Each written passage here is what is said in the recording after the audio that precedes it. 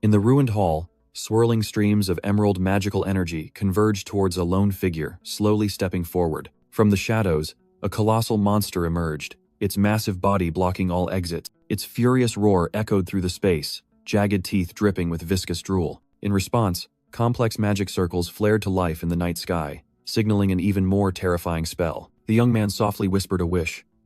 I wish. He placed his hand on the ground, magical power surging forth, drawing a brilliant magic circle beneath his feet.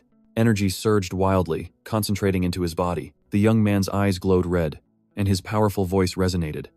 This frost will freeze the ground. Embrace it and lay it to rest. From his magic, a colossal ice goddess materialized, majestic and chilling. An immediate wave of frost spread, freezing everything in its path. The monster roared in pain as sharp ice spikes pierced its body. The ice goddess descended, engulfing the monster in the wrath of eternal winter. As the magic dissipated, the young man gently landed on the ground. He stood there, amidst the completely frozen landscape, silent and proud. His glowing red eyes shone with cold determination. Memories flooded back, an image of a skyscraper appearing.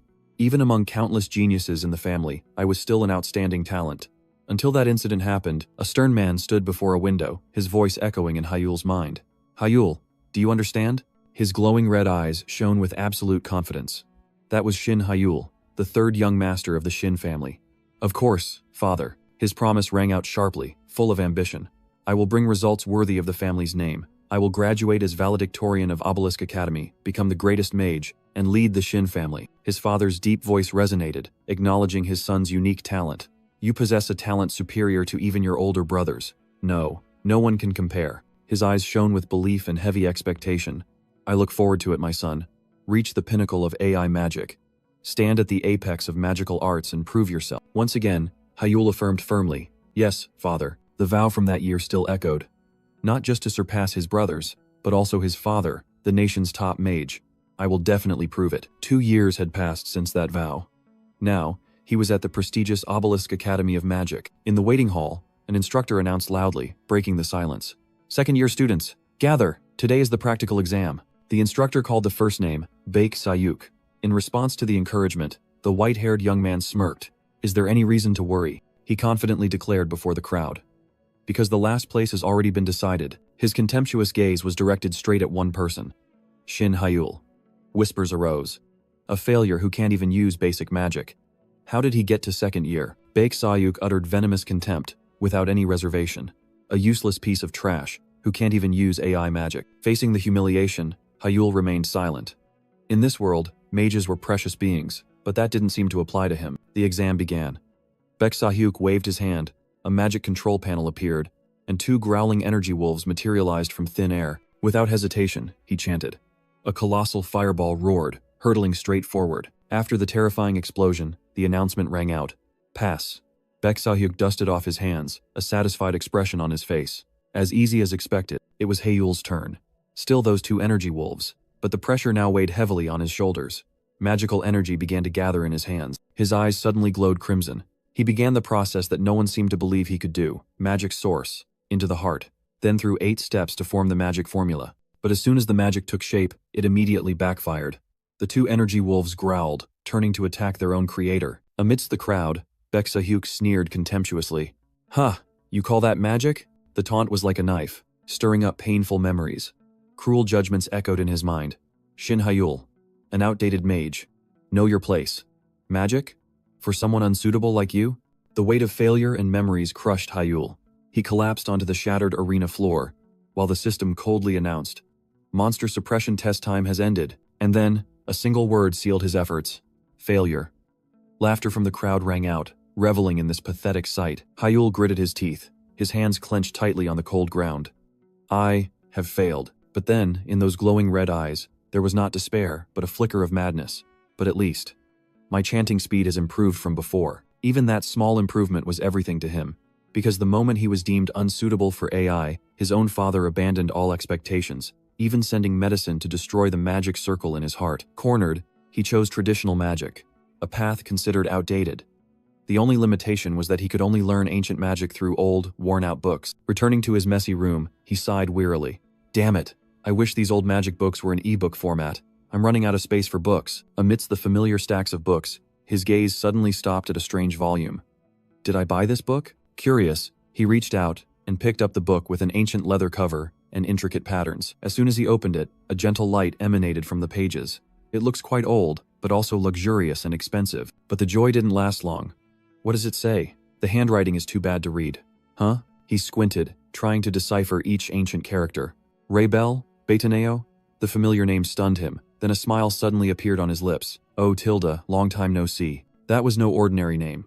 That was Raybel Betaneo, humanity's first archmage, the founding emperor of the Betaneo Mage Empire, and the creator of all magic. Memories flooded back. When I was little, I read a lot about him in biographies. Realizing he held the legacy of a legend in his hands, Hyul hastily flipped through the glowing pages, his heart pounding with astonishment and excitement. A massive surge of energy unexpectedly erupted from the book, forcing Hyul to brace himself. Thrown backward by the force, he exclaimed in shock. What is this? Blinding light enveloped everything, Hyul's eyes wide with astonishment.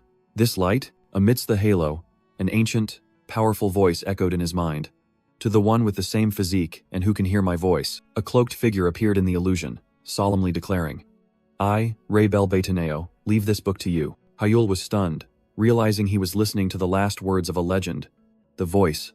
From the book. Memories suddenly flooded back, bringing him back to a dark past. Back then, I had no idea that being deemed unsuitable was actually a stroke of luck. In the pouring rain, the instructor announced the cruel results.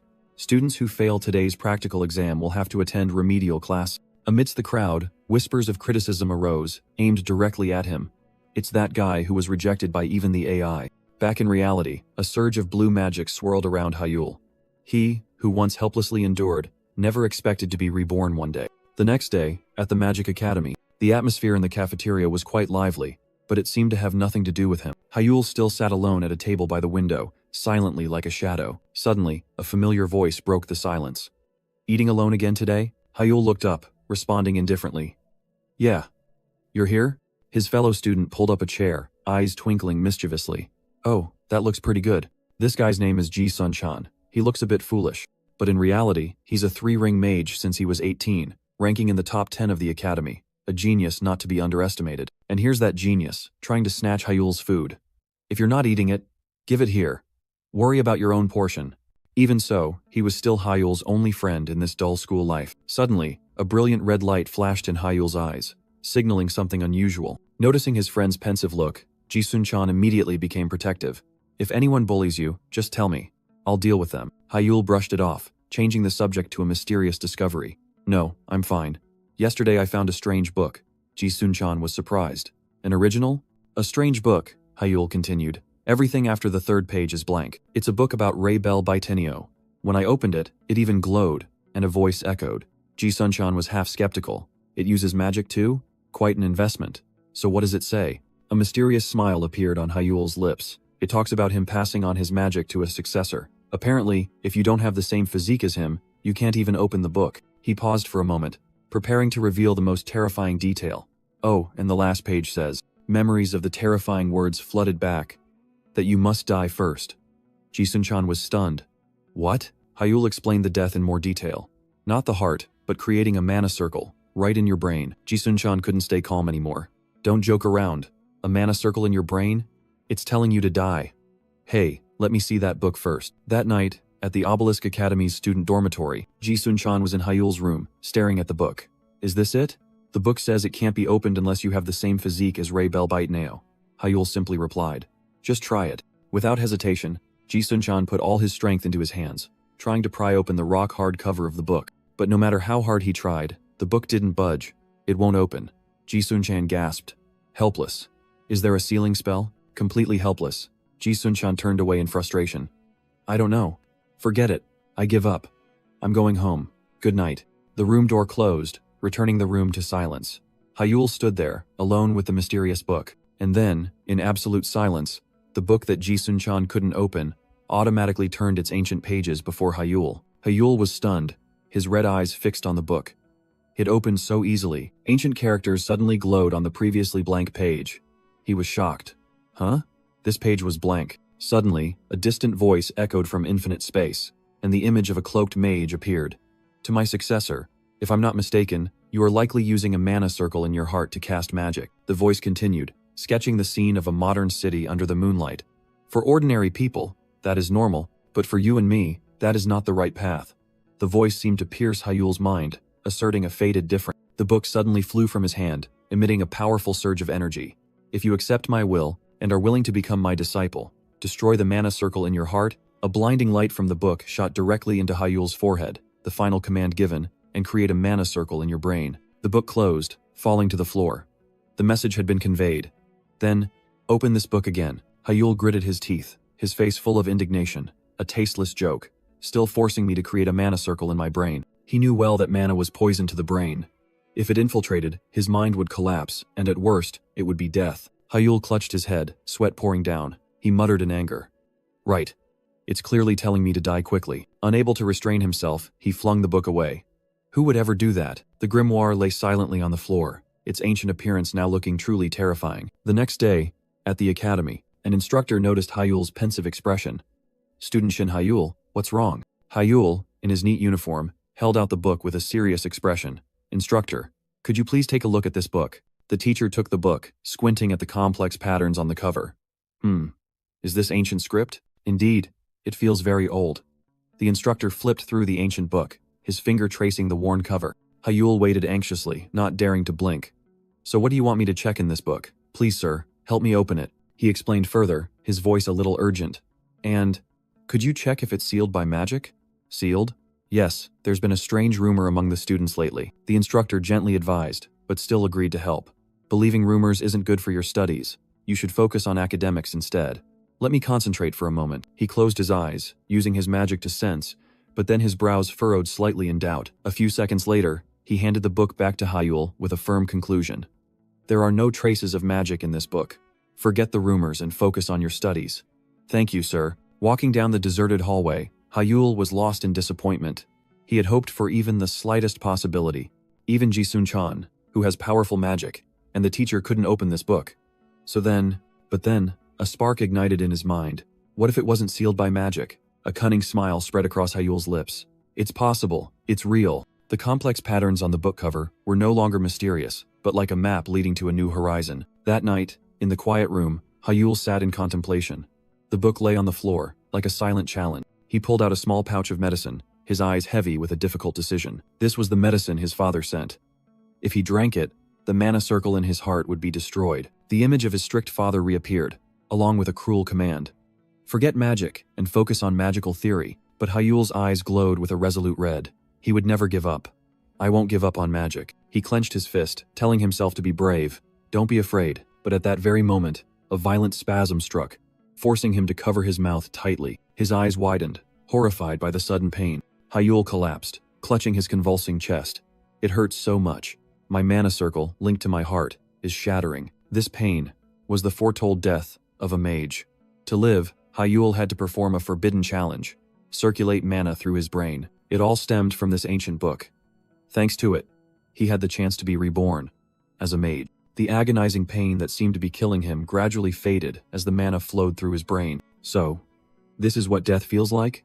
On the brink of life and death, a strange voice suddenly whispered. The whisper was like an invisible hand, gently touching Hyul's consciousness. Oh, future generation, do you hear me? It was the voice of mana itself. His body floated in the universe, where light and shadow, heaven and earth intertwined. He existed with mana. He heard that voice, sometimes laughing, sometimes singing loudly. Mana spirits danced around him, as if bestowing blessings upon him. Consciousness suddenly returned. Hyul awoke on the floor, his eyes now glowing bright red. He sat up, still in shock. Am I still alive? His gaze suddenly stopped when he saw the magic book open beside him. He quickly picked it up, utterly astonished. On the blank page, there are words. The mysterious voice echoed again, clearer than ever. Congratulations. You have taken the first step. A cloaked figure appeared in his mind, revealing the book's name. Idrid. From this moment on, your legend will begin. Through the book of Idrid, the ancient mage's dying words resonated. Through Idrid, I leave all my magic to you, to my successors. The magnificent figure of Ray Belbaiteneo seemed to be passing on his legacy to Hyul. Ray Belbaiteneo's voice echoed in Hyul's mind. No, now I should call you, my disciple. He couldn't hold back the tears streaming down his face. A few days later, life at the academy continued as usual. In the lecture hall, second-year students were focused on the magic lecture, but for Hyul, studying now held an entirely different meaning. He was engrossed in the legacy he had just inherited. A new entry has been added. Who knew learning magic could be this fun? Because the Book of Idrid contained an endless treasure trove of knowledge, far surpassing any curriculum, he began to uncover the deepest secrets of magic. To begin, mana has a will of its own. For ordinary people, the will of mana, when it infiltrates, destroys the brain, acting as a toxin. But Hyul was different. He realized the truth about his body. The will of the brain blocks the will of mana. In other words, it is not destroyed. A surprising truth flashed in his mind. That's why I have a natural resistance to AI chips interfering with brain function. Hyul's train of thought was interrupted by the lecturer's voice. And now, everyone. The man cleared his throat, drawing the attention of the entire class. You all know there's a midterm assessment for second years, right? This midterm will have a new rule added. The class buzzed with murmurs. Hyul also looked up, sensing something ominous. A new rule? The lecturer smiled meaningfully.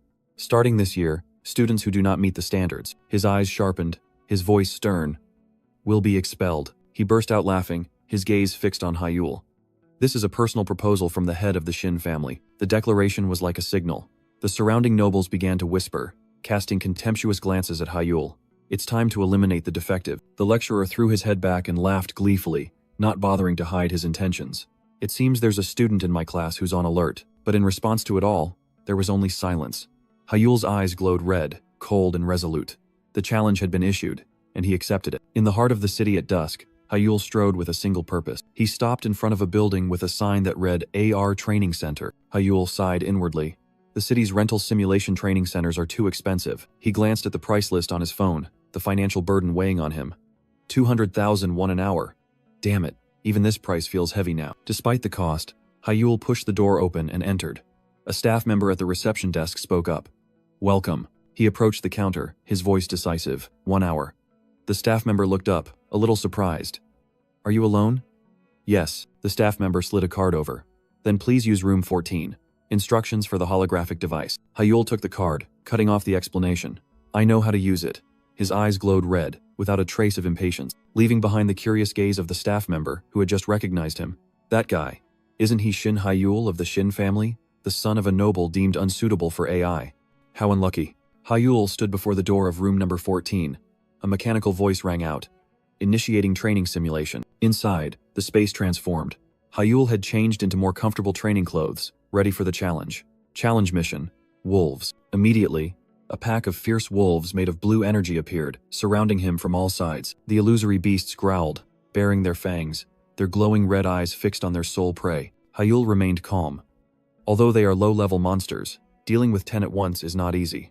The Academy's average completion time for this challenge is 12 minutes and 33 seconds. He clenched his fists, recalling what he had painstakingly practiced. Now, I'm practicing what's written in the Idrid book every day. There's no better way to check my progress. Hyul's red eyes blazed with fighting spirit. It was time to display his true power. My new mana circle. He raised his hand to the sky. A surge of emerald energy erupted, forming a colossal magic circle. Infinite circle. In response to the challenge, the pack of wolves charged simultaneously, plunging into the storm of energy Hyul had just summoned. The energy storm transformed into a raging torrent, sweeping away everything in its path. With blazing red eyes, Hyul stared at his hands, unable to believe it. This is incredible. Is this my true power? A stream of memories flowed through his mind, explaining the difference. While other mages circulated mana circles only through their hearts to use AI magic, he could circulate it throughout his entire body by using his brain. This very difference allowed him to transcend limits, controlling even pure magical elements. Amidst the overwhelming sensation, a majestic voice echoed in his mind.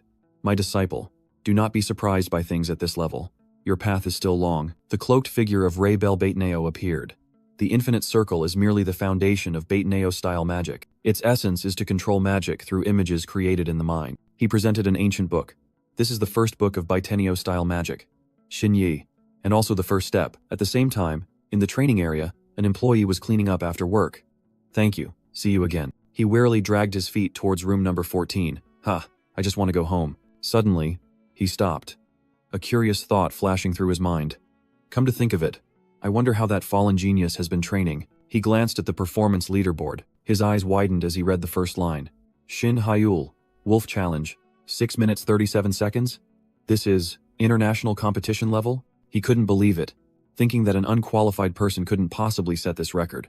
This damn machine, it's broken again. A furious kick landed on the equipment, leaving the chaos he had just caused behind. Hyul strolled leisurely down the street, clutching the magic book tightly. He recalled that forming the first circle, Sime, was a real struggle. But the records in Baitaneo's book were completely different from the magic he had ever known. Baitaneo's book revealed a strange philosophy. Mana is your limbs, your heart, and your mind. Move it as you wish. But those abstract words only confused Hyul further. What does that even mean? Seeking enlightenment from such vague phrases. It felt like he could grasp something, but then it slipped away.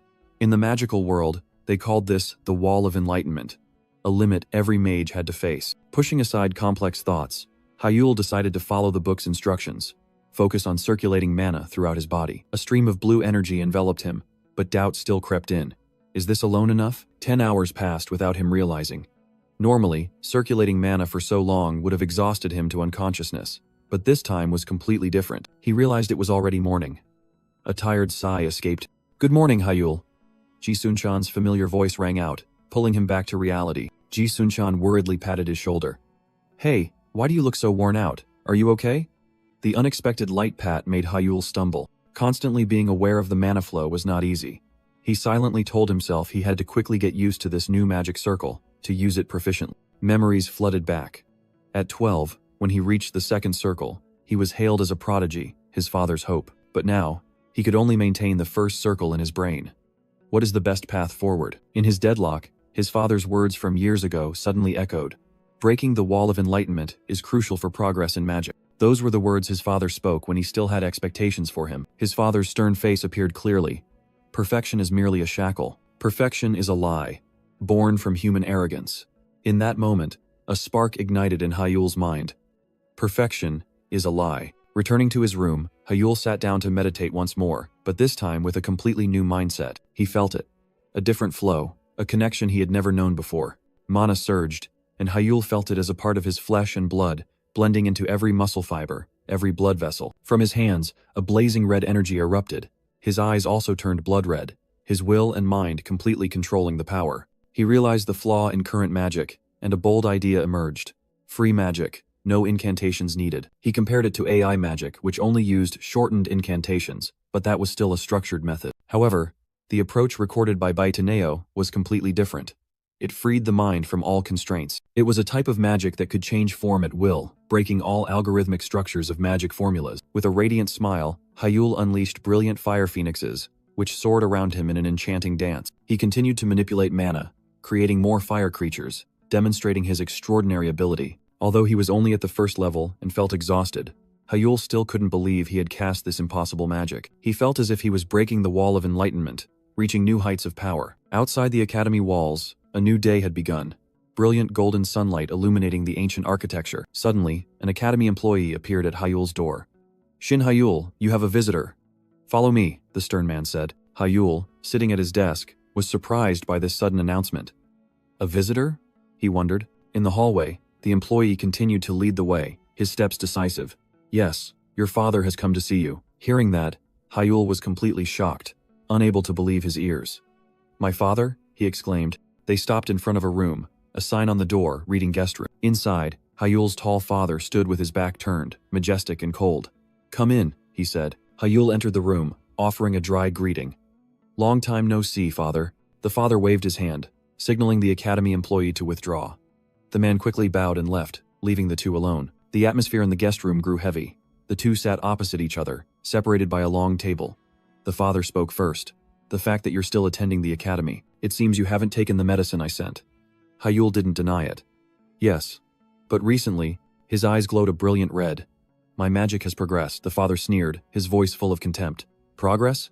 Still chasing that futile dream, are you? But those harsh words couldn't extinguish the fire in Hyul's heart. Yes. I am determined to become a great mage who leads this era. Hearing that declaration, the father's eyes also glowed a similar red. Hyul's gaze didn't waver either, meeting it steadfastly. The father let out a sigh, his anger seemingly turning into disappointment.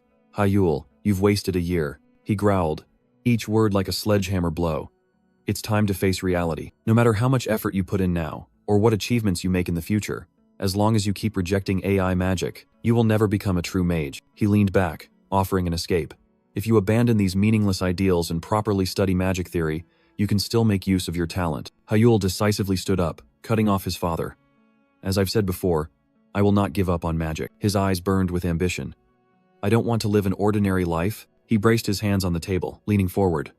relying on my father's reputation. He boldly declared his ultimate goal, an ambition so grand it could manipulate fate itself. What I want is to become the next head of the Midoshan family. In response to that bold declaration, there was only cold silence from his father. He narrowed his eyes, his tone full of disdain.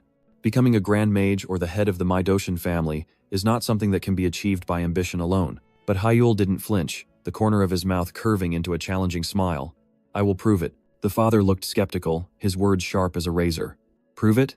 You're not just planning to barely pass the academy's test and avoid expulsion, are you? Hyul looked directly at his father, making an unmistakable pledge. In this assessment test, I will make it into the top 10. He staked his entire future on this gamble.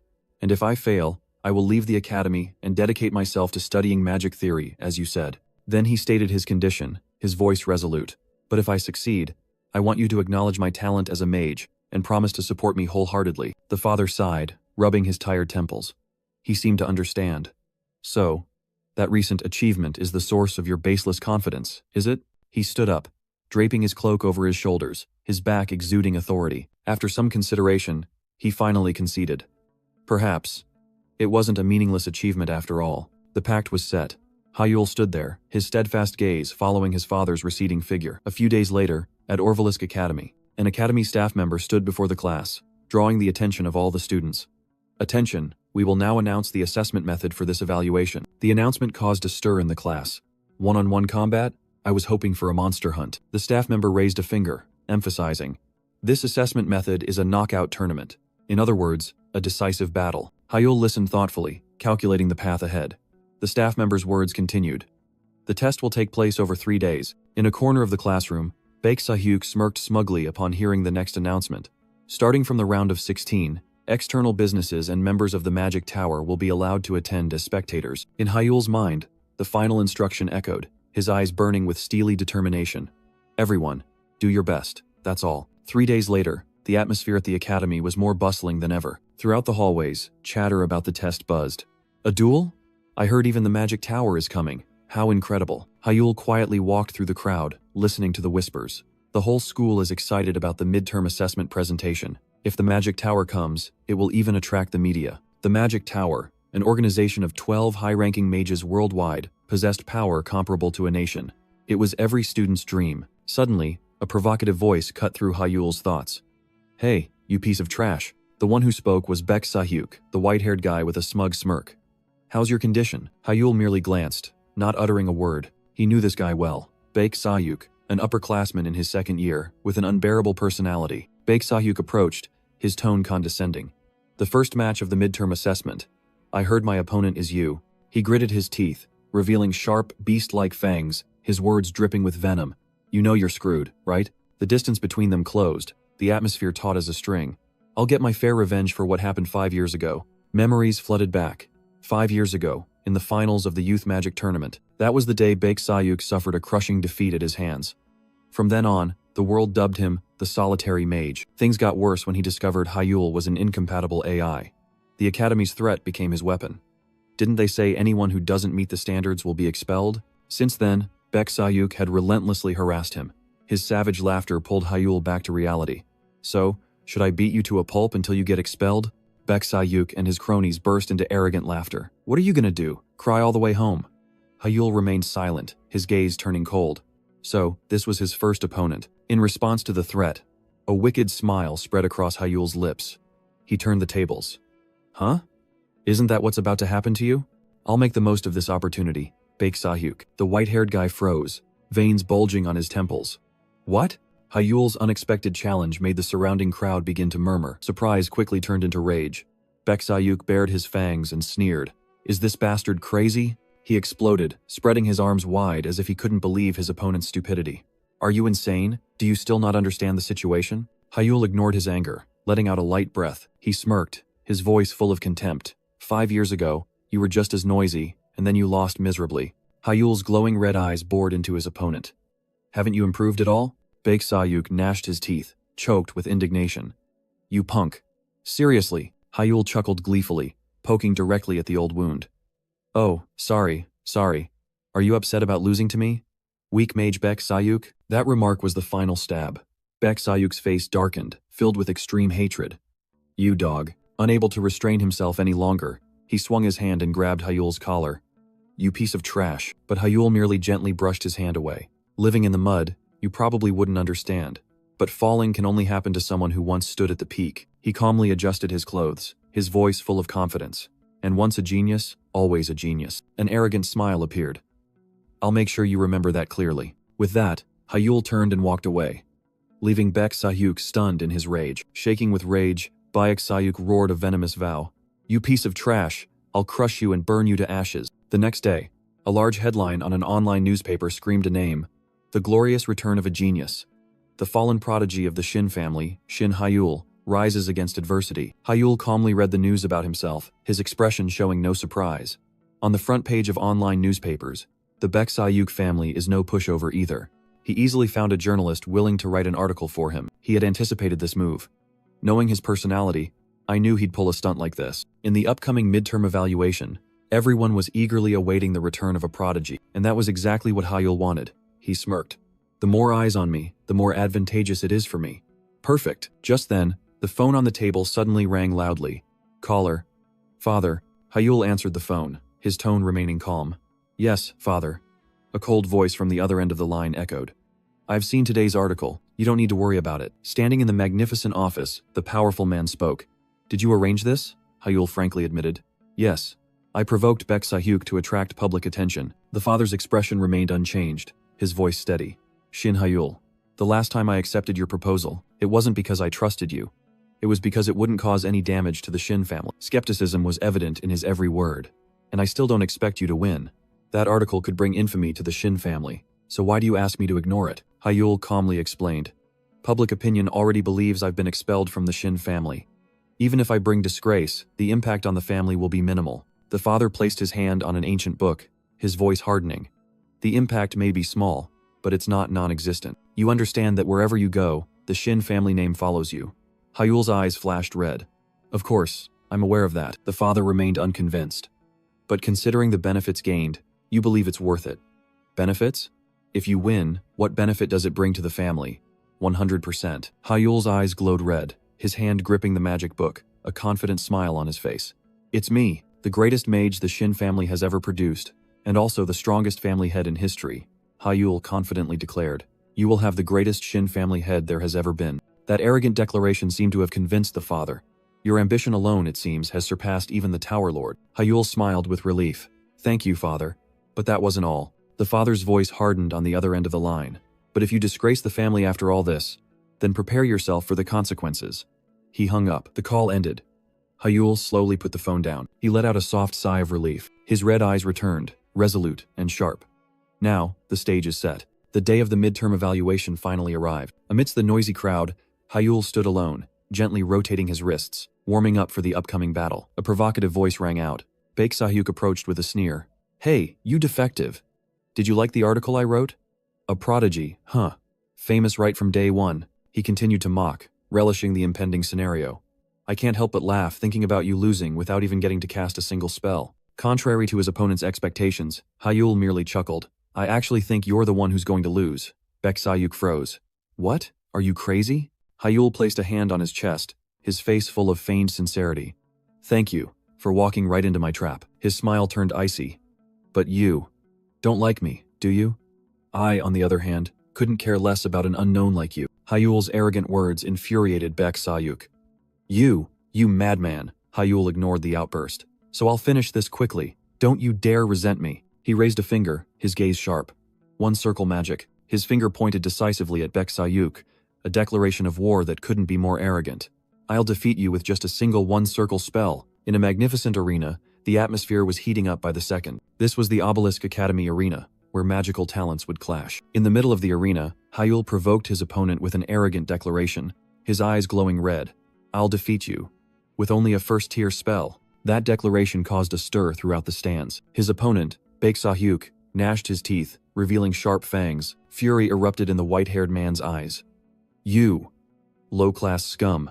How dare trash like you look down on me?" An Academy staff member raised his hand and blew the whistle to start the match. Obelisk Academy second-year midterm exam. First match. Begin. As soon as the signal sounded, Hyul simply stood still with a confident smile. Without a moment's hesitation, Baek Sayuk launched a preemptive attack. Die, you piece of trash. Magic power converged at his fingertips, ready to explode. Two blazing fireballs shot straight towards Hyul, tearing through the air. That was Baek Sayuk's signature spell. Burst. But something was wrong. A strange device glittered at the back of the white-haired man's neck. This wasn't a normal spell, but an amplified third-tier incantation. Burst. Faced with the insidious attack, Hyul remained unusually calm. A terrifying explosion shook the entire arena, engulfing everything at its epicenter. Standing amidst the dissipating smoke, Baek Sayuk let out a gleeful laugh. Huh, that's the price for your arrogance, you fool. But his smile suddenly vanished, freezing into an expression of utter horror, because amidst the dust and smoke, Hyul still stood tall, without a single scratch. No way. Not a single scratch? Rage overcame horror. Baek Sayuk roared, his hand drawing a complex magic circle. Then try this. A rain of blazing meteors shrieked down, carrying terrifying destructive power. But facing the sea of fire, Hyul merely smiled faintly. A mass of pure water condensed in his palm. Water. A verdant wave rose like a fortress wall, swallowing each fireball with a piercing hiss. Baek Sayuk froze, his fangs clenched tight. What? My signature spell, Burst, was blocked so easily? He couldn't believe his eyes. From above, a gaze followed the match with a thoughtful expression. How strange, he murmured, realizing something extraordinary about the boy's magic. Indeed, even if it's only a first-ring spell, to cast it instantly. The woman standing beside him couldn't hide her curiosity. Why did you reschedule all your appointments with the Blue Tower, just to watch this student's match? Do you know anything about Hyul's magic? He asked back, his gaze still fixed on the arena.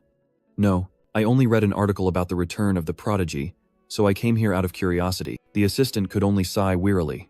So it was just a coincidence? She reminded him of his identity. Huh. Even so. If it gets out that the Blue Tower Master and an 8th ring mage came here to watch a student's match, there will be a huge commotion. The man just chuckled. Ha ha ha. I know that well. His identity was revealed. Kim Kangen, the Blue Tower Master and an 8th ring mage. That's why I'm using the VIP room, he replied, looking down at the arena with his assistant. But it seemed their privacy was about to be broken. The room door suddenly slid open, and a figure quietly stepped in. Kim Kangen turned around, a strange sensation catching his attention. Kim Kangen recognized the person who had entered, his voice slightly surprised. Oh, it seems you're here too? A thick curtain of steam still covered the arena floor, obscuring the outcome of the recent magical clash. As the steam dissipated, Hyul appeared, completely unharmed, his eyes glowing an unusual red. From the stands, Baek Sayuk trembled in disbelief. What the hell is going on? He blocked my 3rd ring explosion with just a 1st ring water spell. The battle replayed in his mind, Hyul's water phoenixes easily swallowing each of his opponent's fireballs. Baek Sayuk gritted his teeth, realizing an even more terrifying truth. And his casting speed. It's abnormally fast. As if reading his opponent's thoughts, Hyul smirked. What's wrong? Curious about my casting speed? The provocation was like adding fuel to the fire. Baek Sayuk roared. Shut up! Fury erupted, and he charged forward with a crazed expression. Die and get out of my sight! He leaped into the air, 3 blazing magic circles appearing, signaling a destructive attack. A terrifying explosion engulfed the arena floor in a sea of fire. Amidst the smoke, Baek Sayuk laughed maniacally, certain that victory was his. You fool. How pathetic. But from within the sea of fire, a cold voice rang out as Hyul's figure emerged, without a scratch. Where do you think trash like you can go? He simply waved his hand gently, and a sharp wind spear formed from the air. Before Baek Sayuk could collect himself, the wind spear grazed him. He stammered in horror. What? He was utterly terrified, sweat pouring down. When did he cast the wind spear spell? Hyul still stood there, unperturbed amidst the hazy dust. Baek Sayuk desperately realized. And my attacks didn't even scratch him. Why isn't he affected at all? Despite his panic, his arrogance still wouldn't let him back down. Huh, really? You think you can defeat me with just a 1st ring spell? In response to the challenge, Hyul smirked. A sharp wind spear formed in his hand. Yes, of course. Without a moment's delay, the magical spear shot forth, tearing through the air. Baek Sayuk hastily erected an energy shield. The fierce impact forced him to brace himself. He gritted his teeth, sweat starting to bead on his forehead. Anger overcame his fear, and he roared. What the hell are you doing? Don't get cocky just because your casting speed is a little faster. But as soon as he finished speaking, another surge of magic power unexpectedly attacked from behind, throwing him forward. Stumbling from the sudden blow, Baek Sayuk clutched his throbbing arm, his face utterly disbelieving. Shin Hyul, you! He looked back in horror, realizing another wind spear was dissipating into the air.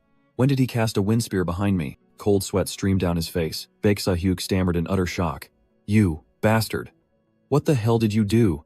From above, Blue Tower Master Kim Kang-in and his female assistant silently observed the entire development. On the arena floor, Hyul casually spun a wind orb on his fingertip, his smile unwavering.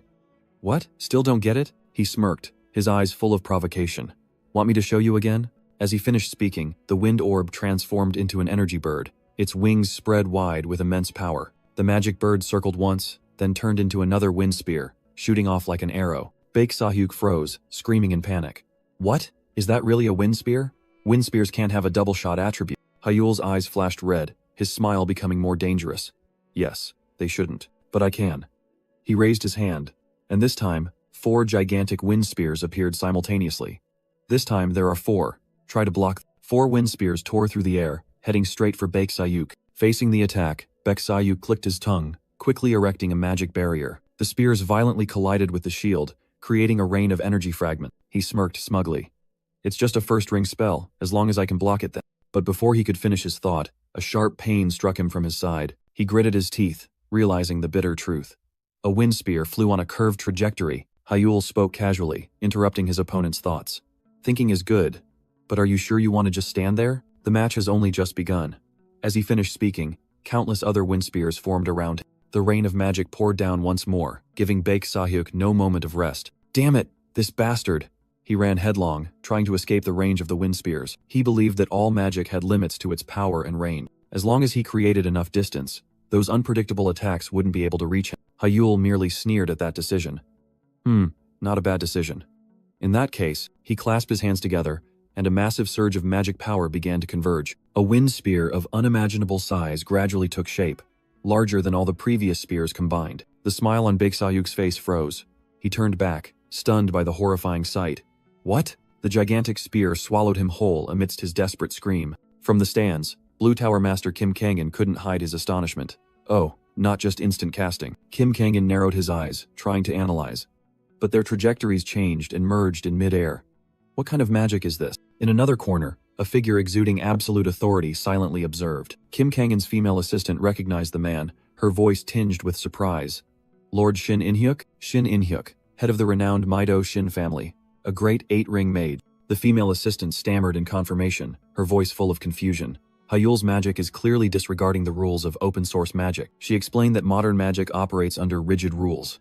Each spell has fixed parameters, from range and speed to the ability to change trajectory. For example, with the reverse flow slash spell, if the target is beyond 38 meters, the magic cannot reach them, and once a trajectory has been adjusted, it cannot be changed again. In other words, modern mage duels are a battle of wits, where each side tries to predict the opponent's moves based on known spells. Flexible reactions are the key to victory, just like a skill in a video game. But the Baitaneo-style magic that Hyul used completely ignored those limitations.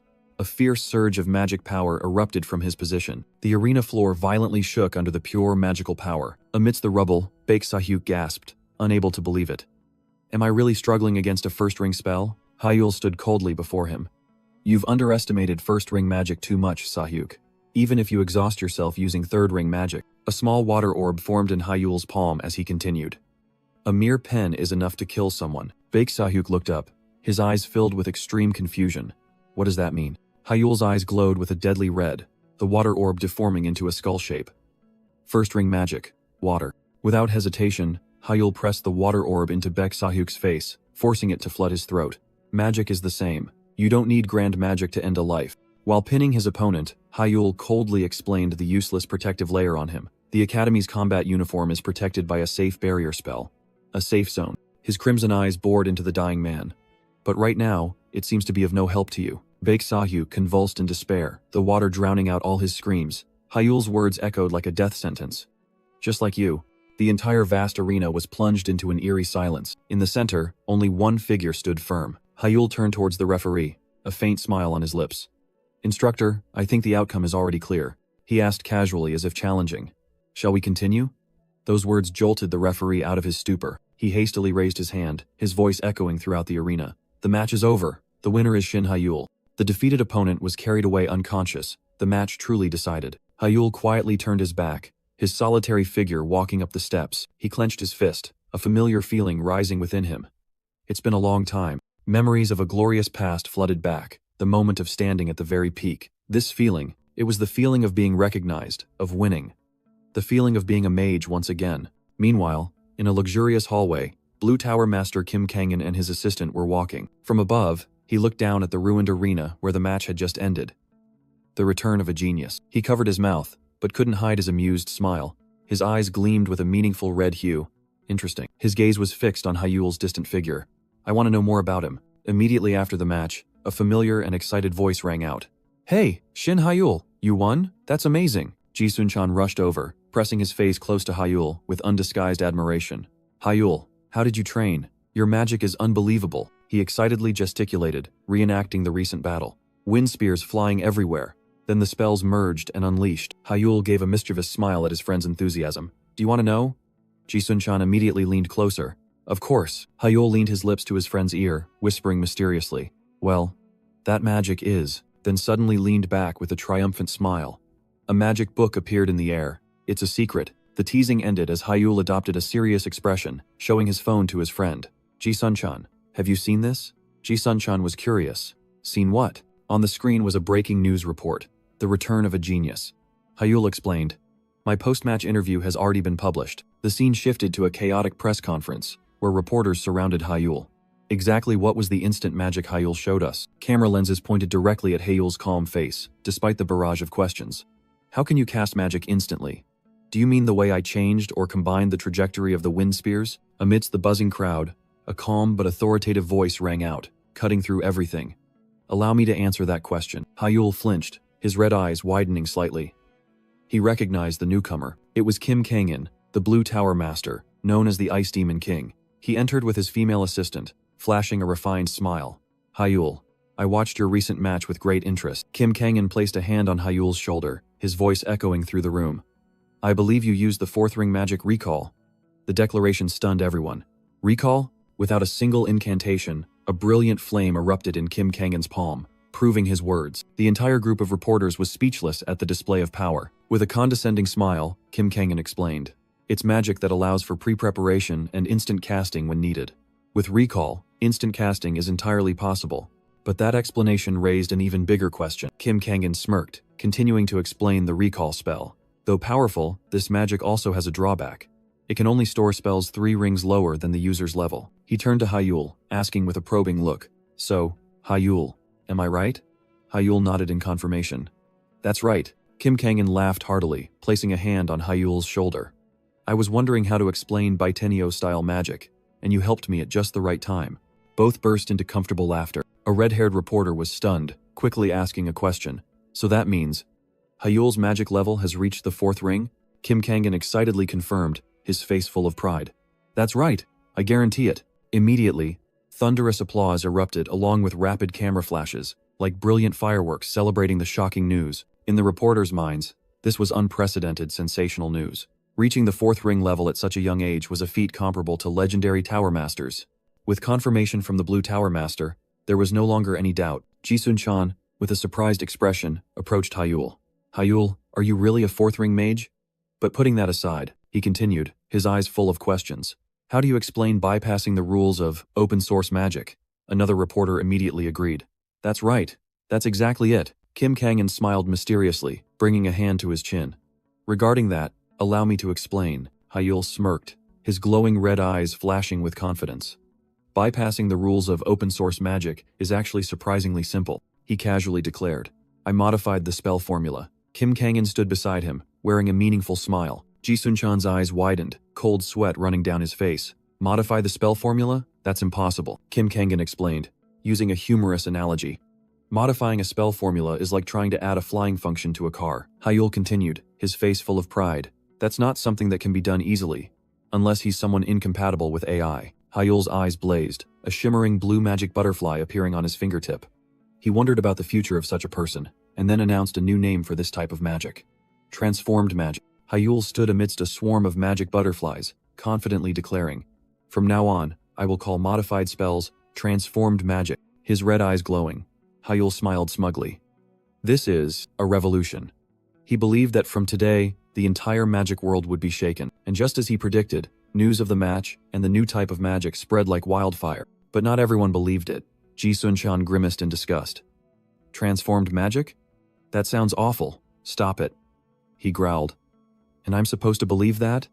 Hyul simply replied, "Yeah, just believe it." Ji Sun-chan sighed, seemingly unwilling to argue further. "Right. Do you believe it?" He changed his tone, patting Hyul's shoulder. "Anyway, I'm glad you won. All right, I'm heading back to the dorm." Hyul was surprised. "Now? Yeah, I need to save my strength because I have a tough opponent tomorrow." He cheerfully waved goodbye, striding away. Hyul stood silently, his gaze thoughtfully following his retreating back. A tough opponent? The next day, at the Obelisk Stadium, the atmosphere was tense. On the arena floor, Ji Sun-chan was on his knees, panting in a defensive posture, completely overwhelmed. From the stands, Hyul squinted. So the tough opponent Ji Sun-chan mentioned is her. Her golden hair gently swayed in the wind, the female mage's back exuding an extraordinary aura, Adela Starrett. A name introduced with solemnity, echoing throughout the arena. She was a genius born from the union of France's Starrett family and Korea's House of Mystic, Hyul observed thoughtfully. Adela's magic was very unique, and the reason for that was the esoteric moon elemental magic of the House of Mystics. A gigantic, brilliant magic circle enveloped Adela. Ji Sun-chan strained to defend, a fragile magic shield his last line of defense against that terrifying power. The surge of moonlight magic erupted, sweeping away everything in its path. Ji Sun-chan's defensive shield shattered. He was thrown back, helpless against the absolute power. The referee's whistle blew decisively. Match over. In the center of the arena, Adela Starrett stood, her golden hair fluttering in the lingering magical light. Winner, Adela Starrett. On the stands, Hyul quietly observed, his expression pensive. His eyes glowed red, analyzing every detail of the magic just used. Moonlight, an esoteric magic combining both light and shadow, far surpassed all conventional definitions of power and range. Hyul thought to himself, facing such an opponent was truly difficult. But then, a strange feeling suddenly arose. Huh? Wait a minute. On the arena floor, Adela subtly turned her head, her gaze directed towards the stands. He froze. That gaze, it couldn't be mistaken. Is she looking at me? Hyul patted his defeated friend's shoulder in comfort. You did well. Here, drink some energy drink. He put his arm around Ji Sun-chan, trying to cheer him up. Having to face Adela, that's really bad luck. Ji Sun-chan changed the subject, and received a confident smile from Hyul. Have you won your second match yet? Of course. Ji Sun-chan's words were cut short by Adela's appearance. So that means your next opponent is. That last match was great. Taken by surprise, Ji Sun-chan awkwardly scratched his head and replied, Oh? Ah, thanks. I learned a lot too. But Adela wasn't looking at him. Her gaze swept past, and stopped at Hyul. The black-haired boy remained silent, his eyes full of scrutiny. Adela Starrett spoke, her voice sharp as ice. Shin Hyul, you're back on the path of a mage, aren't you? Her azure eyes bored into him, holding a burning plea. The reason I entered this academy. I hope you'll help me remember it. Hyul's thoughts drifted to the past, to two powerful families. He and Adela, descendants of the Maido Shin family and the House of Arcana, had known each other long before entering the academy. The relationship between the two families had always been good, giving them countless opportunities to meet. But between the two children, there was only one definition. Formidable rival. Memories flooded back, images of young Hyul celebrating with the championship trophy, while Adela stood behind, quietly in second place. She had even given up the chance to study abroad just to surpass him, but then everything changed. Since the day he was labeled AI incompatible, an invisible wall had risen between them. Neither had spoken another word. That event was a heavy blow to Adela, who had lost her only rival, lost her goal to strive for. Hyul sighed, thinking to himself that he wasn't worthy enough to be her goal. Adela, but the blonde girl didn't accept that self-doubt. She resolutely turned and walked away. We'll see about that. Once we fight. Just then, Ji Sun-chan patted Hyul's shoulder, his expression full of hidden meaning. Hey Hyul, are you sure you're ready? Hyul replied blankly. Huh? Ready for what? Losing all patience, Ji Sun-chan grabbed his collar. Are you serious? Do you really not know? He growled, revealing a shocking truth. Your next opponent is Adela Starrett. Hyul froze. His eyes widened, completely disbelieving what he had just heard. What? That shocking news seemed to echo throughout the vast, empty arena under the sunset, where their destiny was about to be decided. The next day, the arena was packed with spectators. The incessant murmuring of conversations filled the air. On the arena floor, Adela was ready, her blonde hair neatly tied back. She stood there, patiently waiting. In the crowd, disparaging remarks began to ring out. Where's Shin Hyul? He didn't get scared and run away, did he? Haha. Well, it's understandable. In the interview, he boasted about innovative magic. But in the end, it was just empty talk. It's too obvious. He probably realized he couldn't beat Adela and ran off. Adela's patience seemed to have run out, and the referee wore a stern expression. The waiting time was over. An announcement echoed throughout the arena. Time's up. According to the rules, Adela stare at wins due to opponent's absence, but the declaration was cut short by a desperate shout. Wait! Hyul rushed in, out of breath, his clothes disheveled. His tired expression quickly vanished, replaced by a smug smile. Sorry for being late. The referee was stunned, then snapped. Shin Hyul, where have you been all this time? But he didn't give Hyul a chance to explain, waving his hand decisively. Alright, I'll hear your explanation later. I won't give you any time to breathe. Consider this your punishment for being late. The order was given. Take your positions. Hyul stood there, his gaze completely changed, without a trace of confusion. Adela, in a ready stance, asked, May I ask why you were late? Hyul closed his eyes, his expression strangely calm. It's nothing major. A surge of azure magic began to swirl around him. Just a few preparations. Adela paused, her eyes full of doubt. Preparations? Hyul's eyes snapped open, his smile turning sharp. You're quite strong, Adela, so I had to prepare to defeat you. The arrogant declaration stunned Adela. She murmured, unable to believe it. Preparations. In one day? But she could feel it. The energy emanating from Hyul now was completely different. I can feel it. The Shin Hyul in front of me is completely different from yesterday. Adela's blue eyes gleamed with determination and interest. Can I expect to see your true power? Hyul extended his hand, magic converging. Let me tell you something first. You'll have to go all out from the very beginning. As Hyul's declaration ended, the call to start the match echoed throughout the arena. Without a second's hesitation, Adela made the first move. A brilliant orb of light formed in her hand. Blazing pistol. Energy erupted from her palm. A single shot transformed into a barrage of fire bullets, relentlessly rushing towards Hyul. Facing the preemptive attack, Hyul's eyes glowed red. Wind. A powerful wall of wind bent the trajectory of the fire bullets, causing them to explode harmlessly. But Adela didn't flinch, immediately switching to her next magic. Earth Spike. The ground beneath Hyul's feet began to crack violently. Immediately after, countless sharp spikes of earth and rock emerged from the cracks, thrusting straight upwards. Attacked unexpectedly from below, Hyul was forced to leap into the air to dodge. A triumphant smile appeared on Adela's lips. Suspended in midair, you can't dodge this attack. Her eyes gleamed with absolute confidence. A giant magic circle appeared, enveloping Adela as she unleashed her finishing blow. Air strike! Hyul realized his opponent's intention, an attack aimed at his defenseless state in midair. Theoretically, this was an unavoidable blow. Most people would think so, but a mysterious smile bloomed on his lips. In midair, Hyul placed his hand on an invisible foothold. Barrier. A sturdy magic shield unexpectedly appeared, defying all laws of physics. The stands buzzed with commotion. No one could believe their eyes. Defensive magic. In midair? Impossible. Adela Starrett was stunned, utterly astonished. Wah, what is that? She looked up, realizing an even more absurd truth. He flipped the barrier and used it as a foothold.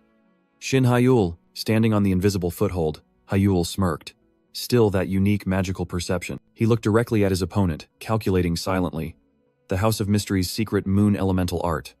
To counter it, I'll have to go all out. And to do that, Hyul looked up at the sky, his eyes glowing red. I'll bring the sun itself into this battle. Adela flinched, squinting at the sudden blinding light. She raised her hand to shield her eyes, realizing the source of the terrifying light. Sunlight. Hyul's silhouette stood tall against the sun, signaling an impending attack. Without hesitation, Adela spread her arms, channeling all her magic. Great shield. In response, Hyul also took his stance, activating a peculiar magical flow.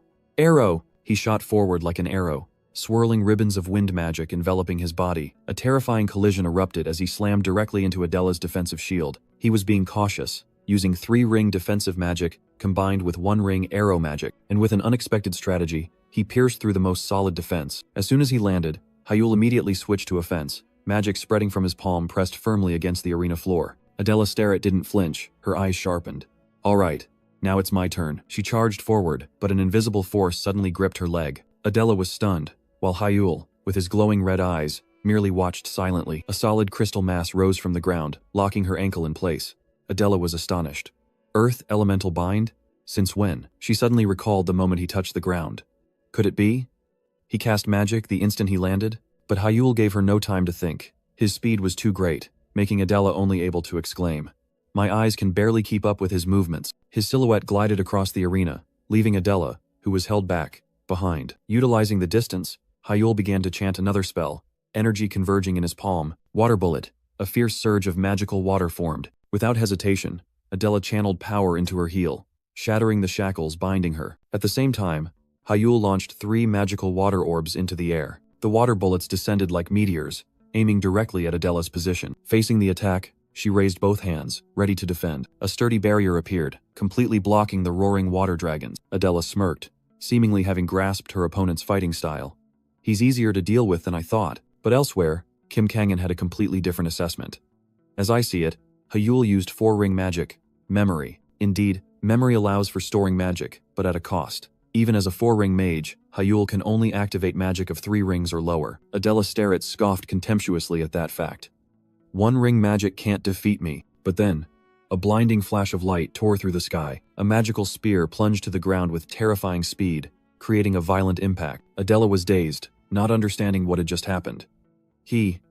When did he find an opening to attack? She suddenly realized it was a transformed wind spear, subtly hidden. The surprise attack made Adela stagger, a sharp pain flaring from her side. She collapsed onto the cold arena floor, and when she looked up, Yahello was standing tall before her. His glowing red eyes shone with a deadly coldness. Have you forgotten who you're up against? He enunciated each word, engraving the truth into the defeated opponent's mind.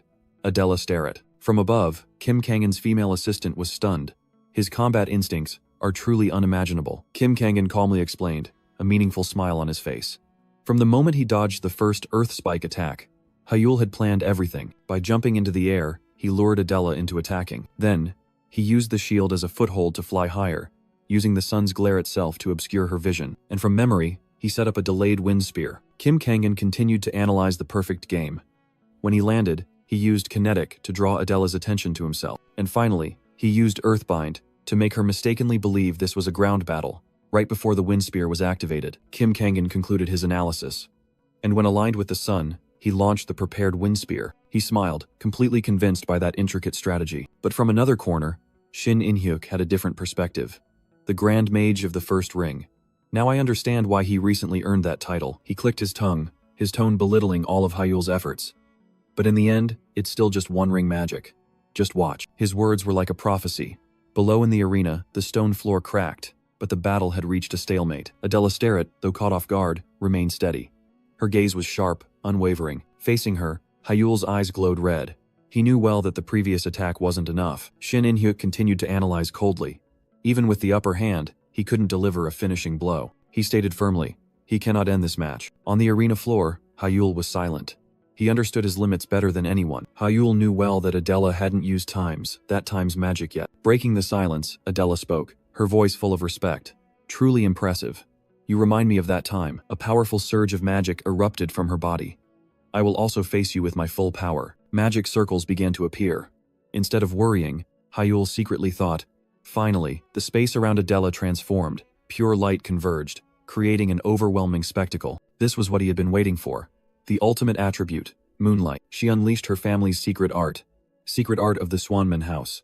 Yahello, a gigantic magic circle enveloped the entire arena, its blue light swallowing everything. Under the terrifying pressure, Yahello strained to resist, the ground beneath his feet shattering. The entire arena trembled as a pillar of magical light shot straight into the sky. In the stands, Shin In-hyuk coldly turned his back, as if he already knew the outcome. Kim Kangan asked, "Are you leaving, sir?" Shin In-hyuk replied, his voice devoid of emotion. The match is over. No need to watch anymore. As soon as he finished speaking, the head of the Shin family prepared to leave. But then, Kim Kangan's female assistant was stunned, unable to believe what she was seeing. No way. Kim Kangan also turned back, his eyes flashing with a strange light, a smile full of hidden meaning. Below the stands, Ji-sun-chan was also utterly bewildered. And right in the center of the arena, Adela Starrett was speechless.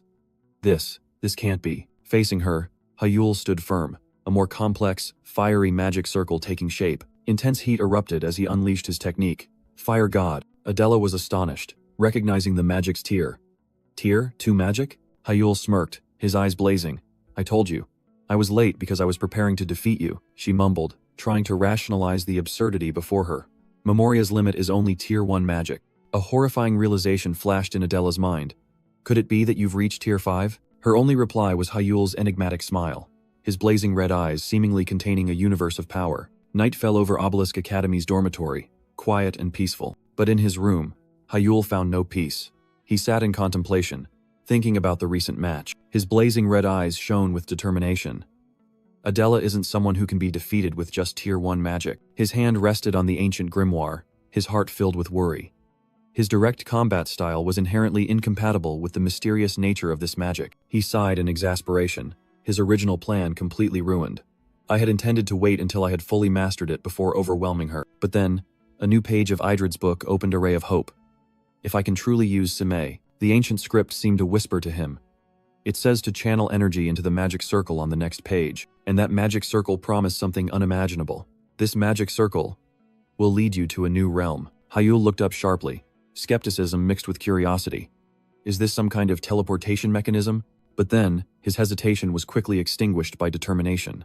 Let's try it. No need to hesitate any longer. Without wasting a second, he channeled his magic power into his hand, pressing it directly onto the page. A powerful burst of light immediately erupted from the magic circle, reacting violently to his energy. The light grew increasingly dazzling, pushing Hyul back. Damn it, it's glowing again. It's just... The entire room was engulfed in a silent explosion of magical energy. When the light faded, only the book remained on the bed. Hyul had vanished. He awoke with a sharp pain, trying to regain his bearings after the sudden teleportation. Before his eyes was a completely unfamiliar space, a gigantic circular library bathed in warm golden light. Hyul looked up at the source of light, bewilderment clear on his face. Where am I? In the silent space, a clear voice echoed. Welcome to the first trial page. A floating figure appeared before Hyul. I am Alpha, the guide managing the first page. Hyul, still bewildered, mumbled. The first trial page? Alpha replied concisely. Yes. The white-haired girl spread her hand, her tone full of authority. This is the first trial page, inside Idrid's book. That affirmation stunned Hyul. Inside the book? He had thought he was teleported to some distant place, not a real space existing right within the book. His astonishment quickly gave way to an amused smile, Hyul's eyes glowing red. Unbelievable. Alpha continued to explain. In this trial, we will check if your mindscape has been fully materialized. Detailed instructions will be provided at the start, and if you pass, pages 18 to 31 will be updated with information about Tier 2 magic. Hyul clenched his fist, his gaze resolute. He understood the crux of it, so I have to pass the trial to gain the path to Tier 2. Alpha looked directly at him. The explanation ends here. Shall we begin the trial? Without a moment's hesitation, Hyul replied, his fist clenched. Of course. Let's start right away. Alpha smiled faintly, her eyes closing. Understood. Her body began to dissolve into countless fragments of light, floating upwards and declaring. Then, we shall begin the first trial. Magical energy erupted violently from those fragments. Hyul held his breath, watching, preparing to face whatever was about to appear. From within the dazzling light, a colossal magical entity gradually took shape. Hyul was stunned. I didn't think it would be human, but I also didn't expect it to be a magical entity. A powerful voice echoed throughout the space. Now, I will explain the trial. Hyul froze, his red eyes blazing with astonishment. This voice. It was unmistakable. This is Master's voice. As instructed, a brilliant gemstone appeared in mid-air, radiating chaotic energy. The name of this stone is Elemental Mana Gemstone. The voice explained its nature as an incomplete crystal, containing 4 chaotic mana attributes. Your task is to completely purify this stone. Hyul couldn't believe his ears. Completely purify something so chaotic? The master continued, emphasizing the difficulty of the trial. The Elemental Mana Gemstone is an extremely fragile stone. Mana must be controlled with extreme caution. Inside the stone, 4 types of mana existed in a state of extreme chaos. Hyul thought to himself, this was no different from being asked to separate individual grains of sand, salt, sugar, and pepper from an already mixed concoction. He exhaled sharply. This was no joke. Only someone who had mastered the mind's will could purify this. But, instead of being discouraged, a confident smile appeared on Hyul's lips. This is going to be interesting. Without a moment's hesitation, he activated his power.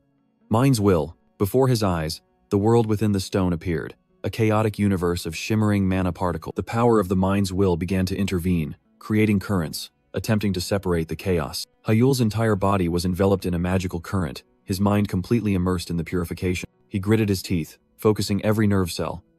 Concentrate. The chaotic mana currents were gradually subdued, beginning to separate into distinct streams, but suddenly, a fierce opposing energy burst forth from the stone.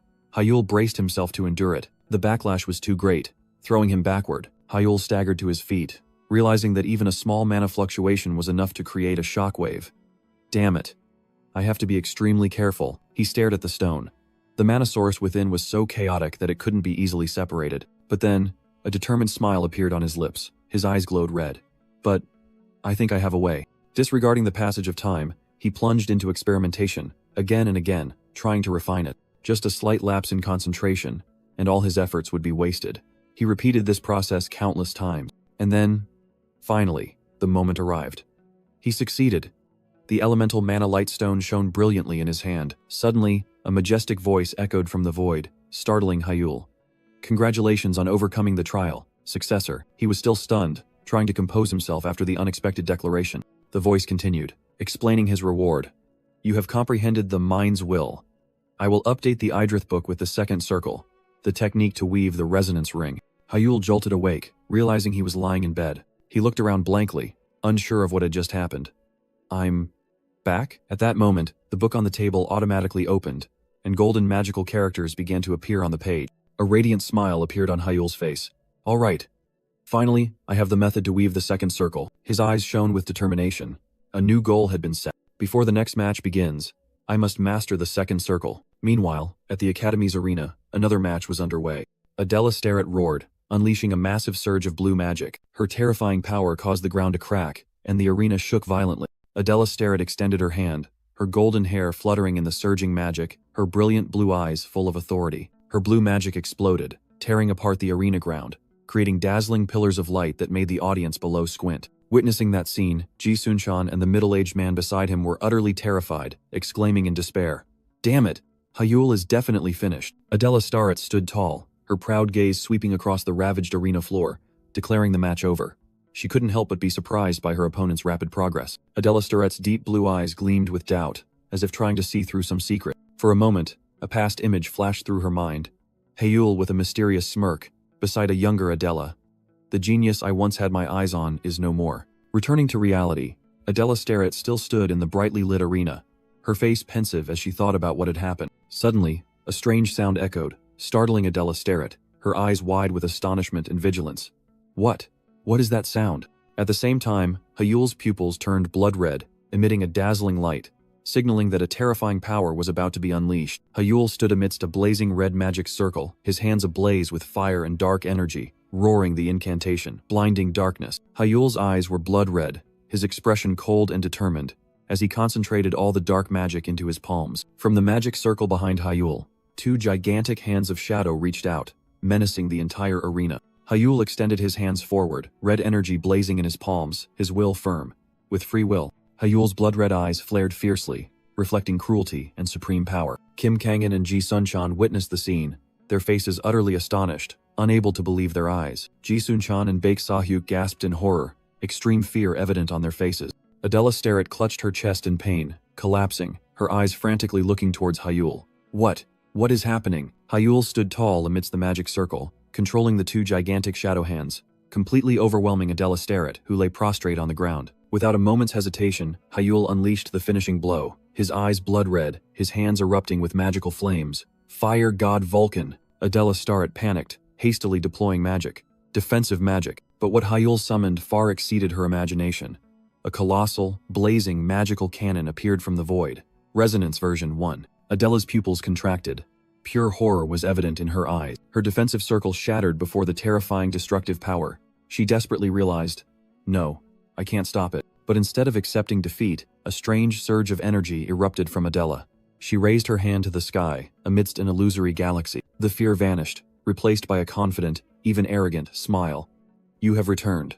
Once again, be my target. Yahello's cannon roared, unleashing a destructive barrage of fire. The referee had to cover his face from the terrifying pressure of the impact. In the stands, Shin In-hyuk stood motionless, his sharp gaze following every development. In the observation room, Blue Tower Master Kim Kangin and Ji Sun-chan also held their breath, awaiting the result. After the earth-shattering explosion, Adela's figure was thrown backward. The arena floor cracked like a spiderweb. Adela lay motionless, while Yahello stood tall on the opposite side. But immediately after, he also collapsed, gasping for breath. The recent attack had completely drained Yahello's strength. The referee's voice echoed throughout the arena, breaking the silence. The match is over. The winner, Shin Yahello. As soon as the results were announced, Shin In-hyuk immediately turned and left. Kim Kangin spoke up in surprise. Are you leaving, sir? Without looking back, Shin In-hyuk merely smirked. I have another appointment. Ji Sun-chan watched his retreating back, a knowing smile appearing on his lips. I understand. Kim Kangin, the Blue Tower Master, observed Yahello from afar, a knowing smile on his lips. You really are. Yahello could only force a smile in response. Not good at lying at all, are you? After the curious crowd dispersed, the room finally returned to quiet. Only Hyul remained, shedding his facade and admitting the exhaustion that was overwhelming him.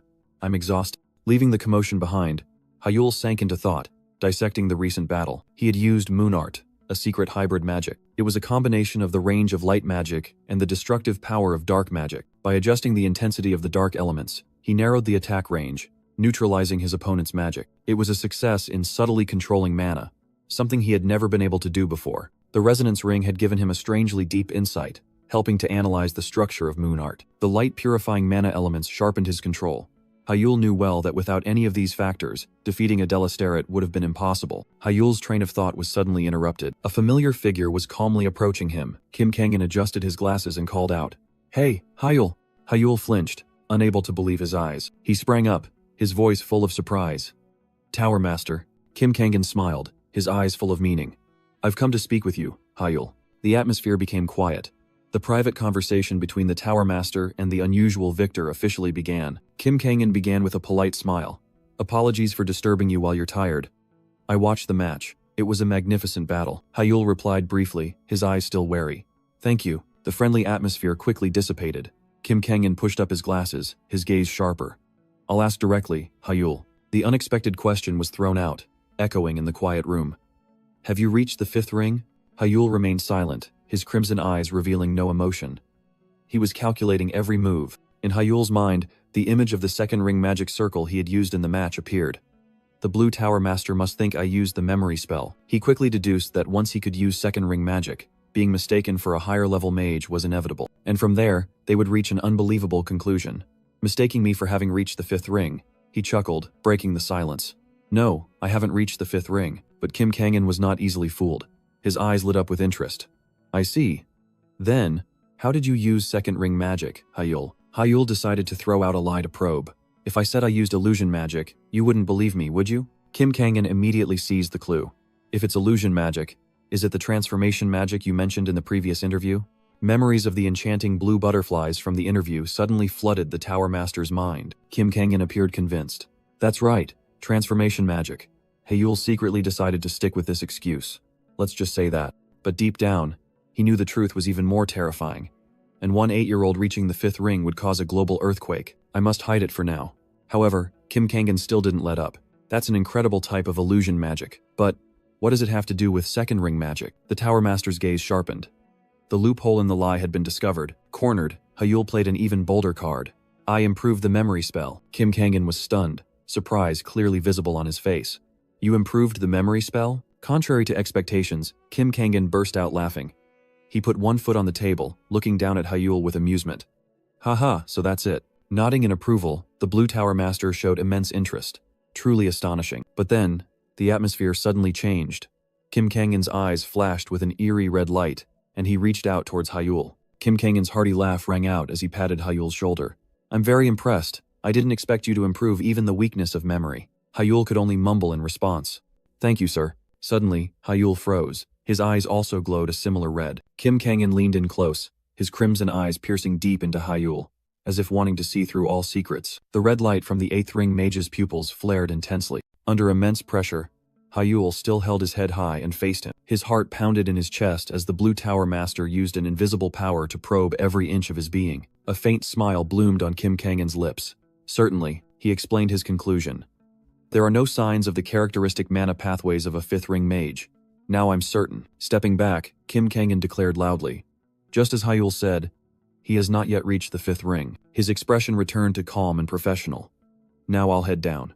I'll explain everything to the reporters." Kim Kangen gently pushed up his glasses, the red light in his eyes completely gone. As he turned and walked away, his voice still echoed. "Ruby Demonic Eye. Authenticated." Hyul quickly replied, "Ah, thank you, sir. Please travel safely." The door closed, returning quiet to the room. Hyul let out a long sigh of relief. The burden in his heart finally lifted. Ruffling his messy hair, he was still in disbelief.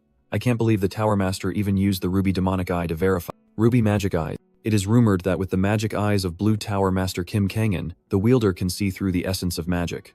A power considered the pinnacle among detection-type magic eyes. Good thing a Tower Master like that didn't discover me, he thought to himself, a weight lifted from his shoulders, because Baitinio-style magic was his biggest secret, something that couldn't be carelessly revealed. Meanwhile, cheers echoed throughout the arena. The match was over. The winner, Shin Hyul. Hyul's glowing red eyes had not yet faded, confirming an absolute victory. But just as he turned to leave, a voice rang out. Wait, he turned back, slightly surprised to recognize the person who had called him. Adela. Adela Starrett, the opponent he had just defeated, was standing firm again. I thought you'd have to rest for 4 hours, but you're already up? Yes, I'm fine now. Hyul was curious. So, is something wrong? Adela hesitated. Well, if you don't mind, I'd like to give some feedback on our match. Even so, she still seemed hesitant. But the finals are coming up soon. If you're tired, we can do it later. Without a moment's hesitation, Hyul smiled back.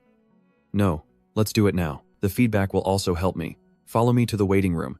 His decisive demeanor left Adela a little stunned. He walked, silently reflecting on the past matches. Both in terms of strategy and magic usage, there was so much he needed to learn. One day, he also wanted to become that strong. He unconsciously felt a surge of burning passion emanating from the person walking behind him. Both entered the academy's main tower, a glass and steel structure reaching straight into the blue sky. Bright sunlight illuminated a luxurious waiting room, devoid of people. However, elsewhere, the image of Hyul smiling brightly for the camera was a nightmare. Shin Hyul. I thought everything was over. Inside the skyscraper, the main headquarters of the Shin Group, the proud silver dragon emblem dominated a corner of the sky. In a luxurious room, 2 figures were watching news about Hyul on a large screen. The haunting image of Hyul's smile made the woman grit her teeth. Damn it, she spun around, her face contorted with anger. I thought everything was settled. The woman, Shin Seo, the eldest daughter of the Shin family, yelled at the man beside her.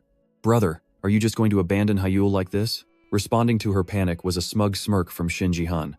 So what are we supposed to do? What if they bring Hyul back to the family? Shin Seo became even more agitated. Brother, you know better than anyone what happened a year ago. She trembled as she recalled the past. To have to go through that treatment again, Shin Jihan gently interrupted.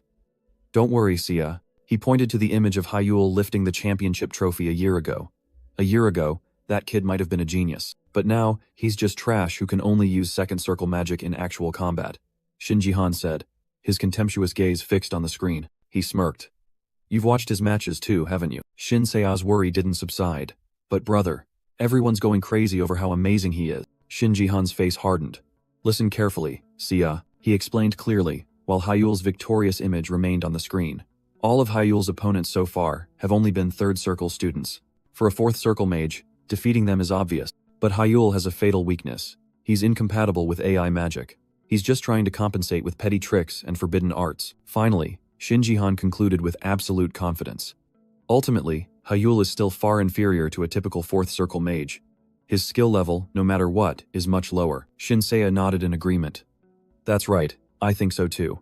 She disdainfully concluded that the incompatible would always be incompatible, only able to crawl on the ground. Shin Jihan silently handed her a cup of tea, but a worry suddenly arose in Shin Seo's heart. And, what if he becomes a threat to the next family head? Shin Jihan's eyes turned cold. A surge of magic erupted, and the cup shattered in his hand. Then it won't be too late to deal with him. But in another place, under a different sky, the story took a completely opposite turn. At the Academy's central arena, an earth-shattering battle had just come to an end. One combatant had fallen, the other stood tall in the posture of a victor. The referee decisively raised his hand, his voice echoing throughout the stands. The match is over. The champion of the second-year midterm exam is Shin Hyul. The stands erupted in cheers. The genius has returned. Endless praises lauded the power and reputation of the Shin family. At the center of attention, Hyul flashed a proud smile, savoring his sweet victory. He had proven that forbidden arts could surpass even AI magic. From the stands, an excited shout rang out. Hyul, you're amazing. Ji Sun-chan rushed over, hugging his friend tightly and shaking him. You did it. Everyone recognizes your true strength now. Hyul could only give a wry smile. Sun-chan, calm down. However, not everyone was happy about this victory. Hidden in the crowd, envious eyes still watched. Tisk, without forbidden arts, he's nothing. The homeroom teacher approached, beaming. Congratulations, Shin Hyul. I'm very proud. Seizing the opportunity, Ji Sun-chan slyly asked. So, are you going to treat us? Ji Sun-chan cheered, pulling Hyul's bewildered hand along. Great, let's go. Come with us. Contrary to his friend's enthusiasm, Hyul skillfully declined. Sorry. I really want to go, but I have an important appointment. Ji Sun-chan was stunned, unable to believe his ears. Come on. He still tried to persuade him. What's the fun in a party without the main character? But Hyul only gave a wry, resolute smile. Sorry, it's really important. Helplessly watching Hyul's back disappear, Ji Sun-chan could only sigh. Sorry, Sun-chan. Leaving behind the school festivities, Hyul blended into the bustling crowd of the city. He had a more important promise to keep. Soon, the image of the student disappeared, replaced by a young man in a stylish suit, with unusually sharp eyes. A luxurious car was already parked by the road. The man in the suit spoke when he saw him. We've been waiting for you. The call rang out, confirming his identity. Youngest master, the old butler respectfully opened the car door. The family head is waiting for you. I will escort you to the main mansion. The car set off, heading towards a colossal, isolated, and imposing mansion under the cover of night. Hyul looked up at the familiar gates of the Shin family, a place he no longer belonged. A full year had passed since that day, a year since he was deemed useless for being incompatible with AI magic, defying his cold father, and being expelled from this very home. The heavy main door opened, welcoming the outcast son back. Hyul stepped inside, the familiar space stirring his heart. Everything is still the same, just as I remember. His footsteps suddenly halted on the cold marble floor. He had arrived, before the silent oak door of the study, where his powerful father was waiting. Shin In-hyuk's presence weighed on Hyul's mind like a mountain. Standing before the fated threshold, Hyul's crimson eyes gleamed with extreme tension. I'm finally back here, he murmured to himself, a self-reflection full of hidden meaning. His hand clenched tightly, each finger seemingly wanting to crush the air, showing his iron resolve before the upcoming confrontation. In the vast room, the bright moonlight streamed through the window, illuminating the imposing figure of Shin In-hyuk, sitting behind a massive desk. The powerful father, with sharp, cold eyes and a stern expression, seemed to be lost in deep thought, not turning to look at his son. Amidst the quiet space, Shin In-hyuk's low voice rang out, breaking the silence. Come in. Hyul gently pushed the door open, slowly stepping into the room, where light and shadow merged in a strange way. For Hyul, this was not just a room, but a place holding countless memories, where he had to confront his past and future. Shin In-hyuk still didn't turn his head, his hands flipping through documents, as if Hyul's presence wasn't worth his attention. Hyul stood straight, bowing to his father. It's been a long time. Hyul's gaze was firm, unwavering, facing the father who always placed heavy pressure on his shoulders. Shin In-hyuk finally looked up, his sharp eyes fixed on Hyul, then coldly commanded, Sit. Hyul obeyed, sitting down in the opposite chair, and immediately, Shin In-hyuk began his harsh assessment of him. I once thought you were a failure. He stood up, turning his back to Hyul, his voice echoing in the room. With a casting speed 20 times slower than average, and your magic dissipating if you lose focus. Shin In-hyuk walked slowly, continuing to list his son's shortcomings. You also couldn't cast multiple spells. He stopped behind Hyul, his cold gaze looking down. You were a prime example of a useless, incompatible person. Shin In-hyuk placed his hand on the back of Hyul's chair, continuing to speak about the past. However, everyone still recognized your special talent. That's why I suggested you switch to AI magic, to make the most of it. He turned away, looking out the window, his tone full of skepticism. Of course, I didn't have high hopes for this attempt either. I thought it was just a desperate move by someone pushed to the brink. Shin In-hyuk revealed the true reason. Furthermore, I saw Baek Ga's article. I thought this would be a good opportunity for you to come to your senses after a heavy defeat. He turned his back again, his voice still even. However, Shin In-hyuk's eyes suddenly sharpened, acknowledging an unexpected truth. You have completely surpassed my expectations. By overcoming your incompatibility and creating transformative magic, a rare smile appeared on the father's lips. He approached, his voice carrying an unprecedented recognition. This gamble, you've won, Hyul. Your performance truly deserves to be called that of a real mage. The unexpected praise made Hyul's eyes glow red. Emotions surged, and he could only utter a single word. Thank you. Shin In-hyuk smiled with satisfaction, making a significant promise. From now on, the family will support you wholeheartedly. Tell me everything you need to pursue magic. I also permit you to return to the Maido Shin family. His voice echoed throughout the room, full of authority. As the legitimate heir of the Shin family, serve the family well. Hyul raised his head, his eyes gleaming with iron resolve. But then the atmosphere suddenly changed. Shin In-hyuk's hand grabbed his son's collar. And, finally, a warning. His voice turned cold, each step seemingly freezing the entire space. If I feel you are stagnating or regressing, then, his hand clenched Hyul's hair, his face contorted in a threatening grimace. I will personally destroy your magic circles. The pressure from an 8-ring mage made Hyul tremble. His hands clenched, fear rising but overridden by his firm will. This was his last chance. Faced with the brutal warning, Hyul didn't flinch. He looked straight into his father's eyes. Yes, father. The air in the Shin family head study thickened. Shin In-hyuk spoke, his voice full of authority. So, what is your goal? The man stared intently at his son, reiterating an ambition that seemed to have been buried. Right. Didn't you once aim for the position of the Shin family head? The faces of his siblings flashed through his mind, a bitter reminder of Hyul's current standing. Currently, among your siblings, you are the weakest. But in response, Hyul raised his head, his gaze firm. As I said before, my ultimate goal is to become the Shin family head. No more, no less. First, I will make everyone in the family acknowledge me. Shin In-hyuk clasped his hands, his expression unchanged. And how do you intend to do that? Instead of speaking, Hyul decisively placed his hand on a document on the table. He declared sharply, revealing a challenging path. By participating in the World Academy Olympiad in 2 months, his eyes glowed red with determination, his hand pressing firmly on the table like an oath. There, I will bring back the gold medal. It was the biggest stage for young mages under 20, dubbed the Mage Olympics, a dream arena, attracting worldwide attention with a level of prestige no less than professional tournaments. Shin In-hyuk immediately poured cold water on his son's ambition. However, our country's best achievement so far has only been a silver medal. Images of past victors flashed by, a reminder of the fierce competition and distant glory. The family head's face clearly showed skepticism, declaring you will win a gold medal. Do you realize how far-fetched that is? Hyul didn't flinch at the skepticism. Yes, that's why I have a condition, father. Shin In-hyuk raised an eyebrow. A condition? He looked straight at his father, images of his siblings always trying to obstruct him flashing through his mind. During the 2 months of preparation for the tournament, please stop them from getting in my way. Shin In-hyuk pondered. A bold move, using a gold medal not yet guaranteed to exchange for protection. Normally, he would refuse, but a smirk briefly crossed the powerful man's lips. But this might not be a bad idea. The scene shifted to a magnificent building under the morning sunday. Amidst stacks of old books, the morning light shone into the silent room, and there, Hyul lay collapsed on the floor, exhausted after a long night of intense research. A dizzy spell came over him as he slowly woke up. Ugh, did I fall asleep? He sat up, rubbing the back of his neck. As soon as he returned from the family estate, he plunged into researching the requirements for the next test. Although he had passed the first test, to reach the 3rd circle, he had to conquer the 2nd challenge, and now, he was completely stuck. The magic book before him was just blank pages. The only clue he had was a word. Resonance. This meant he had to raise compatibility to the realm of mastery of the 2nd circle. To begin the test, he just needed to touch the book and channel mana, according to the principle of compatibility. But the scribbled words in the book vaguely instructed, he needed to connect the judgment circle and the resonance circle organically. Hyul focused. 2 streams of magic power, one red and one blue, began to form between his hands. Like this, the 2 circles of energy intertwined, forming a brightly glowing infinity symbol on the page. But it still didn't seem to be enough. Feeling stuck, Hyul decided to go outside.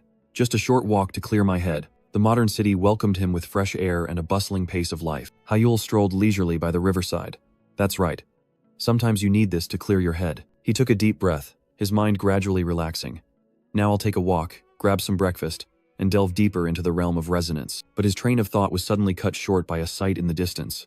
Ah, over there. Before Hyul could even process what was happening, a figure darted past right in front of him. Huh?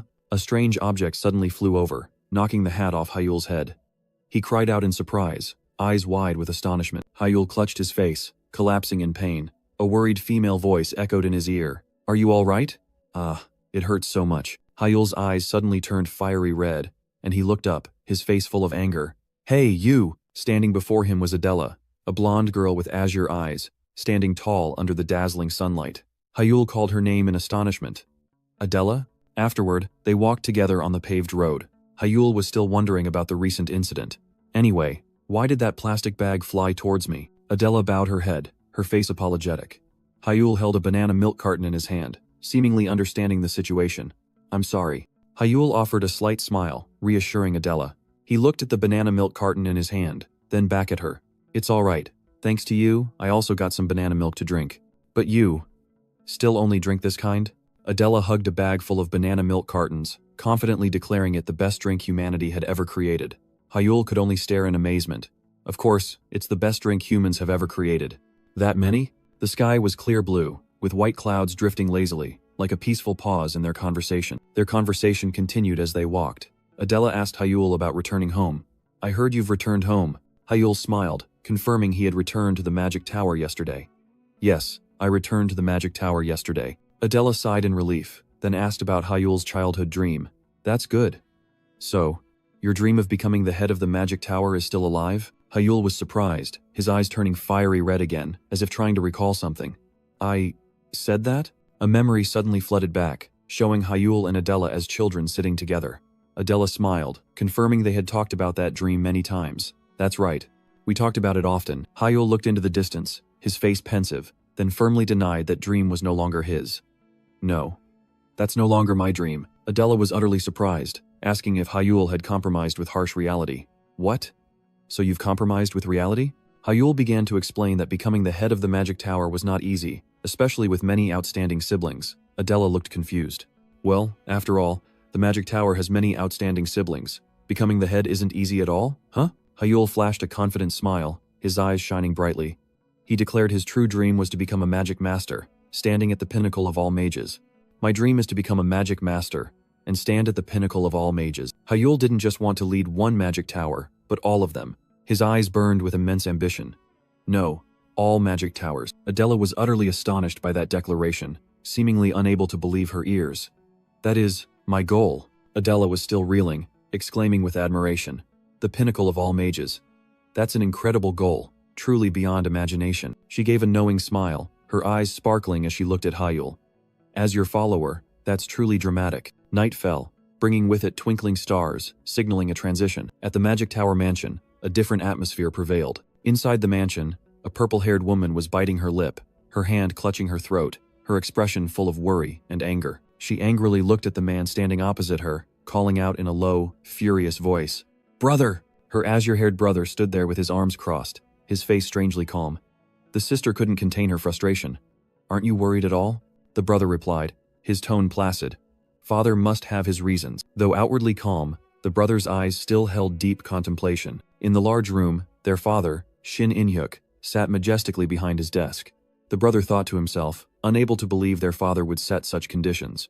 He broke the silence, asking, Father, why have you called us here? Shin In-hyuk pondered for a moment, his sharp gaze sweeping over his two children. I understand both of your personalities well. Therefore, I have an order for you. Shin In-hyuk's voice rang out with authority, accompanied by an order that surprised both of them. For the next 2 months, you are absolutely not to interfere with Hyul. Both siblings were stunned, unable to believe what they had just heard. The sister couldn't keep her composure, exploding in anger, almost shouting. Father, why? The brother quickly held his sister's arm, trying to calm her. He offered a forced smile, turning to their father. Father, could you tell us the reason? Shin In-hyuk looked at his two children, his voice calm and steady. You both know, Hyul officially returned to the Magic Tower yesterday, he continued, mentioning Hyul with a serious expression. The boy is still a minor, and has been away from the family for a year. Shin In-hyuk declared his decision. Therefore, I think he needs 2 months to adapt to the family. He narrowed his eyes at his two children, his voice full of hidden meaning. Especially you two, you'll surely be watching him closely, considering the competition for the head position. The brother remained silent, his face betraying no emotion. Then, a perfect smile appeared on his lips. Yes, I understand, father. Is there anything else? Shin In-hyuk turned his back, his voice cold. No. You must be tired.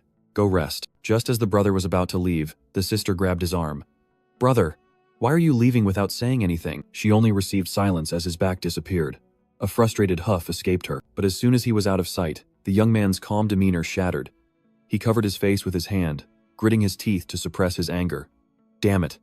I can't accept this. He began to analyze the situation, knowing that his two other younger siblings had no interest in competing for the family head position. The unusual favoritism shown to Hyul made him unable to understand. But to leave Hyul alone just because of a 1-year hiatus? He muttered in the empty hallway. If it were father on any other day, he would say that a 1-year hiatus disqualifies one from inheritance. Furthermore, protection only applies until age 16. Age 17 is already outside that scope, so why would he say that? Meanwhile, the sister was also tearing at her hair, a horrifying speculation forming in her mind. Could it be? Father has. The brother immediately dismissed that hypothesis. No, that's not it. Hyul hasn't shown father enough yet, the sister retorted. Then why? An image of Hyul's terrifying magical power flashed through his mind. Perhaps he saw some potential. He continued to list possibilities. Or, father is interested in the mysterious magic system Hyul has mastered. Or, it's possible father and Hyul have an agreement. Hearing the two words agreement, the sister was stunned. An agreement? What kind of agreement? And then, her fury erupted. She clutched her head and screamed. That's right, that's not a decision father would normally make. How annoying. Shin Hyul. In response to his sister's outburst, the brother crossed his arms and calmly suggested, Should I call back all the people I sent to watch him? Unless those people were confident they wouldn't be caught by shadows. An intelligence unit directly under Father, the secret force of the magic tower. He continued, his voice full of hidden meaning. By the way, I've already withdrawn all the surveillance I placed on Hyul. Hearing that, the sister was stunned, asking in a panic. Brother, what are you going to do? His gaze sharpened, without a word of explanation. I'll be heading out first. He left, a smug smile on his lips. Even if she agreed, Hyul having an agreement with Father was still too risky. I'll have to consult with the Black Tower. At the same time, at Obelisk Academy, a teacher stood before the class, happily announcing, the midterm evaluation period has concluded. Everyone did very well. Our class has the honor of having the top-ranked student. He loudly called out the name, Shin Hyul. Amid scattered applause, Hyul stood there with a cold expression. The teacher handed him a certificate of commendation. Among all 17-year-olds in our country, it's safe to say you are the best. Congratulations. Thank you, sir. The teacher smiled, presenting a new challenge. Since you've taken first place, maintain that position for 2 months and aim to participate in the Academy Olympic. A challenging smile appeared on Hyul's lips. Yes, that's exactly what I intend to do. As he turned away, whispers and murmurs rose behind him. What's there to be so arrogant about, winning with visual magic? The disparaging remarks continued. 2 months, huh? He'll probably lose all his fame in a week. The limits of an outcast will be revealed soon enough. Hyul quietly sat down, ignoring the slander, but his glowing red eyes and sneer said it all. Finally, the class ended. A male student stretched tiredly. It's finally over. His classmate grumbled about the 8 theory lessons, but Hyul merely smirked. At least tomorrow is all practical training. Hyul chuckled, lightly punching his friend's chest. See, I told you to exercise. His friend stumbled back, wincing in pain. Hyul simply stated coldly, Weakling. Are you even a mage? His friend gritted his teeth, his golden eyes flaring with annoyance. He angrily turned and walked away. Damn it, now I can't even tease you about magic anymore? But Hyul didn't let up. If you're annoyed, why don't you train to overcome your weaknesses? The provocation hit a nerve. His friend spun around, growling, I'll definitely overcome it and smash your head first. Hyul merely smirked, intrigued by the challenge. Really? How about we go to the training room after dinner for a change of pace? His friend froze, completely unprepared for this suggestion. Hyul wondered, what's with that face? His friend quickly waved his hand, making an excuse. I'd love to, but I'm not feeling well right now. Hyul crossed his arms, looking bored. Just say you don't want to go. Cornered, his friend suddenly became serious. No, let me be honest. It's not that I hate exercising. I just hate exercising times with you. Asterisk, okay? Hyul looked bewildered. What's so bad about me? His friend lowered his head, his voice growing softer, revealing a deep-seated feeling. Honestly, I'm scared at the way everyone looks at you. His friend's unfinished words hung in the air. The Obelisk Academy training room, the dry clang of metal. Hyul strained to lift an incredible amount of weight, leaving those around him stunned. A student was scolding his friend, but then paused at the unbelievable sight. Who's that? That weight. Is that something a human can lift? Whispers began to spread. Isn't that Shin Hyul? The second-year student who took first place in the midterm exam? The heavy barbell was set down, creating a slight tremor on the training floor. Hyul panted, drenched in sweat, telling himself he had neglected his physical training too much. I've completely lost it. He took a sip of water, his gaze distant. Even in the Book of Idrid, it's written very clearly. Hyul recalled the ancient texts. The infinite circle, a massive circulatory flow throughout the body, strongly interacts with physical training. A strong body and a strong circle create resonant power, enhancing combat efficiency. Aware of this, he was determined to master both physical and magical abilities to achieve an optimal state, and the place to test his results was none other than Obelisk Academy. But the first test was a pack of grotesque beasts. 3-eyed black panthers growled, their gazes piercing deep into their opponent. They simultaneously charged, surrounding Hyul from all sides. Without hesitation, Hyul lunged into their midst, gracefully evading a panther's deadly pounce. His eyes were sharp, glowing red. Magical power began to flow. Azure magical whips lashed out, striking hard at the surrounding monsters. He spun around, controlling streams of energy to attack from all directions, maintaining distance from the pack, but they still charged frantically. 2 panthers pounced on him simultaneously from both sides. He ducked low to dodge, and at that very moment, a blazing fireball formed in his hand. Fire God. The roaring magical flame shot forth, wiping out the last monster in a violent explosion. As the smoke cleared, an announcement echoed. Shin Hyul, monster extermination practical training complete. In the control room, the supervisor looked at the results on the tablet. The result is, Hyul breathed a sigh of relief when he heard the 2 words. Perfect, maximum score. He smiled, wiping the sweat from his forehead.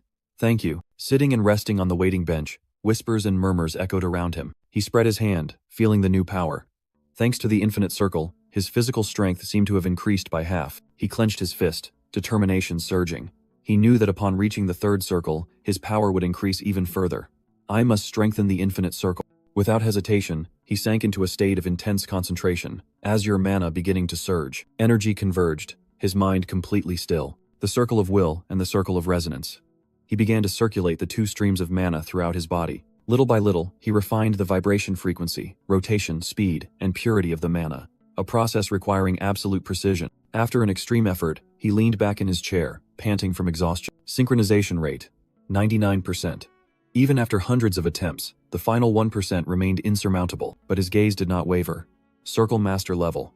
He would definitely succeed, no matter the cost. Night fell. Yahello began his usual jog. His breathing was steady, each step firm on the deserted road. He passed through quiet streets under the streetlight, but in the shadows, a pair of eyes was watching his every move. His keen senses screamed in alarm. Without a second thought, Yahello threw a reflexive punch. The attack was easily blocked. Yahello was stunned. He stepped back, taking a defensive stance, his red eyes full of vigilance. Who's there? But then, his pupils constricted as he recognized his opponent. The face hidden behind the hood and mask was a familiar one. Baek Sayuk. Without warning, Baek Sayuk swung his arm to attack. But the blow only grazed the air. Yahello had dodged it. Annoyed by the missed attack, he gritted his teeth. You're good at dodging, like a rat. The earring fell to the ground. Yahello calmly picked it up, his eyes never leaving his opponent. What's wrong? Not going home even though it's the weekend. A sneer formed on Yahello's lips as he realized the truth. It's not that you're not going home, but that you can't, right? He continued to poke at the other's sore spot. You're under probation, so even if you wanted to, you couldn't go home, could you? The words were like an invisible punch that stunned Baek Sayuk. Shut up, before I kill you. The threat only made Yahello burst into hearty laughter. Haha, you even used your family's power, and this is the result? He concluded with a sarcastic remark. If it were me, even without probation, I'd be too ashamed to go home. Or is it, because you simply have nowhere to go? That was the last straw. Fury erupted, and crimson magic gathered in Baek Sayuk's palm. He roared. Shut your mouth, you useless bastard. Yahello was stunned. He hadn't expected his opponent to go so berserk just because of a few taunts. This dog, is he really going to attack me, using magic right on the street? Disregarding the consequences, Baek Sayuk charged, a fireball in his hand, ready to incinerate everything. You bastard. And then, the mockery vanished. Yahello's eyes turned crimson, chillingly cold. The moment the fireball was about to hit, Yahello acted. He firmly grabbed Baek Sayuk's wrist, neutralizing the attack. Baek Sayuk was astonished. Yahello's strength completely exceeded his expectation. Without giving his opponent a second to recover, Yahello used his strength to slam the white-haired man onto the cold ground. The battle ended swiftly. Yahello coldly looked down at the defeated opponent, screaming in helplessness. Let me go, you brat. But their confrontation was interrupted. At some point, figures in black suits had surrounded the alley. Two men quickly restrained Baek Sayuk. He struggled wildly. Let go. I'm going to kill him today, another person said coldly. Silence. Let's talk first. But he still yelled. Let me go. Facing the man in the suit, Yahello calmly explained. I was forced to subdue him because he attacked me with magic. He pointed to the corner of the wall, where a red dot was glowing. Everything was recorded by the security camera. The man nodded. We'll discuss the details at the academy tomorrow. It's late. You should head back to the dorm. Yahello turned his back, muttering. I can't believe he used magic in a place like this. Meanwhile, Baek Sayuk was still being escorted away, his screams echoing in the empty alley. Yahello glanced back at his retreating figure, his eyes sharp and cold. Baek Sayuk, keep it up in the future. The next morning, at the magnificent Obelisk Academy, a crowd of students was whispering and discussing in front of the school's notice board. Neatly posted on the paper was a disciplinary notice. Have you heard? Baek Sayuk used magic on the street over the weekend, causing a huge commotion. Really? The notice clearly stated that Baek Sayuk was deducted 10 conduct points for using magic both inside and outside the school grounds. This raised questions. But why only 10 points? Normally he'd be expelled, wouldn't he? Yahello stood amidst the crowd, quietly listening. A voice spoke up. It's understandable that Baek Sayuk only got 10 points deducted for causing trouble. That's thanks to the intervention of the Baek family, a newly rising clan. They've donated huge sums of money to the academy to secure a title. Therefore, the academy can't punish him severely. Yahello turned and walked away, leaving the chatter behind. He thought to himself, perhaps by now, Baek Sayuk was probably getting a beating. Just as he guessed, Baek Sayuk was gritting his teeth while on the phone. An angry voice roared from the other end. Hey, you crazy bastard, he mumbled. Father, I'm sorry. But his father's rage did not subside. "I told you to keep quiet until you graduated. Is that so difficult?" his father's voice hissed. Baek Sahyuk could only bow his head. "Ah, no sir. If our family doesn't get the title, it's all your fault. Understand?" "Yes, I'm sorry." The call ended. Baek Sahyuk gripped the phone tightly in his hand, his knuckles white with anger. On the screen, the caller's name was still clearly visible, Cash Flow. The fury after the call made Baek Sahyuk grit his teeth. Damn it. Unable to suppress it, he vented his anger with a magical slash that tore through the air. Breathing heavily, he hissed the name that haunted him through gritted teeth. Shin Ha-yul. That name echoed like a curse in his head, fueling his hatred to the extreme. Losing all reason, Baek Sahyuk roared. "That bastard!" The phone shattered under his heel, just like his composure. "Everything. It's all his fault." Just then, a voice spoke from behind, carrying a hint of amusement. "Well, it seems you have quite a deep grudge against Ha-yul." Baek Sahyuk startled and turned around. "Instructor Smith?" He was met with a casual question. "What's wrong? Is it not allowed?" The instructor chuckled, feigning understanding. "Of course it is. Who you love or hate is your heart's right. But listen, Sahyuk." He leaned closer, his voice dropping suggestively. "Don't you want revenge on Shin Ha-yul?" The sudden offer stunned Baek Sahyuk. Smith's voice was like a hypnotic whisper, delving deep into his darkest desires. "Isn't that what you crave?" Meanwhile, elsewhere in the academy, Ha-yul sat quietly in a room cluttered with books, a scene completely contrasting his enemy's rage. He scrolled through his phone, his mind analyzing the recent incident. Baek Sahyuk's case. "I could complain to the academy, but I actually benefited from it." Just as he finished his thoughts, a new email notification appeared on the screen. The email was from his father, Shin In-hyuk, with a brief and cold message. "In exchange for silence regarding this incident, we have acquired 3% of the mining rights held by the Baek family." Shin In-hyuk concluded the email with an offer. "Well done. If you want any reward for the mining rights, just let me know." Ha-yul merely smirked. He understood this move clearly.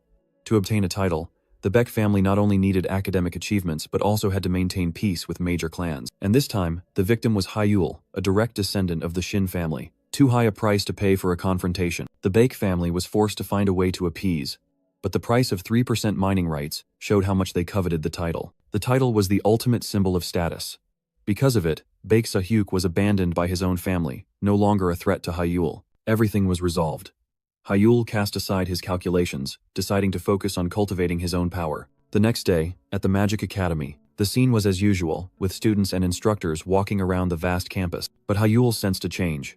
Is the control over the instructors tighter because of the Baek Sahyuk incident? His train of thought was interrupted by a familiar voice. "Shin Ha-yul." Ha-yul turned, immediately flashing a polite smile. "Hello, Instructor Smith." The man simply replied, A tense silence enveloped them both. Smith's eyes behind his glasses were sharp as knives, seemingly wanting to pierce through all of Ha-yul's defenses. But he maintained a calm expression, waiting. Finally, Smith spoke, the smile on his lips becoming even more enigmatic. "I've noticed for a while, Ha-yul, it seems you really don't like me." Ha-yul blurted out, then quickly corrected himself. "Yes, that's right. No, it's not." Smith sneered, feigning understanding. "I said some rather harsh things to you before, but they were all sincere advice. Don't misunderstand." Then he extended his hand, a false offer of reconciliation. "So, from now on, why don't we start over?" Ha-yul smiled, his crimson eyes gleaming mysteriously. "Ah, no," he replied softly, but in his mind, he secretly gave thanks, a thanks full of hidden meaning. Immediately, the air around them twisted. Fragments of dark purple energy exploded, tearing through space. Ha-yul's eyes widened in horror, his facial muscles twitching. An extreme sense of unease washed over him, signaling an unforeseen calamity. Instructor Smith, with a sinister smile, stood there, enveloped by a dark mana mist. He taunted Ha-yul. "It's late, but congratulations on ranking first in the midterm exam." Then he continued, "And I sincerely hope you've found your own path." Trapped in the mist, Ha-yul tried to analyze. This mana feels right, but he still couldn't fully understand its nature. Smith hovered in mid-air, dark mana swirling around him. Ha-yul realized. Magic? This ominous dark mana, a wicked smile appeared on Smith's face. He had revealed his true nature. Ha-yul was stunned, a terrifying name suddenly flashing in his mind. The Black Tower? Ha-yul gritted his teeth, his crimson eyes gleaming with indignation and suspicion. The Black Tower, a hideous structure towering under the dark purple sky, appeared as a confirmation of Ha-yul's fear. Unlike the 12 official color towers, this was an unofficial tower, following its own path. It was founded by a group of depraved criminals, under the leadership of the self-proclaimed king of dark mages. Ha-yul gritted his teeth and cursed, the harsh truth hitting him. Damn it, is Instructor Smith involved with the Black Tower? Smith still hovered, surrounded by a network of dark purple magic. Hyul suddenly realized an even more terrifying possibility. So that means there might be other Black Tower mages in the school. How? Since when? Hyul faced Smith, his eyes full of vigilance, but still trying to maintain an outward calm. Hyul's eyes flashed crimson, and he pushed aside his scattered thoughts. No, that's not important right now, he told himself. First, I need to understand the magic formula to assess the situation. In the illusory space, Hyul and Smith stood opposite each other, surrounded by countless magic formulas and data being loaded. Hyul focused intensely, his crimson eyes scanning each line of the formula. This magic formula, it looks familiar, he suddenly realized. This is, a flash of insight struck Hyul's mind. A mind control spell. He was surprised. Wait, mind control? But my brain has the ability to resist all external interference. So then. The answer was too clear. Instructor Smith's mind control magic was completely useless against his brain. Thanks to this special ability, he knew he would survive this time. Seeing others still being manipulated, a plan began to form. They haven't realized yet. So my next move is to pretend to be affected by the mind control spell and extract all information about the Black Tower. The decision was made. His eyes glowed crimson, ready for the upcoming act. Back in reality, Smith observed Hyul, seemingly pleased with his reaction. Excellent. But deep down, the instructor seethed with resentment. A disabled idiot who couldn't even use an AI chip had made him bow his head and apologize. He leaned close to Hyul, dark magic beginning to spread. Hyul, listen carefully. A chip appeared in midair. From now on, always carry this with you. And don't ask why, that's all. Hyul obediently accepted the command, playing the role of the controlled person perfectly. Yes. He thought to himself, wondering if the act was over yet. But Smith wasn't finished. He smirked, his eyes full of scrutiny. And Hyul, explain your mutated magic. The tricky question came. Hyul immediately clutched his head, feigning extreme pain. He stammered, trying to resist the command. I can't say. The pain seemed to intensify. Smith observed, assuming Hyul's subconscious will to protect his secret was too strong. All right, stop. As soon as Smith withdrew his magic, Hyul peeked through his fingers, a subtle smile flashing across his face. The act was a success. That was mind control magic. It interferes with the target's brain, amplifying emotions or controlling them as desired, a characteristic magic of the Black Tower. If cast by a high-level mage, it could even destroy the opponent's mind, an extremely dangerous forbidden spell. In the distorted mental space, Smith revealed his calculations. Trying to extract memories could break the target's mind. Seeing how easily he gave up, it seems mutated magic isn't what he wants. He gritted his teeth, annoyance clearly visible on his face. Smith sighed, revealing his contempt. You possess foresight magic unsuited to your status, so I had intended to sell you off. Tesk. All right, this mission cannot fail. Then, he declared, his hand resting on Hyul's hair. After the mission is over, I will take your foresight magic. The magical space shattered. Hyul startled awake, bewilderedly looking at the man in front of him. Huh? What? Hyul? Smith smiled kindly, a completely different expression. Are you all right? You've been distracted while we were talking. He withdrew his hand. You must be tired. I won't bother you anymore. Good luck. Hyul was still stunned, only managing to mumble in response. Ah, yes, I understand. Smith turned and walked away, blending into the bustling crowd. Hyul stood silently, his gaze sharpening, turning crimson. A cold suspicion began to creep into his mind. He walked through the magnificent Obelisk Academy campus, his heart heavy with thought. Amidst the lively chatter of other students, Hyul remained lost in his own world. He found a secluded corner of the courtyard and sat down on a bench. Alone in the silence, he raised his hand to his lapel. A strange, tiny object was clipped between his fingers. Hyul's red eyes reflected its image. This is an illegal AI chip, an innovative upgrade chip. Hyul was stunned. Giving me this means their goal is to frame me as an illegal AI user. A dark scenario unfolded. Sensational headlines, accusations, a reputation ruined in the blink of an eye. Hyul pondered. Instructor Smith has no reason to ruin me, he mumbled. Of course, our relationship isn't good, but then another thought flashed in Hyul's mind. Someone must have made a request to the Black Tower. His eyes glowed a brilliant red. This mess was too big for someone who had only just re-emerged. So, most likely, it was one of his two brothers or two sisters. The four with the clearest motive, to tarnish Hyul's image and completely remove him from the succession battle. He began to analyze each person. First, Minji isn't interested in the succession battle. She wouldn't do this. My brother In-hyuk is involved, but he doesn't have the guts to do something so audacious. Excluding those two, only the most suspicious pair remained. So, is it one of the remaining two? Or both? Hyul's fists clenched, determination etched on his face. Should I arrest Instructor Smith and interrogate him? But he quickly dismissed that idea. The Black Tower was extremely sensitive about information. Smith might just be an unwitting pawn. Arresting him now would only bring trouble. Then, Hyul raised his head, his gaze fixed firmly in one direction. A towering jade-blue spire rose majestically in the heart of the city. That was his new target. The elevator doors slowly opened, and Hyul stepped into a luxurious office. A man stood with his back to him, his voice echoing. "Welcome, Hyul." The ash-haired man turned around, his gaze sharp. "So, what do you want to tell me?" His golden eyes gleamed with cold scrutiny. Hyul secretly assessed him. Blue Tower Master Kim Kangin. Seems colder than usual, doesn't he? But he didn't let that deter him. "Now's the time." Kim Kangin froze, his hand instinctively rising to cover his mouth. I told you not to be a burden." In the Blue Tower Master's office, Hyul made a surprise visit. "Are you researching something?" Kim Kangin didn't hide it. "Yes, a rather unusual magic stone. It's taking longer than I expected." Hyul was slightly curious. A magic stone?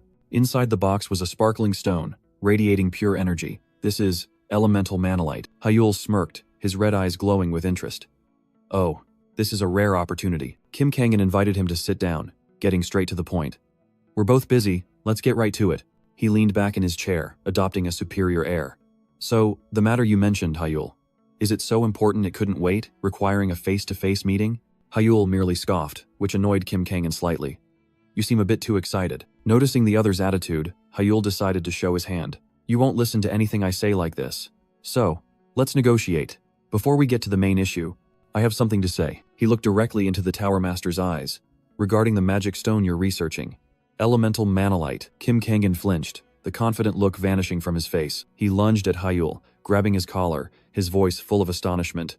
"How do you know about it? Its name has never even been revealed, let alone its existence." Hyul remained calm, pushing his hand away.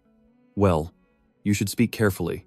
I didn't plant spies in the Blue Tower, nor did I steal information." Kim Kangin froze, not understanding what was happening. "Then how do you know?" Hyul quietly reached into his briefcase. "The reason is simple." He pulled out a brilliantly glowing object. "Because I have one too." Kim Kangin was stunned, speechless, stammering as he saw the stone in Hyul's hand. Hyul held the stone high, pure magical light spreading throughout the room. "Exactly. This is a perfectly crafted elemental manalite." Still reeling, Kim Kangin tremblingly asked. "Hyul, don't tell me. You crafted this elemental manalite yourself?" Hyul's eyes glowed with magical red. He affirmed confidently. "Yes, I made it with my own hands." The answer made Kim Kangin burst out laughing, a laugh full of skepticism. "Haha, that's ridiculous." But behind that laugh was a shockwave. The Red Tower's top magic engineer, James Pillar, renowned as the world's best at crafting magic ore. Even the elite craftsman of the Blue Tower, or he himself, one of the world's top 3 crafters, couldn't create this gem. Yet now a high school student had done it? Suppressing his astonishment, Kim Kangin changed the direction of his question, his voice probing. "Hyul, are you the owner of this magic stone? Or did you just happen to acquire it?" Hyul replied nonchalantly. "That's right. I figured the Blue Tower was the only place that could handle a magic stone like this, so I just brought it along." Kim Kangin's eyes gleamed with calculation. "So, may I ask how you obtained this magic stone?" Hyul smirked, flatly refusing. "No comment. I just happened to pick it up, and was lucky enough to craft it successfully." The Tower Master burst out laughing, pretending to believe the story of chance. "That's all I'll say. You certainly have incredible luck, Hyul." But then, the smile vanished. Kim Kangin rested his hands on the table, his demeanor turning serious. "All right. Mages have the right to keep their own secrets," he affirmed. "I won't ask any further." Hyul merely nodded slightly. "Thank you." Kim Kangin carefully put on gloves, cradling the stone like a treasure. He mused. "This is the only magic stone in existence that simultaneously contains all 4 elements." He handed the stone back to Hyul, his gaze piercing. "So, what is your purpose in bringing this magic stone here?" Without a moment's hesitation, Hyul declared his goal. "I want to use it to craft a divine artifact." The 2 words, divine artifact, made Kim Kangin's eyes light up. "A divine artifact," he pressed. "What kind do you intend to craft?" Countless possibilities appeared in his mind. An outfit, a piece of jewelry, or a weapon of destruction? Hyul replied indifferently, seemingly unconcerned by the Tower Master's excitement. "If it's just to increase elemental magic efficiency, then anything will do." Kim Kangin nodded. "I understand, but..." His gaze was fixed on the sparkling elemental magic stone on the table. He emphasized the core issue. High-grade magic stones require commensurate materials. "The crafting fee will be very expensive. Are you sure?" Kim Kangin burst out laughing, assuming the Maidoshin family would pay for everything. "Oh, my apologies. You're from the main branch of a mage family, so I assume the family will take care of it. But Hyul coldly cut him off. No, his eyes glowed red, and his voice sharpened. This divine artifact project, I demand absolute secrecy from the family, and from everyone else. Kim Kangan laughed at his audacity. Haha, Hyul, you're quite cunning. So, how will you pay? He snapped his fingers, and a colossal number appeared. The cost will be around this. The Tower Lord narrowed his eyes skeptically. Can you manage without your family's help? Hyul merely smiled. No, instead. His mysterious smile piqued Kim Kangan's curiosity. Another method? And then, Hyul played his trump card. I will craft an elemental manalite right here, before you, before the Blue Tower Lord. Kim Kangan froze, then excitement erupted in his eyes. You mean, you're going to transfer the crafting method to me right now? The Tower Lord sprang to his feet, unable to hide his delight. All right, with this, not only will it cover the cost, but we can also give you many other things. But while Kim Kangan was still immersed in elation, Hyul spoke, his expression serious again. In that case, may I ask for one more favor? What is it? Is it related to today's main topic? Kim Kangan asked, his tone much more relaxed. Hyul didn't answer immediately, simply placing a small object on the table. This, Kim Kangan picked up the object to examine it, and then he was stunned. This is an improved upgrade chip, an illegal IL chip. Where did you get it? Hyul's fists clenched under the table. He looked up, his gaze sharp. A mage from the Black Tower at the Academy gave it to me. Hyul's glowing red eyes showed determination. There are mages from the Black Tower hiding at Obelisk Academy. Please help me deal with them. Night fell, and the meeting concluded under the bright moonlight. A luxurious car quietly pulled over to the side of the road, waiting for Hyul. He leaned through the window, instructing the woman behind the wheel. Be careful when you go inside, she replied. Take care. The woman nodded slightly, her eyes sharp behind her glasses. Yes, we'll meet again soon. The car sped away, leaving Hyul alone with the knight and his schemes. Returning to the dormitory, a silent hallway greeted him. Hyul collapsed onto his bed, stretching contentedly after a long night. He opened the box. Inside was a sparkling elemental manalite. Well, that was lucky. I didn't expect Kim Kangan to be researching this. A smug smile spread across his lips. Thanks to this, I can craft the divine artifact without my father knowing. While a small familiar furiously screamed invisibly, Hyul was secretly triumphant. He had avoided an unfavorable deal with the Becca family, retaining the mining rights. He closed his eyes, savoring the sweet taste of victory. Meanwhile, at the Blue Tower, Kim Kangan was deep in thought. If everything goes smoothly, though this is hard to believe, there are rumors about the strict security of Obelisk Academy. The shadow of the Black Tower loomed over the prestigious school. Yet their mages are still hiding there. He stared at the illegal chip in his hand, the sole evidence for the audacious accusation. This. Could it really be that difficult? A knowing smile suddenly appeared on the Blue Tower Lord's face. He crossed his arms, making his final decision. Normally, the Blue Tower wouldn't act solely based on a student's suspicions. But all right. Let's take this risk and see. In the crowd, Hyul was making an important call. Have you arrived, Hyul? Yes. Then I'll be counting on you to execute the plan. As soon as the call ended, the elevator doors opened, ready to take him to the top floor. On the other end of the line, the Tower Master of the Blue Tower reassured him confidently. Yes, no need to worry about that. As long as the information is accurate, our Blue Tower will not make any mistakes. The elevator shot upwards, soaring through the skyscrapers. Hyul replied concisely, placing his full trust in his ally. Yes, I trust you. Then I'll contact you later. He decisively hung up as the elevator doors slowly opened before a luxurious hall. Facing the familiar scene, his eyes glowed with an eerie red, and a half-smile appeared. I've arrived, he greeted them, breaking the quiet atmosphere of the family gathering. Brothers, sisters, the first to speak was the second daughter of the Shin family, Minji. She joyfully exclaimed, Oh my, long time no see. Hyul. Hyul offered a polite smile. Long time no see, you haven't changed at all. Minji delightedly asked back, Are you complimenting me? Yes, of course. She playfully compared heights with her younger brother. Hyul, you've grown so much, haven't you? You're almost taller than Inhyuk now, aren't you? Hearing that, the second son of the family, Inhyuk, burst into laughter. Minji, don't say such inauspicious things. He approached, placing a hand on Hyul's shoulder with a friendly demeanor. Welcome back, Hyul. Honestly, it's hard to be completely happy. But, anyway, welcome home. Hyul responded with a seemingly sincere smile. Yes, thank you. You're as straightforward as ever. His smile vanished, and his gaze turned colder as he looked towards the end of the table, where the two most powerful figures were seated. Long time no see. He called out their names one by one. Brother Jihan, Sister Sia, the eldest son of the family, Shin Jahan, smirked. Haha. You've shed your childish look. You seem more like a man now. Beside him, The eldest daughter Shinsei merely replied coldly, her gaze sharp as a knife. Youngest sibling, long time no see. But behind his calm expression, Hyul's mind was screaming. On the surface, they're smiling and talking, but they clearly want to devour me alive. As expected, the culprit is right here. The eldest son Shinji-han broke the silence, raising his wineglass with a polite smile. How about we eat and talk? I'm curious why our youngest sibling called the whole family here. Hyul replied, his tone unusually nonchalant. It's nothing special, he explained amidst the luxurious but cold banquet table. It's just been a long time since we last met, so I wanted to treat everyone to a meal. That explanation was like adding fuel to the fire. Shinsei was stunned. What? You called everyone here for such a trivial reason? Hyul's smile turned cold, and he retorted. But even if I hadn't arranged it, wouldn't brother Jihan or sister Sia have done the same? Am I wrong? Shin-Sia slammed the table and shot up, her rage erupting. What? This insolent brat. Losing patience, she pointed directly at Hyul's face. Fine, just say it. What exactly are you planning to do, kid? Before Hyul's bewildered expression, she roared.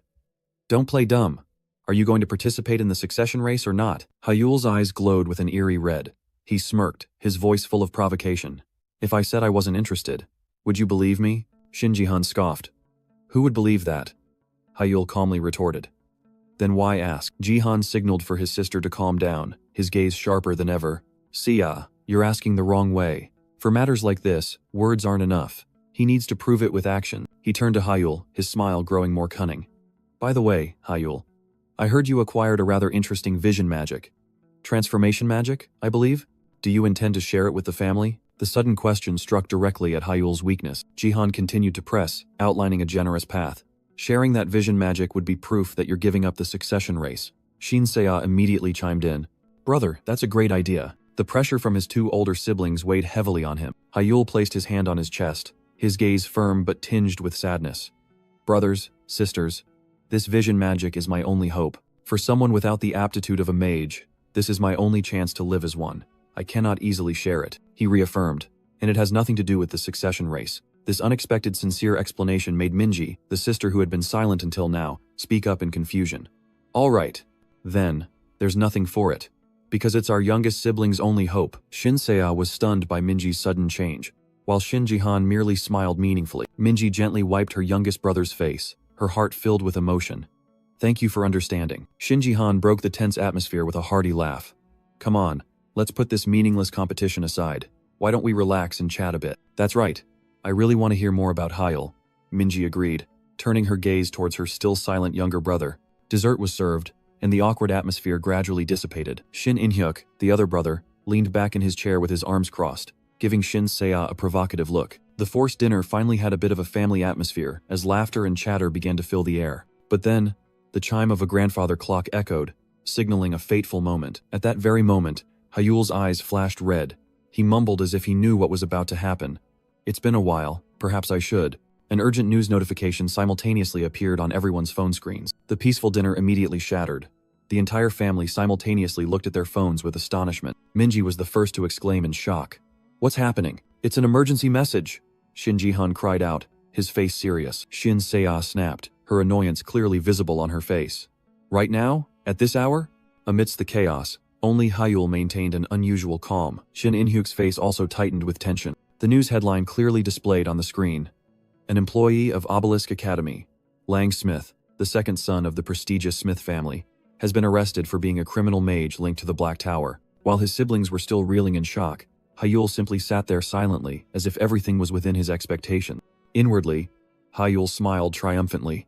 Found it! Before the shocking news, Shinji-han tried to maintain his composure, but his tense expression betrayed him. Hyul's gaze was sharp, his target locked.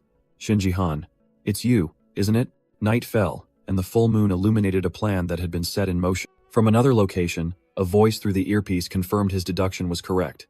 Well, it seems Hyul was right. The official news report was only part of the truth, recounting how an assistant of the Blue Tower had accidentally discovered Smith's suspicious activities in the supply warehouse. But that was just a superficial act.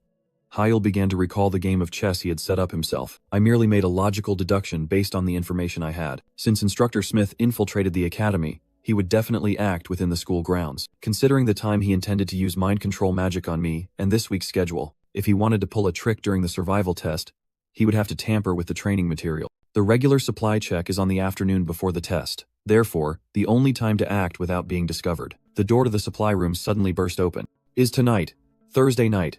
Smith flinched in horror as he was caught red-handed. I had the Blue Tower monitor the supply room. Meanwhile, I gathered the seniors to find out who hired the Black Tower's agents. The result of this two-sided game of chess. We've caught Instructor Smith, and I also have reason to suspect Shinji-han's connection to the Black Tower. Hyul glanced at his brother, who was forcing a smile. Under the moonlight, he smiled contentedly. The plan was executed perfectly, gathering information without revealing myself. Hyul's retreating figure faded into the distance, his mind still analyzing. It's a shame there's a connection between Jihan and Instructor Smith, but I'll dig it out eventually. On the other end of the line, Kim Kang-in sat perched on a chair, his voice full of excitement. Hyul, I originally intended to help you, but who knew you'd end up helping me instead? The Blue Tower's reputation has soared thanks to this incident. Hyul chuckled softly in response to the offer of repayment. I won't refuse an offer. Kim Kang-in's hearty laugh rang out. Haha, I like this straightforwardness. Alright then, I'll take care of everything on this end. Yes, thank you. Take care. Hyul put away his earpiece, a contented smile still on his lips, but that piece shattered in an instant. The ground beneath him suddenly cracked open, and deadly, glowing red energy pillars erupted. The sudden explosion threw Hyul sprawling onto the tiled floor. He propped himself up, his eyes already glowing crimson from magic and rage. Completely caught off guard, he could only exclaim in panic. What? Amidst the thick smoke and dust, an eerie voice echoed, calling his name like a curse. Shin Hyul, and then the attacker revealed himself. Baek Sahyuk stood there, his face contorted with hatred. Die, die you pathetic bastard. Hyul was stunned, realizing the ghost from his past had returned. Baek Sahyuk? Without giving him another second, Baek Sahyuk roared, unleashing a destructive surge of magic straight towards Hyul. The speed of the attack was unbelievably fast. With no retreat, Hyul tensed, blue energy erupting around his body, resonance amplification. Immediately, he summoned a massive wall of water in front of him. Water shield, but the enemy's magic was too powerful. The water shield shook violently, threatening to shatter at any moment. At this rate, the water shield will break. In that critical moment, Hyul used his other hand to grip his wrist, pouring all his remaining strength into the defensive magic. He roared, desperately reinforcing the shield before it was completely crushed, but Hyul's efforts were futile. The shield shattered, followed by a terrifying explosion that engulfed the space. The force of the explosion threw Hyul far back. He stumbled upon landing, trying to get back on his feet after the impact. His left hand was burning. As expected, I couldn't completely dodge. From a distance, a gleeful laugh rang out. Baek Sahyuk appeared, scoffing. See? That's the difference in skill. He laughed savagely, his eyes full of contempt. Why bother trying to get up, you piece of trash? Now look what happened. Hyul gritted his teeth, his eyes burning with hatred as he stared directly at his enemy, Baek Sahyuk. But then, Hyul suddenly noticed something unusual. Huh? Wait, something's wrong with him. His eyes are bloodshot. Baek Sahyuk licked his lips, his tongue unnaturally long, revealing sharp fangs. A horrifying thought flashed through Hyul's mind as he recognized this reaction. Forbidden drug. Berserker. This drug forces mana circulation to accelerate, causing blood vessels to burst, transforming the user into a berserk warrior. But more importantly, the user will fight to the death. Hyul screamed in horror. Are you really insane? In response, Baek Sahyuk merely roared something incoherent before lunging. Insane? No, I'm perfectly fine. Realizing reasoning was futile, Hyul concentrated his glowing red magic. Red mana. Third ring spell. Incinerating infection. He lunged, grabbing Baek Sahyuk's collar, trying to stop his madness. You crazy bastard! Hyul roared, pouring strength into his arm, but Baek Sahyuk merely sneered, his face still terrifyingly lucid. I told you, I'm fine. In fact, I'm only normal now. A deadly glint flashed in his eyes. Haha, now you're dead for sure. Instantly, a destructive surge of energy from Baek Sahyuk's hand pierced straight into Hyul's chest, incinerating infection. Hyul collapsed to the ground, helpless. Baek Sahyuk stood there, looking down at the defeated opponent with a smug smile. Oh? Look at this bastard. Hyul groaned on the ground, pain spreading throughout his body. Baek Sahyuk was surprised. You're still alive? The surprise quickly turned into rage. He clutched his head, trembling. You blocked my magic twice. Yet, Hyul had gotten back up, his eyes sharp and defiant. That sight was like adding fuel to the fire. A flawed piece of trash like you. How dare you? Baek Sahyuk's anger erupted into a wild, irrational growl. Then suddenly, he fell silent. The madness vanished, replaced by a bewildered expression. Well, anything can happen. Hyul stood firm, his eyes glowing crimson as he observed the unusual change. As expected, erratic mood. Definitely berserk, but something didn't quite fit. Hayul continued to analyze, doubt rising within him. It was his magical power. It was too illogical. No matter how much berserker drug he used, his power couldn't increase that much. Could it be? Hayul decided he had to try. He began to gather magic, immediately drawing Baeksahyuk's attention. What are you looking at, you moldy scum? Ignoring the provocation, Hayul unleashed a wind orb, releasing countless air blades that shot into the sky. Baeksahyuk stared blankly as the blades flew past him. Moldy scum. That contempt once again ignited his rage.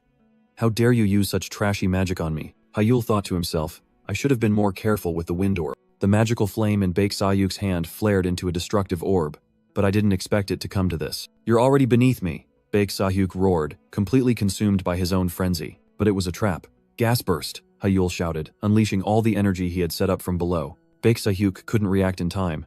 His face contorted in horror as the explosion engulfed him. Hayul's eyes gleamed with determination. It hit, but Baeksahyuk still stood firm amidst the smoke, frantically gathering a massive fireball. Fire magic. At this range, Hayul realized immediately. Flame pistol. Die! Baeksahyuk roared, unleashing his full fury. The terrifying torrent of fire rushed forward. Hayul analyzed. This attack had immense destructive power at close range, but its effective range was only 7.74 meters. Theoretically, it could be dodged, yet Baeksahyuk was stunned. No way. Hayul had bent the trajectory of the magic, causing the fireballs to explode on the building behind him. Breathing heavily, Hayul looked straight at his opponent. Do you hate me so much that you have to use an IL chip? Baeksahyuk burst into a wild laugh. IL chip? What nonsense are you talking about? Hayul was disappointed. As expected, you don't even remember. A purple chip was deeply embedded in the back of Baeksahyuk's neck, emitting an ominous light. Why would I use it on a piece of trash like you? Losing patience, the white-haired man lunged forward with green energy blades. If you're going to talk nonsense, then shut up and die. Hayul stood firm, the chip's effects clear in his mind.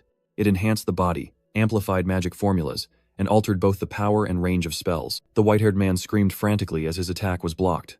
So what, you bastard? Hayul calmly revealed while parrying. The interesting thing is, I'm researching the structural changes of circles and mana, as well as the transformation of magic formulas. His eyes flashed sharply. Thanks to this, I'm very sensitive to changes in magic.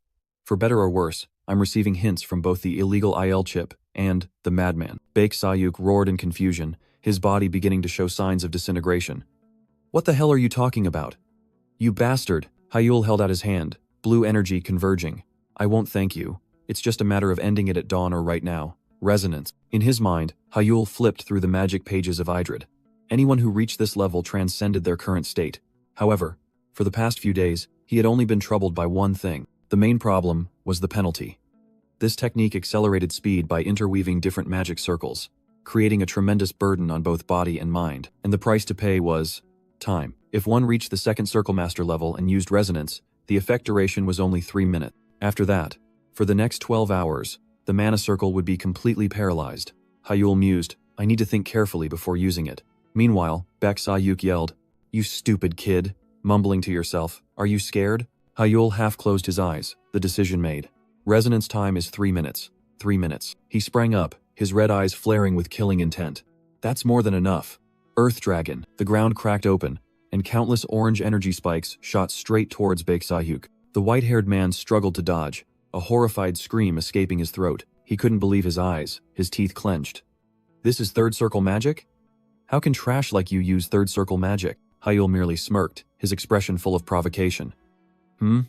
How did I use it? In a fit of rage, Baeksahyuk unleashed a dark curse. Die, damn it! Hayul coldly thought to himself, even your curses are half-hearted. Truly a boring cliché. Hayul's eyes flashed blue, and a wall of water appeared.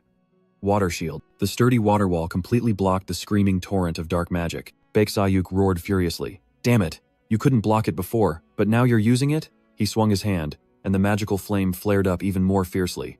Burn and die in a sea of fire. But this time, the water wall didn't just defend. It swirled into a gigantic vortex, engulfing Baeksahyuk's flames. The flames were completely extinguished. Baeksahyuk stood stunned, speechless. What? Hayul stood amidst the dancing currents of water, his cold voice ringing out. You should know this before speaking. If it were me, after seeing the Earth Dragon, I would have realized this water shield was different from the previous one. Hayul's eyes glowed red, a mocking smirk on his face. Your magic can't even touch me now. In response, Baeksahyuk staggered, his entire body trembling from exhaustion and anger. Shin Hyul. He let out a wild roar, his sharp fangs exposed. His rage erupted, and he lunged towards Hyul like a wild beast. Now I understand, he screamed, coming to a mad conclusion. Why did you become so strong? You used illegal doping. That's why you're so powerful. Facing his opponent's madness, Hyul merely closed his eyes slightly, his expression calm. It's over. Without a shred of pity, Hyul stepped onto the rippling water. I won't pity you, this is all your own doing. Darkness began to spread from beneath Hyul's feet, engulfing everything. Darkness, blindness. Baek Sahyuk panicked as his vision was stolen by the thick darkness. What is this? Amidst the pitch-black space, Hyul's cold voice echoed, judging his enemy's hesitation. If you hadn't hesitated to kill me, things wouldn't have come to this. Disoriented and consumed by fear, Baek Sahyuk yelled desperately. Come out, don't hide. Shin Hyul, stop hiding, come out and fight me. Shin Hyul, but Hyul wasn't hiding. He was preparing the finishing blow. Earthbind, airbind. Immediately, purple magical chains from thin air constricted Baek Sahyuk's body.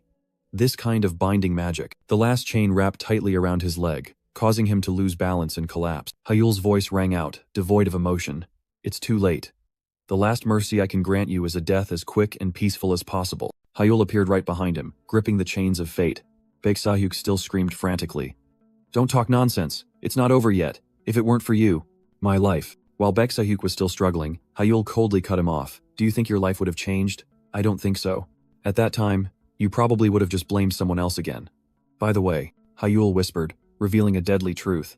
Do you know why people don't use illegally modified AI, besides the side effects on the body? The white-haired man stammered, disbelieving his ears. Nonsense. What nonsense are you talking about? A heart-wrenching scream echoed. Dark magic flowed from Hyul's hand directly into Baek Sahyuk's body, making him convulse in extreme pain. With a cruel smile, Hyul explained. Just now, I adjusted my mana to the frequency of your overheating chip. How does it feel? Even in a berserk state, it's still excruciatingly painful, isn't it? Baek Sahyuk could only gasp in despair. Stop. Hyul clenched his hand, continuing his lecture amidst his opponent's screams. An AI and a body overclocked beyond their limits can easily collapse with just a small external impact. He let go, watching Baek Sahyuk writhe with contempt. Because of your insane actions, do you think you'll get anything good from the Baek family? The words pierced Baek Sahyuk's greatest fear like a knife, making him tremble uncontrollably. Hyul twisted the knife deeper. This time the scale is completely different. 30% of the magic stone mining rights. No.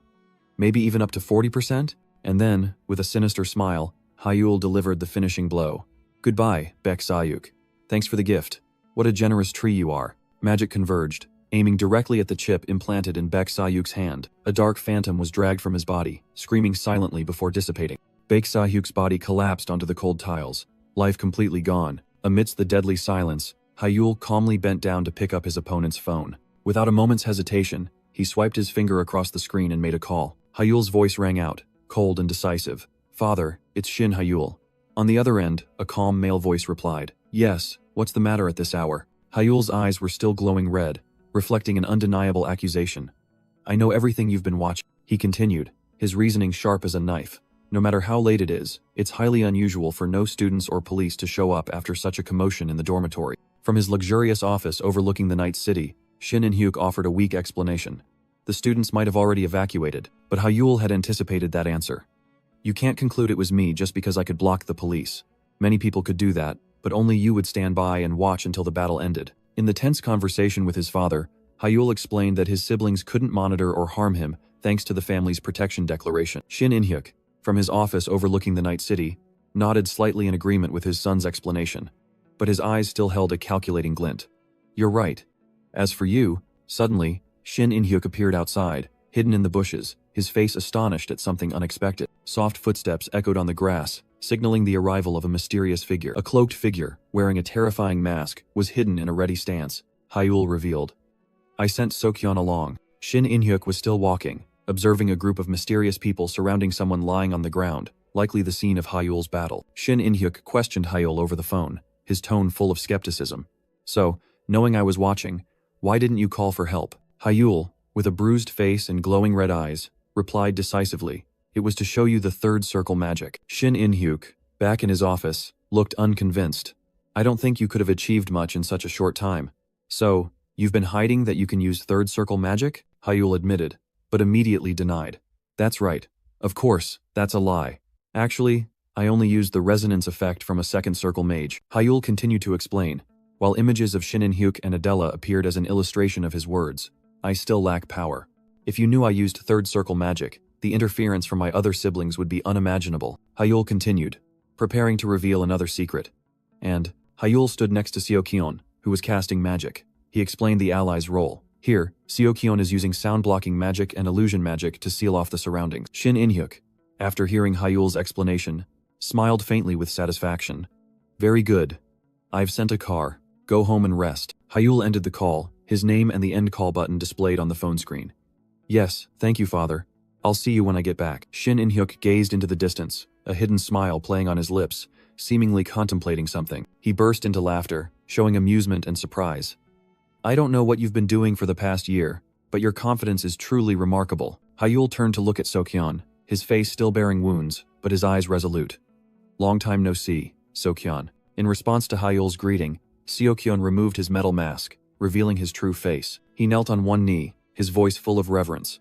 Long time no see, young Master Hyul. Excuse me for a moment. Standing up, Seokyeon looked directly at Hyul's wounds.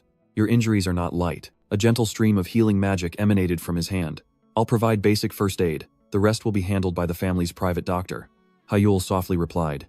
Yes, thank you. Hyul turned and walked away, completely trusting him with everything. So, I'll leave the rest to you. Once Hyul's shadow had disappeared, Seokyeon pulled up his hood, ordering his subordinates. This matter will not get out. Meanwhile, in a skyscraper under the starry night, a rage was brewing, ready to erupt. Kim Kangen, the Blue Tower Master, ripped off his tie, grinding his teeth. Damn it. He strode angrily towards his room, roaring. Why has it come to this? But when the door opened, he froze. A stranger in a hooded cloak was already comfortably seated on his sofa. Finally off work, are we? The stranger continued in a mocking tone. I thought I'd have to wait forever, Kim Kangen growled.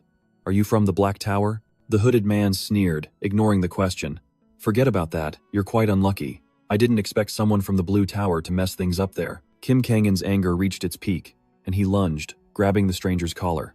Is this a time to laugh? Didn't you boast that you would never fail? His eyes glowed with angry blue.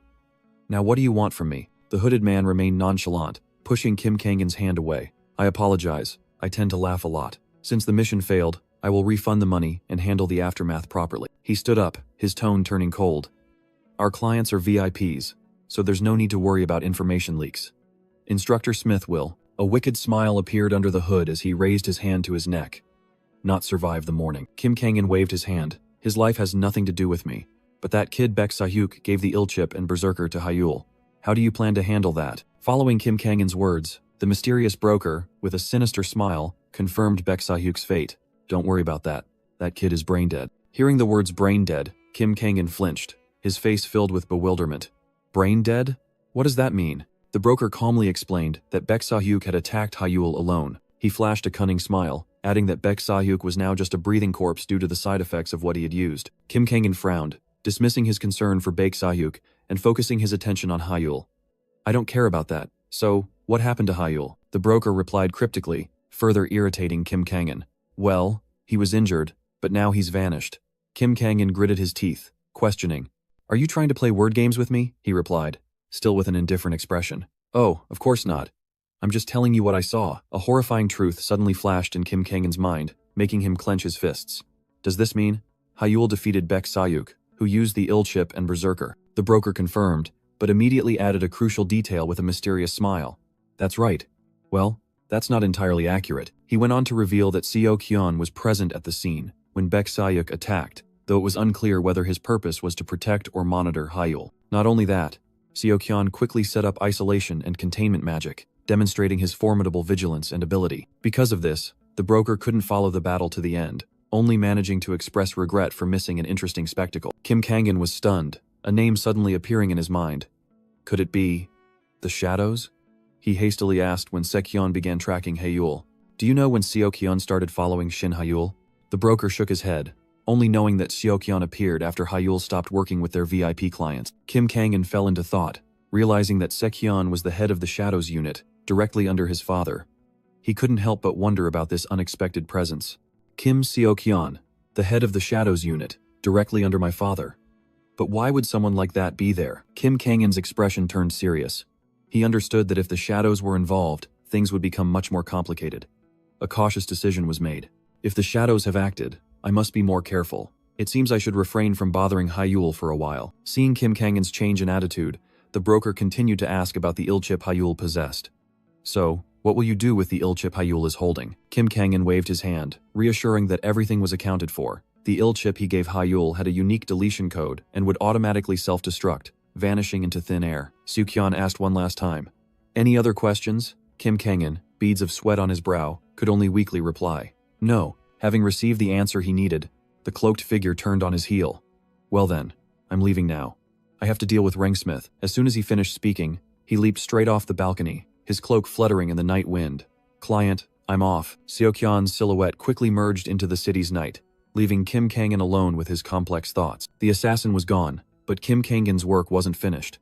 He had to ensure Seokyeon left no traces, even if it meant breaking his own home's security magic. Meanwhile, Seokyeon glided between skyscrapers, the knight his ally.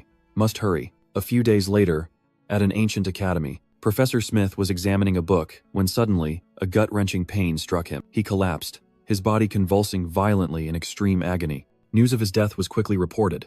Today, I heard from the Blue Tower Master that Ringsmith suddenly clutched his chest and died during transport. Hyul sat there, listening, his eyes glowing red. Hearing the news, Hyul leaned back in his chair. He had anticipated this, but hadn't expected it to unfold so helplessly. It seems Seokyeon handled Baek-Sayuk's case well. Everything had been smoothly resolved. Hyul let out a sigh of relief. Just then, the phone on the table vibrated. It was a message from his father, reporting excellent results. Negotiations with the Baek family were complete, and in exchange for their silence, they received 43% of the Mana Stone mining rights. Reading the messages, a smug smile appeared on Hyul's lips. Dad sent so many at once. He must be very satisfied. He looked out the window at the brilliant morning Sunday. All right then. It's good that everything is settled, anyway. Relief was evident on his face. All the pieces were in place. Now, all that's left is to prepare for the biggest tournament of top mages. The phone screen displayed a notification about the competition taking place in 89 days. An excited smile spread across Hyul's lips. This is getting interesting. Suddenly, a surge of azure magic enveloped his body. A message appeared in the air. The 12-hour resonance penalty has ended. He clenched his fist, feeling power surging within him. Without wasting a second, Hyul identified his next objective. The third circle. An ancient book, emitting magical light, appeared before him. He quickly flipped to the page he was looking for. To the challenge page, the book fell to the floor, its light flaring intensely, engulfing the entire room. Hyul squinted at the dazzling light. When he opened his eyes, he found himself floating in an endless white void. Where is this? This white space? Could it be another world within the book? A pillar of light suddenly erupted right in front of him. From within the light, a female figure gradually emerged, her golden eyes glowing brightly. Welcome to the second challenge page. She introduced herself with confidence. I am Beta, the manager of the second challenge page. Hyul mumbled, trying to grasp the situation. The second challenge. He wondered if it would be like the first test, perfectly refining elemental mana light, but Beta denied that speculation. On the second challenge page, the successor will be evaluated on their ability to freely control circles. Her gaze sharpened, offering an incredible promise. Details will be revealed when the test begins, and once passed, pages 32 to 81, containing information about third circle magic will be updated. That immense amount of knowledge stunned Hyul. He could only utter one word. Insane. The dizziness quickly turned into extreme excitement. Huh, an update from page 32 to 81? I thought it would only be about 10 pages, but the smile soon faded, replaced by a sharp gaze. Hyul realized that a great reward meant no ordinary challenge. Third circle magic must be on a completely different level. Beta sensed his mix of anticipation and apprehension. Well then, let's begin the test immediately. As soon as she finished speaking, a colossal pillar of magical light descended from the sky, enveloping Hyul. Amidst the ethereal space, a hauntingly familiar voice echoed. My disciple, I shall now announce the content of the second test. Hyul was stunned. This voice, Master, Raybel Baitneo's voice continued to resonate as a complex magic circle appeared. From now on, 100 magic circles will appear sequentially. Activate them all. Without hesitation, Hyul reached out, mana converging at his fingertips, ready to conquer the challenge. The magic circle before him immediately glowed, and ancient runes began to move. As soon as Hyul's energy touched it, the magic circle flared brightly, then suddenly transformed into a completely different shape. The sudden change made him pause. What? It suddenly changed? His master's voice echoed again, setting a harsh rule. The activation time for each circle is 3 seconds. If you fail, you will have to start over from the beginning. Hyul smirked, thinking he had figured out the problem. Just memorize it, right? But his illusion was immediately shattered. The order of the circles will change each time. Don't try any petty tricks. All right. He closed his eyes, taking a deep breath to accept the game. His glowing red eyes opened, filled with fighting spirit. Let's see. But the magical space suddenly vanished. The scenery changed completely. Before him was a normal room, and on the table lay a thick magic book, lying still. Hyul froze, his face shifting from intense determination to stunned disbelief, then twisting in frustration. 8 hours. Hyul slumped his head onto the table, letting out a heavy sigh. After 8 hours, at most I've only deciphered 10 words. Picking up the grimoire, his eyes shone with determination despite his exhaustion. However, the good news is I'm slowly grasping the patterns. But he knew, relying solely on luck would make it difficult to pass. He decided he had to find more clues. Engrossed in his notes, Hyul suddenly stopped short. A strange detail caught his eye. In his mind, the author's message suddenly echoed. The book I wrote is not just one volume by Idrid. If you feel stuck, seek out my other books. They will surely aid your progress. Hyul's heart pounded. Not just one volume?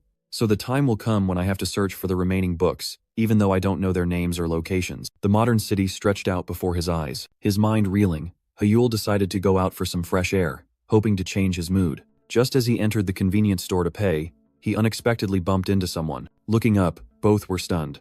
Adela? Hyul? A moment later, both were sitting on a park bench. Hyul spoke first. I often see you. Adela nodded. Yes, me too. You look like you've been up all night, he remarked.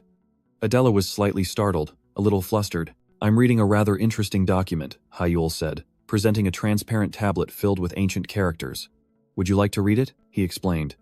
The title is The Feasibility of Spatial Teleportation Magic. Adela squinted. Oh, this? It looks like a pseudo-book, but contrary to Hyul's expectation, the girl's eyes suddenly lit up. I know, but read it now. Her sudden enthusiasm left him dumbfounded. Adela was completely engrossed in the ancient characters, eagerly pointing at every detail. Adela happily enjoyed her banana milk, while Hyul maintained an indifferent expression. He glanced at the bag beside her, filled with identical cartons of milk. Taking a sip, Hyul smiled faintly. Oh, it's actually quite good, isn't it? Adela replied enthusiastically. Right? But the smile quickly faded. Hyul's gaze returned to the document in his hand, his voice lowering. It doesn't have a logical conclusion. Suddenly, his pupils contracted, glowing with an eerie red. Huh? Adela didn't notice the change. She continued to explain. This thesis is based on the books left by Raybel Baitaneo, which I analyzed myself. That name hit him like a thunderclap. Hyul jumped, exclaiming in surprise. Raybel Baitaneo! Gone was his indifferent expression. He carefully traced his hand over each line of ancient text. I knew it. The structure of this book is a bit different, but, in his mind, Baitaneo's familiar characters appeared, comparing them to this crude thesis. Here and there, Baitaneo's style is still present. Many parts are similar to his basic theories. Shallow and empty, but Hyul spun around, his eyes interrogative. Adela, who was the author of this book? Taken aback by his attitude, Adela hesitated for a moment before replying. Go Songjun. Immediately after, Hyul was sitting at his desk, the room cluttered with books and papers. He plunged into searching for information. His glowing red eyes were glued to the computer screen.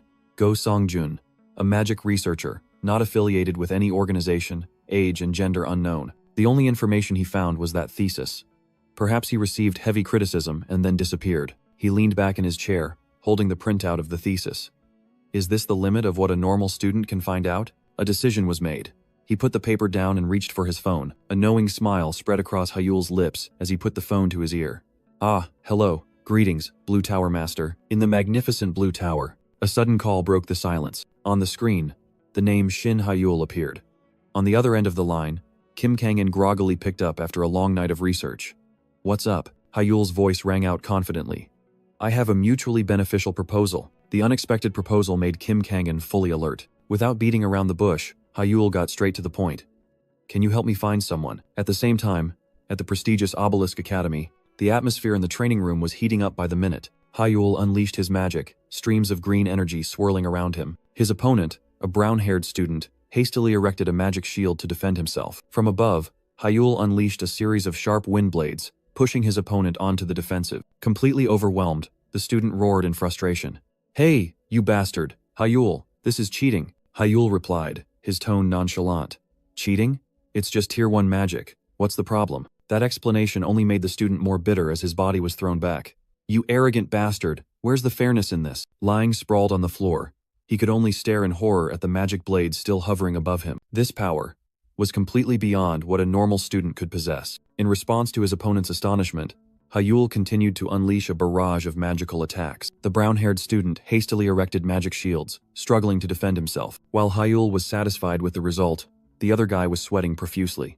"See? You defended well. I almost died." The brown-haired student sprang to his feet, accepting a new challenge. "All right. A close-quarters fight?" Hyul smirked, his eyes glinting with challenge. "Oh, Tilda. Good. But do you think you can beat me up close?" Thinking he had found an opportunity, the brown-haired guy charged straight forward. "My chance." But Hyul easily blocked his punch. With a swift movement, Hyul grabbed his opponent and slammed him to the floor. The unexpected display of martial arts stunned the other students. Hyul smiled contentedly, clenching his fist. "So what?" The brown-haired student lay sprawled, groaning in pain. "It wasn't a bad idea," Hyul analyzed. "In close combat, the advantage of variable magic disappears. It's just the power of a Tier 2 mage against a Tier 3. That's a good strategy. Is this a compliment or an insult? Sounds unfair as hell." In the changing room, the brown-haired student muttered as he put a pain patch on his back. "Magic duels are dirty. Close combat is insane," he concluded angrily. "He's truly a dirty fighter." Hyul patted his back, grinning. "If you don't like it, then train harder, Tilda." The conversation suddenly shifted. "By the way, what's your plan now?" "What?" The brown-haired student smirked, his eyes sharp. "Isn't your goal to win the Olympiad?" Hyul froze, completely taken aback by the direct question. "How? How did you know?" Memories of the endurance test flooded back. Hyul's performance far exceeded the average, a number that couldn't be hidden. The brown-haired student continued to analyze. "Both in exams and training, you've been dominant in every aspect lately. If you want to compete with the seniors, I guess that's your best option right now." But he saw through the insecurity hidden behind those achievements. "However, in your current state, you're thinking it'll be hard to win the Olympiad." Hyul's forced smile was the answer. The brown-haired student triumphed. "Right? I knew it." He pointed out the harsh reality. "Furthermore, this year's candidate is a 5-ring mage. With your 2-ring magic, it's definitely impossible." Hyul gritted his teeth, admitting the truth. He's right. To succeed in the Olympiad, even if I can use 3-ring magic through resonance, it won't make much of a difference. Determination flared in Hyul's eyes. To face them, I'll need at least 4 rings, and so, I have to find Go Sang-jun. Immediately, a location appeared on his phone screen. Hyul, now in neat attire, stood bewildered at the indicated location.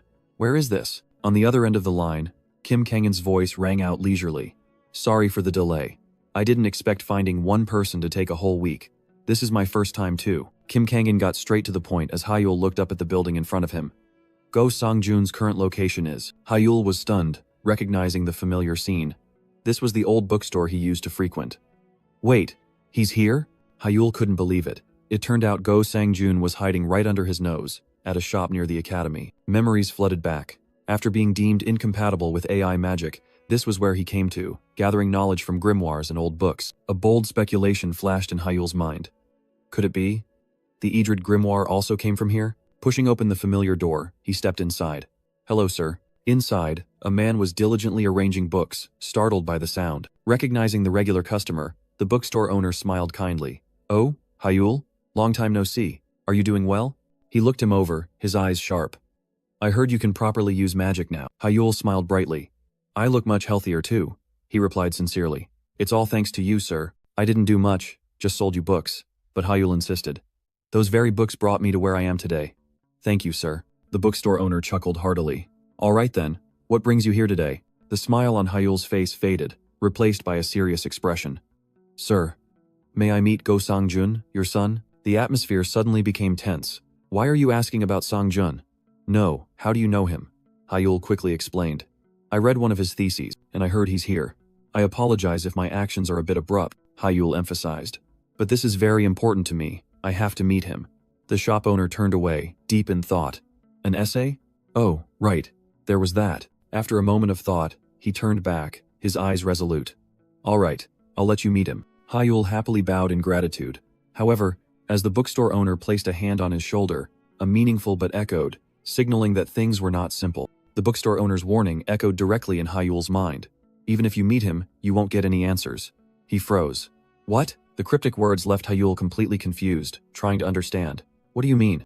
Ignoring Hyul's confusion, the bookstore owner simply gestured. "Just follow me for now." He opened a door, his voice dropping. "Go Sang-jun is in here." Hyul silently followed, their footsteps echoing in the quiet hallway, leading to another room. Stopping before the door at the end of the hallway, the bookstore owner gestured. "Go in. This is his room." Hyul's heart pounded. A sense of unease rose as he timidly called out, but there was no reply. "Go, Songjun?" Instead of a reply, there was the steady, monotonous beeping of medical equipment. An oxygen mask covered most of the face of the person lying on the bed, their emaciated arm filled with IV lines. The scene before Hyul was of a person in a vegetative state, completely motionless, long purple hair spread across the pillow, a pale face, and faint breaths escaping from behind the mask. This was Go Songjun. Hyul was stunned. The bookstore owner's somber voice echoed, confirming the cruel truth. "Yes, this is my son, Go Songjun." Both sat down by the bedside. The atmosphere was heavy, with only the soulless sound of machines remaining. Breaking the silence, Hyul asked what bothered him most. "May I ask, what happened?" The bookstore owner nodded slightly. "All right." He looked at his motionless son, his voice full of bitterness. Go Songjun committed the greatest taboo. His hands clenched, his eyes etched with pain. "Of a mage, a taboo? What kind?" Hyul asked again, and the answer sent a chill down his spine. When channeling mana, he committed the ultimate taboo, circulating mana into the brain. A jolt ran down Hyul's spine. He was stunned, circulating mana into the brain. That means, he did exactly what I did. Memories of the line between life and death flooded back. A horrifying truth. Hyul's hands clenched, his shock turning into endless concern. Why? Why would he do such a thing? The bookstore owner replied in a somber voice. It was necessary. He explained that Go Songjun was forced to do so to salvage a theory that had completely collapsed. He said there was no other choice but to circulate mana in his brain. In the father's recollection, the image of Go Songjun lying in the hospital bed appeared, his life sustained by machines. I should have stopped him at all costs. Hyul looked at Go Songjun's sleeping face, another thought rising in his mind. How close did this person get to Vaitner-style magic? The bookstore owner interrupted Hyul's thoughts. Anyway, I'm sorry, but I don't think I can satisfy your curiosity. If it were Go Songjun, he would have been very happy to talk to you. Hyul quickly bowed. It's all right. I apologize for bringing up sad memories. It's all right, don't worry. The bookstore owner placed a hand on Hyul's shoulder, his gaze warmer. I know you are diligent and truly appreciate books. The way you always search through grimoires reminds me so much of Go Songjun, and that makes me happy. The brilliant sunset sky descended, coloring the entire space. After a moment of silence, Hyul spoke. Sir, if it's not too much trouble, may I see the books your son used for his research? The bookstore owner pondered. You mean Go Songjun's books? He mused for a moment, then nodded. All right, if they're just rotting away in the study, it's better to give them to someone who needs them. But I have 2 requests. He held up 2 fingers, his eyes fixed on Hyul. His first request was unexpected, to credit Go Songjun in the essay on spatial magic. Hyul didn't hesitate. Of course, I will definitely do that. Good. The bookstore owner raised 1 finger, his tone becoming serious. The second warning was delivered in a stern tone. Absolutely do not recklessly channel mana into your brain. Hyul flinched, quickly complying. After Hyul accepted the conditions, the bookstore owner led him into the study. All right, these are the books Go Songjun researched. Amidst countless books, the bookstore owner was still pondering. But as for the book you need. Suddenly, Hyul's gaze stopped. A book tucked on the shelf suddenly emitted a strange light, as if beckoning. An indescribable allure emanated from it. As if by an invisible force, the book slid off the shelf by itself and fell straight down. Hyul was startled in surprise. Hyul quickly caught it. The ancient book cover with familiar patterns stunned him. It looked somewhat similar to the Book of Idrid. Still in shock, Hyul turned to the bookstore owner. Sir, this book is? The bookstore owner looked at the book, recalling the image of Go Songjun. Ah, that one. That's the book Go Songjun always carried with him as if it were a treasure. Just read it, he stated firmly. Whatever you're curious about is probably in there. Hyul turned to the first page. Inside were scribbled words and incomprehensible symbols. As expected, the handwriting is terrible, but then, a horrifying truth struck Hyul's mind. His eyes glowed red. This is my master's handwriting. After a moment of silence, Hyul hugged the book tightly, bowing in gratitude. Thank you very much, sir. The bookstore owner just stood there, not understanding what had just happened. Are there any other books with similar writing? Hyul inquired, but the bookstore owner merely pondered.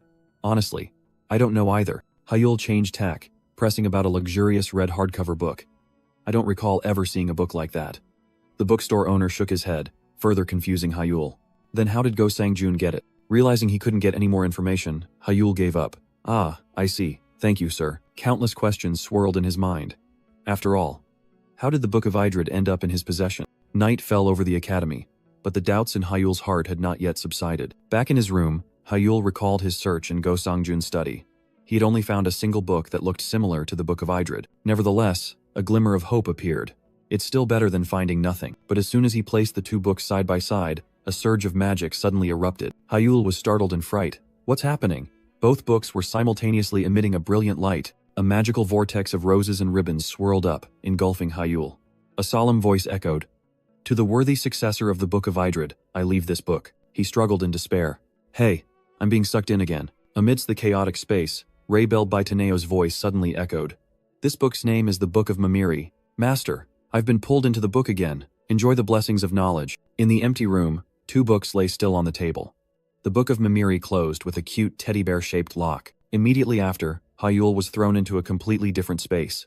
A luxurious and unfamiliar room. Still dazed, he could only utter, "Where is this?" Before Hyul could collect himself, a small hand reached out from thin air. A sudden light touch on the back of his neck startled him. Hyul spun around, his eyes gleaming with vigilance. A little girl with a mischievous smile appeared. "Gotcha. Welcome to Mimir's book." Hyul stared in astonishment at the strange being before him.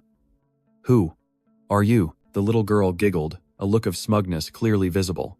"I am Mimir, the manager of this place, Mimir's Well," and she extended her hand, declaring, "Pleased to meet you, successor." Hyul was still reeling. "Mimir's Well? That's the name of this library," Mimir excitedly explained.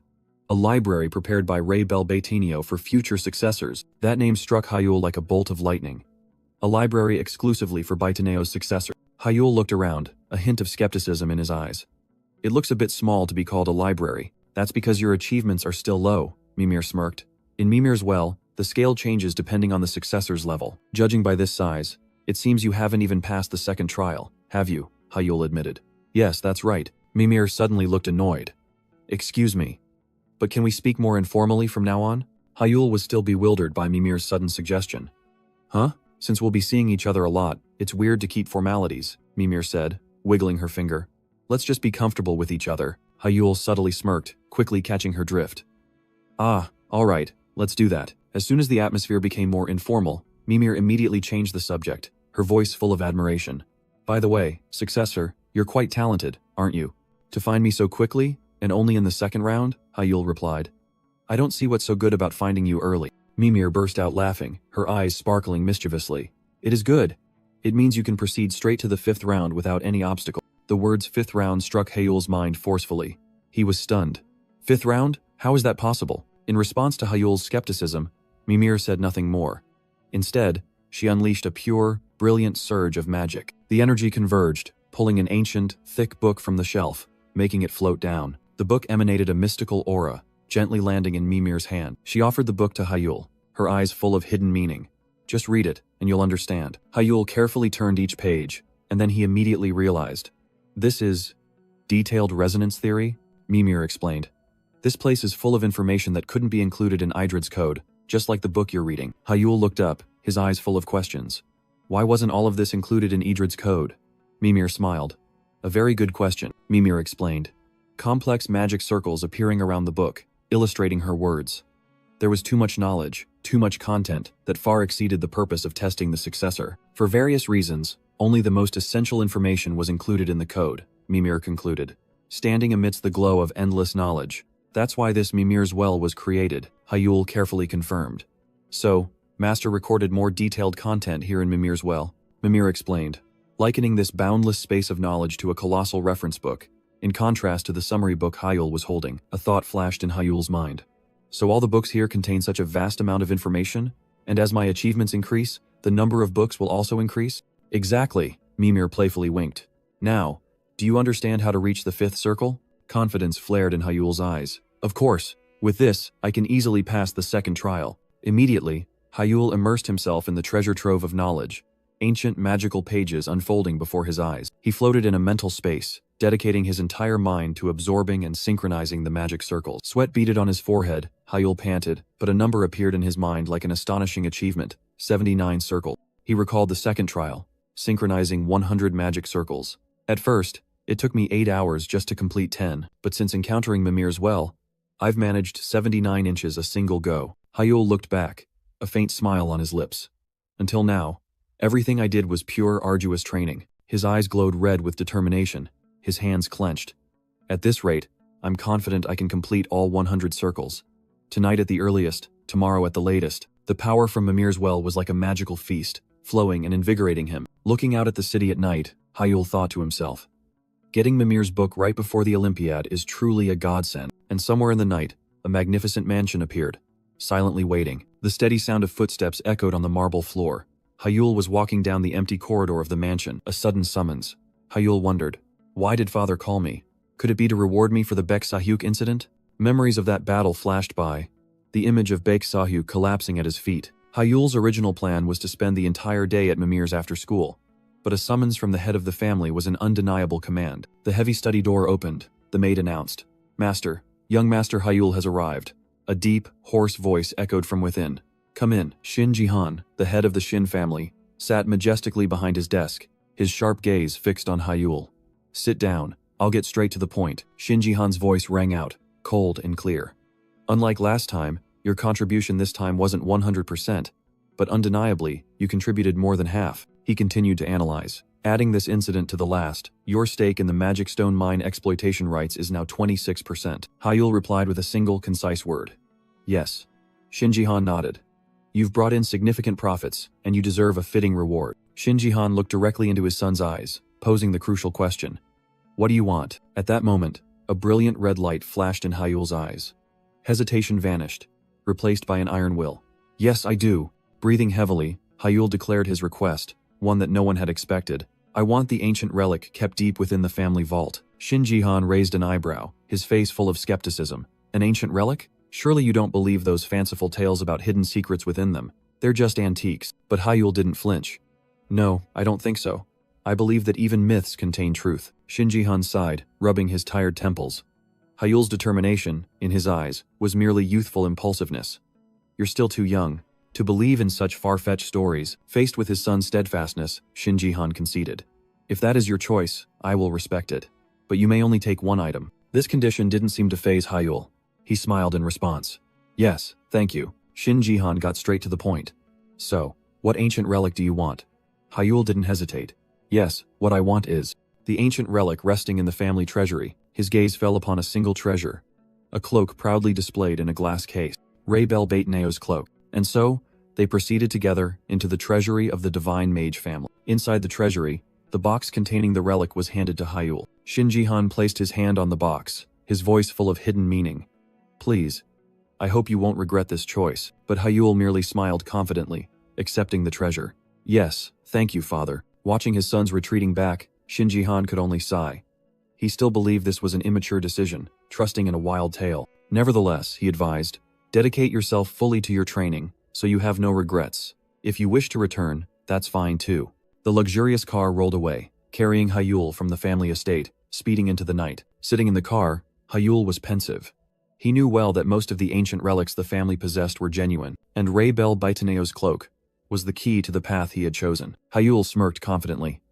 If this truly is Master's cloak, then 30% of the Magic Stone Mine shares are nothing. However, a flicker of doubt suddenly crossed his mind. Wait, is this real? What if it's fake? He decided to check immediately. Opening the box, Hyul's eyes widened in astonishment. The shimmering light, like a flowing galaxy from the fabric, stunned him. This is pure magic fiber? It was a supreme technique, using crafting technology to draw magic stones into delicate threads. In the world, fewer than 30 artisans possessed the ability to process this material, and the cloak before him was made entirely of magic fiber. Hyul broke out in a cold sweat.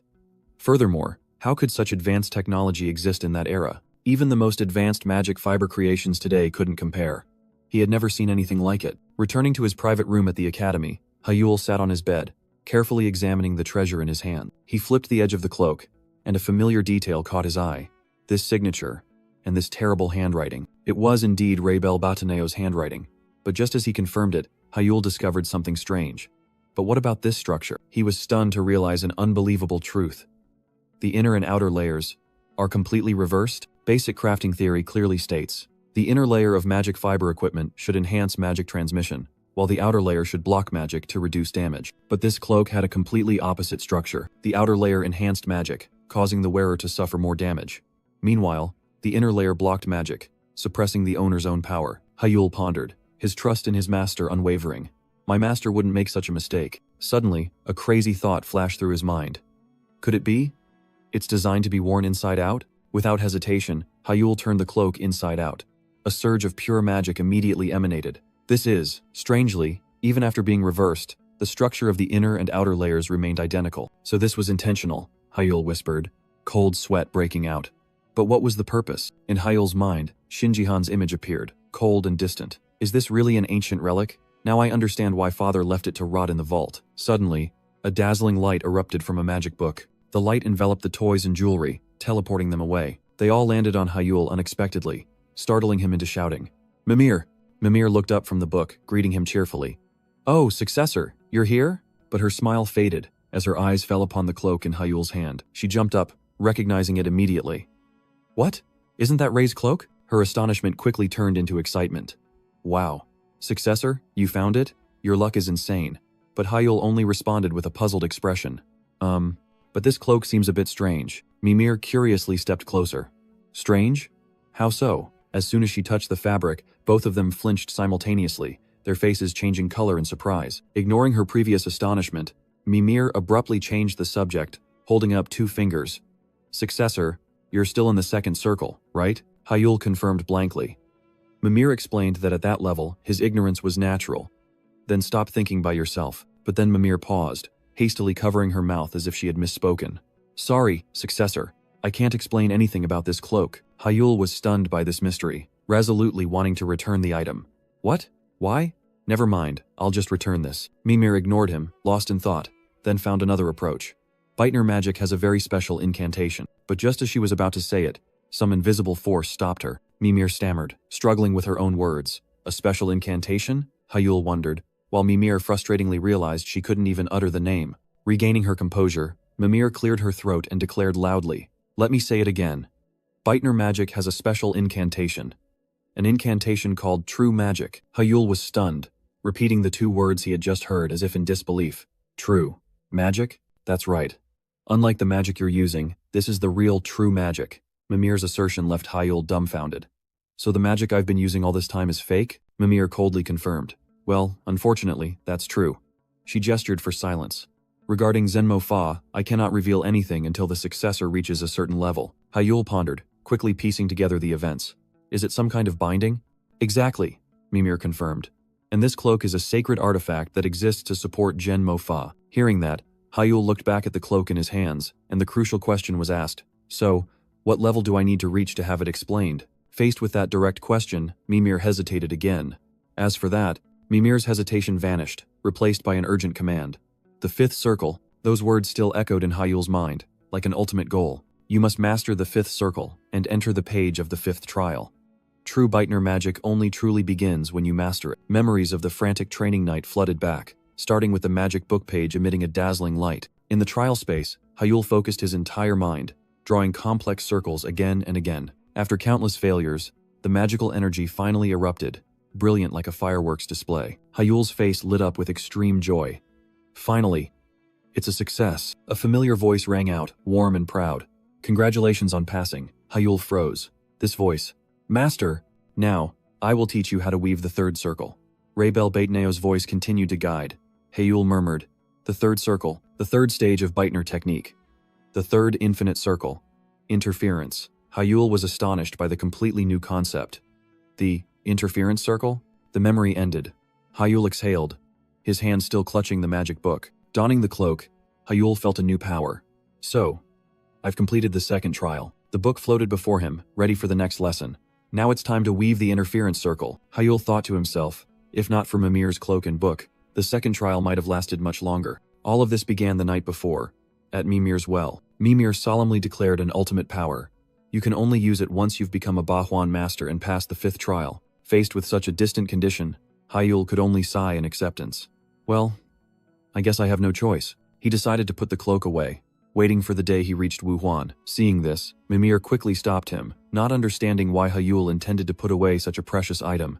Hyul casually explained that the mana fabric being inside out made it useless. Oh, give it to me.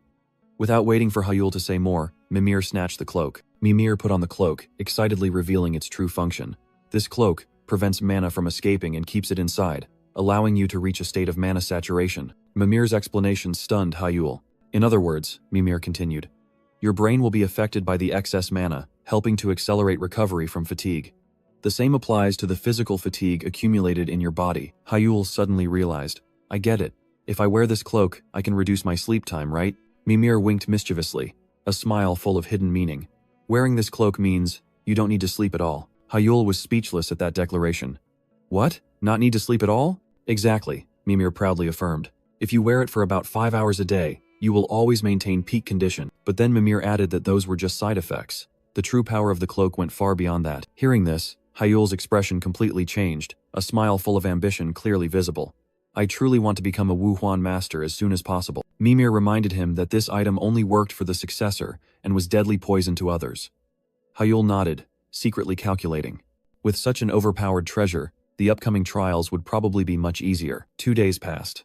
Hyul was immersed in a state of tranquility, pure magical power enveloping his body. Suddenly, Hyul's eyes snapped open. A brilliant red glow, but within it, a hint of deadlock. It turned out all efforts were in vain. I've tried many times, but something is still missing, Hyul murmured, feeling like he was just a step away from the door but couldn't quite reach it. Interference, the key to achieving new power, something Hyul yearned to comprehend. Ancient texts in the book revealed the secret. Baitnor's third circle possesses the power to interfere with others' mana. Prerequisite, 100% synchronization. Hyul suddenly realized this was the essence of Huanganje, the ability to interfere with others' magic. A daring thought sparked in his mind, followed by an excited smile. Sounds fun, doesn't it? Hyul suddenly realized. It turned out the second test wasn't the destination, but merely a stepping stone to weave the Huanganje. Turning the page, Hyul finally found the answer. To weave the third Huan, one must resonate the Huangongxiang, synchronizing with the surrounding mana. By continuing to resonate like that, the third Huan will be formed. Hyul's eyes gleamed with determination. Clenching the book, Hyul sprang to his feet, brimming with vigor. All right, this time, I will definitely succeed. Without a moment's hesitation, Hyul began to circulate his power, synchronizing all the abundant mana in the air with the saturated flow within his body. The energy converged, transforming into mana spirits dancing around Hyul, as if searching for a new home. They were drawn by Hyul's allure, clinging to his body like children finding their mother. Stream by stream, the mana spirits dissolved, permeating Hyul's body. They had found their dwelling place. Merging into the endless mana flow, Hyul heard their whispers. Let's play! A warm sensation enveloped his body, a comfort that Hyul didn't want to let go of. Joy surged as the mana spirits materialized, dancing around. Hyul believed he only needed to maintain this resonance. At Hyul's invitation, the spirits held hands, forming a dancing circle. But the fun was short-lived. Hyul began to feel a burning sensation, sweat pouring out. He knew that even a 1% deviation in the amplification rate would destabilize the mana. It was a process requiring absolute concentration. Hyul had to control that deviation to let the mana settle, gradually reducing the amplification rate little by little. He focused on the mana circles, silently controlling them without letting them realize. The mental space vanished. Hyul collapsed onto the floor, exhausted. Sweat poured off him like a shower. He gasped for breath, but his eyes shone with satisfaction. With a decisive sound, done. Hyul's eyes glowed red. Magical energy surged from his palms as the first circle, contemplation, was unleashed. Immediately after, the second circle, resonance, erupted, enveloping Hyul's body. Hyul clenched his fists, pouring all his will and power into it. A blinding flash of light erupted as the third infinite circle, intervention, was officially completed. In the magical space, Hyul smiled contentedly. Finally, I've completed the third circle, the circle of intervention. A burning desire flared in Hyul's eyes. I need to get stronger as fast as possible. To the level of a 5-circle archmage. Time passed, and the scene shifted to a dense forest under the scorching Sunday. Amidst the quiet, Hyul relaxed, letting small birds perch on him. He mumbled to himself, the survival exam. This was a large-scale test at the training ground in Gangwon province, lasting 32 hours. Each student was equipped with a special artifact. The mission was simple. Survive as long as possible in a continuously shrinking area. A score notification appeared on his wrist. Hyul murmured. All right, it's time to act. But the difference in this test was having to survive not only against monsters, but also against other students. The peace suddenly shattered. The startled birds flew away, signaling another presence. From behind, a purple-haired student suddenly appeared, roaring a declaration of war. Die, Hyul. A fireball shot forward, but Hyul reacted faster, gracefully dodging its trajectory. The purple-haired guy smirked. Good dodge, but I've got the flow now. Without a word, Hyul charged forward, throwing a punch straight at his opponent. Barrier! Another white-haired individual appeared behind a magical shield, scoffing. Idiot! What do you think a punch can do? But facing the trap, Hyul's eyes glowed a vivid red. The game had only just begun. Hyul's intervention ability erupted, striking directly at the magical shield. The sturdy barrier shattered like glass under a single blow. The ambusher was stunned, unable to believe his eyes. What? Immediately after, a sharp earth orb pierced through the fragments, aiming straight for him. The impact sent Kang Gi-hak flying backward, both in pain and shock. He couldn't understand. My barrier. Lost to something like an earth orb? Hyul coldly watched the defeated opponent. Idiot. So proud of ambushing me? He gently rubbed his neck, his tone sarcastic. Besides, who screams when they attack? A smug smile spread across Hyul's lips as he looked at his fist radiating multicolored energy. Is this the power of intervention? That attack was not simple. It was a perfect combination of weakening the core of a second-tier magic barrier, then finishing it with a first-tier earth orb. A notification rang out, sealing the loser's fate. Student Kang Gi-hak, eliminated. Hyul walked leisurely, thinking to himself. Because he let his guard down, things went so smoothly. The device on his wrist lit up. Hyul received 10 points. He continued deeper into the forest, gaining a clearer sense of his ability. I think I've grasped how to use intervention now. At this rate, it might not only be effective against second-tier magic, but even third-tier magic. A flash of light gleamed in Hyul's eyes, signaling magic about to be cast. Immediately, he unleashed a massive fireball. The terrifying explosion incinerated a corner of the forest, but that deafening sound attracted unwanted attention. Hyul startled and turned around. He was surrounded. A pack of bloodclaw wolves silently emerged from the shadows. Hyul quickly assessed the situation. It seems they were attracted by the sound of the previous battle. Instead of fear, he showed amusement, stretching casually. If it were normal students, they'd probably complain about having to fight continuously. Hyul's eyes glowed red, a confident smile on his lips. But for someone who needs an overwhelming lead like me, this situation is truly welcome. The alpha's howl echoed, tearing through the silence. The hunt began. Without hesitation, Hyul charged into the pack of wolves, magic erupting. Come on, you dogs. Meanwhile, in a state-of-the-art control room, Hyul's every action was being closely monitored. The judges were reviewing the most prominent names. Adela Sterat. Ji Sunchan, a female judge, continued, her eyes fixed on the screen. Kim Kang-soo. Ma Jae-hak. These students are truly impressive, another person commented. If they keep this up, they'll easily make it into the top 10. But immediately, an objection was raised. Haha. But will it be easy to last until the very end? The bespectacled female judge suddenly spoke, drawing everyone's attention. By the way, the screen showed Hyul standing amidst the fallen wolves. It seems no one doubts Hyul's skills anymore. Another judge looked at his colleague, his voice full of implication. Judge Go Chang-soo? Go, Chang-soo smiled in acknowledgement. That's right. Another judge spoke up, suggesting Hyul was far from incompetent. Immediately, someone objected. Incompetent? He dominated the #1 spot in all previous training sessions, and even now, he's still leading with an unbelievable score difference. The leaderboard clearly showed the disparity. Hyul comfortably in first place, far ahead of Adela in second. Even more astonishing was Hyul's understanding of his enemies. He exploited the habits of the bloodclaw wolves, deliberately leaving one alive to call the pack from afar. It was a terrifyingly clever move, solely for the purpose of accumulating more elimination points. A female judge was both excited and worried. If this continues, we can absolutely hope for a victory at the Olympiad. Meanwhile, in the examination area, the battle had concluded. Hyul panted, standing amidst the defeated wolves. With this much, I must have earned about 60 points, right? No sooner had he spoken than a violent tremor suddenly struck. The ground shook wildly, throwing Hyul into the air. What is this? An earthquake? No, no way. The ground is moving. Hyul's eyes widened in astonishment as he saw something emerging from the ground. This thing is a colossal creature with a massive body and a shell made of solid emerald, the emerald turtle. Contrary to expectations, Hyul's face showed no fear, but rather extreme excitement. Why is such a rare monster here? He landed gently, directly facing the colossal creature. His eyes sharpened, full of challenge. This is my first time seeing it with my own eyes. Without a hint of fear, Hyul roared, challenging the monster.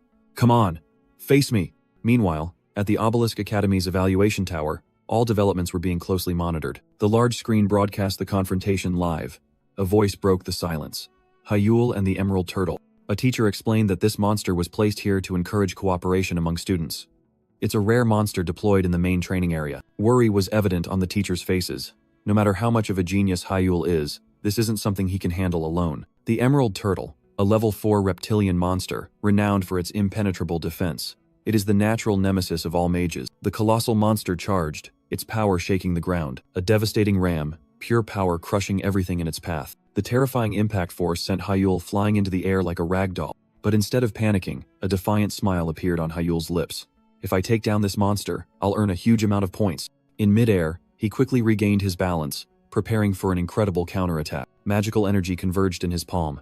Barrier! A sturdy magical shield appeared right beneath his feet, becoming a perfect foothold in midair. He used it as a springboard, launching himself even higher just before the shield shattered into pieces. In the control room, astonishment spread. He used the barrier as a foothold to dodge the attack. But that barrier isn't strong enough. The Emerald Turtle is a tough opponent even for a 6-ring maid. Gaining momentum from the jump, Hyul plunged down, unleashing a fiery attack. Vulcan's Flame! The flames erupted fiercely, engulfing an entire area. From above, Hyul squinted, a wry smile on his face. Will it work? But from within the sea of flames, the Emerald Turtle emerged, its crystal shell without a single scratch. Realizing the attack was ineffective, Hyul immediately fled. Not easy at all. This monster is beyond imagination. Even a 5-ring mage would struggle to defeat it alone. Perhaps it's due to the mana accumulated in its body. That thought flashed through Hyul's mind. Wait, mana in its body? A cunning smile replaced his tense expression. Oh, there's something I need to test. Hyul channeled magic into his legs. Leg strength boost. Hyul's speed surged, surprising even the Emerald Turtle. He glided like the wind, easily dodging the monster's sluggish attacks. But merely dodging wasn't enough. A single stomp from it could flatten an entire area. If I keep running like this, I won't win. I have to fight. Resolutely, Hyul turned, directly facing the colossal enemy. Before the impending attack, he erected a magical shield. Barrier! The terrifying power of the Emerald Turtle instantly cracked the shield. What kind of power is that? Hyul braced himself, realizing defense was futile. I underestimated it. I can't block it. Resonance. Now, there was only one option left. A direct confrontation. Hyul recalled a crucial detail, revealing the monster's weakness. Immediately after attacking, it cannot move until its joints recover. That was the fated moment. Now. Wind. Utilizing the wind, Hyul shot into the air, gliding over Lu Baogi's head. Memories flooded back. A picture book from his childhood had revealed a fatal secret. A continuous attack puts immense pressure on its joints. And right after that attack, when it was immobile, that was the golden opportunity. Hyul landed precisely on Lu Baogi's hard shell. This is my chance. Ice Spear. In the observation room, the teachers were stunned, unable to believe what was happening. Through the large screen, they witnessed an unbelievable sight. Hyul didn't just attack. Intervention activate. A surge of dark energy enveloped the spear. The icy spearhead, enhanced, pierced the sturdy crystal shell. Lu Baogui collapsed. Its colossal body lay motionless amidst sparkling fragments. Hyul panted, exhausted, but his eyes gleamed with the joy of victory. I won. The device on his wrist lit up, displaying an impressive number, plus 1,000 points. Excellent! A satisfied smile appeared on Hyul's lips. The sky returned to a clear blue after the fierce battle, and in a magnificent, luxurious place, the demon god's mansion appeared. Inside the mansion, Shin Jihan and the bodyguard were watching Hyul's battle on a giant screen. A faint smile appeared on Shin Jihan's lips, full of amusement. He noted that Lu Baogui was inherently weak against ice attributes, but still couldn't understand. How could he do that with only 3 magic circles? Do you know? The scar-faced bodyguard could only bow his head in admission. Sorry, I don't know either. On the screen, Hyul was butchering the monster. Shin Jihan nodded, approving of his judgment. Food sources are paramount in a survival And then, Hyul carried his spoils, a colossal hammer crafted from the turtle shell, on his shoulder and quickly departed. The incident made the bodyguard wonder. Master, may I ask something?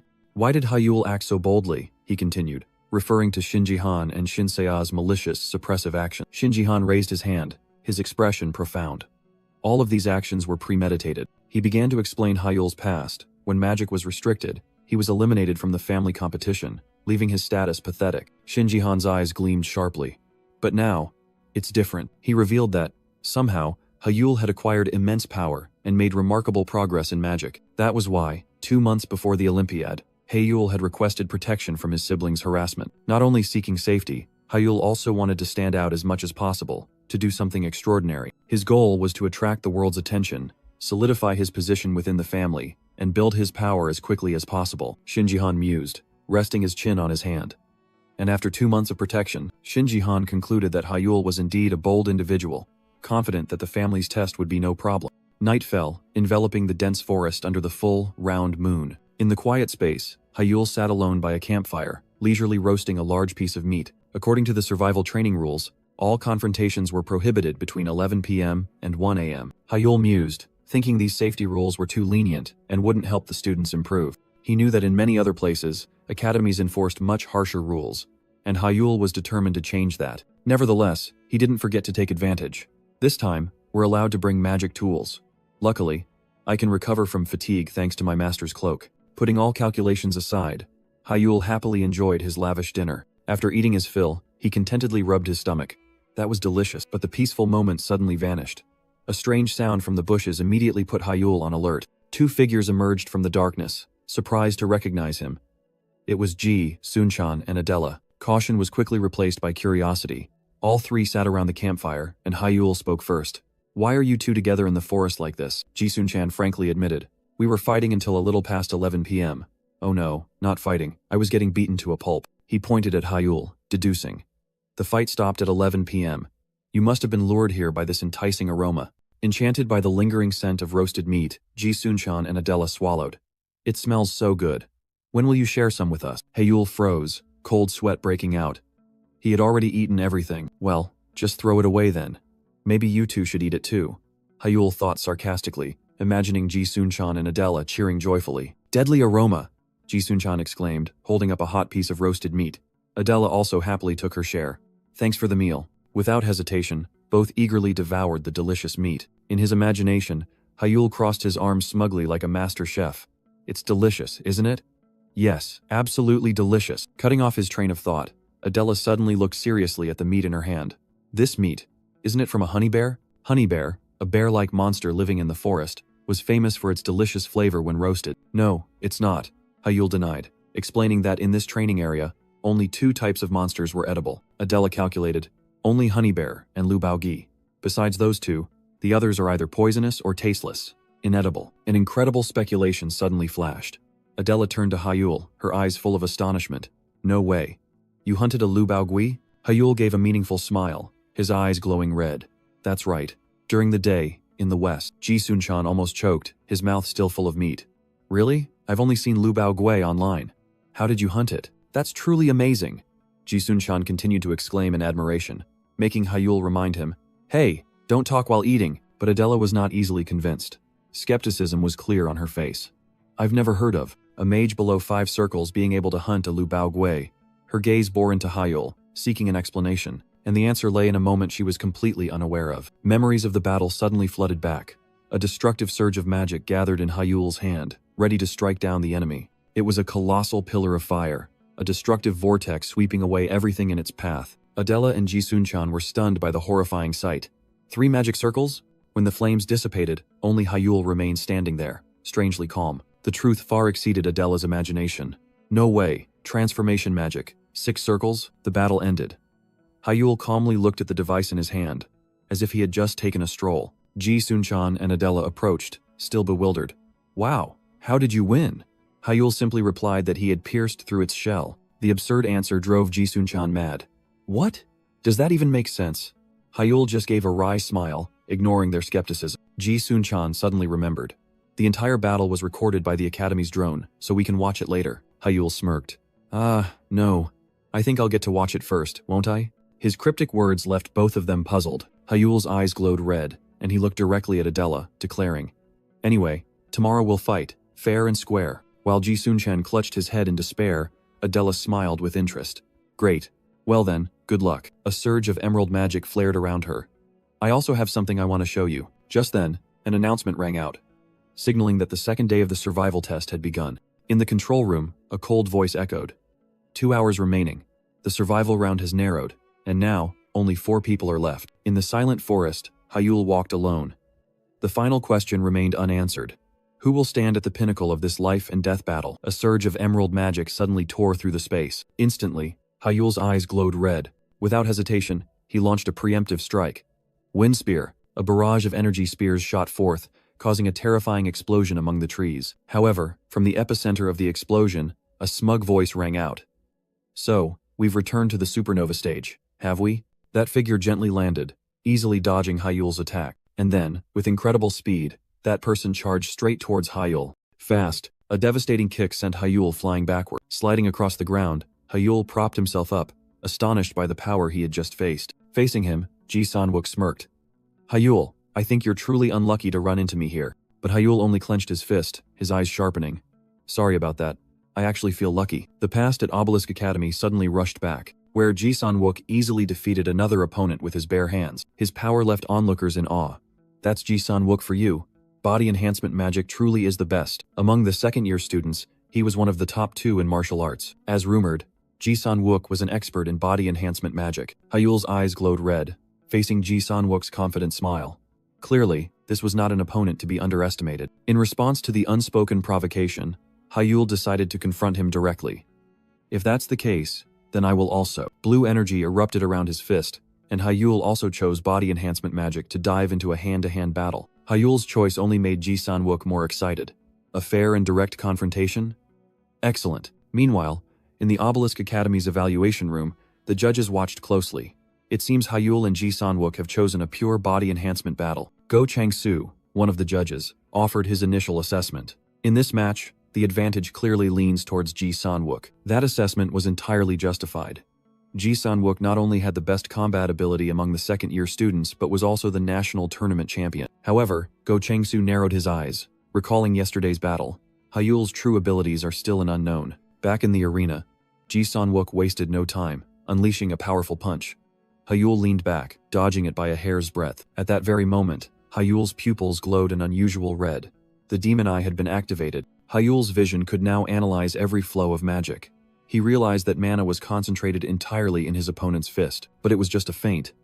The flow of magic suddenly shifted, concentrating directly into the knee. Hyul immediately read his intention. A devastating kick came flying, and he quickly erected a magic shield to block it. The immense impact made Hyul's hands tremble, but the shield held firm.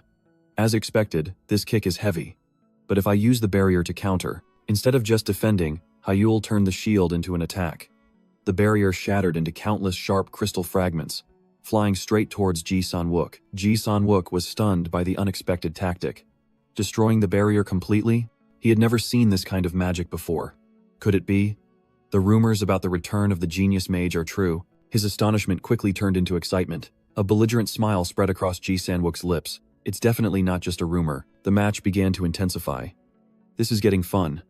But I also have my pride. Ji San-wook growled, determined not to lose in his specialty. I won't lose in close combat. Hyul's eyes glowed red. He saw an opening. The chance is here. Magic power condensed, enveloping Hyul's fist. 2 streams of power collided head-on. Hyul unleashed a magic-infused punch, and Ji San-wook used his bare hands to block it. Hyul didn't expect the attack to be blocked so easily. What? From the observation room, Go Chang-soo and the others sprang up in astonishment. He blocked it. Seizing the moment, Ji San-wook unleashed a lightning-fast kick, but Hyul flipped backward, dodging it by a hair's breadth. Hyul calmly assessed. Not bad reflexes, but still quite clumsy. As soon as he landed, Hyul closed in. He launched a physical attack disguised with fire magic, a technique capable of piercing through any defense. Ji San-wook barely managed to raise his hands to shield himself. The terrifying heat immediately scorched his flesh, severely injuring his hands. Before the pain from his burning hands subsided, Ji San-wook had to face Hyul's terrifying speed. Too fast, Ji San-wook could only exclaim in surprise. He hastily tensed his body, raising his hands in an unconscious defensive posture. Hyul smirked, his red eyes full of mockery. Huh, trying to defend like that again, are we? A magic-infused punch flew forward as a perfect feint. Your armpit is exposed. It was too late for Ji San-wook to realize he had been tricked. The real attack was a dangerous spinning kick, enhanced by magic without him realizing. The tremendous impact made Ji San-wook feel his ribs shattering, but a fighter's will wouldn't allow him to fall. Attack is a fighter's destiny, Ji San-wook roared, charging forward despite the pain. In response to that recklessness, Hyul merely warned coldly. If you rely too much on strength, your body will shatter. Ji San-wook unleashed a powerful high kick, pouring all his remaining strength into it, but that kick only grazed the air as Hyul gently ducked to avoid it. Don't you think you're overexerting yourself? Hyul remarked. Losing his momentum, Ji San-wook's body staggered, unable to maintain balance. Without giving his opponent a chance to recover, Hyul delivered a devastating uppercut. The tremendous impact sent Ji San-wook flying, causing him to sprawl on the ground. Hyul let out a soft breath, dusting his hands as if he had just finished a chore. Below him, Ji San-wook could only groan in pain. But in that brief moment, Ji San-wook managed to channel all his mana into his jaw to minimize the impact. Even so, the punch was too powerful, making his consciousness waver. Hyul smirked, unable to hide his admiration. As expected, his combat senses are truly astonishing. A notification panel appeared, adding points for Hyul's victory. He admitted this was certainly not an easy opponent. Dusk fell, painting the entire sky in vibrant orange hues. Time continued to pass. Night enveloped everything, and then a gigantic blue pillar of light suddenly descended upon the forest. Hyul coldly looked at the device on his wrist. His eyes had turned fiery red. Only 3 survivors remain. His gaze sharpened as he realized something. No, now there are only 2 people left? Just then, Adela appeared from another pillar of light, gently landing on the ground. Good evening. A beautiful night, isn't it? Under the starry sky, the last 2 survivors stood facing each other. The decisive battle was about to begin. Meanwhile, in a modern skyscraper, Shin Ji-han and Shin Se-ah were watching the entire development on a giant screen. Shin Se-ah couldn't hide her astonishment. No way, in a nationally televised exam. Someone like that is the last survivor. Rage erupted. We can't touch him. That bastard is clearly getting more and more out of control. Fear crept into her anger. At this rate, Hyul will become a successor candidate again. No, it's unforgivable. Absolutely not. Right, big brother? Her only reply was a heavy silence from Shin Ji-han. That silence only made Shin Se-ah more furious. Big brother, say something. He took down Lu Baogui all by himself. How? How did he take down that Lu Baogui? This is a live exam, not just online, but even father. Father must have seen it. This entire family has seen everything. Amidst her frenzy, Shin Ji-han finally spoke, his voice as cold as ice. Sia, calm down a little, won't you? His advice was like adding fuel to the fire. No, how can I calm down in this situation? But then, a sudden cold aura enveloped her. Shin Sia's eyes froze. Shin Ji-han's voice rang out, devoid of emotion, yet containing a deadly threat. I won't say it a second time. Her rage immediately vanished, leaving only extreme terror. Shin Se-ah trembled. I'm sorry, big brother. I'll be quiet. So, please, don't punish me. A faint smile curled on Shin Ji-han's lips. Punishment? He stood up, gently placed his hand on Shin Se-ah's head, his smile becoming even more inscrutable. What are you talking about, Se-ah? Why would I punish you? His smile turned sinister, his eyes gleaming with morbid amusement. We're siblings, aren't we? Shin Se-ah breathed a sigh of relief. Oh, thank you. Meanwhile, Shin Ji-han turned away, his expression becoming pensive. Hyul, that guy is always cunning, always knows how to seize the best opportunity. In the shadows, Shin Ji-han's thoughts turned malicious. Even if we're siblings, if he keeps stirring things up like this, I can't let it slide. At the same time, a terrifying explosion ripped through the night, signaling an uncompromising confrontation. The culprit was Adela. She roared, mana converging. Moonlight bullet. This time, I won't let my guard down. I've watched your matches dozens, even hundreds of times. Memories of Hyul's power flashed through Adela's mind. In that match, you turned the sun into your ally, didn't you? But tonight's battle will be completely different. Under the bright moonlight, Adela had chosen a battlefield entirely her own. Adela's fingers glided through the air, drawing a complex magic circle. She shouted loudly, determined not to give her opponent an opening. I won't give you a chance to counterattack. A torrent of wild mana surged forward. Caught by surprise, Hyul could only frantically dodge the rain of magic bullets, but the barrage was too dense. A moonlight bullet grazed his shoulder, tearing through Hyul's clothes and flesh. Adela hovered in the air, a series of magic circles appearing around her. The number of bullets is completely different from the midterm exam, she confidently declared, exposing her opponent's weakness. There's no way to dodge all of them. A mage specializing in control and technique is very weak against simple long-range attacks. Adela's eyes blazed, sharp and full of determination. This is your weakness, Adela roared, pouring all her strength and will into the attack. I will surpass your skill, your effort, everything. The rain of moonlight bullets converged at one point, creating a fierce explosion. Amidst the smoke and dust, Hyul gritted his teeth, enduring the pain, blood soaking his shoulder. The agony rendered him speechless. Despite his injuries, Hyul stood firm, his tone full of defiance. Weakness or something? Huh. An arrogant smile spread across his lips, his red eyes blazing. This is just sweeping with magic circles. What exactly did you analyze? Hyul easily neutralized each wave of relentless attacks, continuing to scoff. Of course, not everyone can just throw money to spam resources like this. Truly befitting the heir of the prestigious Shinbu family, isn't it? Hyul's smile suddenly vanished as he noticed an unusual surge of mana. And this is Adela, since when? Across from him, Adela stood amidst complex, overlapping magic circles, exuding a completely different aura. Did you reach 4th tier? Right behind Hyul, A sharp ice needle suddenly materialized. Adela calmly watched the smoke dissipate. As expected, you noticed immediately, Hyul spun around, using mana to deflect the ice needle just in time. He admitted, hiding an attack in the smoke, but Adela gave him no time to breathe. I reached 4th tier 7 days ago.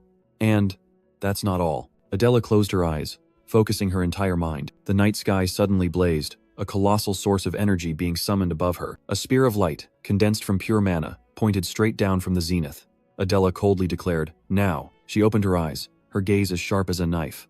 I won't fall for those old tricks anymore. Lightning and ice crystals simultaneously erupted around Adela, her power far exceeding all expectation. Adela's blue eyes glowed, reflecting the image of impending destruction. Hyul was stunned. Not only was it 4th tier magic, but Adela had also comprehended Mind's Eye. Isn't this too much? It was Mind's Eye, a secret magic passed down through Adela's maternal Start family in France, a type of detection magic eye, similar to Kim Kangen's Ruby Eye. Adela's current power is a combination of the Shin family's range and versatility, along with the Start family's tracking ability, making her extremely formidable. Faced with such power, Hyul had only one conclusion. This is truly a monster in human form. Countless magic circles appeared under the moonlight as Adela raised her hand. From now on, I'll go all out. I'm not foolish enough to go easy on you. The magic you used to defeat Lu Baogui, when are you going to show it to me? As soon as she finished speaking, numerous streams of magic shot straight towards Hyul. In response to the magic storm, Hyul merely smirked. Ah, I was just about to show you. At that very moment, his red eyes flared. Magic Eye. Every structure of the attack appeared before Hyul's eyes. Adela's Moonlight Bullet, cast 12 times using the Schilling-Fairline formula, and focused via the inverse Verdania equation. With a mere flick of his hand, their entire trajectories were bent, plunging straight into the ground with dazzling explosions. Adela was stunned, unable to believe what had just happened. Moonlight Bullet went off course and missed its target? What exactly did you do? Amidst the dissipating magical dust, Hyul flashed a provocative smile. What do you think I did? Can't your mind's eye see it? Under the full moon, the mansion of the Arcane Council stood tall, majestic, and silent. Inside, Wei Sangcheol stammered the name of the person opposite him, the wine glass in his hand trembling slightly. Inhyuk. What kind of magic is that? His astonishment reached its peak. What kind of magic could so absurdly bend the trajectory of a spell? Wei Sangcheol's face, the head of the Arcane Council and Adela's father, was still filled with shock. In the luxurious room, Wei Sangcheol stood watching the large screen replaying Hyul's battle. Hyul didn't tell you anything? Shin Inhyuk sat opposite him, calmly replying. Actually, I don't know either. Wei Sangcheol sat down, his face full of surprise. It's surprising that Hyul even kept it from you. Shin Inhyuk, the head of the Archmage family, took a sip of wine, his eyes sharp. Over the past year, the kids have become much bolder. The screen glowed brightly with Hyul's magic. Lately, they've been keeping more secrets from me than sharing. Wei Sangcheol mused. I see. It seems Hyul has truly changed a lot in a year away from home. The kid has changed a lot, Shin Inhyuk confirmed. Wei Sangcheol chuckled softly. It's true that men need to go out to mature, don't they? Wei Sangcheol's expression grew more serious. Honestly, during the midterm evaluation, I just thought the kid got lucky. He laughed loudly, looking directly at Shin Inhyuk. I'm embarrassed to say this, but I thought that kid Hyul would only shine for a moment and then fade away. Shin Inhyuk's eyes narrowed. Right, he drew his own conclusion. I see. In the end, Hyul is someone incompatible with AI. Wei Sangcheol recalled the match. Back then, he won against our Adela not because of skill, but thanks to technique and strategy. He asserted, his gaze fixed on Hyul's image on the screen. Then everyone will start analyzing information about Hyul, and once his limits are exposed, he'll soon fail. Wei Sangcheol confidently affirmed.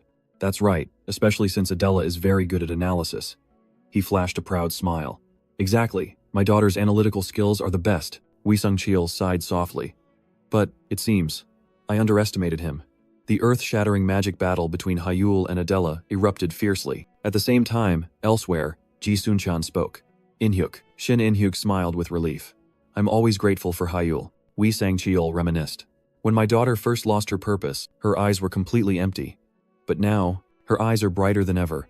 Adela unleashed her attack with all her might, her eyes filled with fighting spirit. Ji Sunchan also agreed. I'm really grateful that Hyul is back. Jisoo has also started to regain her motivation. Hyul's power on the battlefield was that very inspiration. Shin In-hyuk smirked. Indeed. Suddenly, an announcement echoed across the night sky. Survival battle concluded. Survivors, please cease combat immediately. The magic dissipated. Hyul stood still, looking at the device on his wrist. His glowing red eyes still bore the intensity of the battle. The vast battlefield now only held two figures standing opposite each other. Adela panted, trying to regain her composure after the fierce confrontation. In contrast to her, Hyul smirked, a hint of regret in his voice. What a pity. If I had a little more time, I would have won. Adela smirked provocatively, not accepting Hyul's words. Nonsense. Clearly, I was the one with the advantage. Words exchanged, both fell into a tense silence, neither willing to yield. Suddenly, an older man approached, breaking the atmosphere. Come on, that's enough. You two cool down. Let's go home. The next morning, yesterday's match still lingered in Adela's mind. Clearly, I was winning, right? Hyul immediately dismissed it, crossing his arms smugly. Forget it. I'm always the winner. Adela couldn't believe his absurdity. Their argument made Ji-Sun-chan, who was sitting between them, uncomfortable. He sighed. Hey, if you two are still going to argue, go argue in your own rooms. Causing trouble in my room is annoying. Immediately, both Hyul and Adela yelled in unison, pointing fingers at him. Shut up! The 26th eliminated! Ji-Sun-chan flinched, stung. Ji-Sun-chan whined. This is my room. I just wanted us to watch the survival battle show together. He pointed to the lavish feast he had prepared. I even prepared pizza, fries, and soda, and banana milk too. All for you two. And yet, Ji-Sun-chan sobbed in indignation. Finally, both sat down. Adela spoke up. Ji-Sun-chan, if you sit there I can't see anything. Ji-Sun-chan urged excitedly, but a horrifying truth was quickly revealed. What? This show is 14 hours long? 14 hours later, all three had actually watched it all. While Hyul and Adela remained seated, Ji-Sun-chan had collapsed, fast asleep on the floor. Even in his sleep, Ji-Sun-chan mumbled about his foe. Ugh. Truly an analytical monster. A faint smile appeared on Adela's lips, making Hyul wonder. Why are you smiling? Adela replied while gently covering Ji-Sun-chan with a blanket. I'm just happy. Her gaze was on her sleeping friend, but her words were directed at Hyul, admitting her surprise. Honestly, I thought you'd give up halfway through. She couldn't hide her admiration for Hyul's willpower. Adela's smile shone with sincerity.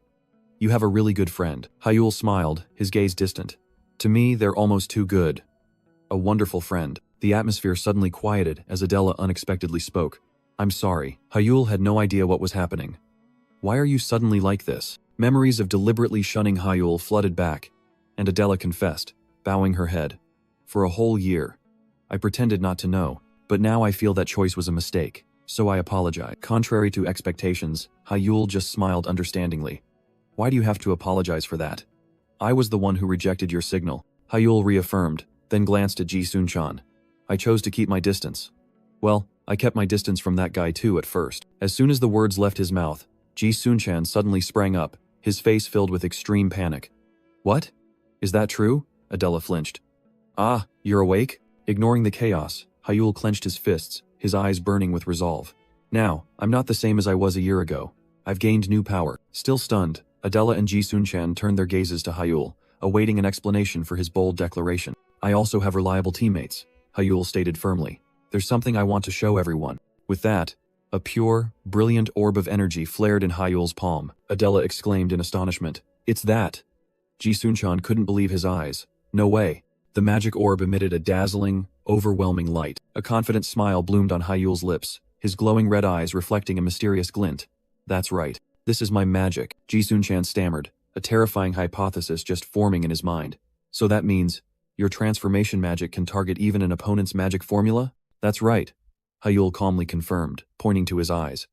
I also have magic eyes that allow me to see through magic formulas. Adela was stunned. Magic eyes. So that's how you saw my secret art? Yes. Secret arts are usually not passed outside the family, Hyul explained. This is just something I analyzed and recreated myself. Ji-Sun-chan suddenly remembered. Then, the way you pierced through Lu Baogi's shell, that was also transformation magic, Hyul continued. I interfered and weakened the durability of that shell. The shell was actually composed of magic. Ji-Sun-chan threw up his hands in surrender, completely convinced. As expected, you're a monster. I guess I don't need to ask again about you bending the trajectory of my moonlight bullet, do I? But Adela saw another crucial point. If the condition for using interference magic is to fully understand the opponent's magic, then you didn't not use it at first, but rather couldn't use it. Hyul smiled brightly. That's right, you're really smart. Hyul explained his strategy during the match. You only focused on using moonlight bullets. Thanks to that, I was able to analyze the mana.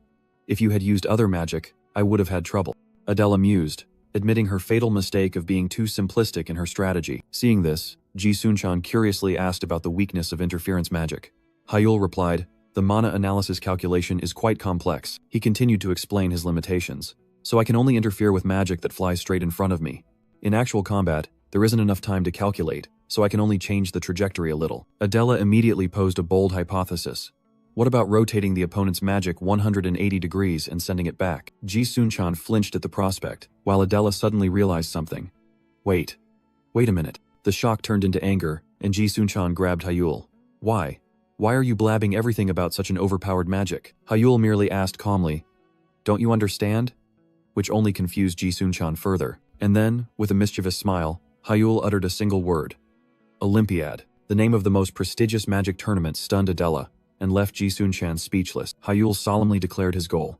I will take you two to the Olympiad. Help me. Ji Sun-chan stammered Hyul's name, his face pale with fright. He quickly raised his hand to refuse, but Hyul stopped him, signaling him to speak. Ji Sun-chan tried to explain.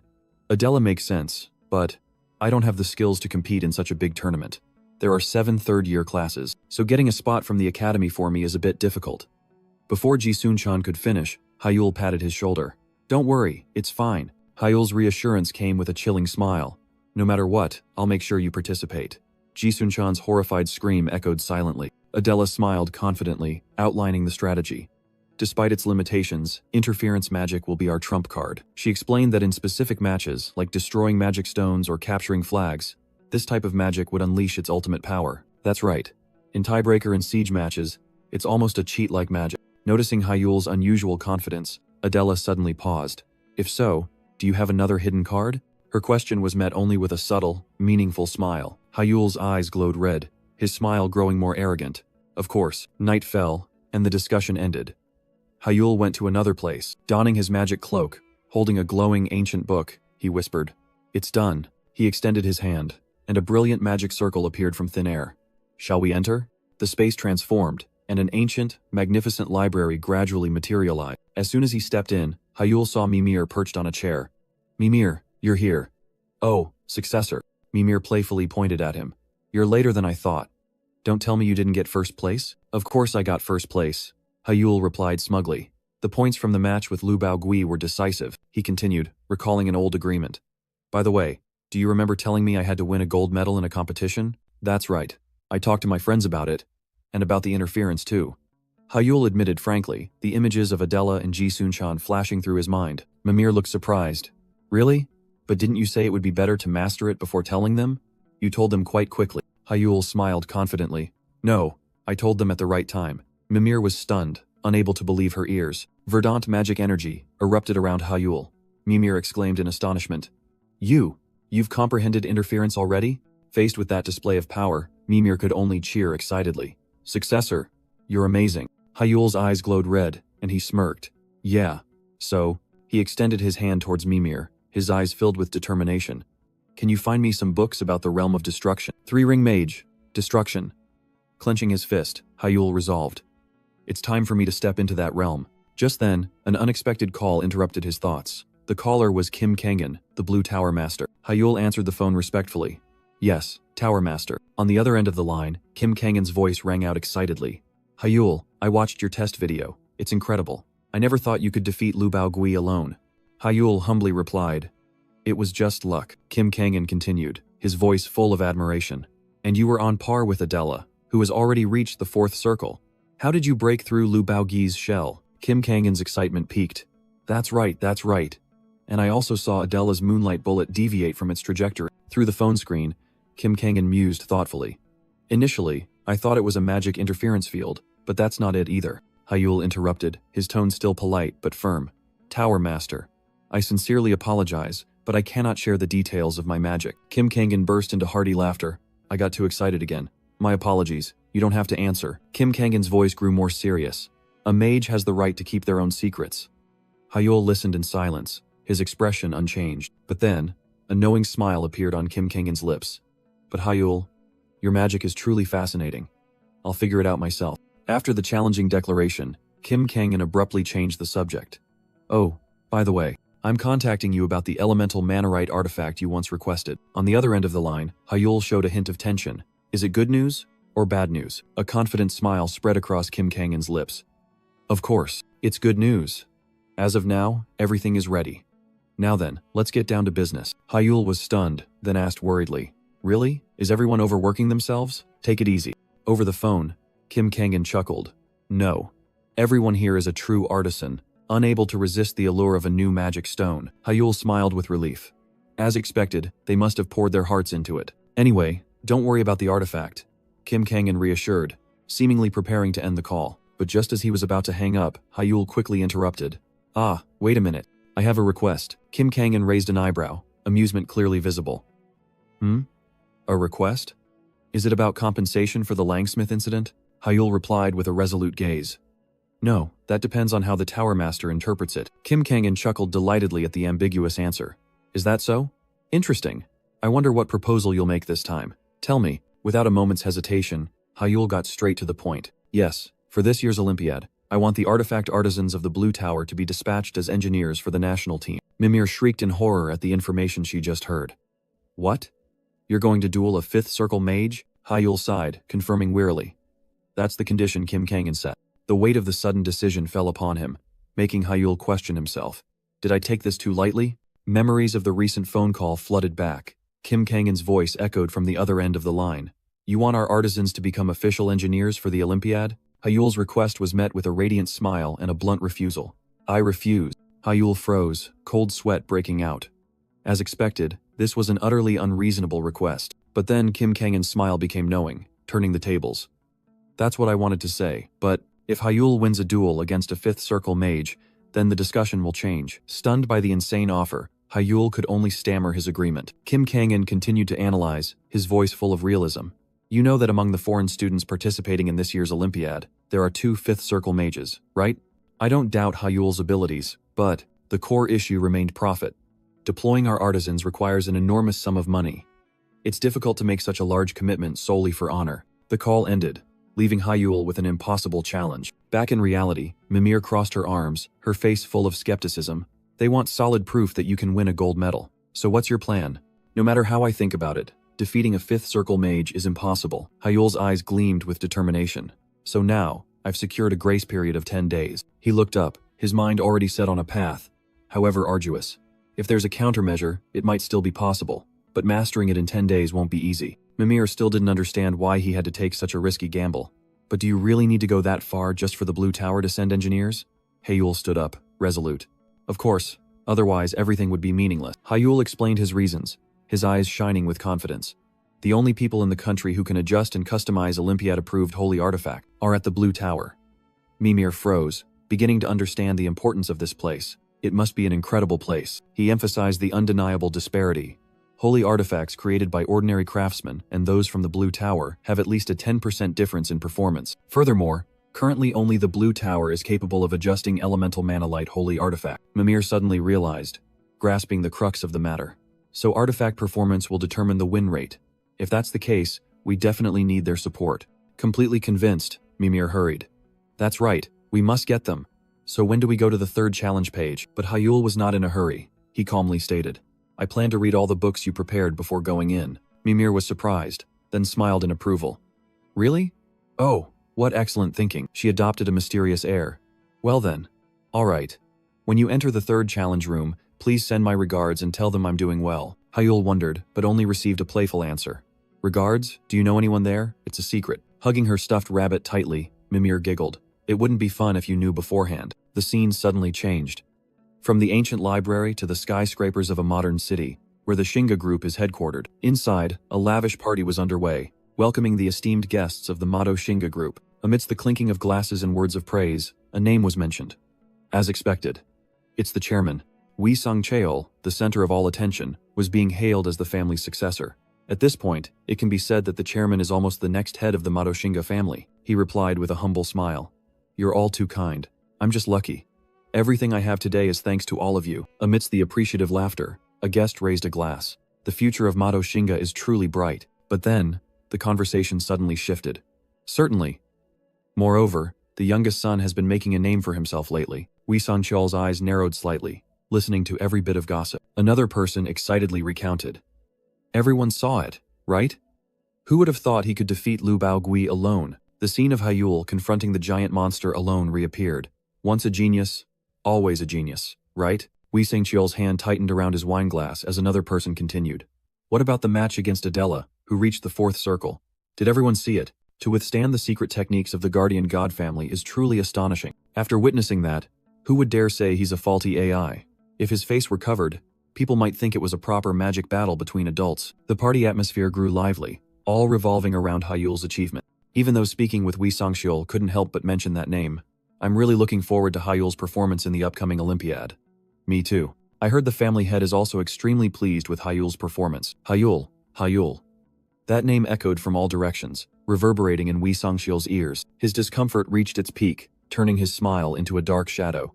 Too noisy. Memories of a Hyul praised since childhood flooded back. This one, that one, they're all babbling as they please. He gnashed his teeth in hatred.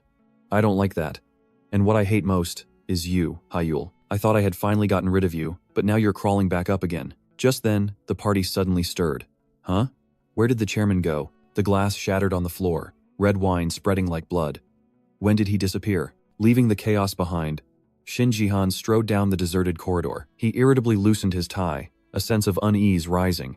This isn't good. The night wind fiercely blew his coat open as Shin Jihan stepped onto the balcony. No way, that bastard. It's him. Shin Jihan's eyes blazed with a deadly glint. He must die. At the same time, in Mimir's well, a space separate from the real world, Hyul was immersed in ancient books. Every word, every complex magical concept, was absorbed by Hyul, completely unaware of the wrath aimed at him. Closing the last page, a sense of satisfaction welled up in Hyul. Good.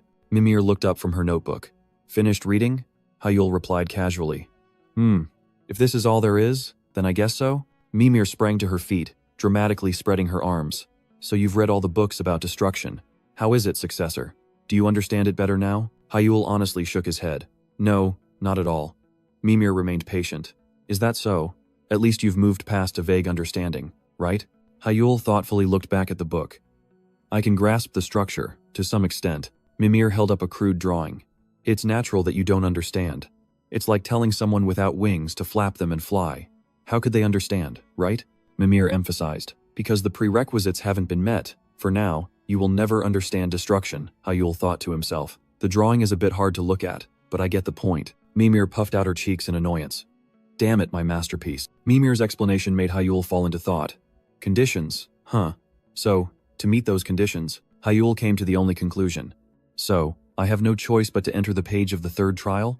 Mimir happily confirmed, her arms spread wide amidst towering stacks of books. That's right. All the answers lie within the third page. A question suddenly flashed in Hyul's mind. Could it be that the person you asked me to greet is the one who teaches about destruction? Mimir evaded the question, pouting. Well, if you're curious, just go and see. You've read all the books anyway, haven't you? Hyul's eyes glowed red, his patience exhausted. Then tell me this. Is there some kind of restriction preventing you from talking about the third trial page? A mysterious smile bloomed on Mimir's lips.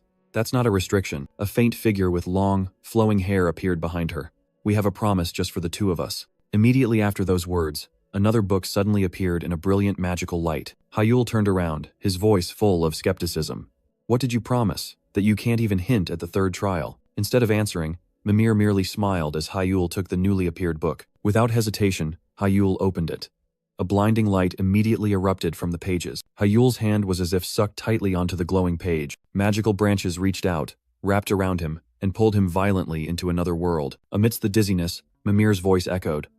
You'll understand when you hear it. The sensation of being pulled suddenly stopped. Hyul's eyes snapped open, astonished by the fantastical, shimmering space spread before him. This place is a forest?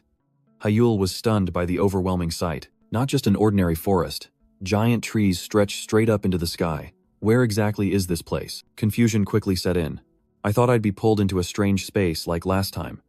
But there's no guide, and I can't hear Master's voice either. Despite his bewilderment, Hyul decided to venture deeper into the mystical forest. A speculation flashed in Hyul's mind.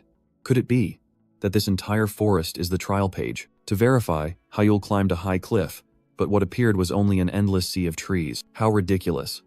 Master's magic is truly beyond imagination. After exclaiming, Hyul began to run, determined to find the limits of this space, but it was useless. No matter how far Hyul went, the forest seemed to have no end. Stopping by a stream, Hyul mused. This trial, what exactly is it? Suddenly, a powerful tremor came from deep within the earth. Hyul flinched, sweat breaking out. An earthquake? No, this is. A chill ran down his spine. Something is watching me. Utter horror was evident in Hyul's glowing red eyes. From within the foliage, a colossal, glowing red head slowly emerged, its bright white eyes fixed on Hyul. The entire colossal creature appeared, its body even taller than the surrounding ancient trees. Hyul froze, completely overwhelmed by the monster. This is absurd. The monster was right in front of him, unbelievably close.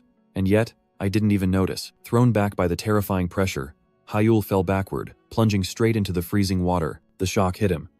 Struggling to get up, Hyul's mind frantically analyzed the creature before him. Slitted eyes, characteristic of a reptile. Scales like armor, tough as crocodile skin. Claws and fangs sharp as blades.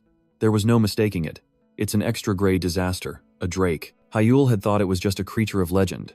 Now, he understood. Defeating it, that's the test. Defeat this thing? As that thought flashed, another harsh reality struck him. No way, I can't move. Just a slight breath from it was enough to make the mana in the air tremble. This was a completely different league. In its eyes, Hyul was just a plump mass of mana, a prime prey. Can I escape? He tried to get up, but his body seemed no longer to obey his will. The monster's gaze remained fixed on him, observing, hopeless. Even at his current speed, he couldn't escape. But the bigger problem is, my body isn't moving. If it charged now, it would all be over. But then something strange happened. The drake remained still. Wait.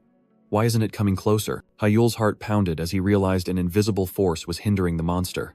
Is something stopping it? Suddenly, an ethereal light enveloped the space. Hyul looked up, stunned by the miraculous sight. The gentle ripple of water broke the silence.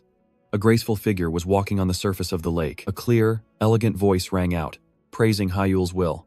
Even when facing an extra-grade monster, you did not abandon hope. Your will is as solid as steel. Despite the perilous situation, you maintained your composure. The woman of otherworldly beauty emerged from the light. You have passed. Now you can move. Hyul spun around, bewildered by her presence. Who are you? She smiled gracefully. My name is Elena L. Greenwood. I was once the guardian of this forest, a great sorceress, and an old friend of Ray. Hearing the name Ray Bel Betaneo, Hyul froze. No way, he stammered, realizing her true identity. A dryad? Elena L. Greenwood sighed softly, her sharp gaze directed at the monster. First, shall we drive it away? Hyul was completely bewildered by her suggestion. Huh? Elena L. Greenwood turned her back, facing the colossal drake directly. Blinded by greed, yet you did not step into my domain. I acknowledge that. She raised her hand, and magic began to converge. To acknowledge your patience, and especially for having damaged my garden, I will forgive you. Therefore, brilliant light gathered in her palm, radiating terrifying power. Silently return to the forest where you belong, remnant of a fallen noble. With that, Elena L. Greenwood's power erupted. Streams of emerald energy tore through space, rushing forth like invisible slashes. Hyul looked up in astonishment, unable to believe what was happening. The entire forest seemed to resonate with Elena L. Greenwood, obeying her command. Hyul realized this forest was declaring its master. Standing before the colossal drake, Elena L. Greenwood coldly declared, If you do not understand my words, then today, you shall return to the void of the outcast. Her emerald eyes opened, sharp and merciless. Instantly, the drake's massive body was torn apart by deep wounds. Hyul froze, utterly horrified as he witnessed countless slashes appearing on the monster's body. It all happened in a flash, without a sound. The attack was so fast, it seemed to merely graze the afterimage of the drake. What? What the hell did she just do? Hyul whispered, his mind completely blank. Clean, deep cuts ravaged the monster's tough scales. Blood gushed from the fatal wounds. Yet, the drake still stood tall, facing Elena L. Greenwood, defiant. She merely spoke softly, giving it one last chance. Just one warning. Be gone. The monster roared, ignoring the warning and charging forward. But then Hyul realized something even more horrifying. The wounds healed instantly. An extra-grade disaster creature, and a woman who could confront it without flinching. Hyul trembled, wondering who truly was Elena L. Greenwood. Elena L. Greenwood's emerald eyes shone with a gentle kindness, seemingly understanding all the fear in Hyul's heart. Her voice gently broke the tense atmosphere. Are you all right? Though still stunned, Hyul nodded. Yes, thanks to you, I'm fine. Elena L. Greenwood showed understanding. But you must have been very shocked. Leaving the colossal monster behind, she extended her hand towards Hyul with an implied invitation. Now, follow me, successor. Hyul followed Elena L. Greenwood, venturing deep into the mystical forest, where light filtering through the canopy created an ethereal scene. Their destination was a fairy tale house nestled within an ancient tree trunk, its door carved with ancient runes emitting a magical blue light. Inside, the space was cozy and serene. Elena L. Greenwood poured a steaming cup of green tea. Try it. This is the herbal tea that Raybel Baitaneo loved, she added with a gentle smile. You'll feel calmer. Hyul took the teacup, taking a small sip. The moment the tea touched his tongue, a powerful surge of energy spread throughout Hyul's body. His eyes flared red. All fatigue, all mental turmoil vanished in an instant. What is this? My mind. It became clear instantly. The tension completely disappeared, replaced by a pleasant sensation and extreme surprise. Elena L. Greenwood smiled contentedly, setting down her teacup. I'm glad you like it. Is it to your liking? Completely forgetting his usual cool demeanor, Hyul exclaimed excitedly. Yes, this is the best tea I've ever had. Elena L. Greenwood smiled gently. I'm glad you like it. Are you feeling a bit calmer now? Hyul bowed his head, a little embarrassed. I'm ashamed that I let you see me in such a pathetic state. But Elena L. Greenwood simply waved her hand gently. Oh, there's nothing to be ashamed of. Memories of the giant monster suddenly flooded back. The mere fact that you didn't collapse before a drake is already quite remarkable, Hyul mused, confirming his horror. So that really was a drake. At that moment, I couldn't even move. Elena L. Greenwood continued to explain, her tone hinting at something deeper. Although it is the ruler of this forest, it would normally never venture into my territory. But this time, perhaps the temptation was too great for it to resist. Hyul looked bewildered. Huh? Resist what? Elena L. Greenwood looked directly at him. The pure mana source with extremely high density that you carry within you is an exquisite delicacy for a drake. She smiled playfully. To its eyes, you must have looked quite delicious. The momentary hunger made the monster forget its fear of Elena L. Greenwood. Returning to her calm demeanor, Elena L. Greenwood asked, Do you have any other questions? Hyul was silent for a moment, then asked the question that had been weighing on his mind. Is this place really inside Idrid's book? He recalled the vast forest, a world so real it was hard to believe. The scale here was completely different from the previous trial pages. Exactly. Where is this? In the quiet space, Elena L. Greenwood's voice rang out, ready to unveil the secret. This place is, in the third trial page, spanning from page 214 to 232 inches Idrid's book. Hyul was stunned, his pupils contracting. Elena L. Greenwood's confirmation was like a bolt from the blue. The memory of the giant monster still haunted him. Hyul slammed the table, his voice trembling with doubt. That drake. Could it also just be an illusion? Elena L. Greenwood replied with a mysteriously nonchalant expression. Who knows? It's not real, but it's not fake either. Hyul was completely confused by the ambiguous answer. Huh? What do you mean? Elena L. Greenwood began to explain. This space was created based on records of the past, a world inside Idrid's book, recreating the Greenwood Forest that once existed in history. To help Hyul visualize it better, Elena L. Greenwood offered a simple concept. It would be easier to understand if we called it a copied world, wouldn't it? Therefore, it is neither real nor fake. Hyul gradually pieced everything together, trying to grasp an extraordinary truth. So, they recreated a world exactly as it was in past records, and then placed it inside Idrid's book? How is that even possible? Elena L. Greenwood smiled, admitting that this magic was beyond even her understanding. I don't know the details either. The only ones who could understand this magic are Raybel Baitaneo himself, or his sole successor. And then, Elena L. Greenwood's gaze fixed directly on Hyul. That person is you. One day when you reach Raybel Baitaneo's level, you will be able to understand it. Accepting his role as successor, a bigger question arose in Hyul's mind. So what was Master's reason for creating this space? Elena L. Greenwood didn't hesitate. It was to pass on a certain type of magic to you. Hyul's heart thumped. What kind of magic? Elena L. Greenwood nodded slightly. That's right. Her gaze became profound, focused. Hyul's pupils contracted in extreme astonishment. Elena L. Greenwood spoke, her voice echoing with authority. The level of a Baitanian three-ring archmage, an essential magic to master destruction. The eyes that see through the essence of magic. The divine eye, eyes that seem to see through everything. Golden eyes. Hyul was stunned, recognizing the power manifesting before him. That's the divine eye of the Baitaneo family. The divine eye, Elena L. Greenwood admitted, but her divine eye was not perfect. The only ones who can fully control the divine eye are Raybel Baitaneo and you, the successor. She revealed that her existence here, even as a mere record, was to fulfill Raybel Baitaneo's last wish, to awaken that power for Hyul. At the same time, in a modern and dazzling city, a luxurious car glided along the highway, separated from the hustle and bustle outside. Inside, Shin In-hyuk sat, authoritative and cold. Report. Shin In-hyuk's subordinate began to present the previously mentioned issue. Young Master Shin In-hyuk and young lady Shin Minji both showed little interest in young Master Hyul. What's surprising is, young lady Shin Seo also seemed indifferent. The subordinate speculated. It seems the family head's orders have had a significant impact, but Shin In-hyuk didn't think so. Shin-Seiya has indeed calmed down, but I don't believe she'll leave Hyul alone. Perhaps she's just being cautious because she knows my shadow guards are following Hyul. Shin In-hyuk changed the subject, his gaze sharpening. What about Shin Ji-han? Young Master Shin Ji-han also seemed wary, but that was all. Even the party he hosted showed no suspicious signs. After listening, Shin In-hyuk nodded in understanding. A nearly imperceptible smirk appeared on his lips. So, both of them have learned to clearly distinguish between public affairs and private matters. With Hyul's gaze still lingering in his mind, Shin In-hyuk coldly ordered, "No matter what, do not let your guard down until the protection period ends. Keep a close watch." "Yes, understood." And the scarred bodyguard replied, his finger gliding over a device, and purple magic began to activate. The space inside the car fell into absolute silence, a magical barrier enveloping them. "I've blocked the sound because this is confidential information. This is a report on whether anyone in the family is in contact with the Black Tower. To date, we have investigated 32 individuals, including elders dissatisfied with young Master Hyul's return, as well as high-ranking directors of affiliated companies." Shin In-hyuk listened in silence, no emotion showing on his face. The bodyguard presented a preliminary conclusion. "Regarding the Black Tower, everything is clean." Shin In-hyuk immediately grasped the implication. That means, if not limited to the Black Tower, then it's not clean at all. That's right. Among the 32 individuals, 5 have suspicious backgrounds.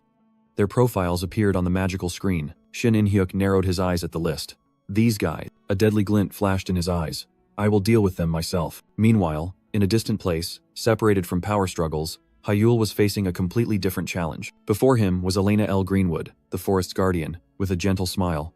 "Well then, from now on, we will begin the training course to master the Divine Eye." Her declaration echoed in the magic-filled space. "Yes," Hyul replied without hesitation, his eyes blazing.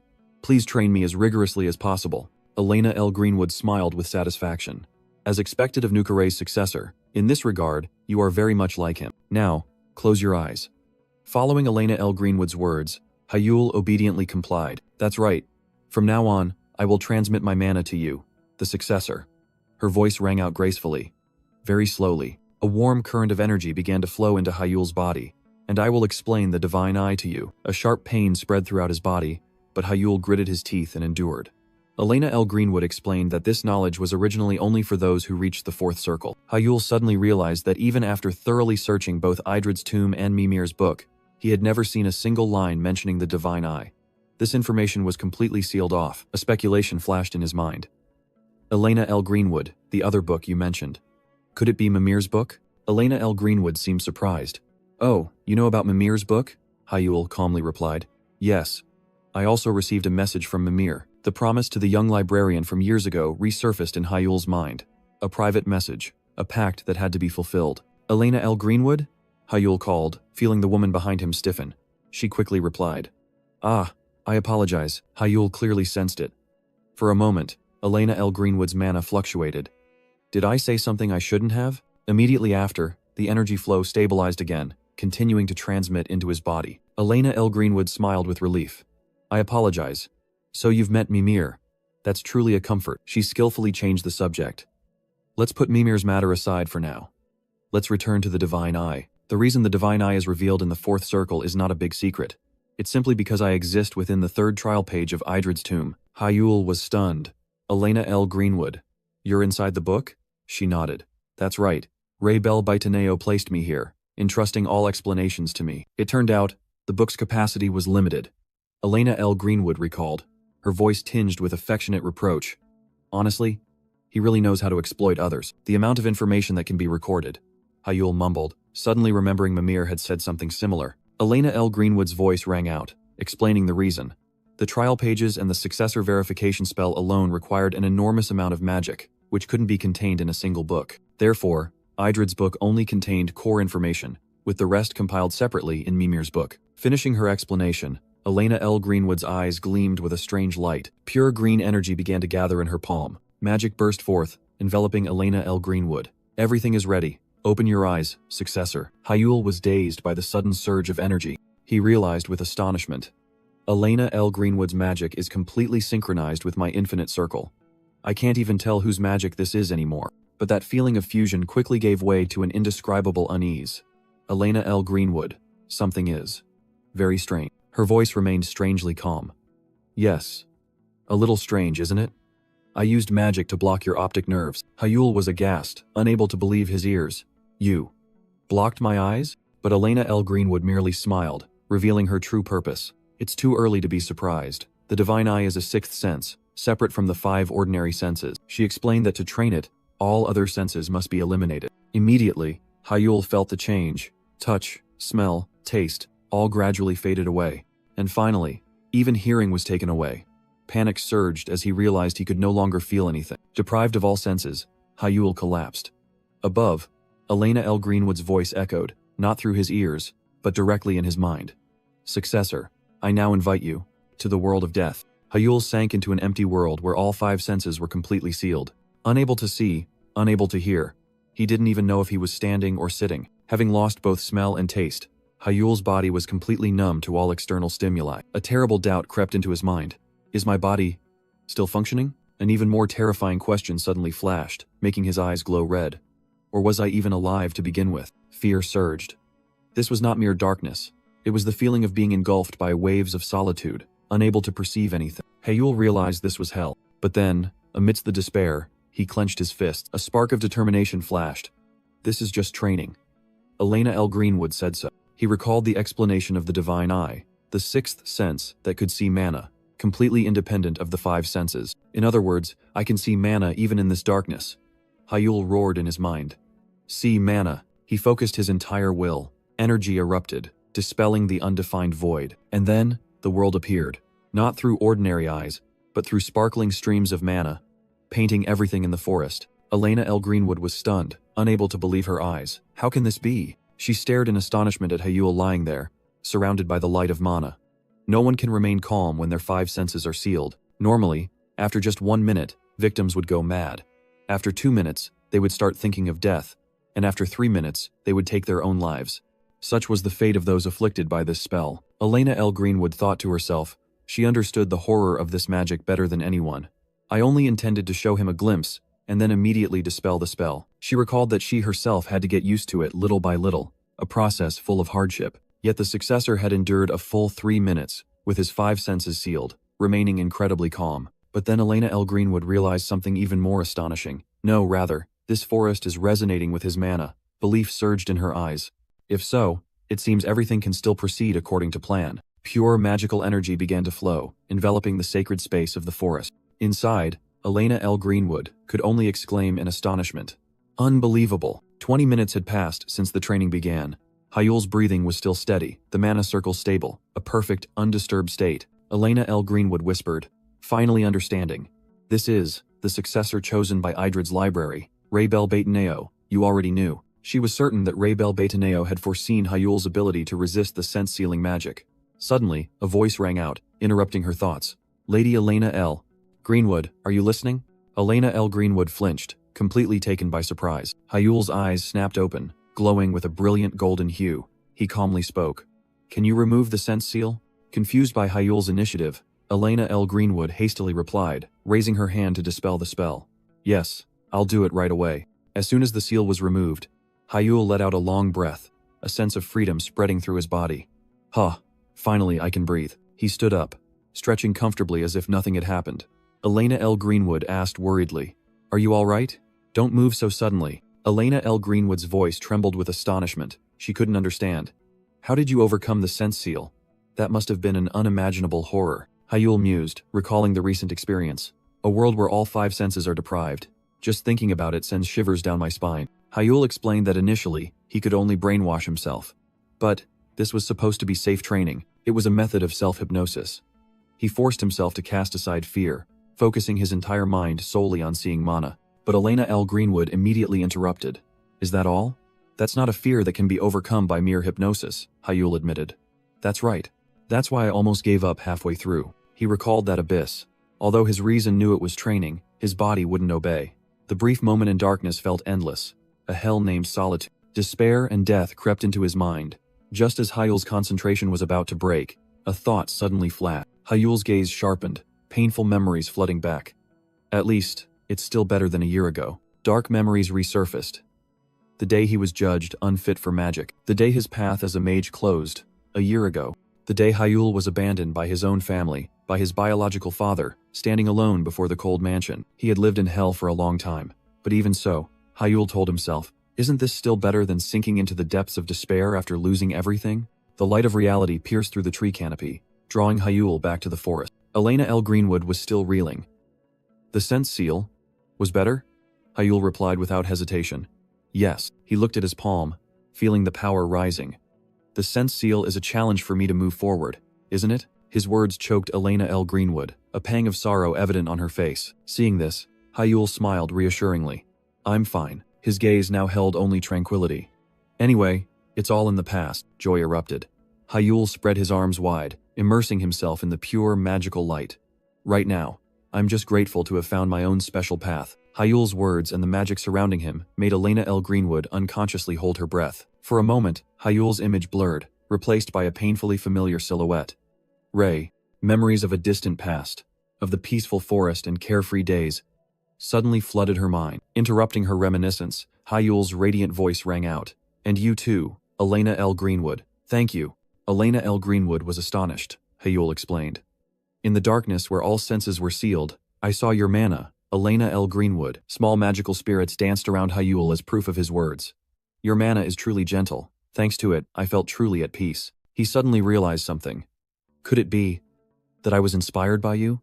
Hyul smiled, repeating the word he had just uttered as if to confirm it.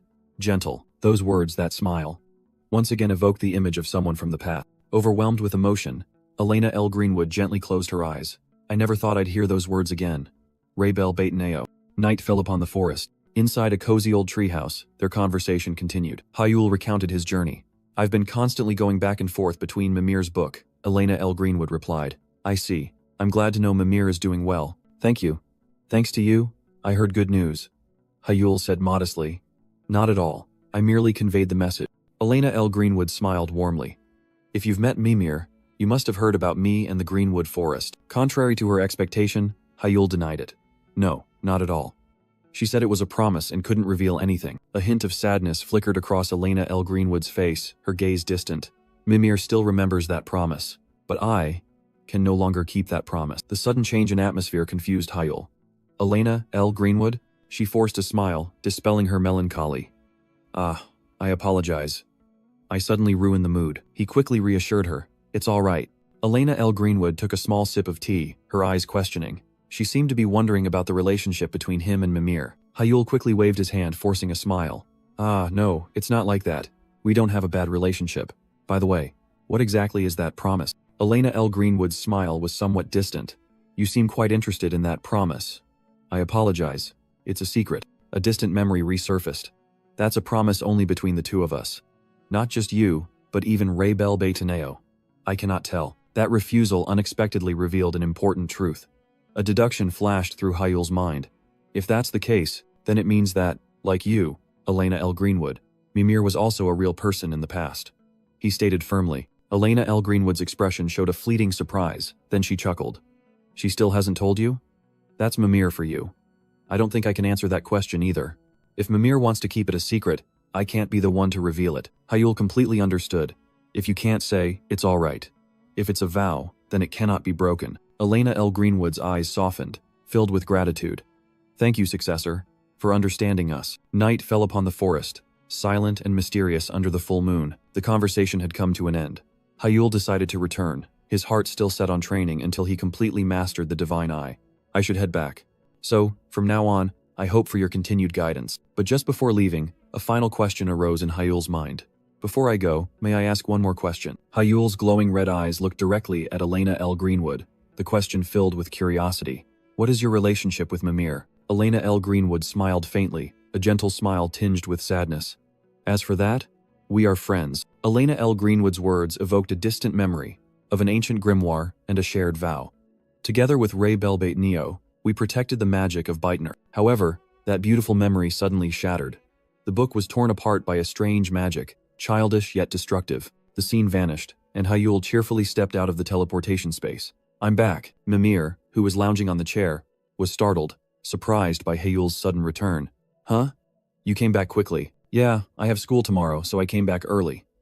Hyul replied, but Mimir merely narrowed her eyes suspiciously. Doubt was evident on Mimir's face.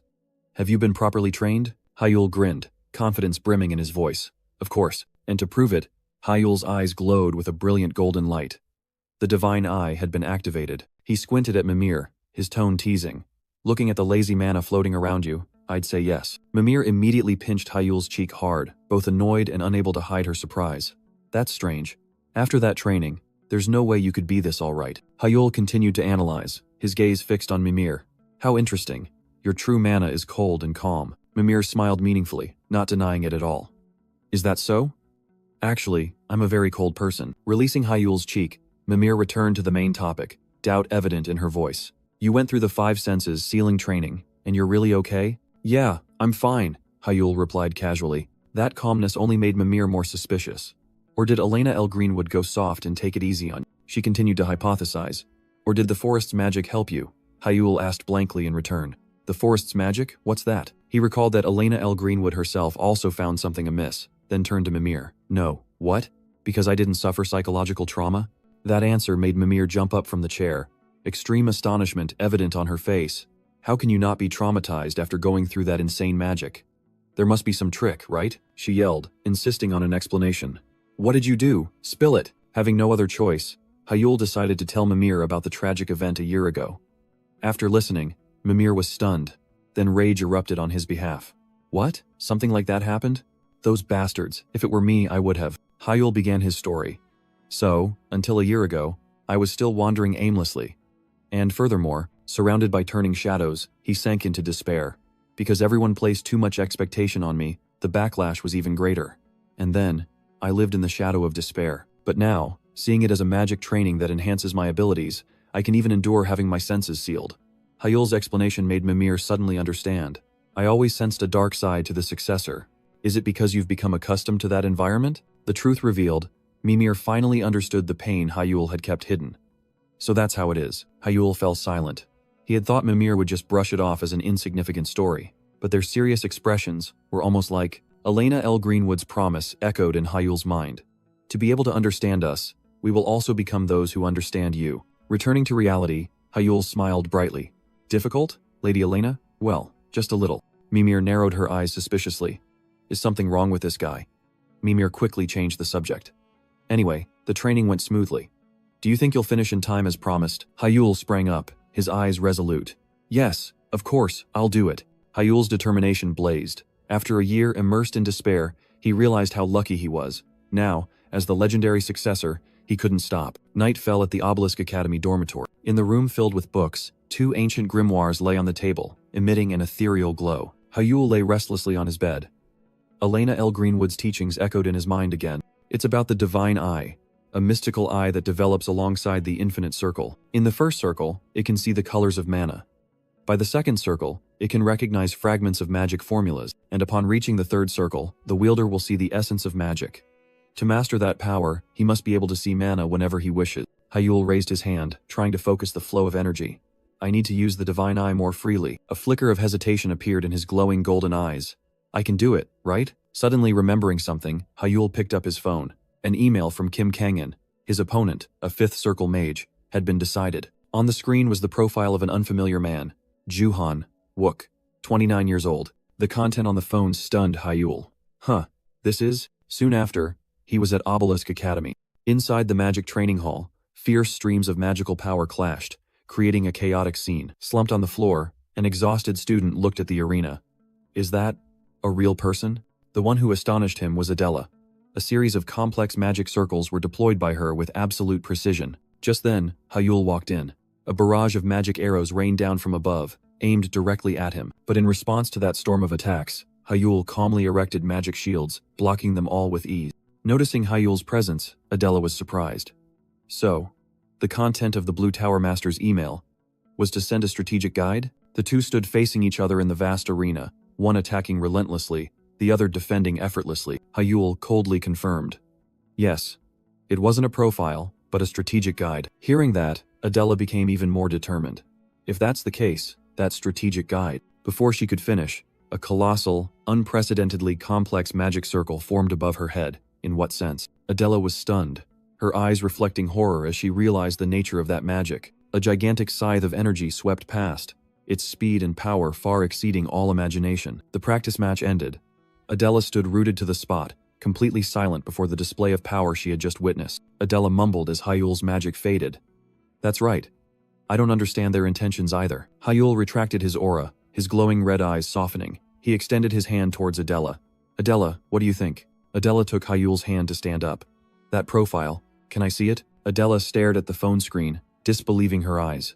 It's real. This isn't a profile anymore. It's more like a strategic guide. Jisun-chan ran over curiously. Really? I want to see it too. Virtual information windows appeared from the phone. Adela admired it. And this is an absolutely perfect data analysis. An image of Kim Kangen appeared, standing before the magnificent blue tower. Perhaps this was his concern, wanting Hyul not to worry about analysis but simply to focus on improving his skills. Back in the training room, Jisun-chan thought this was a good thing, but Hyul still had a nagging worry. That's true, but there's no more time for practice. Jisun-chan thought practicing was better than overthinking, but as soon as he finished speaking, Hyul turned, pulling Adela back to the arena. Alright, let's continue. Sun-chan's complaints rang out. Is the break over? I haven't even caught my breath yet, but in response, Hyul's stern command came.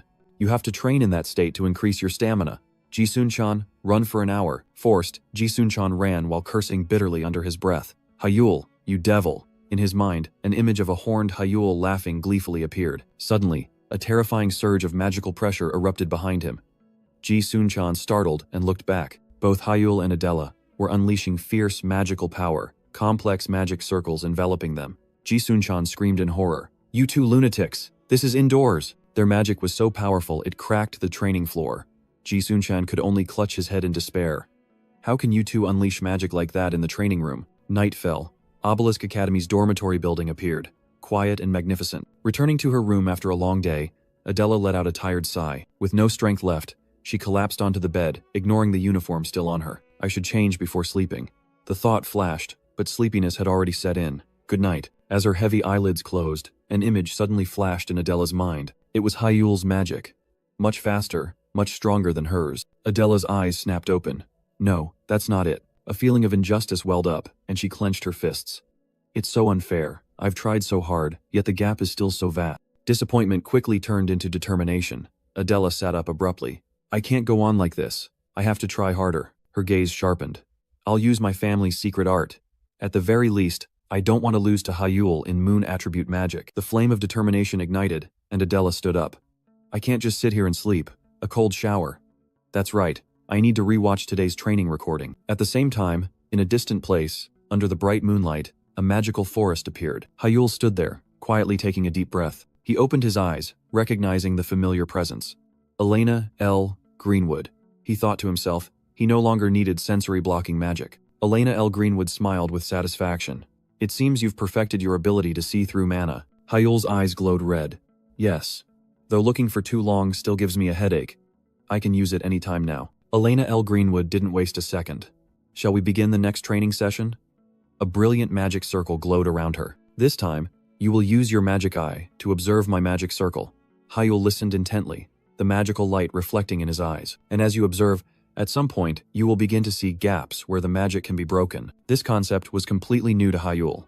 Gaps? Elena L. Greenwood affirmed confidently, her hand gently tracing the magic circle. Yes, all types of magic have gaps. Your task is to exploit those gaps to collapse and erase the magic circle. She declared decisively, green energy surging. That is, dispel, nullifying a magic circle. The idea stunned Hyul, a level of power he had never imagined. That's right, magic dispel, Elena L. Greenwood explained. By maximizing your mana eye, you can neutralize magic. With a trusting smile, she encouraged. Just try it.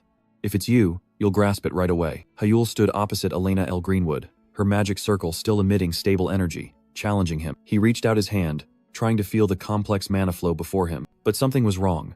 Hyul's eyes turned a brilliant yellow. What is this? He felt a warm, gentle mana flow. But no matter how closely he looked, the magic circle remained perfect, without a single flaw. Activate your mana eye. Elena L. Greenwood's voice echoed. Now, analyze the structure of the magic circle and find the flaw. Following the instructions, Hyul focused his energy. His eye flared with a brilliant yellow light. The mana eye was activated. A memory suddenly resurfaced, a teaching from a distant figure. In arcanology, no formula is absolutely perfect. Knowledge from Mimir's book flowed into his mind, a chapter on dispelling. Because nothing is perfect, every magic formula contains flaws. The old teaching echoed. See through the essence of magic. Listen to the sound of mana, and find the loophole within it. Hyul was stunned as the truth was revealed. Before his eyes, Elena L. Greenwood calmly maintained the magic circle, like a final test. In that moment, magic will no longer be magic. A light push of the hand, and the entire magical construct shattered. Dispel. At the same time, at the magnificent Obelisk Academy, the meeting to discuss strategies for the Olympiad had just concluded. Shin In-hyuk stood up, his cold expression revealing no emotion. But just as he left the meeting room, a voice called out his name. Mr. Shin In-hyuk. Kim Kangin approached with a cordial smile. I didn't expect the head of the Demon God clan to personally attend a meeting like this. Shin In-hyuk retorted, his tone unfriendly. That's what I should be saying, Master of the Blue Tower. Someone like you has no reason to be here. I'm just participating as a sponsor, Kim Kangin casually explained. But that answer only made Shin In-hyuk more suspicious. Kim Kangin smirked, correcting himself meaningfully. That's right. More precisely, I should say a potential sponsor. Shin In-hyuk narrowed his eyes. It sounds like the Blue Tower is planning to send artisans. I'm still considering it, Kim Kangin replied casually as they walked together. As I said, I'm just a potential sponsor. Shin In-hyuk remained unconvinced. Just your consideration alone is surprising, Shin In-hyuk countered. But the Blue Tower is not currently in a position to send artisans. Fortunately, everything is going smoothly for us. Kim Kangin looked up at the sky, his voice full of confidence. We believe this year's Olympiad is well worth the investment. That answer made Shin In-hyuk even more puzzled. Is it that valuable? Kim Kangin smiled, his eyes flashing with intense conviction. With Hyul leading the Korean team, they can create a miracle and bring home a gold medal for the country. Hearing that name, Shin In-hyuk paused. Hyul? Kim Kangin confirmed firmly. That's right. I'm sure you also have great expectations, my lord, Kim Kangin said, his tone provocative. Shin In-hyuk simply replied concisely. Me too. This coincidence made Shin In-hyuk realize something. He exhaled, a speculation flashing in his mind. I see. Does that mean Hyul also made a proposal to you? Shin In-hyuk turned back, looking directly at his opponent, wanting to confirm his suspicion. What exactly did he propose to you? Kim Kangin merely smiled mysteriously, not answering immediately. Through the phone screen, Hyul's image appeared, Kim Kangin's voice echoing. He said he would win gold at this year's Olympiad, so he asked me to send engineers. What about you, my lord? Shin In-hyuk stood silently, recalling Hyul's proposal. He said he would win gold, so he asked me to provide every possible convenience until then. A memory of Hyul from a year ago flashed through Shin In-hyuk's mind. He had changed completely, his eyes now filled with astonishing confidence. Shin In-hyuk questioned Kim Kangin. You accepted his proposal without any conditions? Under suspicion, Kim Kangin simply replied. That's right, providing a little convenience isn't difficult. But Shin In-hyuk didn't let up. Just because of a child's words, you're really going to send artifact artisans? The pressure from Shin In-hyuk only made Kim Kangin smile with amusement. Like father, like son, this overwhelming aura was unmistakable. It turned out, Kim Kangin had his own calculations. That's right. If Hyul meets the condition I set, I will be willing to invest. Shin In-hyuk immediately asked back. What condition? Kim Kangin declared loudly, his voice full of challenge. He must defeat a fifth circle mage in a one-on-one battle. That is my condition. A satisfied smile spread across Shin In-hyuk's lips. Not bad. Will you come to watch? Shin In-hyuk asked. Kim Kangin replied. May I come? Of course. The agreement was set. At the same time, in a sacred forest, a sweat-drenched training session also came to an end. Hyul collapsed onto the ground, exhausted after the final test. I'm so tired. A gentle voice echoed as Elena L. Greenwood appeared. You've worked hard, successor. She placed the tea set on the grass. With this, the entire training course is complete. Hyul could only reply with one word. Yes. Looking up at the one who had guided him, Hyul offered a grateful smile. Elena L. Greenwood, you've also worked very hard. Thanks to you, I've come this far. Elena L. Greenwood smiled kindly, but a hint of worry flickered in her eyes. I wonder if I pushed you too hard, since this is the last time. But Hyul sprang up, full of vitality. Thanks to Master's cloak, everything is under control. After the training session, Elena L. Greenwood gently offered tea. Have some tea. It will help you dispel your fatigue. Hyul accepted. I'll enjoy it. Looking at Hyul, Elena L. Greenwood involuntarily remembered her old student. This point is different from Ray Bell Beta Neo. He absolutely hated strenuous activities. Memories flooded back, making her smile even brighter.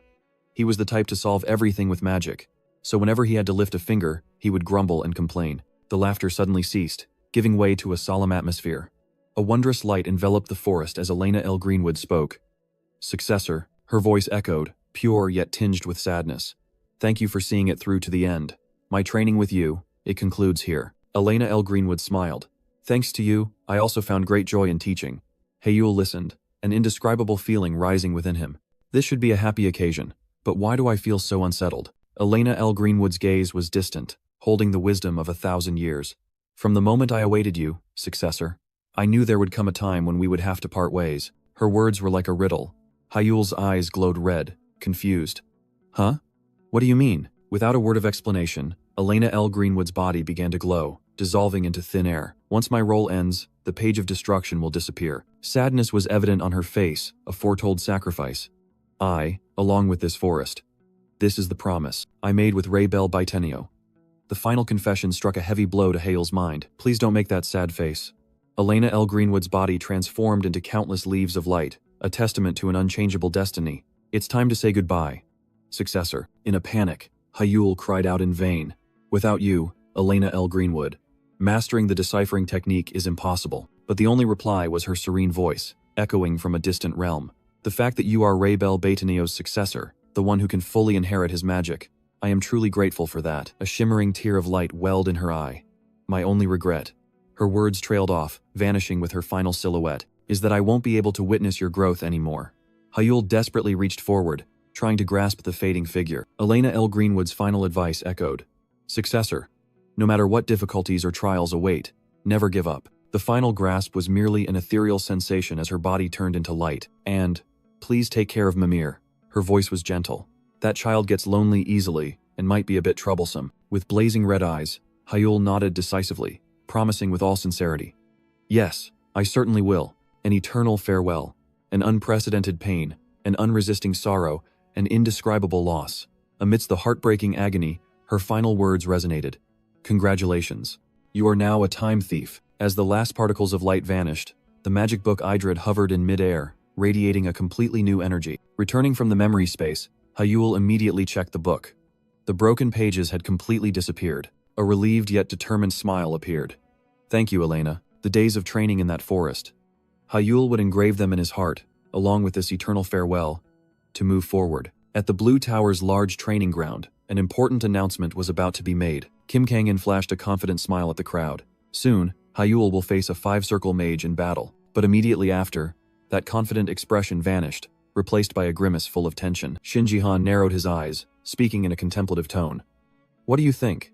What are the odds of winning? Meanwhile, the mentioned opponent, Ju Han-wook, was being held tightly by 2 others, his face pale. But why? I was clearly dragged into this, wasn't I? On the VIP stands, an atmosphere of anticipation hung heavy.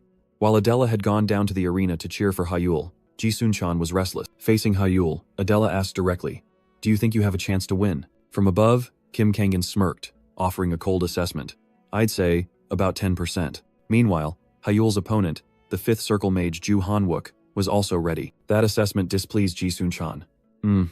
That's a bit different from what I thought. Seeing this, Kim Kangin turned to the other person. What's your estimate, sir? Go Changsu narrowed his eyes, his voice full of disdain. Generously speaking, 2%. Kim Kangin chuckled at the brutal number. Quite a harsh evaluation. His interested gaze shifted to Ji-Sun-chan. What about you, Ji-Sun-chan? Startled by the sudden question, Ji-Sun-chan flinched. Kim Kangin narrowed his eyes, his voice serious. That's right. Put aside the fact that he's your friend and think objectively. Pressure weighed heavily on Ji-Sun-chan, and sweat began to bead. How much chance do you think Hayul has of winning? Below in the arena, Hayul remained calm, seemingly unaware of the debate happening because of him. After a moment of hesitation, Ji-Sun-chan declared loudly, Even so, I believe he has at least a 50% chance. That number made Kim Kangin sit up straight. Half? That's a surprisingly generous estimate. What's your reason? Ji-Sun-chan bowed his head, admitting, The reason is, there's no specific reason. I just think if Hayul goes all out, it could be a 50-50 fight. The conviction in Ji-Sun-chan's eyes was unwavering. That guy is still developing at an astonishing rate, and he hasn't even shown us his full power yet. A knowing smile appeared on Kim Kangin's lips. So you mean, until now, Hayul hasn't gone all out? All discussions ceased. The female referee's voice echoed throughout the arena, declaring loudly, All magical defense setups have been checked. The match, begin. In the middle of the vast arena, Adela cheered, Go for it. Hayul was slightly surprised before responding, Huh? Oh. Facing him, Ju Han-wook simply smiled silently, his eyes exuding absolute confidence. In the waiting area, Adela bowed her head, her face full of worry. Suddenly, Ji-Sun-chan rushed over, sighing in relief. I'm alive. Adela, You did great, Adela asked blankly. What happened? Tension enveloped the arena. Hyul's eyes glowed red, while Ju Han-wook maintained his calm smile. The female referee's voice rang out loudly, breaking the silence. Then both of you, to your positions. The two opponents stepped into the magic circle. I never expected to face the prodigy of the magic family, Ju Han-wook said.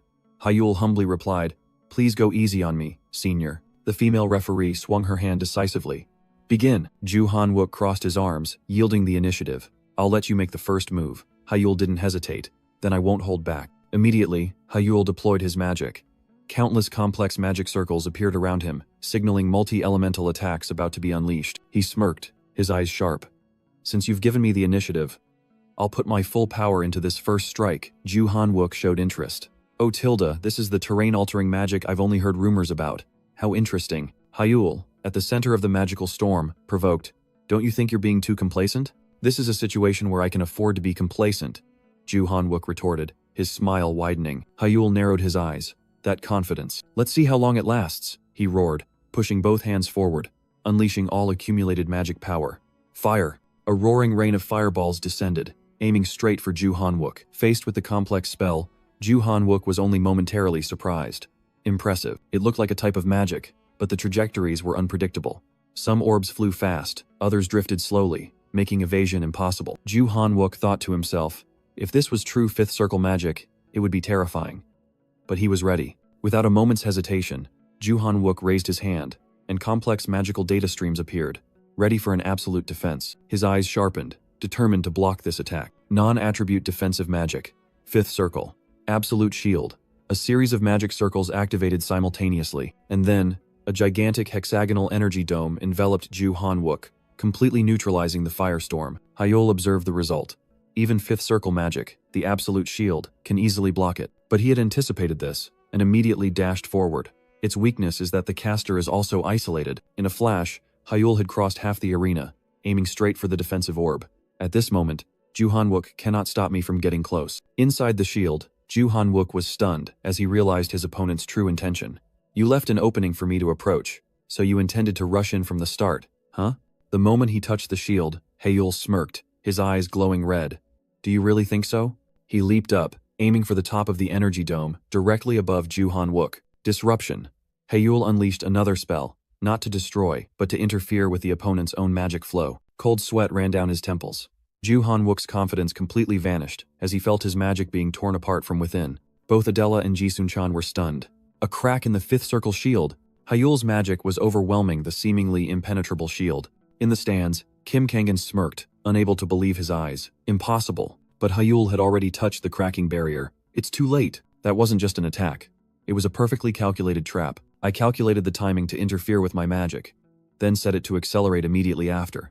With overlapping trajectories, wind and fire become one. A colossal pillar of fire roared, engulfing everything. Firestorm. The magic shield shattered into countless fragments. Adela was speechless. Absolute shield. Ji-sun-chan screamed in horror. It broke. Hyul smiled smugly.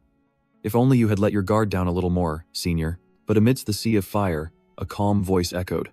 Comfortable, yes, but careless, no. The flames dissipated, revealing Ju Han-wook unharmed inside a brand new absolute shield.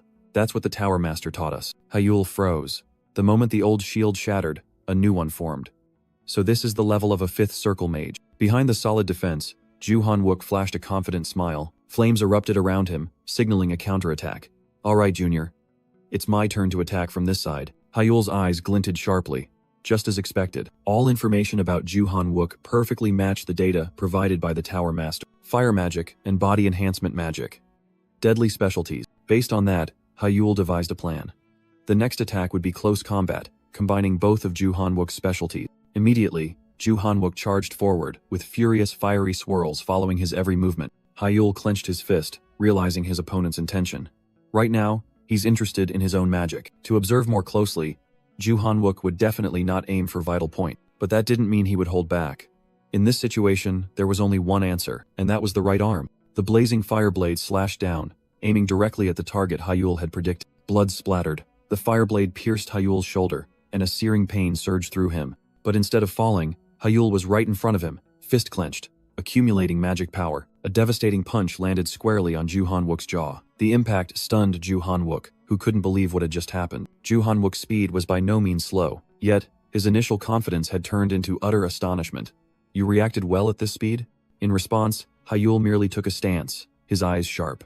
"I also know a little about close combat." Flames flared in Ju Han-wook's palm, and his smile showed understanding. "I see." He realized this opponent was not simple. Even though close combat is his specialty, he still analyzed his own strength and adjusted his stance. He's truly no ordinary opponent. A thought suddenly flashed through Ju Han-wook's mind. The future is truly terrifying. Third circle magic combined with close combat, a completely different level. Realizing the threat, Ju Han-wook decided not to hold back anymore. "From now on, I'll go all out too." Mana surged violently, concentrating in his hands, signaling an earth-shattering spell. He roared, unleashing his full power. Fire rain, the arena sky blazed. This was the privilege of a fifth circle mage. A wide-area destructive spell rained down countless fireballs, turning the arena floor into a sea of flame. Ju Han-wook smirked, full of confidence. "Third circle magic can't block or dodge this. What are you going to do against this attack?" Facing the destructive rain, Hyul's back looked small. Would the match end here? With my victory? But at that very moment, a blue light flashed in Hyul's eyes. He began to cast a spell, with intertwined blue and red energy streams swirling around his body in a strange magical dance. A sphere of pure energy condensed in his hand, its power compressed to the extreme. Resonance. Immediately, a colossal blue magical wave erupted, roaring straight into the fire rain. Witnessing the absurd sight before him, Ju Han-wook was utterly stunned. This can't happen with circle magic. From the observation room, high-ranking mages only saw a massive steam explosion engulfing the entire arena. Is that also a type of variant magic? The aftermath of the magical clash caused chaos in the stands. The fire, rain, and water shield collided. "I can't see anything." "What happened?" A bespectacled mage squinted, analyzing. "The water shield must be third circle magic, but it feels like it's fourth circle or higher." Amidst the chatter, Shin Ji-hun quietly observed, his sharp gaze never leaving the dense white mist. Inside the arena, Ju Han-wook tried to regain his composure. "Damn it, my vision. But in this mist, he can't see either. So, where are you going to attack from?" But he was wrong. A figure glided through the mist, as swift as a ghost. Hyul activated his trump card. His ordinary eyes suddenly glowed with a mystical golden light. Magic eye. The physical world blurred, giving way to the flow of energy. "Even if I can't see, mana will guide me." Amidst the chaotic space, a blazing red streak appeared. It was the residual magic power from his opponent's fire sword. Hyul smirked. "Found you!" Without wasting a second, Hyul darted through the mist, each step precise and filled with killing intent. Ju Han-wook's senses screamed in alarm. He felt a terrifying pressure rushing towards him. He hastily spun around, swinging his fire sword instinctively. "There you are." But Hyul didn't attack from the ground. He descended from above, his entire body enveloped in lightning, condensing into a destructive spear. Lightning spear. Ju Han-wook was utterly terrified. How did he get this close? Quick, absolute shield. No, the absolute shield was already broken once. It's too risky. With no retreat, Ju Han-wook roared, channeling all his magic power into a direct attack to meet the challenge. If that's the case, through his magic eye, Hyul calmly analyzed his opponent's counterattack. That's yellow mana. The yellow energy Hyul sensed was earth element magic.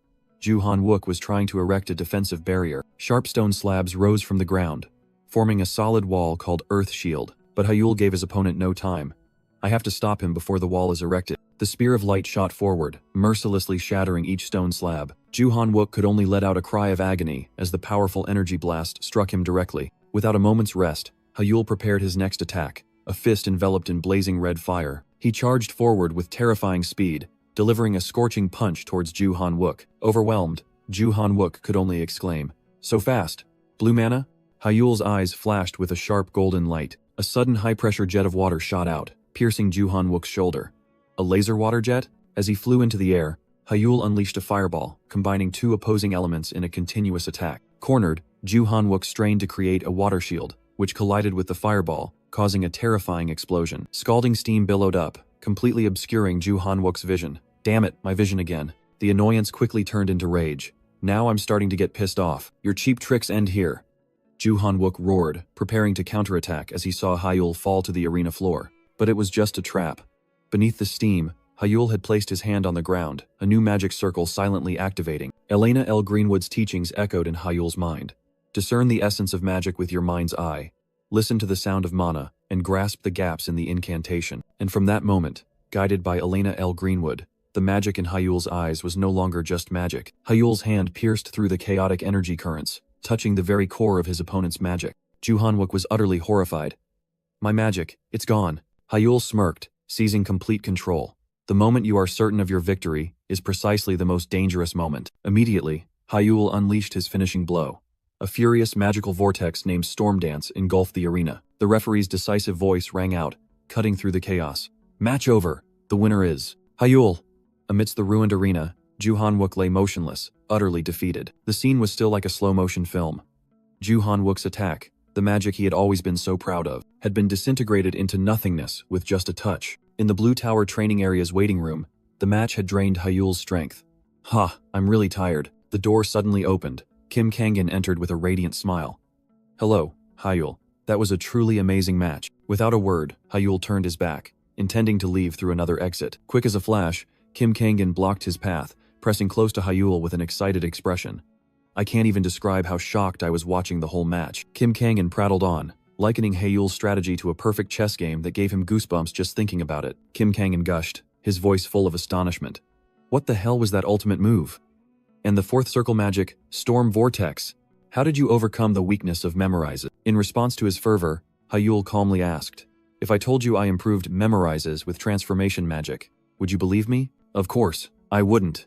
Kim Kangin scoffed, dismissing it. Third circle magic, I could still understand. He stepped back, emphasizing the absurdity of Hyul's words. But from fourth circle onwards, it's a completely different story. This isn't just an improvement, it's a complete elimination of Memorize's flaws. Kim Kangin's eyes sharpened. That's an impossible contradiction. Cornered, Hyul could only remain silent, a faint sweat beading on his forehead. Kim Kangin recalled the match, his mind still reeling. Near instantaneous casting speed, free magic that broke all existing molds. Above all, you even nullified your opponent's magic. He stared intently at Hyul, the curiosity in his eyes reaching its peak. Ultimately, what kind of magic do you use, Hyul? That question seemed to hit Hyul's weak spot. He hesitated. That is, the tense conversation was cut short, as the scene shifted to the skyscraper of the Blue Tower headquarters. Inside the luxurious office, Hyul and Kim Kangin sat facing each other. Kim Kangin's female assistant reported.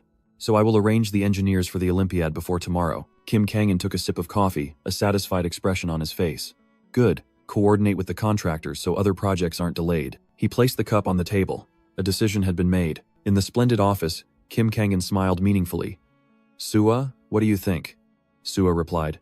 About what, sir? Kim Kangin's smile grew even more radiant, his eyes sparkling with excitement.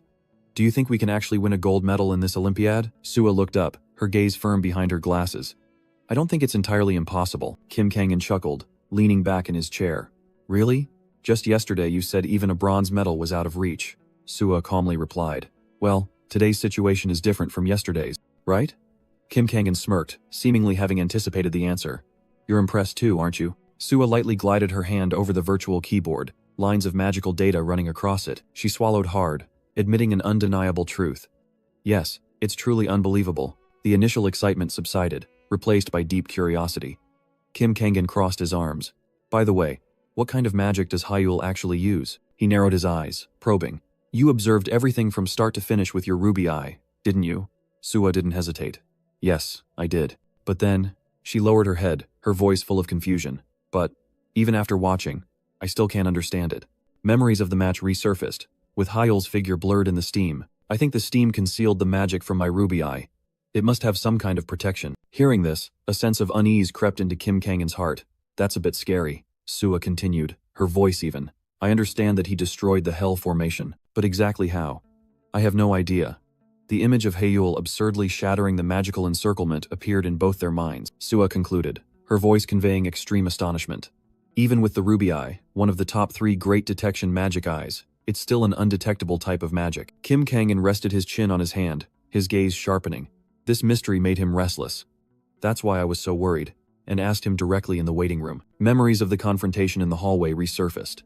Kim Kangin had blocked Hyul's path. That is, Hyul calmly placed his hand on his chest, reiterating an unwritten rule. Didn't you say it yourself last time?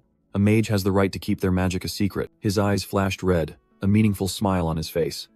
I cannot tell you about my magic. Back in the present, Kim Kangin recounted to Sua. Yes, I was flat out rejected with the reason it's a secret, and even challenged to figure it out myself. Sua frowned, raising a worrying possibility. What if it's something illegal? But Kim Kangan immediately dismissed it. No, it's not. The purity and structure of the mana are too clean to be dark magic. He placed a tablet on the table, preparing to reveal what he had discovered. The only thing I found was, memories flooded back. The moment Kim Kangan put his arm around Hyul's shoulder, trying to probe. Hyul responded with a challenging question. If I told you I improved my memory with transformation magic, would you believe me? Kim Kangan turned his back to Sua, his gaze fixed on the city outside. He knew it was a lie. The only thing I know for sure is that the magic Hyul used wasn't transformation magic. Whatever it is, this year's Olympiad is definitely going to be interesting. He turned back, a sly smile on his face.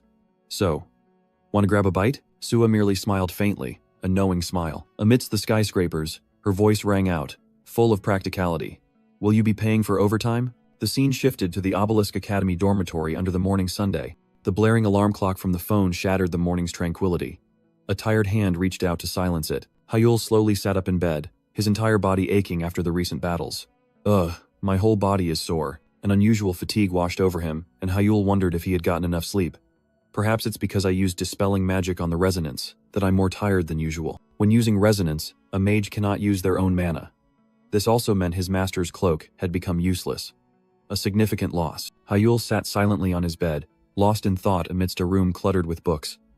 Even the morning sunlight streaming through the window couldn't dispel the weariness on his face. The price of victory was exhaustion, evident in every breath. Just then, his phone screen lit up. A message from the person Hyul least expected. His father. You must have pushed yourself too hard in yesterday's match. I've arranged for you to have a day off. Just rest and recover today. The full message from Shin Jihan appeared. Hyul held his phone, silently reading the rare words of concern. He recalled his father's previous message, saying he was worried when Hyul left without a word after the practice match. A faint smile appeared on Hyul's lips. All right, a glimmer of hope had just been kindled.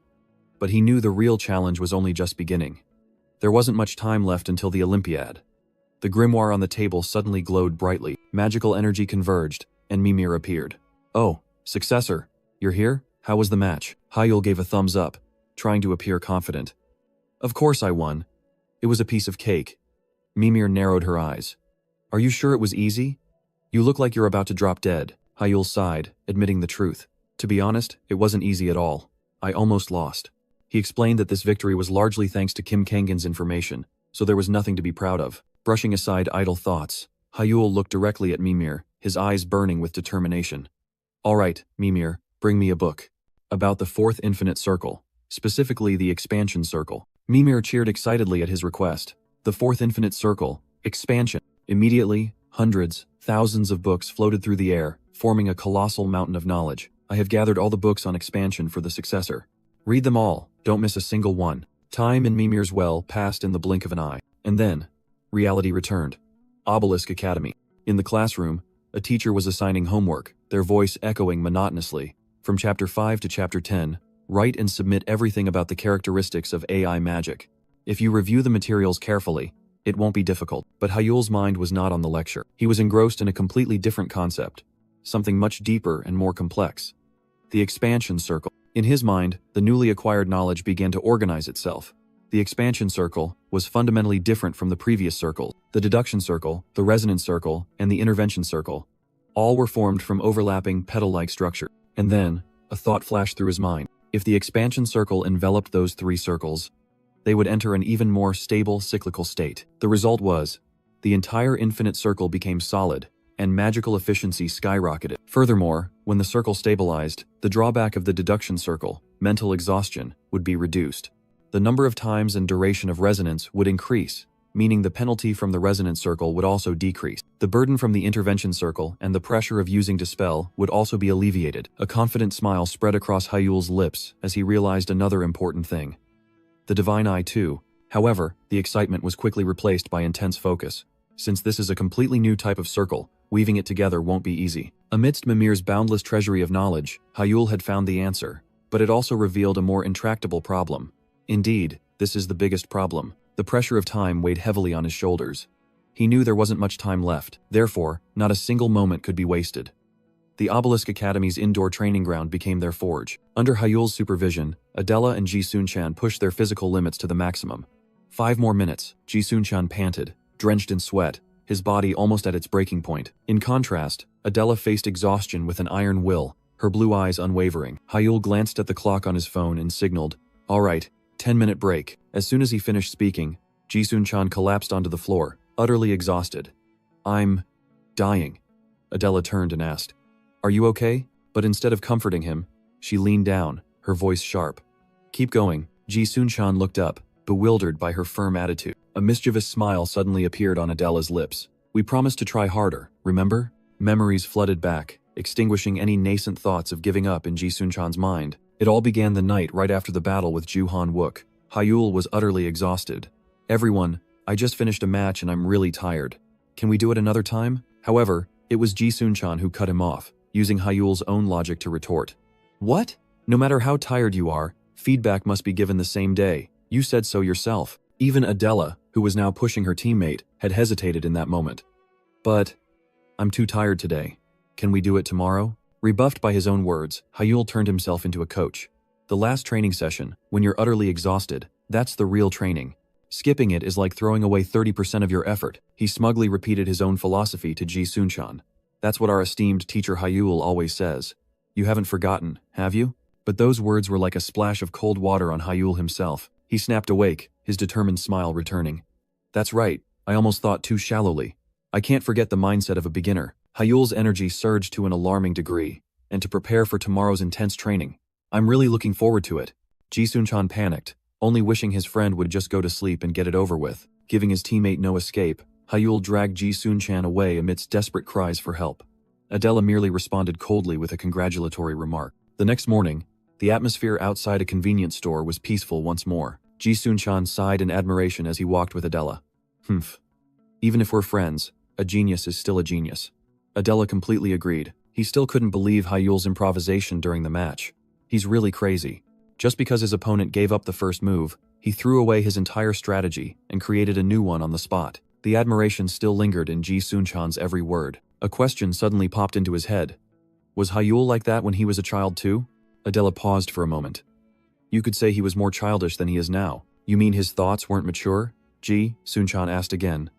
Adela affirmed it decisively. Memories flooded Adela's mind, of an optimistic Hyul who somewhat overestimated his own abilities. And then, she also admitted to herself. "Of course, I was like that back then too," Adela thought to herself. Even though she was constantly chasing after his back, she hadn't changed at all. "In fact, I find it even more exciting now." The image of Hyul immersed in brilliant magic appeared in her mind. "I think I've been more enchanted by his magic than ever before." Ji-Sun-chan's voice suddenly rang out. "Huh? That extremely cautious guy used to be like that?" Adela replied. "Yes. At least until he entered Obelisk." A meaningful smile appeared on Ji-Sun-chan's lips.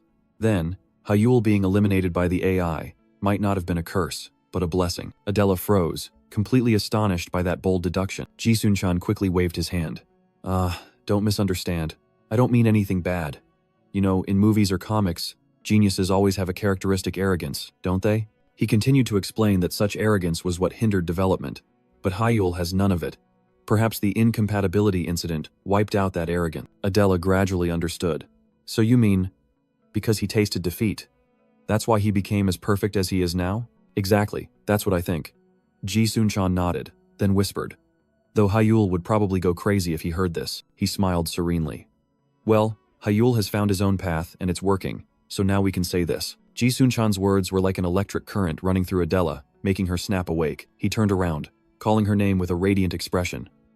"Adela, let's work hard together." Their determination was visualized through the image of three teammates moving forward together. "We also have to prove that we are on the path Hyul has chosen." Ji-Sun-chan raised his fist high, shouting enthusiastically. "Let's give it our all. For the Olympiad." Adela's eyes shone with steely determination. She smiled back. "All right, let's work hard together." After the encouraging words, Ji-Sun-chan lay sprawled on the floor, his expression much more relaxed. "Yeah, that's right." He looked up at Hyul, still a little confused. "Huh? Why?" Hyul held out a water bottle, his gaze firm. "You've worked hard." Ji-Sun-chan burst into hearty laughter, his face flushed with emotion. "You really know how to hit and then soothe." Hyul smirked, pulling the water bottle back. "Say it correctly. When did I make you sick? I even prescribed and gave you medicine." Ji-Sun-chan just grinned. Yes. Thank you, amazing doctor." Just then, Adela appeared, her blonde hair neatly tied up, her eyes sharp. Hyul immediately waved, calling out, "Adela, it's time for special training."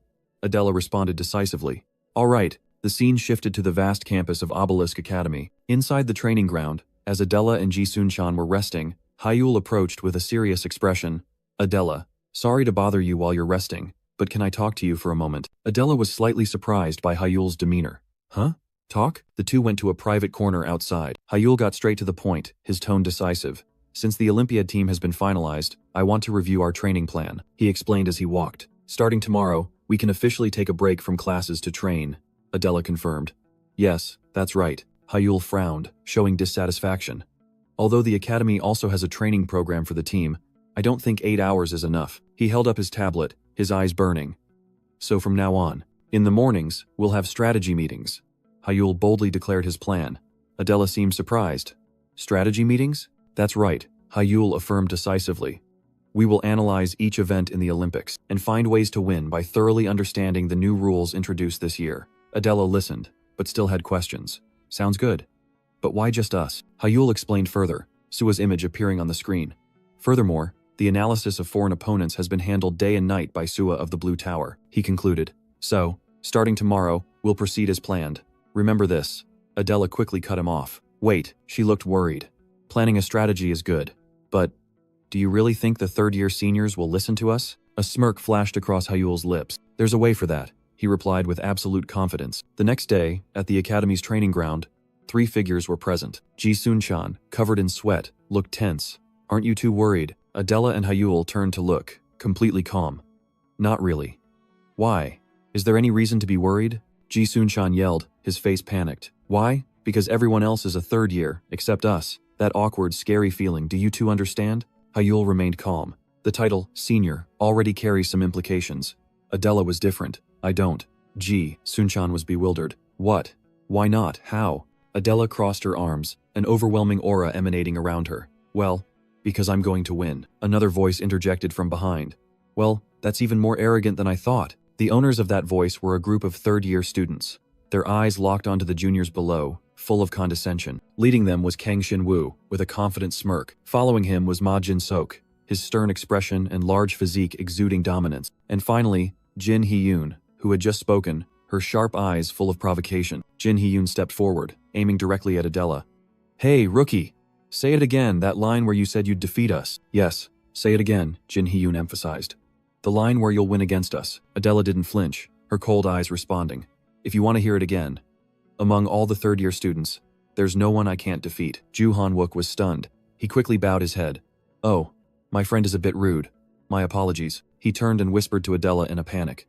Are you crazy? What do you gain by angering them? Ju Han-wook frantically covered Adela's mouth. Stop, don't do that. But Hyul wasn't there to calm the situation. He stepped forward, a mysterious smile on his lips, his eyes glowing red. Greetings, seniors. Sorry for the disturbance. What do you all think about a small team match today, between the second and third years? Hyul growled, ignoring Ju Han-wook's panic behind him. My apologies, seniors, but I need to dominate the entire team. His gaze turned cold, filled with ambition. So I can truly command everyone. Kang Shin-woo smirked, showing interest in the brazen challenge. So that means a match between the second and third years, with 3 members of your team facing 3 of ours? Provoked, Jin Hee-yoon growled. Let me handle this myself. That arrogant attitude needs to be put down immediately. In contrast to that fury, Hyul merely smiled calmly. No, what I mean is, Hyul's eyes glowed red with hidden meaning as he boldly declared. This is a match between all of the second years and all of the third years. So, 3 versus 3? The arrogant declaration of war stunned the entire third-year group. Jin Hee-yoon was speechless, unable to believe her ears. Even Adela and Ji-Sun-chan were shocked by Hyul's recklessness. Kang Shin-woo, the leader of the third-year group, narrowed his eyes suspiciously. What is your true intention? He didn't believe it was a simple provocation. There must be a reason. I don't believe you would act so causelessly. Hyul secretly assessed his opponent, recalling Kang Shin-woo's cautious nature since childhood. Then Hyul broke the tense atmosphere with a nonchalant smile. Come on, what ulterior motives could we possibly have? The best way to test our strength is to fight. That mocking attitude only added fuel to the fire. Ma Jin-sok roared in anger. This brat! Unable to restrain himself, Ma Jin-sok lunged forward. Are you planning to crush us with your strength? In that moment, Kang Shin-woo seemed to connect all the dots. I see. Your goal is to overwhelm us and seize control of the Olympiad? Ma Jin-sok immediately closed in on Hyul, growling defiantly. Isn't that right? We're right, aren't we? Faced with the accusation, Hyul merely remained silent, his gaze strangely calm. That silence was the last straw. Jin Hee-yoon pointed directly at Hyul's face, yelling, "Your arrogance truly reaches the sky, rookie. Our patience has its limits. Yes, I know you and Adela are talented. But this is wrong. No matter how much you look down on your seniors, there has to be a limit," Jin Hee-yoon growled, anger clearly etched on her features. "All right, if it's one-on-one, I suppose you have a high chance of winning, but what about 7-3? Are you kidding? No matter how strong you are." Her finger pointed directly at the brown-haired student accompanying Hyul. "You can't defeat us, a group nearly twice your size, with just that kid by your side." The word kid was like a dagger, plunged straight into his pride, leaving him stunned. Amidst the rage, Adela maintained an ice-cold expression, completely unfazed, and then, Hyul looked up. A brilliant red light flashed in his eyes, signaling that his patience had run out. Jin Hee-yoon tried to regain the upper hand, delivering an ultimatum. "Let me say this politely, one last time. If you apologize right now, I'll let it slide." Kang Shin-woo took a step forward, a condescending smile on his face. "That's right, Junior. This time, you've truly crossed the line." A weary sigh escaped Hyul. That sound wasn't fear, but extreme disgust. "Ugh, you're so noisy." Kang Shin-woo merely smirked, certain that his opponent was about to yield. Realizing the storm was about to break, the brown-haired student panicked. "Hyul, huh? Are you really crazy?" Hyul ignored him, his sharp gaze fixed on Kang Shin-woo, his tone full of provocation. "That kid over there? Just shut up and fight." Hyul's smile turned cunning, and he drew out a single word, transforming respect into the most venomous challenge. Senior Tilda. The sky was clear and serene, but on the ground, the atmosphere was tense. Two groups of students faced each other, signaling an impending conflict. Ma Jin-seok irritably explained the situation. "I didn't want to spoil the fun from the start. I tried to mediate, but that only angered him." He turned to his teammate and asked, "Kang Shin-woo, are you all right?" Kang Shin-woo replied curtly, his face still sullen. Ma Jin-seok decided to settle it by force. "All right, let's have a match. 3 versus 7. But a straightforward fight would be boring, wouldn't it?" He laid out the condition. "If you win, we'll follow the strategy you mentioned." Hyul cut him off, casually accepting the challenge. "But if we win, fine, let's do it." Hyul's confidence stunned Ma Jin-seok. "I haven't even said what we want if we win yet." Hyul shrugged. "Bet whatever you want. If you tell me to leave, I'll leave." Hyul sneered. "Because that's not going to happen." The arrogant declaration made Kang Shin-woo's group furious. Jin Hee-yoon gritted her teeth. "That bastard!" But Hyul wasn't finished. He turned back, stating his own demand. "And one more condition." He pointed directly at his opponents. "If we win, apologize for calling Ji-Sun-chan a loser." The bet was set. The stage for the confrontation couldn't be grander. The Obelisk Academy Arena. The virtual space transformed into a dense forest under a starry night. Environment setting? Night. Hilly area. Hyul warmed up, then turned to his teammates. "Ready?" Adela replied decisively. "Yes, everyone's ready." Only Ji-Sun-chan remained silent, his face heavy with worry. A voice echoed throughout the arena, announcing the imminent start of the match. "The siege battle will begin in 5 minutes. Take your positions." This was a simulated battle under international rules, with a heavily unbalanced 3-on-7 setup. Hyul looked towards his team's flag, something that needed to be protected at all costs. "We should use this formation." Suddenly, Ji-Sun-chan grabbed Hyul's wrist, his eyes filled with worry. Noticing his friend's unease, Hyul turned and asked, "Is something wrong?" Ji-Sun-chan hesitated. "Hyul, but do you really need to go that far?" Hyul frowned. "What do you mean? I mean, do you need to deliberately provoke the seniors like that? Do we really need to turn this match into such an emotional battle?" Ji-Sun-chan continued, suggesting that everyone was already willing to follow Hyul's plan without those provocative words. But Hyul brushed him off. "Just following me isn't enough." His eyes turned cold and ambitious. "They must obey me." Ji-Sun-chan was helpless. "Sun-chan, you know the plans I'll devise better than anyone, don't you? But what if this forced obedience only causes resentment?" Faced with that argument, Ji-Sun-chan could only fall silent, sweat beading on his forehead. Hyul flashed a confident, almost arrogant smile. "It's fine. I have a way to deal with that," he declared loudly beside the flag, his voice echoing. "If I win with overwhelming power, there will be no room for resentment." Ji-Sun-chan was stunned. I was foolish to ask him. Meanwhile, on the opposite side, Jin Hee-yoon was seething. "Shin Hyul, that annoying bastard. What? He said we can take anything because he won't lose anyway? That damn guy." Kang Shin-woo placed a hand on her shoulder. "Calm down, Jin Hee-yoon. There are 5 minutes left." Ma Jin-seok also reminded her, and the red-haired girl had to try to suppress her exploding anger. Jin Hee-yoon's rage erupted. "I can't. Apologize for calling him a loser?" she yelled defiantly. "So what if I call a loser a loser?" Kang Xinwu sighed in exasperation, realizing the situation was out of control. Even if I wanted to calm her down, there isn't enough time. Ma Jinseok agreed, but a different calculation gleamed in his eyes. He pushed up his glasses, a cold smile appearing on his lips. At this point, I'll make use of this rage, because rage is the ultimate stimulant, pushing human strength to its limits. An announcement echoed, tearing through the silent night. The battle began. The air thickened. 3, 2, 1.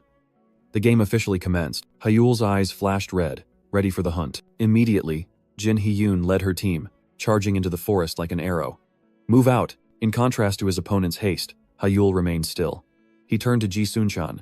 I'm counting on you, Sunchan. Ji Sunchan was stunned by the unexpected command. 5 minutes passed in the blink of an eye. Hidden behind a rock, Jin Hee-yoon held her breath, observing. The hunt had truly begun. Over the comms, Ma Jin-seok's voice rang out excitedly as he spotted the target. Found their flag. Good. Who's guarding it? A sneer formed on Jin Hee-yoon's lips, her eyes gleaming with disdain. Looks like there's just one useless guy standing there. Just as she said, only Ji Sunchan was carelessly guarding the flag. Ma Jin-seok was more cautious. He's guarding alone? Is anyone hiding nearby? Hidden behind a tree, Jin Hee-yoon scanned the area. I don't know. No movement. Don't let your guard down. Still, Ma Jin-seok was uneasy. They might be using him as bait. All right. I'll attack cautiously. Jin Hee-yoon stepped out of cover, heading straight for Ji Sunchan with a condescending attitude. Are you guarding alone? She crossed her arms, looking down at her opponent with overt contempt. Useless trash. However, an unexpected question was posed. It seems you knew I would be the first one here, didn't you? Ji Sunchan looked up, his sharp eyes unwavering. He calmly confirmed, yes. Jin Hee-yoon was stunned. How? Hyul said so, that a gorilla would come. Ji Sunchan replied, his words a direct slap to her pride. In his memory, Hyul's voice echoed clearly, outlining the perfect plan. Certainly, Jin Hee-yoon will attack right from the start. Hyul analyzed her personality perfectly. Her personality is too hot-headed. They'd rather let her attack than defend. That's for sure. Back in reality, Jin Hee-yoon gritted her teeth. You knew I was coming. But you still left yourself to defend alone? Rage flared, making her tremble speechless. Magical energy began to leak from her body. These arrogant brats. Immediately, a massive stream of fire was unleashed, aimed directly at Ji Sunchan like a sniper's shot. The colossal pillar of fire surged forward, incinerating everything in its path. Terrifying heat erupted, turning a section of the forest into a sea of flames. Jin Hee-yoon snarled, her eyes arrogant. Fire Strike is a Tier 4 spell. It's not something someone like you can block. Her confidence turned into fury as she noticed something unusual. On the brink of life and death, memories of Hyul's words flooded back. Ji Sunchan, you know your role is the most important in this fight, right? Are you going to run away after being ignored? Of course not. Determination flared, and Ji Sunchan extended his hand. A blue magical shield began to form, blocking the raging flames. Since you said so, I have no reason to back down. Jin Hee-yoon was stunned, unable to believe her eyes. He blocked it. No way, how is that possible? In her memory, Hyul had shown Ji Sunchan the way. You might think you're a damage dealer, but that's not it at all. You are a born tank. Hyul's assertion left Ji Sunchan speechless. Me? A tank? Hyul began to explain the primary attributes of mages, using Kim Kangan, who specializes in the water attribute, as an example. And of course, Jin Hee-yoon was also a mage, specializing in the fire attribute. Using one's primary attribute reduces mana consumption and increases output power. Hyul's eyes gleamed with a strange light as he saw through Ji Sunchan's true nature. The primary attribute I see in you is the void attribute, and within that, you specialize in defensive magic. As the explanation ended, Ji Sunchan's defensive shield fully formed, firmly blocking the destructive attack. Jin Hee-yoon gritted her teeth, anger clearly visible on her face. Shh, you're with Hyul and Adela, so it seems you're deluding yourself with power, huh? Compared to those two, you're just dead weight. Jin Hee-yoon's scornful words pierced deep into Ju Han-wook's mind. She called me dead weight again. I know that well. Compared to those two, I'm nothing. But then, his self-doubt transformed into determination. A defiant smile appeared on Ju Han-wook's lips. He raised his hand, and a blue defensive matrix appeared. If your attacks are only this much, then I can still fight. In response to the challenge, Jin Hee-yoon roared in anger. You brat! Without another word, she signaled. All three immediately charged, fanning out to surround the target. Ma Jin-seok shouted, confirming the order. Cover Jin Hee-yoon. Stop messing around, you useless bum. Jin Hee-yoon led the charge, rushing straight towards Ju Han-wook. Let me shut that mouth of yours. I'll crush you completely. Energy exploded in her hand as she unleashed her skill. Take this. Chest strike. A fiery attack violently collided with the magic shield, creating a ripple of energy. Inside the defense, Ju Han-wook remained calm, his eyes sharp. Jin Hee-yoon roared, pouring more power into her attack. One more strike, but the shield remained unyielding. What kind of damn shield is this? Why is it so tough? She recognized the nature of the magic. It looks like a tier 3 spell, but I've never seen this type before. Realizing that a single attack was ineffective, Jin Hee-yoon ordered her teammates. But there are 3 of us. If we attack simultaneously, he won't be able to block it. All 3 channeled their power, preparing for the finishing blow. Jin Hee-yoon smirked. This battle, the victory is ours. Facing the full force attack, Ju Han-wook merely mumbled an incomprehensible sequence of numbers. 16 to 66. As soon as Ju Han-wook finished speaking, the silent night suddenly stirred. Within Ju Han-wook's sight, the enemy's attack formation was locked within a matrix of light. A sudden magical explosion erupted in the middle of the forest, signaling that the counterattack had begun. The preemptive strike hit. Ma Jin-seok couldn't react in time, taking a full fireball to the flank. Immediately after, a rain of magic as sharp as daggers poured down, completely breaking their formation. A bird-shaped energy current soared into the night sky, signaling the next attack. All 3 looked up, astonished by the unseen magic. Windblade? Meanwhile, Ju Han-wook was still frantically analyzing. From where? Where exactly is it coming from? Jin Hee-yoon gritted her teeth, roaring the only name she could think of. Hyul. Everyone, be careful. In her mind, Hyul's image appeared, full of defiance. That arrogant Hyul is hiding somewhere nearby. All 3 cautiously scanned their surroundings, trying to find the hidden enemy. But it was too late. A sudden beam of light pierced through Kang Shin-woo's back. Jin Hee-yoon whirled around, utterly horrified by the attack. Adela's silhouette emerged from the shadows, her hand ready for the next volley. Adela's moonlight bullet? It turned out all 3 magic stones were in Adela's hands. A rain of magic poured down on the entire group. All the magic stones are here. Support. From a distance, Sua watched the situation, her voice full of annoyance. Jin Hee-yoon, stop messing around. Beside her, Go Chang-soo mumbled. In that case, before Go Chang-soo's decision could fully form, the tide of battle had already turned.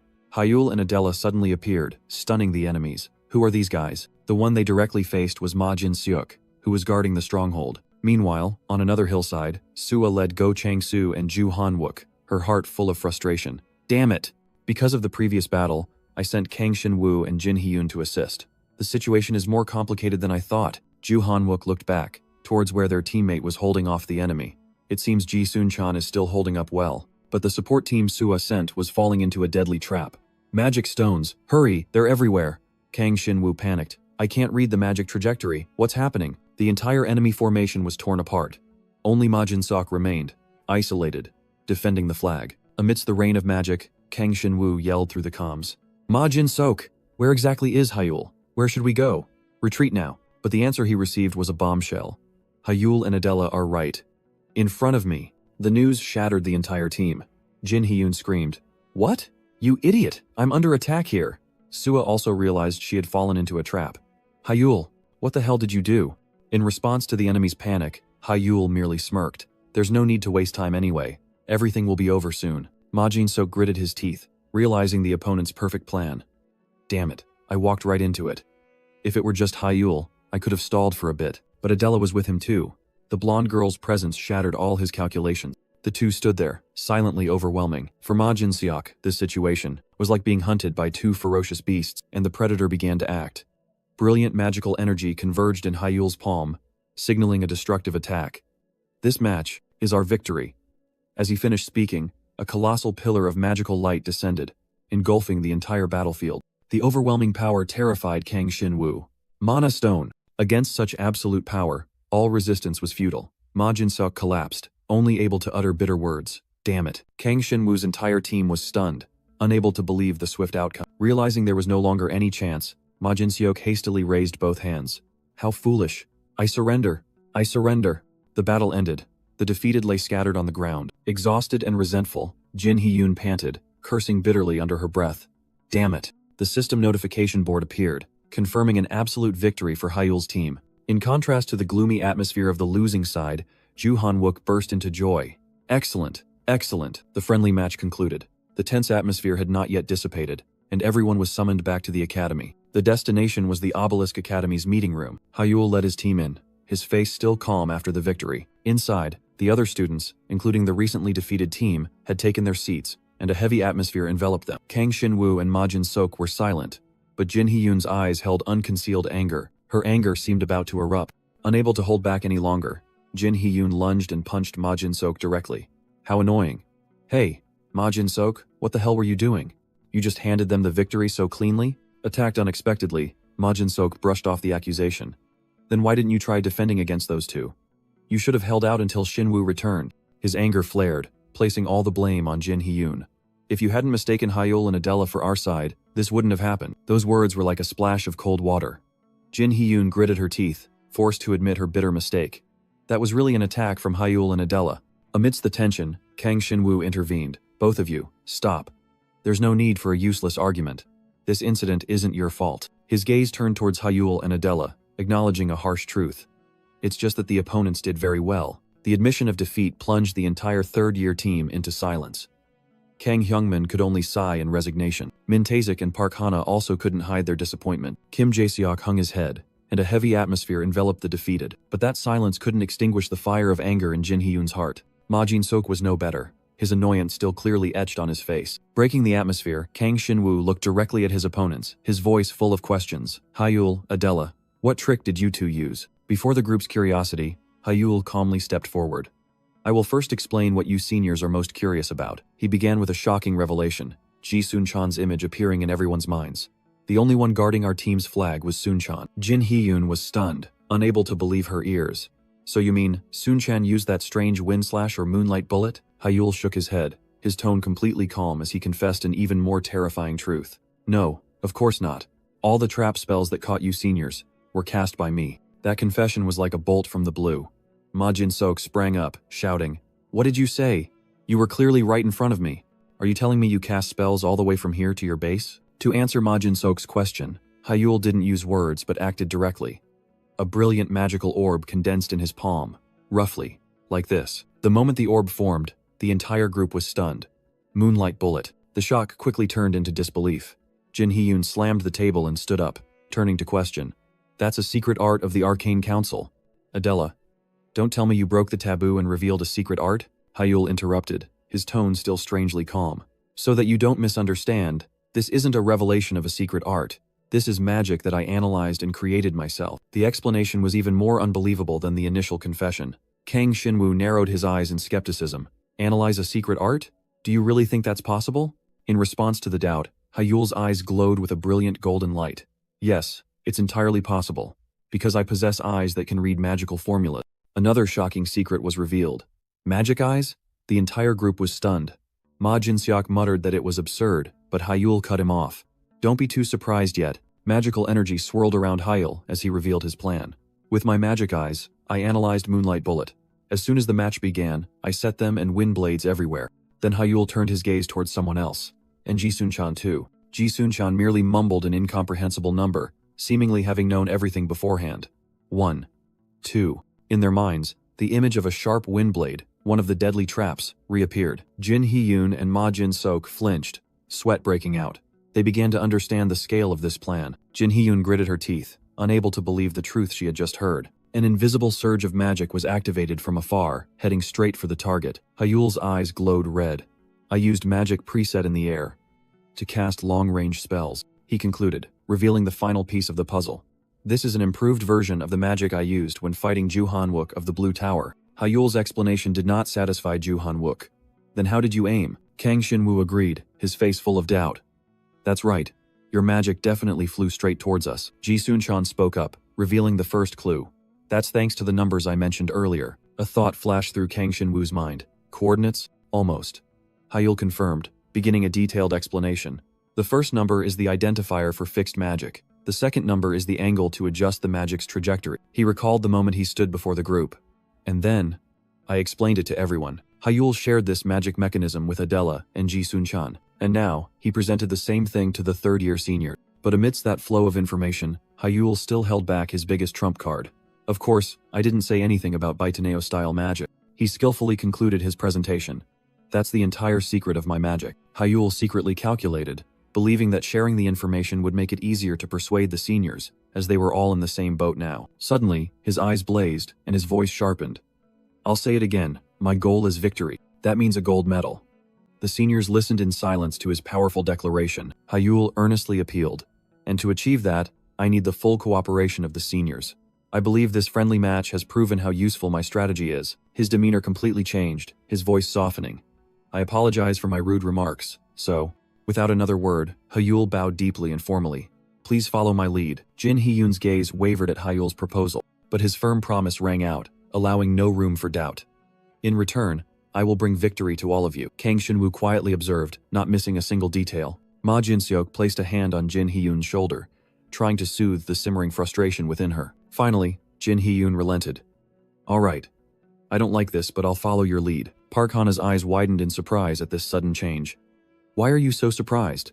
Are you really shocked? Jin Hyun explained the reason, her voice full of reluctance. I lost the bet anyway, so I have to obey that kid's orders, or I'll have to give up on the national team. Saying that, she turned and walked away. And also, Jin Hyun extended her hand towards Ji Sun-chan, a confident smile on her face. I apologize for calling you a loser. I've seen your defensive magic, it's quite solid. Ji Sun-chan was completely stunned by the unexpected apology. He quickly grabbed her hand, his face flushed. Your fire magic is amazing too, senior. The scene shifted to the magnificent Obelisk Academy. Inside the spacious dining hall, students were having lunch. Hyul approached Ji Sun-chan and Adela's table. You all worked hard facing the third-year seniors. He smiled, his eyes gleaming mysteriously. Before we start planning for the Olympiad, I have a small favor to ask. Ji Sun-chan and Adela looked up simultaneously, curious about the sudden request. A favor? What is it? Hyul got straight to the point. It's about the evening practice.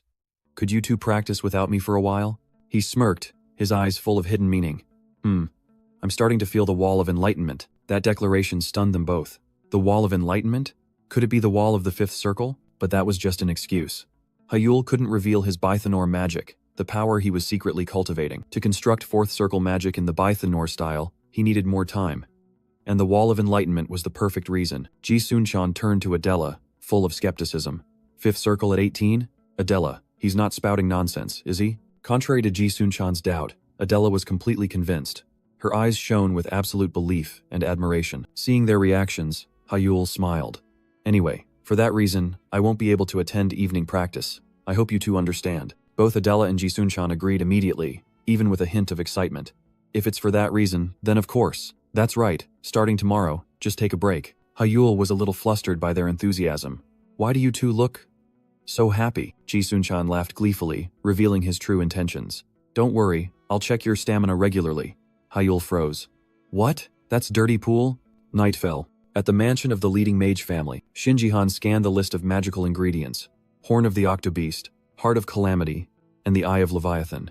All incredibly expensive items. Shinji-han looked up, his gaze sharp.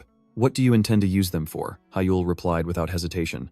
They are absolutely essential for my magical achievement. The hint to weave the fourth circle, he had obtained it from Mimir's well. A grand plan was slowly taking shape. In the endless library of the well, Hyul sighed in exasperation.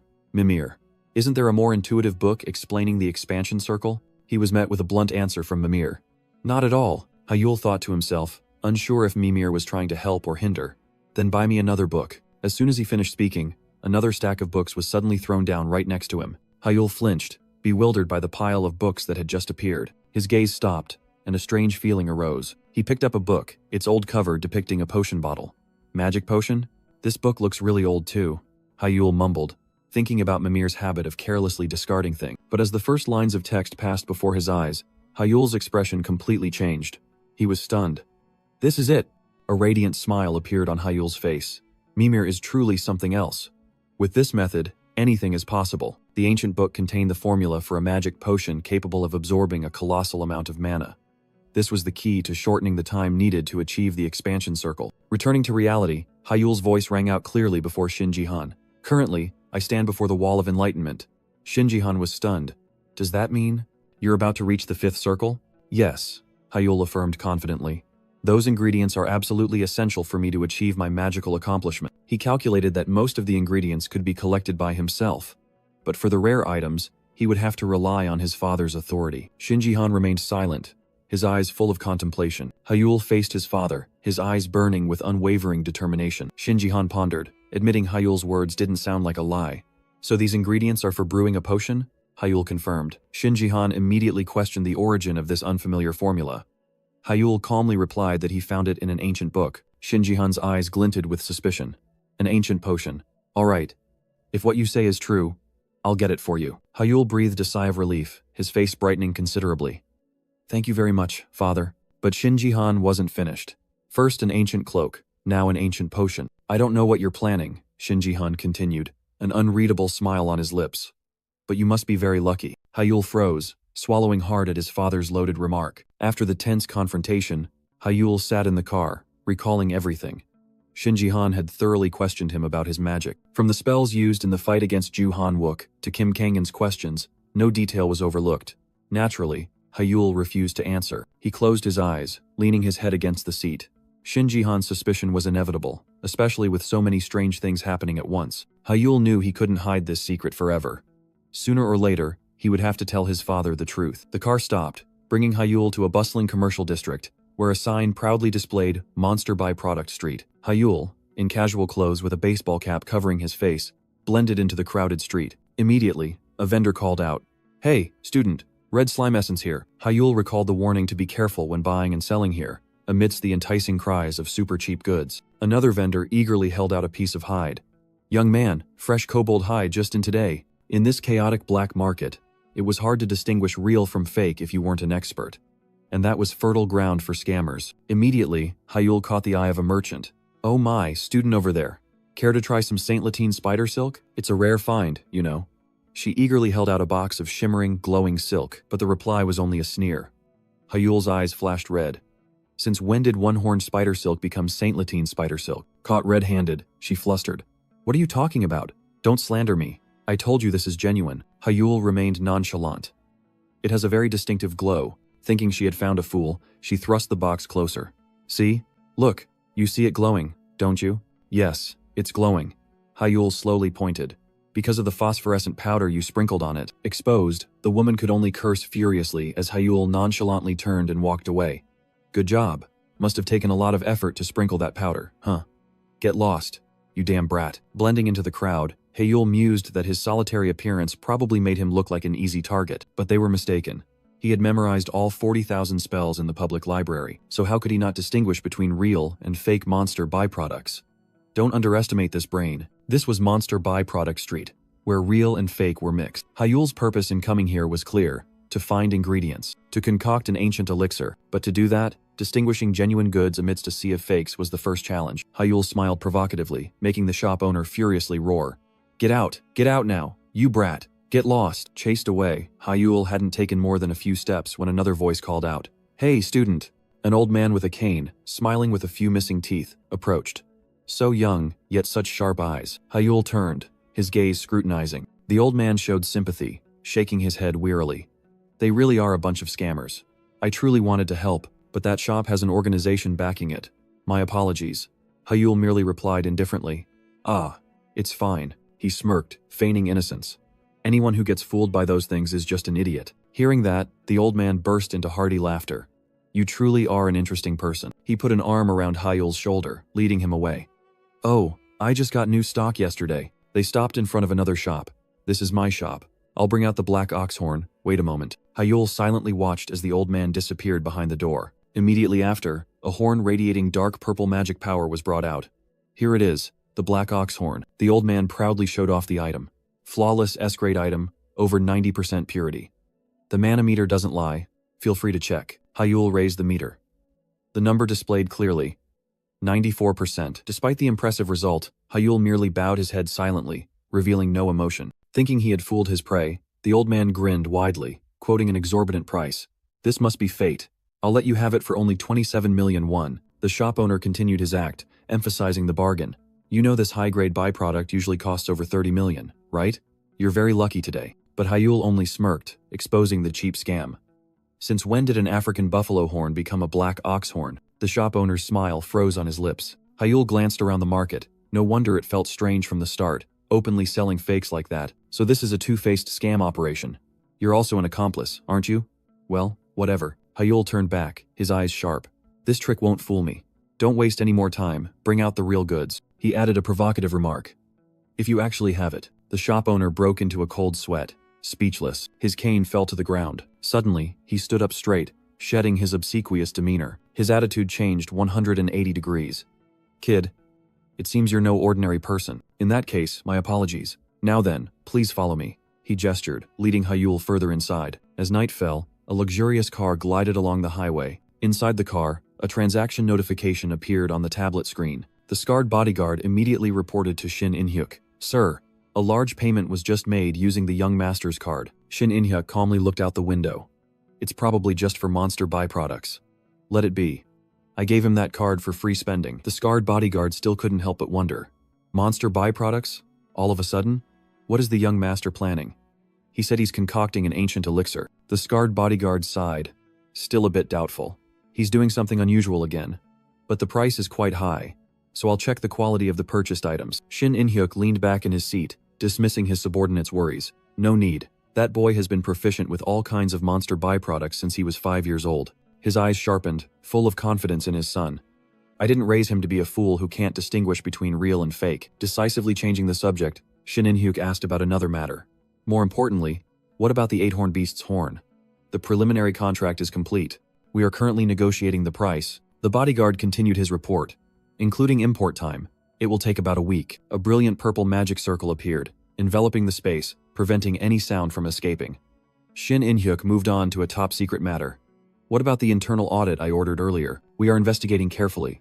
It seems someone is colluding with the Black Tower. He explained his method. I deliberately leaked a portion of the report related to the Black Tower and found signs of tampering. The bodyguard bowed his head. But I haven't identified who it is yet. I apologize. Currently, we have narrowed down the suspects to high-ranking individuals with access to the family's top-secret reports and conducted investigations, but found no suspicious clues. Behind the bodyguard's back were images of the suspects, all appearing flawless. Everyone is clean, not a speck of dust. Shin In-hyuk narrowed his eyes, contemplating. No suspicious clues and too clean, huh? That very cleanliness could be the evidence itself. The scarred bodyguard fell silent, realizing the deeper meaning in his master's words. If you say they are so clean, then further investigation might be useless. In that case, we'll just have to wait for the traitor to contact the Black Tower. Amidst the city night, a cold command was issued. Get ready. Magical energy converged, and rare ingredients were gathered in preparation for an ancient formula. Hyul returned, placing the bag full of glowing items on the table. I'm really tired. Mimir happily received it. Oh, successor. You still did a great job collecting everything. Mimir flipped through the ancient book, announcing important news. Now we only need 3 more ingredients to concoct the elixir. What they were creating was the Mana Blessing Elixir. When consumed, it would enhance synchronization, allowing the body to absorb a much larger amount of mana than usual. Hyul mused. This elixir was the key for him to compensate for the mana needed to weave the amplification circle. When will the remaining ingredients arrive? Mimir replied. I contacted my father on the way here, and he said it would take about a week. Mimir exclaimed. A week? Just in time for the Olympiad? Hyul looked thoughtful again. Yes, but even after it's concocted, it seems we can't use it right away. He pointed to the book. According to this book, afterward, mana circulation must be performed to fully unleash the elixir's effects. Mimir immediately understood the problem. So, have you thought of a location yet? Hyul nodded decisively. Yes, I already have a place in mind. Mimir was curious. Oh, where? Bainyang Island. Hyul revealed the plan. This island not only has the highest mana concentration in the country, but recently, that concentration has been steadily increasing. Mimir's eyes lit up, completely convinced. Oh, perfect. So when do we go? Hyul smirked meaningfully, his eyes flashing mischievously. I have a plan for everything. The scene shifted to the magnificent Obelisk Academy. Mimir was astonished. Really? The entire classroom erupted in excitement. Hyul stood before his classmates, smiling as he announced. That's right, it's a training camp on Bainyang Island. A sudden announcement echoed, stirring the academy's atmosphere. In 1 week, we will go to Bainyang Island for a training camp. The authoritative voice continued, confirming the information. That's right. This is a special 6-day, 5-night training course on Bainyang Island. Kim Kangan appeared, a meaningful smile on his face. I personally asked the Tower Master of the Blue Tower to arrange this. You'd better prepare thoroughly. In contrast to Jin Hee-yoon's excitement, Adela seemed a bit flustered. Wow, amazing. Sounds fun, Adela? Meanwhile, another group of students looked worried. It seems we have a lot to prepare. Aren't we just going there to relax? Kang Shinwoo immediately dismissed that naivety. What did you just hear? This is training prepared by the Blue Tower itself. Hyul quietly observed everything, smiling contentedly. The atmosphere at the academy had finally settled. The conflict between the second and third years also seemed to have been resolved. Since the friendly match, Hyul had been able to manage everyone's training schedule. Thanks to the support of the Blue Tower, he gradually gained their trust. Suddenly, an idea flashed, and Hyul spoke. We have to go to the Blue Tower right now for a special mana test. Get ready. The announcement made the whole class groan. The Blue Tower headquarters appeared. A majestic skyscraper where power and technology converged. A polite woman stepped out to greet them. I have been waiting for you. I am Sua, from the Blue Tower. The group couldn't hide their tension standing before the representative of a major power. Sua gestured professionally. Those who need to take the special mana test, please follow me. But then she turned, her gaze fixed on Hyul. As for you, Hyul, the Tower Master wants to see you privately. Hyul followed Sua, stepping into a magnificent, luxurious corridor. The destination was Kim Kangen's office, where a hot cup of tea had already been prepared. Kim Kangen smiled in welcome. You're here. Is your training still going well? Hyul replied. Yes, thanks to you. Kim Kangen continued to inquire, his eyes sharp. Are there no internal conflicts or other issues within the team? Nothing at all, Hyul reassured, though admitting. Since I'm new, it's still a bit awkward, but everyone is gradually getting closer. Kim Kangen laughed heartily, looking pleased. That's good then. At this rate, it'll be fine. Hyul bowed in gratitude, also mentioning another matter. Thank you, sir. Oh, and thank you for the Banyang Island matter as well. Kim Kangen waved his hand, appearing generous. Haha, it's nothing. Renting out the entire Banyang Island is no big deal. But then, the atmosphere suddenly grew serious. Kim Kangen's smile became meaningful. The reason I called you here today, Hyul. You've probably guessed part of it, haven't you? Hyul flinched slightly, a premonition flashing. Is it about the relic? That's right, Kim Kangen confirmed, his tone full of excitement. I want you to prepare to engrave your unique mana imprint onto the relic. Engraving a unique mana imprint is the process of synchronizing a relic with its owner through their characteristic mana code. Kim Kangen revealed an important truth. The tests that the team members are currently undergoing are precisely to prepare for the unique mana imprinting. I also want to complete your mana test before the group training session begins, Kim Kangen stated directly. Hyul quickly agreed. Yes, then any time after 8 p.m. would be fine. A thought flashed in Hyul's mind. The unique mana imprinting has been mentioned. Does that mean the plan to complete the relic is taking shape? Kim Kangen's eyes sharpened, full of determination. Yes, 2 weeks at the fastest, 3 weeks at the latest. Regardless, we plan to complete it during the Olympiad. An ancient book emitted a magical light, signaling a long night of diligent study. Inside Mimir's well, the vast and silent library space was where Hyul was preparing with all his might. He closed the book he had just finished reading, his eyes glowing bright red. Mimir, I've finished this book. Is there another one? In response, Mimir playfully snapped his fingers. Ta-da! Another book, radiating an ancient aura, immediately flew before Hyul. He was a vortex of knowledge, magic surging as each page was turned with extraordinary speed. Mimir brought the book over and inquired. Here, your next book. How are things going? Is your preparation still on track? Preparation? For the Ring of Expansion? Or for the Olympiad? Hyul asked back. Mimir cheerfully replied. Both, Hyul mused. Preparation for the Olympiad is fine. As for the Ring of Expansion, it's still the same.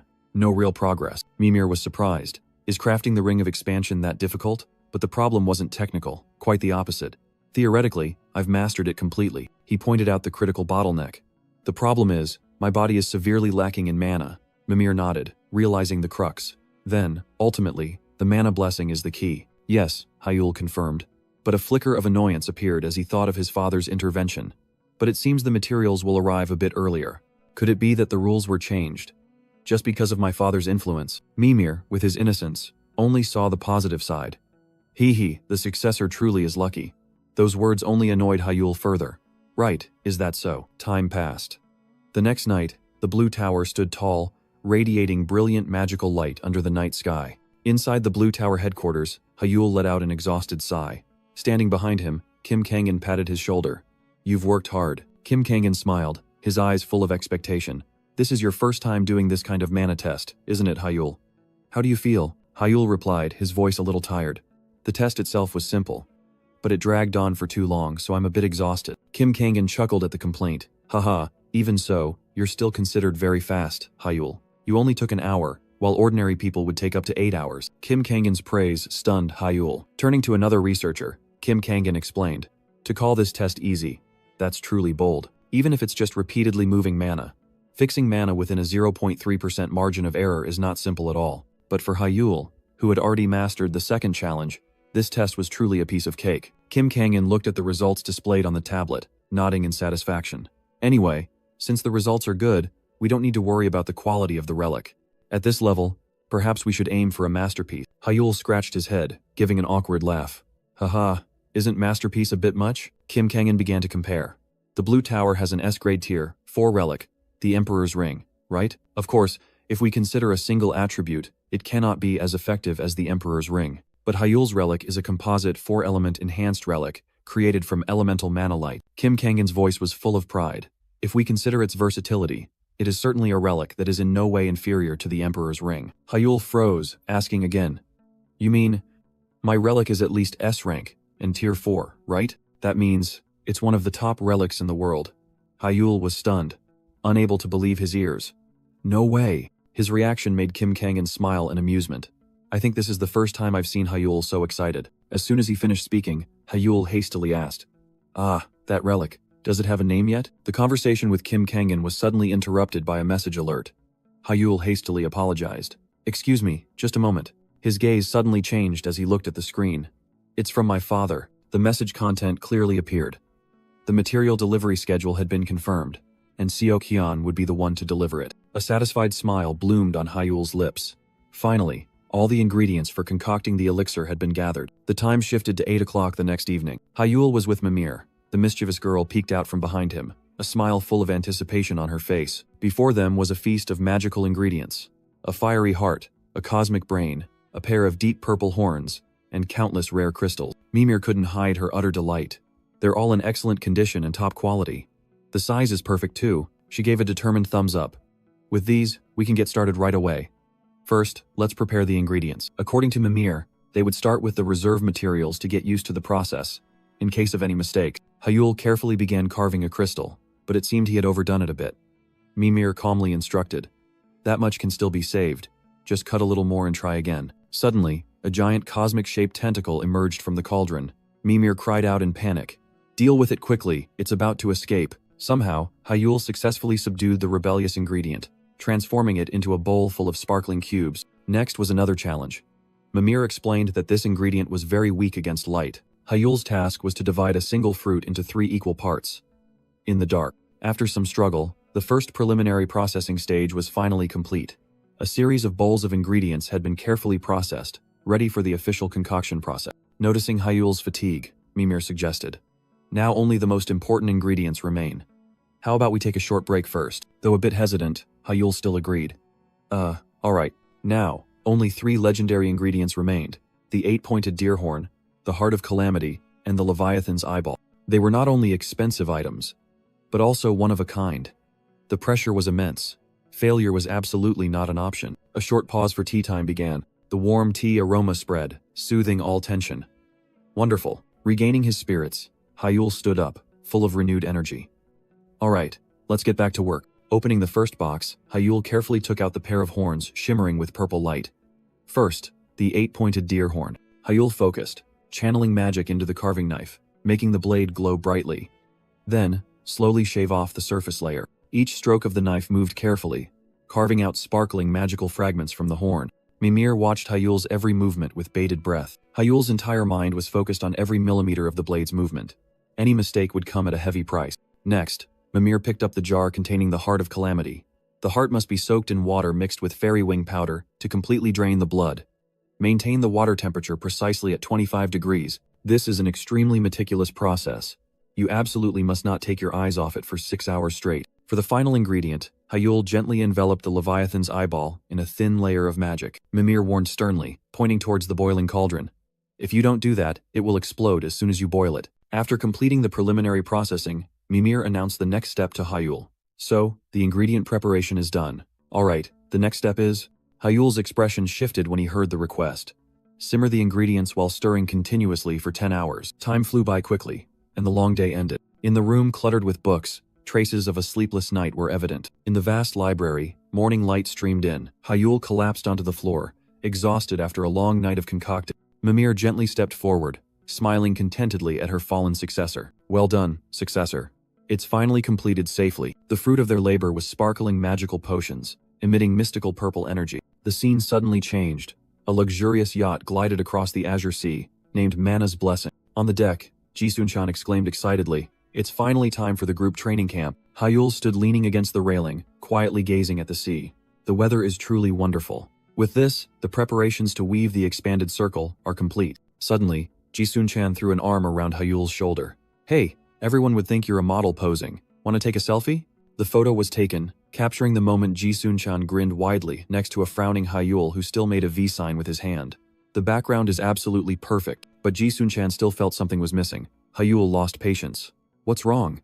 If you're going to take it, hurry up. Suddenly, an idea flashed in Ji-Sun-chan's mind. Hey, Adela. Ji-Sun-chan's call broke her train of thought. He put his arm around Hyul's shoulder and raised his phone. Let's take a picture. Adela was surprised. Take a picture? Exactly. It would be a crime not to take a picture with such a beautiful background behind us. Ji-Sun-chan pulled both of them closer. Without waiting for their reaction, he started counting. 1, 2, 3. The photo was taken, capturing the moment of the three. Ji-Sun-chan grinned widely. Adela posed somewhat awkwardly, and Hyul still maintained his usual cool expression. Ji-Sun-chan exclaimed excitedly. A group photo of 3 is definitely better. I'll post the picture in the group chat right away. With that said, he walked towards the seniors, leaving Hyul and Adela standing together. Adela smiled and commented, He's always full of energy, but today he seems especially excited. Hyul replied, but his gaze was a little distant. Maybe it's because it feels like an outing, but this is training. Is it okay to be this excited? Adela chuckled. Let him enjoy himself. That energy won't last long once training starts. Then she turned to Hyul. You're secretly excited too, aren't you? Hyul looked slightly flustered. Why do you think that? Adela playfully replied. Because you usually look so serious. She quickly changed the subject. Oh, by the way, I heard that the mana density on Byingyong Island has become thicker recently. I wonder to what extent. The majestic island gradually appeared before their eyes. We're about to see it, Hyul asked. Hey, have you ever been to Byingyong Island, Adela? Yes, 5 years ago, Adela excitedly recounted. As I recall, it's a perfect place for training. Hearing that, a rare smile briefly appeared on Hyul's lips. Byingyong Island. Now I'm really looking forward to it. The ship glided across the clear blue sea, heading straight towards the towering island ahead. Byingyong Island, the destination for the special training course, was finally right before their eyes. As soon as he set foot on the island, Kang Shinwoo shouted excitedly. Yahoo! We're on Byingyong Island. Immediately after, a massive luxury hotel appeared before the group. Kang Shinwoo and Jin Hee-yoon gaped in astonishment. Hyul calmly explained, This is the accommodation prepared by the Blue Tower. Inside was a lavish buffet, which left the trainees overwhelmed. Kang Shinwoo pointed at the lobster dish, his eyes shining brightly. Amazing. Look, there's even lobster. Meanwhile, Hyul recalled another crustacean, of a much larger, colossal size. At another table, Jin Hee-yoon happily invited Adela. Wow, Adela. Try this dish, it's delicious. In the crowd, Ma Jin-sok wore a smug smile, standing next to Ju Han-wook. Kang Shinwoo quickly approached Adela's table, but before he could do anything, Hyul stood up, interrupting the meal. Alright, after eating, take a 30-minute break, then training begins. Everyone be at the training ground at 3:30. The whole group responded in unison. A short while later, at the magic training ground, Hyul stood facing the trainees. Is everyone ready? Before we begin, there's something we need to do first. Hyul activated a device, displaying an image of the island. Because Byingyong Island has a denser mana concentration than other places, you will feel very uncomfortable absorbing mana through your circles, Hyul commanded. Everyone, try operating your mana once. Immediately, the trainees closed their eyes, focusing on sensing. Blue mana streams began to flow, enveloping each person. In the silent space, streams of mana surged around the trainees. With his glowing red eyes, Hyul perceived every slightest energy fluctuation of each person. He began to give instructions, turning towards Kang Shinwoo and Adela. You two don't need any advice from me. Just continue as you are. Then Hyul approached Ma Jin-sok, placing a hand on his back. Senior Jin-sok, you need to reduce your magic circle's output by about 20%. Conversely, he asked Jin Hee-yoon to do the opposite. Senior Hee-yoon, you're different.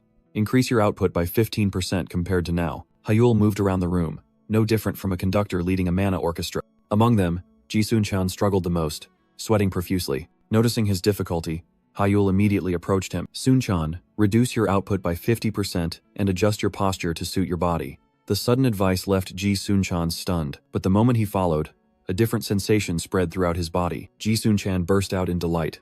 Oh my god, this feeling, it's unbelievably comfortable. Absolutely amazing. Hyul just smiled smugly. His joy didn't last long before Hyul's voice rang out. Good, now maintain that state for 1 hour. Begin. Ji-Sun-chan froze. Devil, don't smile like that. 1 hour later, the hellish training finally ended. Stop. The group of trainees collapsed onto the floor, exhausted. Jin Hee-yoon panted. Who would operate mana for a whole hour? Even a muscular person like Ma Jin-sok had reached his limit, drenched in sweat. Amidst the pervasive exhaustion, a bottle of cold water was offered, promising instant relief. Adela held out the water bottle. Here, have some water. Among the panting trainees, Ma Jin-seok looked up, hesitantly taking it. Thanks Adela. Hyul quietly observed everything. While everyone else was exhausted, Adela remained completely calm. Hyul thought to himself, that's the distinct class of a mystic. Standing up, Hyul drew the group's attention. I suppose everyone understands the problem now, right? Any more questions? The group replied in unison, exhausted. Nu. Hyul's gaze sharpened. Good, then we will officially begin the training. The training on Banyang Island is self-directed training. Ma Jin-sok was stunned. Self-directed? Training? Hyul nodded. Yes, just train at your own pace. I've given everyone all the advice I can. In this training camp, you will have to make your own judgments and act independently. Jin Hee-yoon spoke up, asking, so what will you be doing during that time? I have my own adaptation training, Hyul replied. First, I need to get used to Banyang Island's mana density. The unexpected confession caused the other trainees to murmur. It turned out this was also Hyul's first time setting foot on this island. But in Hyul's perception, the mana flow here was even denser than he had imagined. A perfect environment. He announced the end of the group session. Alright, today's group training is over. Now it was time for his own goal. To weave the expansion circle, I need to make the most of this environment. Separating from the group, Hyul ventured alone deep into the dense forest. Following the directions on his phone, he searched for a special location. It must be around here. Suddenly, a surge of pure, azure magic power erupted in his senses. The powerful energy surge stunned Hyul, his eyes gleaming with surprise and joy. And then, a radiant smile appeared on Hyul's lips as he stood on a rocky outcrop, looking down at what he had been searching for. Found it. Right beneath him, a crack in the ground glowed brightly with emerald energy. A mana vein. Hyul knew that in areas with high natural mana density, like Banyang Island, energy would condense at critical points, forming precious mana vein. This location was truly perfect. Not only was it close to the lodge, but the mana density was also 5% higher than elsewhere. Everything was ready. Hyul pulled out a test tube containing a mystical purple solution. Out of 5 vials, I'll try one first. Elixir, Mana's blessing. With an expectant smile, Hyul whispered, finally, I can test the effectiveness of this. Without a moment's hesitation, he poured the elixir straight into his mouth, but its bitter and unpleasant taste immediately made him grimace. The taste is awful. Hyul quickly brushed aside the discomfort. Well, the taste doesn't matter. The question is, does it work? Immediately, a massive surge of energy erupted from within, enveloping Hyul's body in a vortex of light. Harnessing the abundant energy, Hyul cast his magic. Bile Nor's infinite circle. Deploy the third circle. He clearly felt the difference. Whoa, it's real. Mana is flowing into my body many times faster.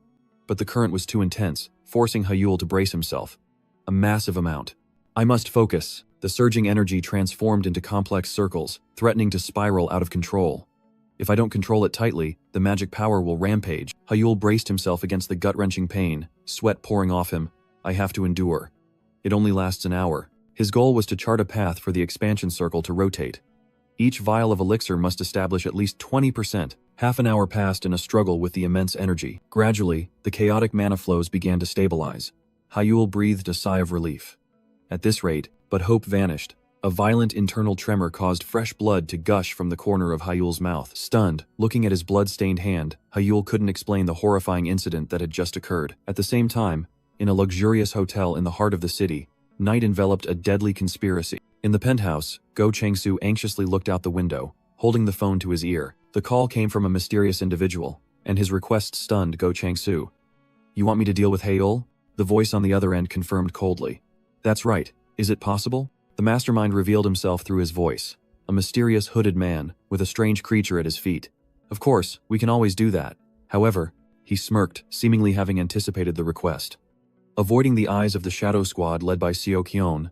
Is that a condition? Go, Chang-soo yelled in despair. Obviously, avoiding their eyes is a must. The hooded man appeared pensive. In that case, it will be very difficult. As I said before, acting while they are watching is unwise. He gestured towards the black-clad subordinates behind him, his voice full of hidden meaning. Our Black Tower doesn't want its VIP guest to disappear. The small creature nimbly jumped onto the armrest, its glowing red eyes observing in silence. In the darkness, cat-like creatures with bat wings lurked. Their philosophy, also that of the Black Tower, was utterly ruthless. For now, hold your breath and hide. When the target is completely alone, that's when we strike swiftly. taking their life. Elsewhere, Wei Sangqiao was restless. No. If so, it will be too late. His patience ran out, he growled. Right now, we must act at all costs. In response to his impatience, the voice on the other end spoke with an air of nonchalance. Is there any reason for us to do so? Wei Sangqiao roared into the phone. Xiaoqian. He's trying to help Haiyul. The other end of the line showed a hint of surprise. You mean, the current family head's most trusted retainer? Wei Sangqiao smirked sinisterly. Exactly. If Xiaoqian sides with Haiyul, I won't be the only one in trouble, the voice acknowledged. Indeed, the black-cloaked assassin smiled through the phone. Sir, we sincerely hope you become the new head of the great mage family, but as mentioned, dealing with Haiyul while avoiding Seikyon is almost impossible. Wei Sangqiao snapped. I know that already, but he quickly regained his resolute demeanor. Difficult doesn't mean there's no way. The voice chuckled with delight. Truly worthy of a VIP guest. You truly have keen intuition. Just as you said, there's a very good method. A majestic island with emerald energy pillars appeared. Coincidentally, the target is currently on Banyang Island, so a particularly feasible method exists. Wei Sangqiao's eyes gleamed with malicious curiosity. What method? The black-cloaked assassin slowly drew out his words, building anticipation. That is, sitting in a luxurious armchair, he extended his hand as if grasping the entire island, his voice finally revealing the horrifying plan. We can cause a magical disaster on Banyang Island, and disguise it as an accident. The ruthless declaration of the Black Tower leader echoed, outlining a deadly scenario. On the other end of the line, Wei Sangqiao froze. Intentionally causing a magical disaster? Is that possible? The Black Tower leader stood up, his tone full of confidence. Of course. Given the current state of Banyang Island, it's entirely feasible. A horrifying realization flashed in Wei Sangqiao's mind. Could it be, because the concentration of magic power is becoming denser by the day? Precisely. The Black Tower leader strolled leisurely, his tone as if bestowing a favor. This is originally classified information. I shouldn't be revealing it, but since Mr. Shinji Han is a VVIP client, I will make an exception and share it. He smirked, placing a finger to his lips as a sign for silence. On Banyang Island, do you know what is hidden there? The moment the Black Tower leader's words hung in the air, elsewhere on the island, Haiyul suddenly coughed up a mouthful of fresh blood. He stared in shock at his blood-stained palm, not understanding what was happening. Before Haiyul, the magic power veins suddenly erupted violently. This was not a normal energy overflow. The familiar sensation of absorbing magic power had completely vanished. Just a moment ago, it was like a vacuum cleaner. Now every pore on my body has turned into a black hole, madly devouring magic power. All the surrounding energy was forcibly sucked into his body. Haiyul gritted his teeth, enduring, trying to understand. No matter how powerful this magic power vein is, it shouldn't be able to release such an enormous amount of energy. He clutched his chest, trying to calm himself amidst the tearing pain. I must keep my wits. I must focus. Sweat poured off him. Haiyul's eyelids felt heavy. The terrible pain was gradually eroding his consciousness. Amidst the gut-wrenching pain, Mimir's warning echoed in Haiyul's mind. Successor, if the medicine causes your mana to go out of control, you absolutely must not lose consciousness. You must endure and hold on. Otherwise, you will die. That fatal admonition became his sole motivation. Haiyul gritted his teeth, blood seeping from the corners of his mouth, determined not to fall. Come on. Hold out until morning. You have to hold on until the very end, he roared in his mind, battling the storm of energy ravaging his body. And then, dawn arrived. Haiyul lay motionless on the cracked ground, exhausted but still breathing. He had made it through. When he awoke, the first sensation was emptiness. My hands can't move. I can't feel any mana in my body. He lay there, panting. Well, after pushing myself to this extent, of course it would be like this. Struggling to sit up, Haiyul smiled in relief. It's a good thing I'm not dead. Perhaps it's thanks to my mana circulation training and Mimir's advice, but the relief was quickly replaced by a question. Why did the mana suddenly overflow like that? Moreover, I can no longer feel any mana from the dragon's vein. Confusion arose. I've never heard of a dragon's vein running out of power. Just then, a surge of pure energy suddenly erupted from the ground, enveloping Haiyul and leaving him stunned. 2 days later, at the special internal training ground on Banyang Island, a burly student stood opposite Haiyul, drenched in sweat. Please go easy on me. Haiyul merely smirked, cracking his shoulder joints. Behind him, several other students lay sprawled out. Oh, I'll do my best. If you keep your head down like that, I won't be able to see you. Adela raised her hand and declared loudly. Begin. Immediately, Haiyul lunged forward, a surge of azure magic converging in his palm. First circle, Shen Yi. The terrifying magical pressure forced Ji Sunchan to brace himself. This madman, control your power. In contrast to his opponent's struggle, Haiyul appeared completely unconcerned. The magical energy was not only stable but also stronger than before, while While the mental burden had significantly decreased, he continued to experiment, channeling energy into the resonance ring. Its efficiency and power had skyrocketed. Hyul casually blew on his fingertips, looking at Ji-sun-chan, frozen in a layer of magic, like a trophy. Inside the ice, Ji-sun-chan screamed in despair. "Are you trying to kill me?" Hyul ignored the shouts and continued the test. "Alright, next." Third circle, intervention. A more complex surge of magic shot out, shattering the ice and throwing Ji-sun-chan to the floor. He muttered bitterly. "Now I really hate this game." Witnessing the scene, Adela and Jin Hyun could only stare in astonishment. Adela exclaimed in surprise. "Amazing." Hyul clenched his fist, feeling the new power surging through his body. "Excellent." He smiled contentedly, looking at the equipment that had made all the difference. "Quite useful, isn't it?" The amplification ring. The scene shifted to Bangyong Island, at a luxurious seaside hotel. Inside a room, silver moonlight filtered through the window. Hyul had just finished bathing, a towel draped loosely over his shoulder. He sat down on the bed, shedding the fatigue from the battle. Hyul clenched his fist again, clearly feeling the change. The intervention ring had also stabilized, reducing the burden and increasing its range of effect. Hyul pondered thoughtfully. "I didn't use Dispel in this battle, but now I might be able to use it more often, almost every day." Hyul concentrated, his eyelids twitching slightly. A flash of golden light appeared as his eyes opened. Along with the development of the magic circle, the divine eye had also evolved. Hyul realized that both its power, output, and duration had increased, allowing him to see through the very essence of magic. But as he stepped onto the balcony, a sense of unease suddenly arose. The mana on Bangyong Island was growing denser by the day. This speed was too fast, abnormally fast. Hyul worried it would hinder training, making it difficult for everyone to adapt. Suddenly, a thought flashed in his mind. Hyul remembered the existence of a research lab located in the center of the island. He decided he would take the time to investigate it tomorrow. At the same time, at the central research lab on Bangyong Island, a sinister laugh echoed from the entrance to the dark basement. A voice full of anticipation echoed from the deep, winding staircase. "It's almost done." In the lab, Go Sung-jun turned a control knob.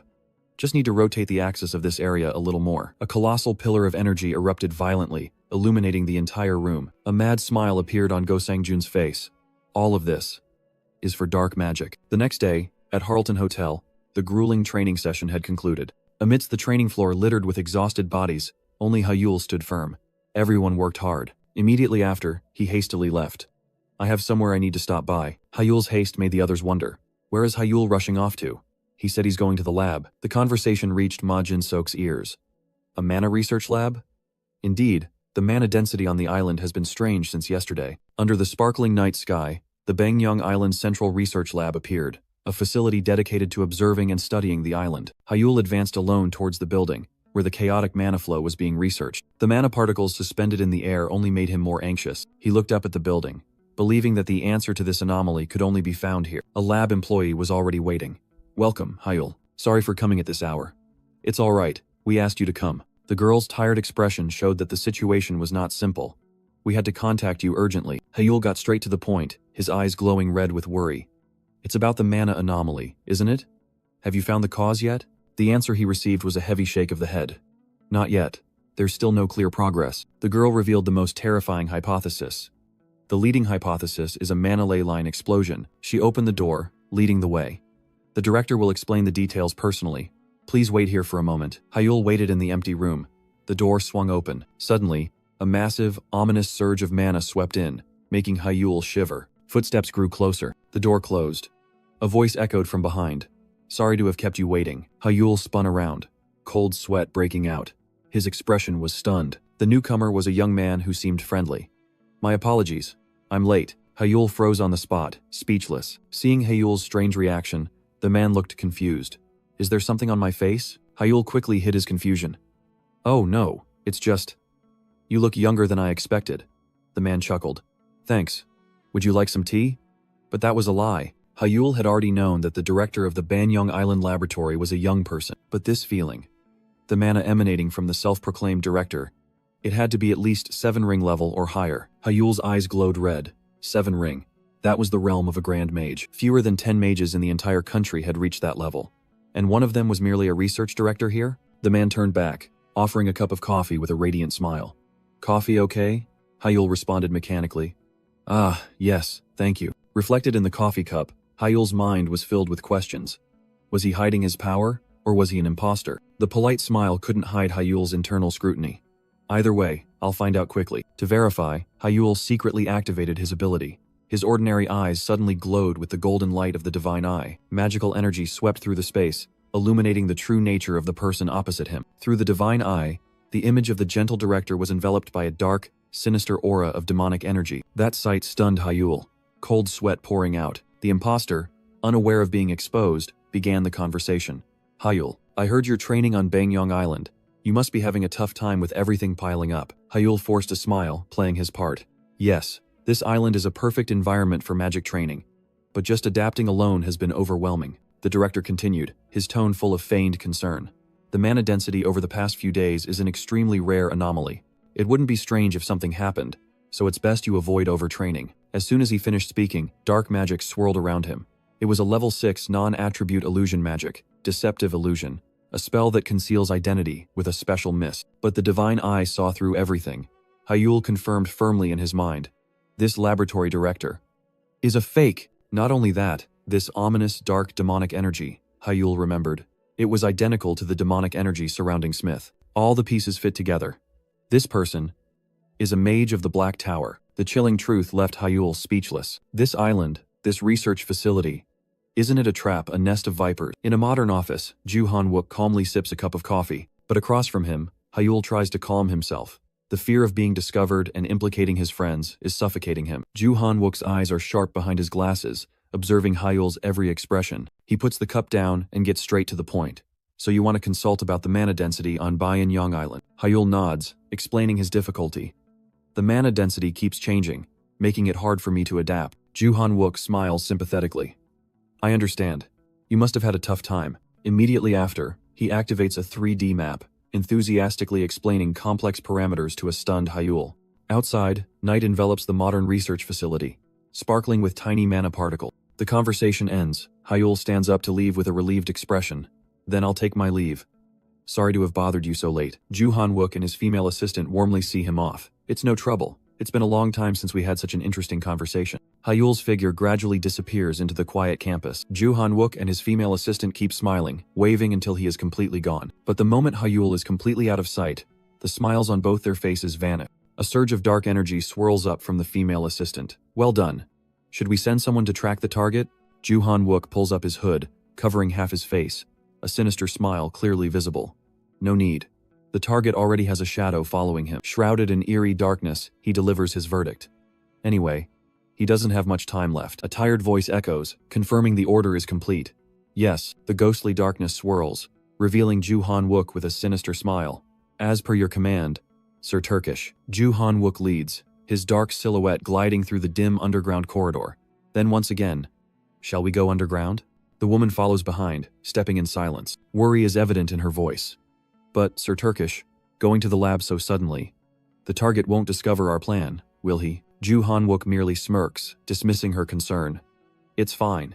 Even if he knows, it's already too late. The door opens to a state-of-the-art laboratory. Ju Han-wook declares arrogantly, the spirit core has reached its limit, and by tomorrow afternoon, the entire island will explode.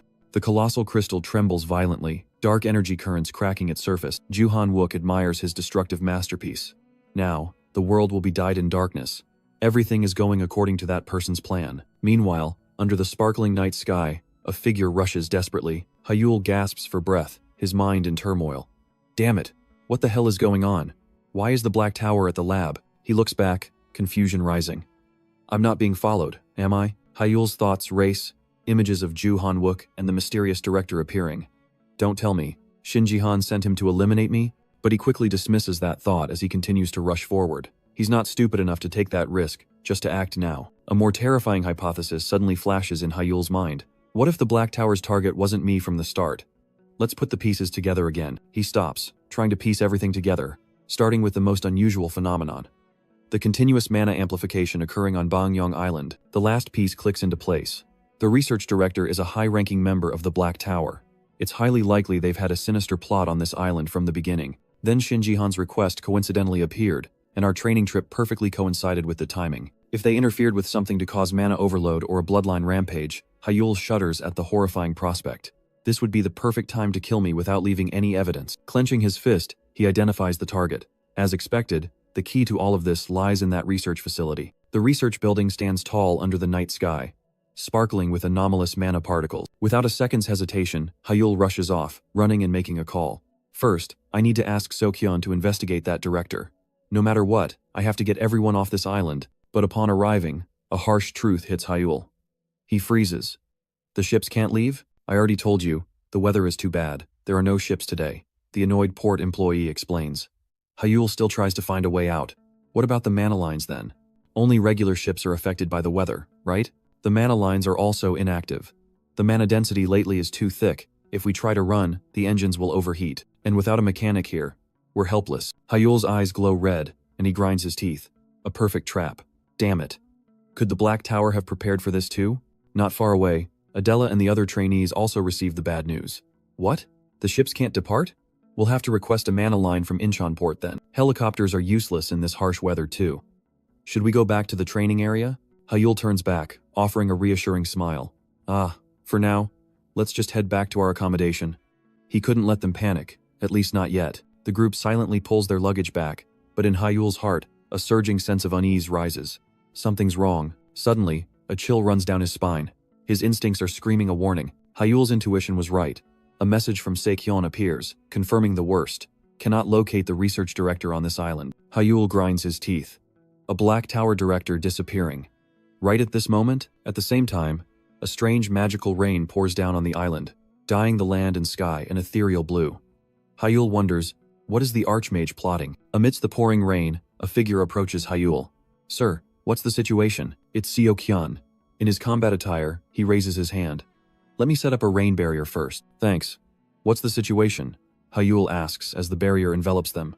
Sokyeon begins his report. After receiving your message, I immediately infiltrated and investigated the research facility. Inside, it was completely empty. All important data had been wiped. We've searched the entire island since last night but still haven't found the director. Hyul muses, trying to connect the events. Did they achieve their goal, or did they have to leave due to an emergency?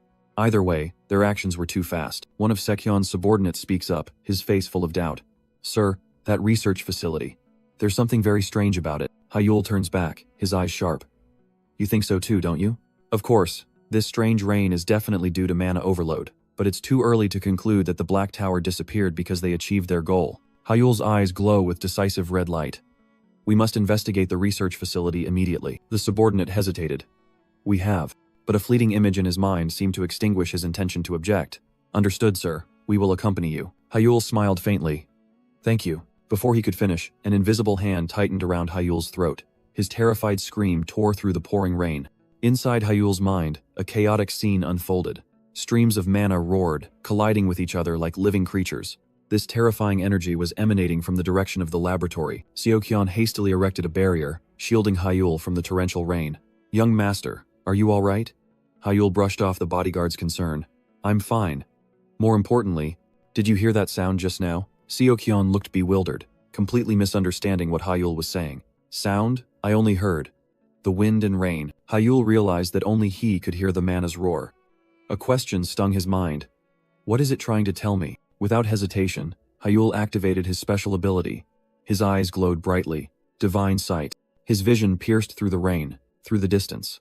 A gigantic, grotesque purple energy dome enveloped the laboratory. The sight before him stunned Hyul. What the hell is this? The entire area around the laboratory was submerged in a sea of unstable mana, poised to explode at the slightest impact. He recalled the sensation of dense mana streams in the air, a colossal amount of mana, enough to shatter the laboratory's protective barrier, and its roar. All the pieces fit together. Hyul exclaimed in horror. No doubt about it. This is a mana catastrophe. Moreover, it was a harbinger of a terrifying mana explosion. Damn it, why didn't I realize it sooner? Hyul yelled into the rain. Uncle Sokyeon, I'm heading to the laboratory right now. He dashed off without a second's hesitation. Sokyeon's face hardened, resolute. We will accompany you too. When Sokyeon and his team arrived, the chaotic sight of the purple energy flow left them speechless. What the hell is happening here? One of his companions reported, his voice filled with alarm. A formidable security barrier has been erected around the laboratory. It wasn't here last night. Seika's highest-level security barrier, a complex matrix of 720 parallel magic formulas, capable of near-instantaneous self-restoration. Young master, it will take at least 10 hours to break through it, a subordinate reported. Hyul appeared, remarking coldly. This thing is not worthy of this laboratory. Seokyeon turned, his gaze tense. Young master, do you believe there's something inside the laboratory? Hyul stared at the energy wall. Yes, I'm not sure yet. But, Hyul's eyes glowed red. It seems there's a bomb inside. A bomb powerful enough to blow up this entire Yungongyong island. Hyul's warning stunned Seokyeon and his men. Without a moment's hesitation, Hyul raised his hand, and magic power began to converge. First, I will destroy this barrier, Hyul declared, unleashing a torrent of wild energy. The magical power violently impacted the barrier, creating a blinding explosion of light. However, the result astonished Seokyeon's men. The barrier. There are still 719 layers left. Hyul remained strangely calm. Currently, the energy inside the barrier is rapidly diffusing and about to overflow. Everyone, step back a little. In Hyul's mind, Elena L. Greenwood's teachings echoed. Just by breaking a single formula, the concentrated energy would overwhelm its self-repair capabilities, causing a chain reaction. And the key was to find that single weak point to destroy it. Dispel, Hyul whispered, unleashing hundreds of magic rays with millimeter precision. Seokyeon was stunned, unable to believe his eyes. His subordinate stammered. Impossible. The barrier. In the blink of an eye, the formidable defensive matrix had completely vanished. Seokyeon stared at Hyul, a shockwave rising within him. Young master, I heard you only recently reached the 5th circle, but Seokyeon's words caught in his throat.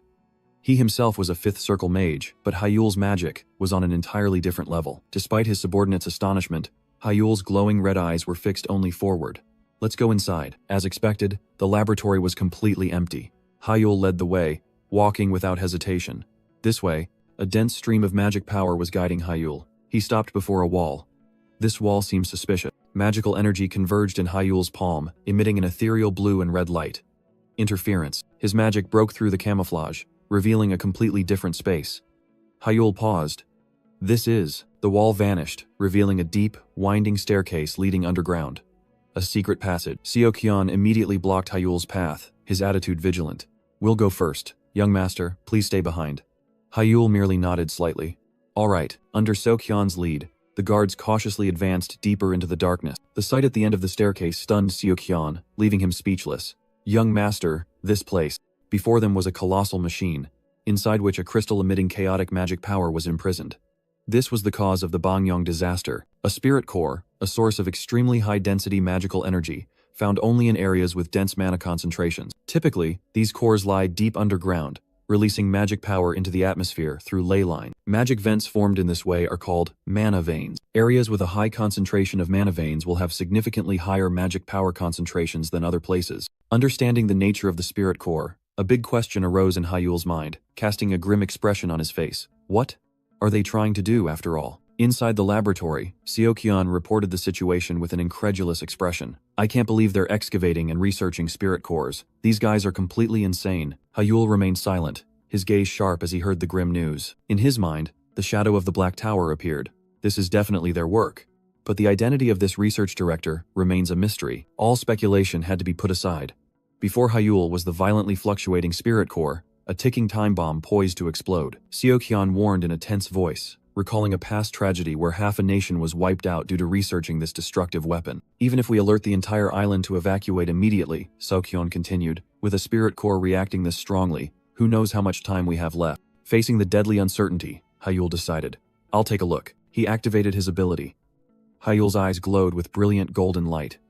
Divine sight. A torrent of colossal, chaotic information flooded Hyul's mind, ancient characters and magic circles swirling around him. The data overload was too much. Even the divine eye couldn't process it in time.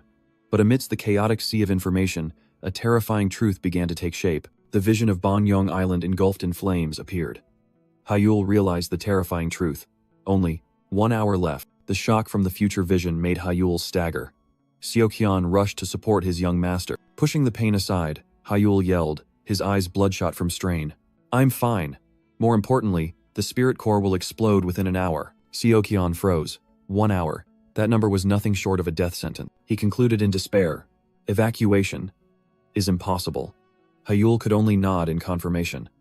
That's right, we don't have enough time. With all escape routes sealed, the two looked at each other. A silent and deadly understanding enveloped them. Only one option remained. Hyul's glowing red eyes showed determination. We have no choice but to stabilize the spirit core, but it was an impossible task. The spirit core was out of control, and there was no historical record of preventing a similar catastrophe. Hyul tried to calm himself, searching his memories. Calm down. Think about the spirit core first. Knowledge from the book at Mimir's well suddenly flashed in his mind. The spirit core was almost impossible to find, located deep underground, close to the planet's outer core. Extracting it was also a paradox. The core released mana too broadly to pinpoint, and once unearthed, the altered surrounding structure would cause it to lose its power. Yet, the spirit core before them maintained its function perfectly. A cold thought ran down Hyul's spine, and anger flared. Those Black Tower bastards. What the hell did they do to the spirit core? Damn it. Facing the deadly crystal mass, Hyul felt helpless. There's too little information about the spirit core. Amidst the tension, a steady hand clenched. Then that hand rested on Hyul's shoulder. He turned around, startled. Uncle Seokyeon looked directly at Hyul, his gaze firm. Young master, you don't have to bear everything alone. We are always by your side. Those words were like a cool stream soothing Hyul's racing mind. He placed a hand on his chest, taking a deep breath. That's right. Thank you, uncle. Regaining his composure, Hyul looked straight ahead, his hesitation gone, replaced by the command of a leader. Regardless, we are severely lacking information. Gather all information about the spirit core immediately. Hearing the command, Seokyeon immediately acted, his voice echoing through the comms. I will report to the family head. Hyul nodded, entrusting the task. Yes, I'm counting on you, uncle. At this moment, Hyul knew he could no longer rely on Shin Ji-han or Kim Kangin. The pressure was immense, with only an hour left. I must find a way to stop this mana catastrophe. Meanwhile, at the main residence of the Grand Mage family, a fierce storm was raging. Standing before the window, Shin Ji-han confirmed the news in a low voice. Understood. 1 hour until the spirit core explodes. Time was too short, but he couldn't sit idly by. I cannot stand by and watch my son die. Decisively, Shin Ji-han strode forward, his voice sharp with command. It's me. Mobilize all active mana lines, and immediately summon all mages of the 7th circle and above. At the same time, in the server room, an alarm signal blared. Seokyeon turned back, overjoyed. Young master, we've found the research log data, Hyul replied. Good, I'll check it immediately. The identity verification process began, complex data streams scrolling across the screen. But then, a countdown suddenly appeared, the numbers ticking down from 30 minutes. Hyul was stunned. A massive amount of data. And it's counting down. A deadly trap. Could this be a device that deletes all data upon opening? Even if someone finds it, they'll only be left with despair and death. Can the data be backed up? Hyul snapped, but Seokyeon could only reply helplessly. It's all encrypted. I need more time. Seokyeon called his young master's name in vain, but Hyul remained silent, seemingly having made his own decision. Ignoring the warning, Hyul's eyes glowed with magical light. I will analyze all the data myself right now. At the same time elsewhere, Wee Sangchul stood amidst shadows, his voice full of skepticism. Finding traces of the Black Tower here seems impossible. The connection between the Black Tower and that bastard Shin Ji-han is still just speculation. But then a terrifying illusion struck, darkness engulfing Wee Sangchul. Me?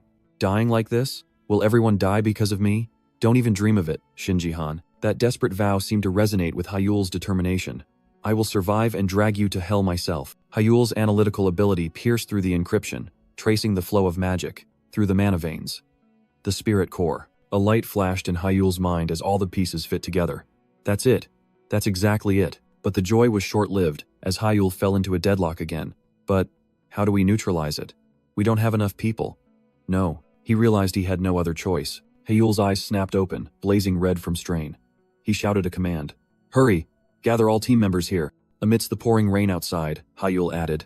And my bag at the inn too. Hearing the grim news, the entire team was stunned. Adela stammered, confirming. That's the spirit core, and it's going to explode in about 40 minutes, right? Another member affirmed, eyes fixed on the violently fluctuating energy mass. Yes, I saw it with my own eyes. If we want to live, we must prevent the core's explosion. So this is the cause of the recent abnormal weather? The silver-haired man muttered, while the girl beside him exclaimed in horror. Damn it. If we don't do anything, everyone will die in 40 minutes. The blue-haired guy brushed off the despair. What do you mean, do nothing? There has to be a way to stop it, right? Right? In response to the desperate question, Hyul affirmed confidently. Of course there is. Hyul's eyes blazed, and he declared his objective in a low, firm voice.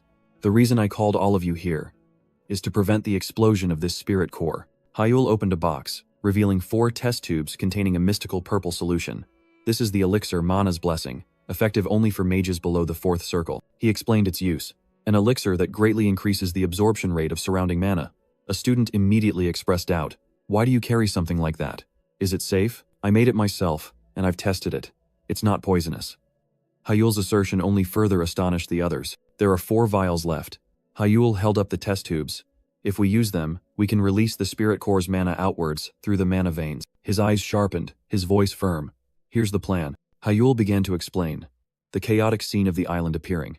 The spirit core on Banyang Island is exploding, and the mana veins used to release the core's energy are currently unstable. If you drink the elixir and absorb mana directly, while standing on those unstable mana veins, the enormous amount of mana from the spirit core will flow into the mana veins, causing them to overload and explode as well. At that point, the exploding mana veins will cause a mana overflow, releasing energy into the atmosphere and gradually stabilizing the spirit core. The plan sounded perfect, but Hyul suddenly lowered his voice. There's a problem.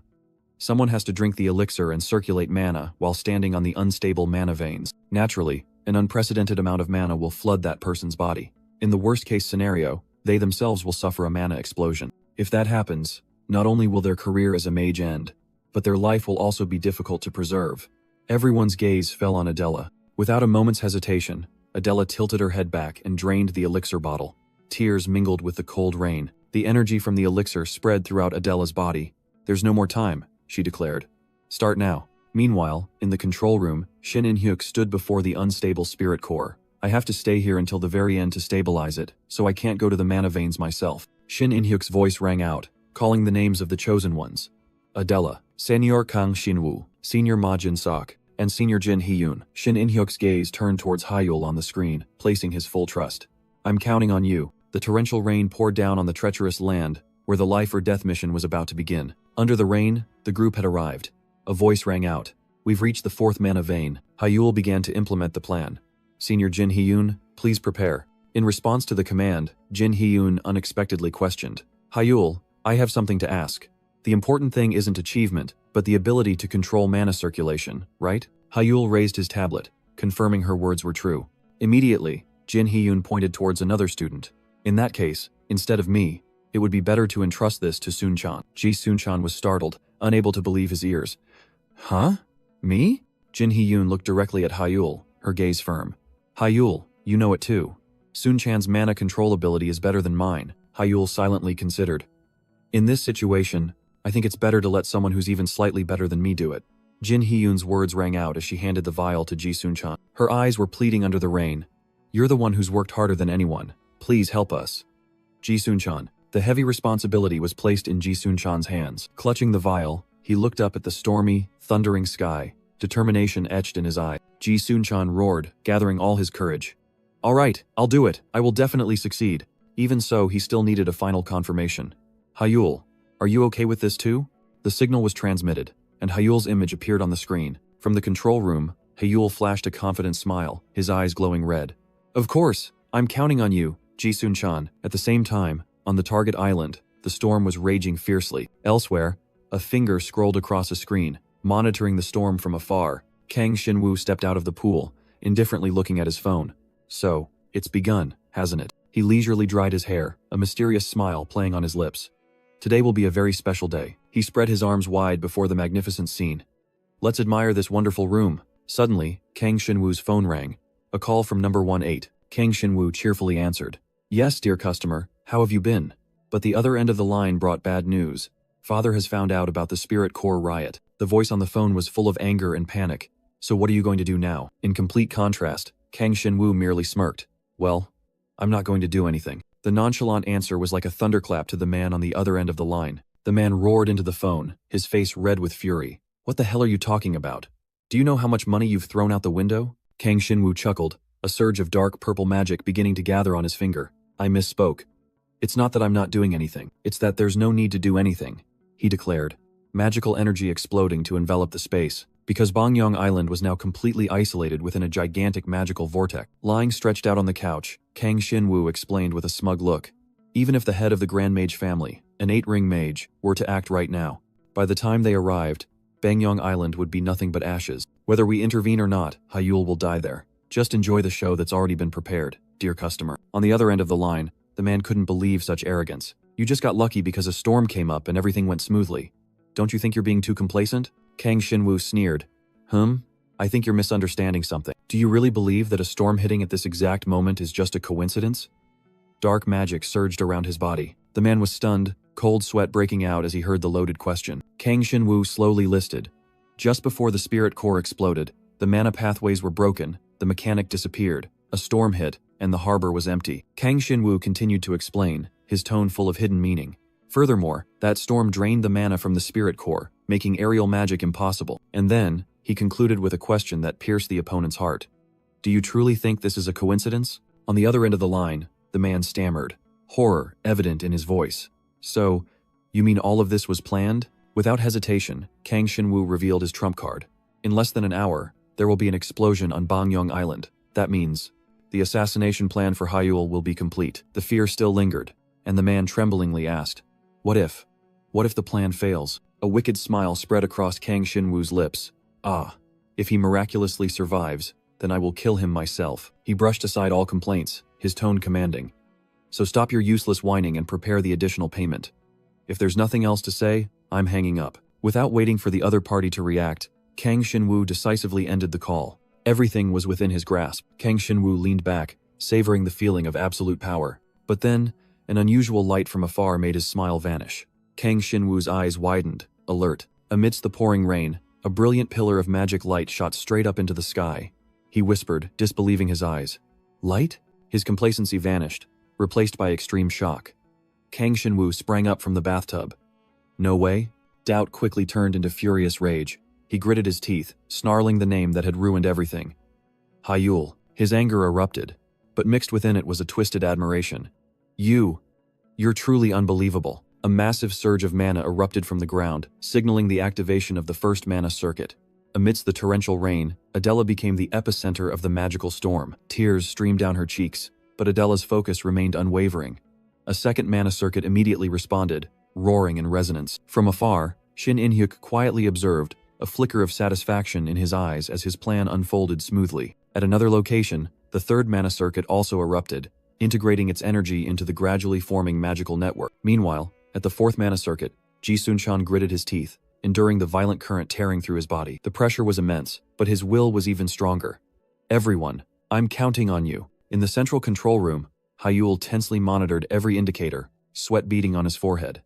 The scale of this operation far exceeded all imagination. The unified energy began to take effect. The chaotic mana flow within the spirit core gradually stabilized and dispersed along its designated trajectory. From the field, Seo-kyun reported back, his voice resolute. The connections between the mana circuits are stabilizing. We're using mana for communication, completely unaffected by the weather. I'll project the holograms, Seo-kyun declared, and the holographic images of the key participants immediately appeared. But then, a piercing alarm signal shattered their concentration. The first mana circuit was overloading. Hyul's eyes widened in horror. The immense energy suddenly turned against its master. Adela convulsed, fresh blood spilling from the corners of her mouth as the uncontrolled mana ravaged her body. In a panic, Hyul slammed his hand onto the control panel, roaring an urgent command. Pull Adela out of the mana circuit immediately. The team on site acted swiftly, pulling Adela out of the energy vortex. Miss Adela is safe. Begin emergency treatment. But the crisis had only just begun. One fire had barely been extinguished when another flared up. The second mana circuit also overloaded, causing its operators to collapse in pain. In the control room, another report came in. Kang Shinwoo was also receiving emergency treatment. Simultaneously, the spirit core's mana had significantly depleted. Disasters struck one after another. The third mana circuit also overloaded. Amidst the chaotic energy rain, Ma Jin-seok collapsed, his breath shallow. Hang in there, Ma Jin-seok. Only one last line of defense remained. Hyul yelled into the communicator, sweat pouring down his forehead. What's the situation with the fourth mana circuit? The answer came from the field, where the rain poured down relentlessly. Amidst the chaotic scene, Jin Hyun's desperate scream echoed. Ji Sun-chan. Amidst the rain, Ji Sun-chan's body convulsed violently, blood gushing from the corners of his mouth as the uncontrolled mana tormented him. The report from the field was full of despair. Ji Sun-chan's mana circulation isn't functioning properly. At this rate, he'll die even before an overload occurs. Jin Hyun screamed, about to rush forward. Ji Sun-chan, let me take your place. I should have. But Kang Hyungmin held her back. No, we don't have a panacea. Helplessness. Despair. Jin Hyun gritted her teeth, clenching her fists until they were white. Damn it. What am I supposed to do? Pain tore through Ji Sun-chan's body from within. He collapsed, his scream lost. It hurts so much. It feels like I'm about to explode from the inside. On the verge of death, a familiar voice suddenly echoed in his mind. Ji-sun-chan, can you hear me? In his delirium, Ji-sun-chan recognized it. It's Hyul's voice. A device was brought before Ji-sun-chan. On the screen, Hyul's tense face appeared, calling his name. Back in the control room, Hyul stood before the spirit core, his gaze resolute. He began to give instructions. Listen carefully, he explained the situation. Among the mana circuits releasing the core's energy outwards, 3 are in a state of rampage. Hyul's eyes flashed with a brilliant golden light. His ability was activated, allowing him to see through the flow of mana, and he saw it. That mana flow is heading towards Ji-sun-chan. Hyul was stunned as he realized the truth. He is forcing himself to operate the mana circulation excessively. Without a moment's hesitation, Hyul reached out towards the chaotic mana source. For now, I will cut off the mana flow in that direction.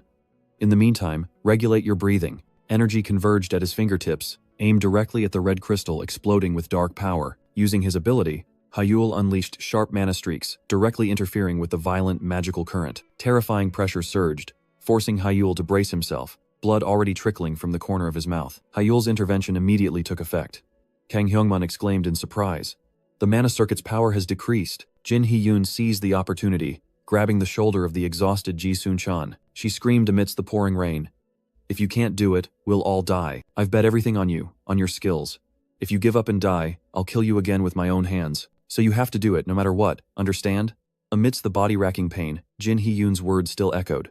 So noisy. Ji-sun-chan gritted his teeth, struggling to reply. I'm listening, I have to do it. He realized he couldn't collapse. My whole body aches. But Hyul is carrying his share. I can't let this continue. Hyul mustered all his strength, shouting, I'm giving it back now. You can do it, right? Ji-sun-chan's determined roar replied. Yes. I can do it. No, I will do it. As he finished speaking, a pillar of pure, emerald green energy violently erupted from Ji-sun-chan's body, pushing back the gloomy rain. Jin Hee-yoon and Kang Hyungman burst into joy. Ji-sun-chan. He did it. At the heart of the mana storm, Ji-sun-chan spread his arms wide, letting out a triumphant roar as he completely controlled the energy flow. The mysterious supervisor was stunned as the device alarmed. Fourth mana circuit. Mana overload confirmed. Exploding energy enveloped the entire battlefield, a pure and fierce mana storm. At the eye of the storm, Ji-sun-chan collapsed into his teammates' arms. They had succeeded. The entire sequence of events was closely monitored from another location. In the control room, Seo Kyon supported the staggering Hyul. Young master, you're overexerting yourself. Hyul brushed him off, blood trickling from the corner of his mouth, but his gaze remained resolute. I'm fine, because I trusted Ji-sun-chan. Hyul's words made Seo-kyon concede. Yes, the young master's comrades. They truly are extraordinary mages. Memories of his fallen comrades flooded Hyul's mind. They trusted me and staked their lives on me. But it's not over yet. Bangyong Island was engulfed in a storm. At its heart, an unstable spirit core. From now on, it's my turn. Hyul and Seo-kyon stood before the spirit core chamber, where the chaotic energy source was violently shaking. Without a moment's hesitation, Hyul stepped forward, his eyes glowing crimson. The divine eye was activated. The structure of the spirit core and the flow of mana veins became crystal clear before Hyul's eyes. Magic began to unfold. Beitner style, second circle, resonance. Everyone risked their lives to weaken it. With this level of mana, even in its current state, I can completely control it. Pure magical energy surged, enveloping Hyul's body. He reached out, determined to seize control of the crystal. But another force suddenly intervened. Hyul gritted his teeth, straining to resist the strange energy. The magical tug-of-war began, and the one blocking his path was none other than Ma Jin-sok, with cold, challenging eyes. In an instant, Hyul's magic was crushed. The interfered energy exploded out of control. A destructive pillar of light shot straight into the sky, tearing through the night and stirring the storm clouds. The terrifying energy explosion swallowed everything, transforming the area into a chaotic sea of light. Then everything fell silent. Only a hazy mist enveloped the academy. Elsewhere, soft light filtered through the foliage. Ji-sun-chan lay slumped on the ground, blood gushing incessantly. Ji-sun-chan, he's losing consciousness. As his consciousness faded, Ji-sun-chan had only one thought. Am I going to die? Amidst his despair, his comrade's shout rang out. Hey, you idiot, don't you dare die. Look up at the sky. Hyul did it. Looking up at the clear blue sky, Ji-sun-chan smiled peacefully. That kid Hyul, he really did it. If this is the end, it's not so bad. But it wasn't the end.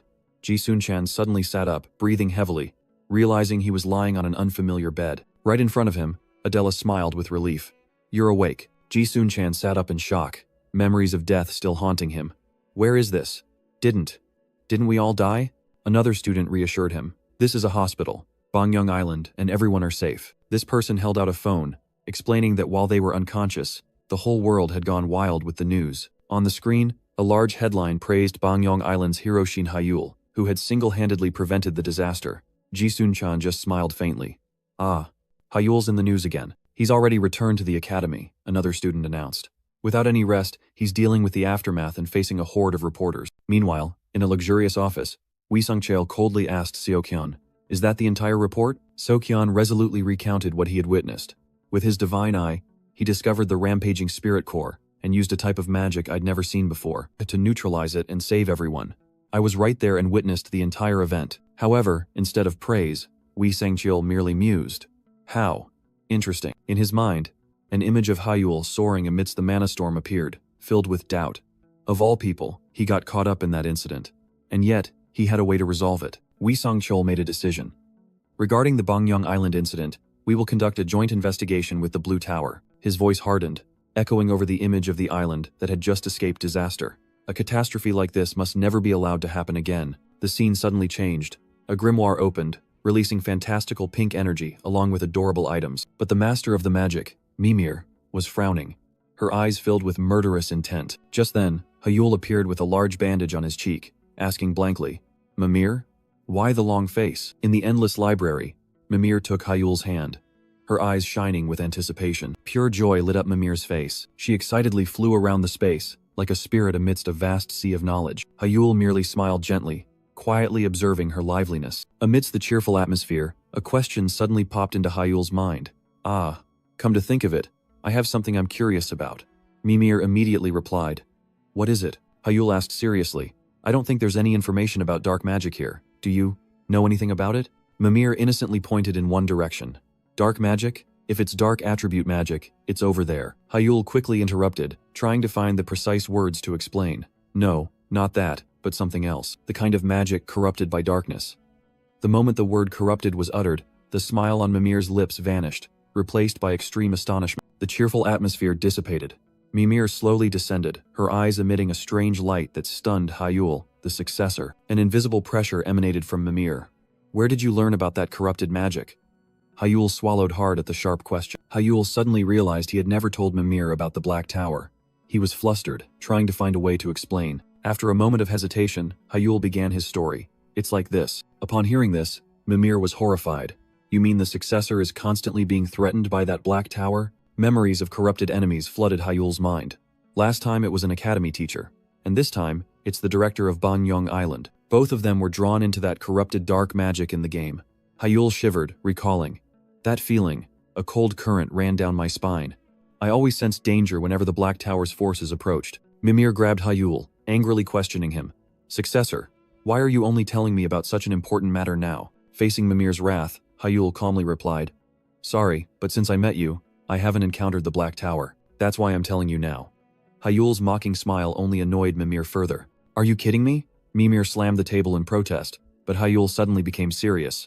"From now on, I'm going to say something very important, so listen carefully." The space around them transformed into a magical dimension. Mimir began her lecture. "You know that all existing magic originates from Ray, right? An illusion of the ancient mage appeared, manipulating an endless source of energy. The infinite circle is a type of magic that draws natural mana as its source." Mimir looked directly at Hyul, posing the crucial question. "If so, do you think the origin of the dark magic used by the Black Tower is also from Ray?" Hyul pondered, recalling the terrifying sensation when facing that power. "No, it's different. It's an aura completely distinct from dark attribute magic." Mimir pointed directly at Hyul, her voice full of conviction. "Yes, exactly. The origin of dark magic is dark magic itself." A chaotic sphere of dark energy appeared, proving her words. "It's a magic system with a completely separate origin." Hyul was stunned.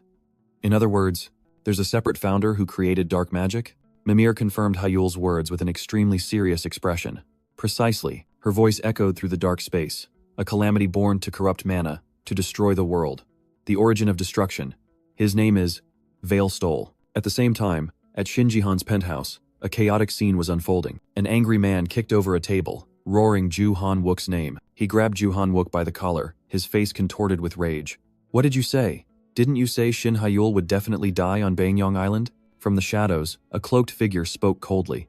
Because of your foolish mistake, Hyul has become the hero who saved Bangyong Island. Meanwhile, Hyul had become the savior of Bangyong Island, his reputation soaring. Even within the family, factions supporting him have begun to openly appear. In response to the accusation, the man growled, "How do you intend to take responsibility for this, Ju Han-wook?" But his hand, before it could tighten, froze. A cold surge of dark magic emanated from the cloaked figure, stunning the man. The cloaked figure's eyes were icy, dark magic swirling around his body. His voice rang out, devoid of emotion. "Let go." The power was instantly withdrawn. The cloaked figure calmly adjusted his hood. My apologies. I don't particularly like showing my face." He turned and walked away. "Of course, I must take responsibility, as it was my mistake." The man asked, bewildered, "Take responsibility? What do you mean?" The cloaked figure stopped, his voice laced with cruelty. "Even if his image improves, even if he gains more supporters, if he dies, then it's all meaningless, isn't it?" The man was stunned, finally understanding his intention. "So you mean, you will personally take responsibility for killing Hyul? How?" The cloaked figure revealed his plan, a global stage appearing before their eyes. The Olympiad. As long as he's in the country, he remains within the Shadow's sight. But when he goes abroad, that's when the opportunity will arise. A sinister smile spread across his lips, and a venomous oath was uttered. "I will take responsibility. These hands will kill him. I swear, in the name of the Black Tower." Night fell over the academy, strangely quiet. In the infirmary, Hyul lay on the bed, covered in injuries. His thoughts raced endlessly. Information related to Veilstole can only be unlocked after becoming a 5-ring mage. The image of Elena L. Greenwood suddenly appeared in his mind, her warning still echoing. "The only thing I can tell you now is that the Black Tower is definitely your enemy. You must become stronger, successor." Hyul's eyes snapped open. That warning made him uneasy. Damn it, this is frustrating. All the mysteries. The true name and power of the cloak, information about Veilstole and dark sorcery, can only be known from the 5-ring rank and above. Hyul clenched his bandaged hand, his eyes gleaming with iron resolve. No matter what, he had to become stronger to participate in the Olympiad. To fulfill his resolve, Hyul sought out the Blue Tower headquarters, a modern and majestic edifice reaching straight into the blue sky. The grandeur of the place left Hyul awestruck. Inside the artifact workshop, Kim Kangan led the way. "This is the artifact workshop that we, the Blue Tower, are extremely proud of. That item hasn't even been unveiled yet." "Hyul," Kim Kangan turned back, placing a hand on his chest to express sincerity. "Although it was unexpected, we also feel responsible for the Bangyong Island incident. As your supporters, we promise to pay more attention to you." "Thank you, Tower Master," Hyul replied. Kim Kangan smiled meaningfully. "Now, Hyul, there's something you must see." Hyul's gaze froze before a strange microscope. He stammered, speechless. "What is this? I've never seen a machine like it." Kim Kangan merely smirked. "Of course you haven't. This machine was built for one purpose only. To create an artifact for you." Hyul turned back, stunned, unable to believe his ears. "Just to make one artifact?" Kim Kangan explained the complex process. "The machine applies a deformation cycle of less than 0.01% to ultra-fine compress the magic stone. Repeating this process 100,000 times will make the magic stone as thin as paper. Based on your requested data for an artifact that doesn't interfere with the body, we researched many methods, but nothing was better than this." Kim Kangan opened the box, revealing an unprecedented creation, the world's first 4-element composite artifact, and also the first eye-mounted artifact. The Blue Tower's greatest masterpiece, the 4 realms. Kim Kangan's eyes sharpened, full of confidence. "I'm sure this artifact will show you a whole new world, Hyul." Afterward, they dined at a luxurious restaurant overlooking the city. "Did you enjoy the meal?" "Yes, it was delicious." Hyul wiped his mouth, his expression more relaxed. "Thanks to you, I've discovered another wonderful place." Kim Kangan let out a hearty laugh. "That's great then. Now, may I ask what you wanted to discuss?" The playful demeanor vanished, replaced by the sharp gaze of a tower lord. Hyul hesitated. "Yes, the security of this place." Kim Kangan smirked, a swirl of emerald mana twisting at his fingertip. "You don't need to worry about security, but perfection is always better." Immediately, a colossal, shimmering magical dome enveloped the entire space, isolating them from the outside world. Kim Kangan gestured confidently. "Now, speak freely." Within the absolute barrier, Hyul no longer hesitated. "I'll be direct." His eyes became cold and resolute. "During this Olympiad, there's a very high chance the Black Tower will interfere." The confidence on Kim Kangan's face shattered, replaced by extreme astonishment. "That. Could you explain in more detail?" Hyul began to explain, his tone firm. "During the interview after I returned from Bangyong Island, you know I revealed my magic eyes, right? It was a risky move, exposing his weakness to both his rivals and the Black Tower. But to explain the tragedy on Banyong Island, it was an unavoidable choice. At the same time, it was also a golden opportunity for Hyul to demonstrate his true power. A carefully calculated move, aimed directly at those in power. And it succeeded. As a result, within the mage family itself, a faction that trusts and supports me has formed. In the private space, Kim Kangan smiled in approval. Ah yes, I watched the interview. Hyul chose a bold strategy to make others wary during the Olympiad. Kim Kangan admitted it was a plan that required absolute confidence and power. But then, his eyes sharpened. But aren't Hyul's magic eyes for detection? How does that relate to the Black Tower? Hyul calmly replied, his crimson eyes gleaming. That's right, my magic eyes can identify an opponent's mana through its color. Kim Kangan froze for a moment. Then a flash of understanding appeared. By color? I see. Now everything makes sense. Kim Kangan's smile became knowing. So, this time you've also confirmed the Black Tower's characteristic mana? Hyul affirmed confidently. Yes.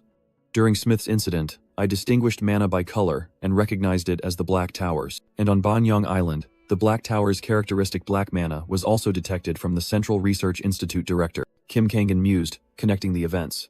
So it's highly likely that the recent Spirit Core riot was also orchestrated by the Black Tower. He raised a finger, pointing out an even more terrifying truth.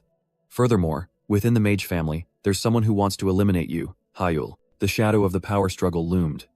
And because the family is in an internal struggle for the successor's position, the one trying to eliminate you, Hyul, is connected to the Black Tower. Is that what you mean? Kim Kangan summarized the issue. Hyul silently confirmed. Kim Kangan warned, his voice grave. Considering they dared to cause such an incident on Banyong Island, they certainly won't miss the opportunity when you leave Korea to attend the Olympiad. Hyul's eyes suddenly became resolute. Tower Lord. Kim Kangan looked directly at him. At the Olympiad, I promised to win in exchange for the Blue Tower's cooperation.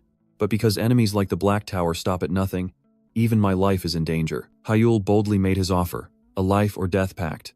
Therefore, throughout the Olympiad, I propose that the Blue Tower protect me. The black car glided along the deserted highway, signaling the start of a perilous journey. Inside the luxurious car, Hyul gazed thoughtfully at the passing mountain scenery outside the window. Kim Kangan's words still echoed in his head. Currently, I cannot give you a definitive answer. I will consider it carefully and get back to you later.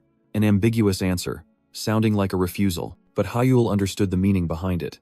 For someone like Kim Kangan, that was already a 99% guarantee. The remaining 1% was a personal investigation before he accepted the offer. The car finally stopped. We've arrived, Hyul. Hyul stepped out, taking a deep breath.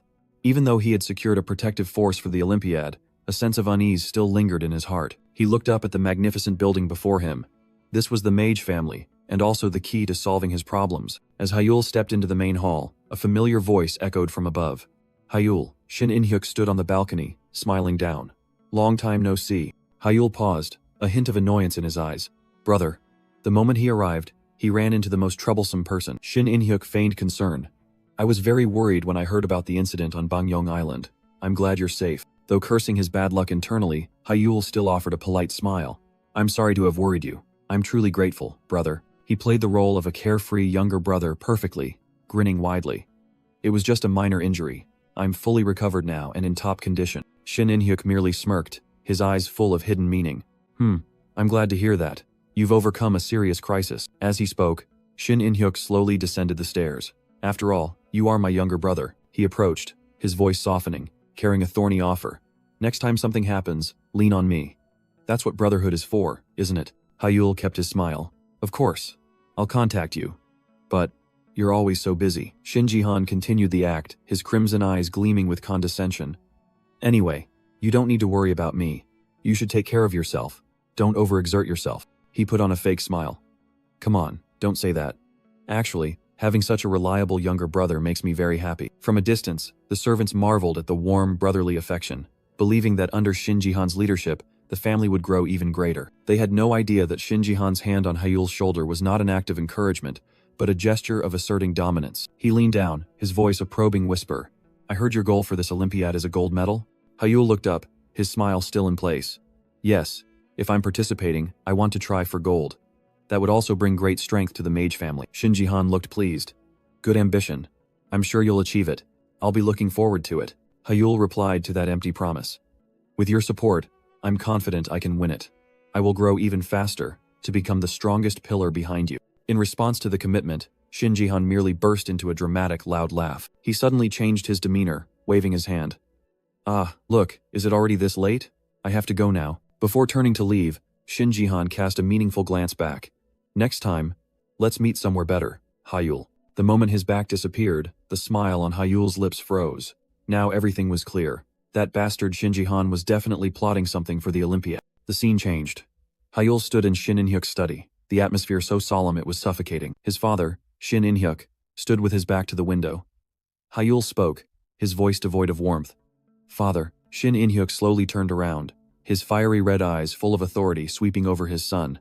He simply issued a command. Sit down. Between father and son was a vast, cold space, just like their relationship. Night fell over the Obelisk Academy dormitory. Returning from the tense confrontation, Hyul flopped onto his bed, amidst scattered piles of magic books. His fiery red eyes gazed into the distance, his mind heavy with thought. Memories of the conversation with Shin In-hyuk flooded back. They had reviewed a series of events, from Smith's death, the Baek Sahyuk incident, up to the incidents related to the Black Tower on Bangyong Island. Hyul mused.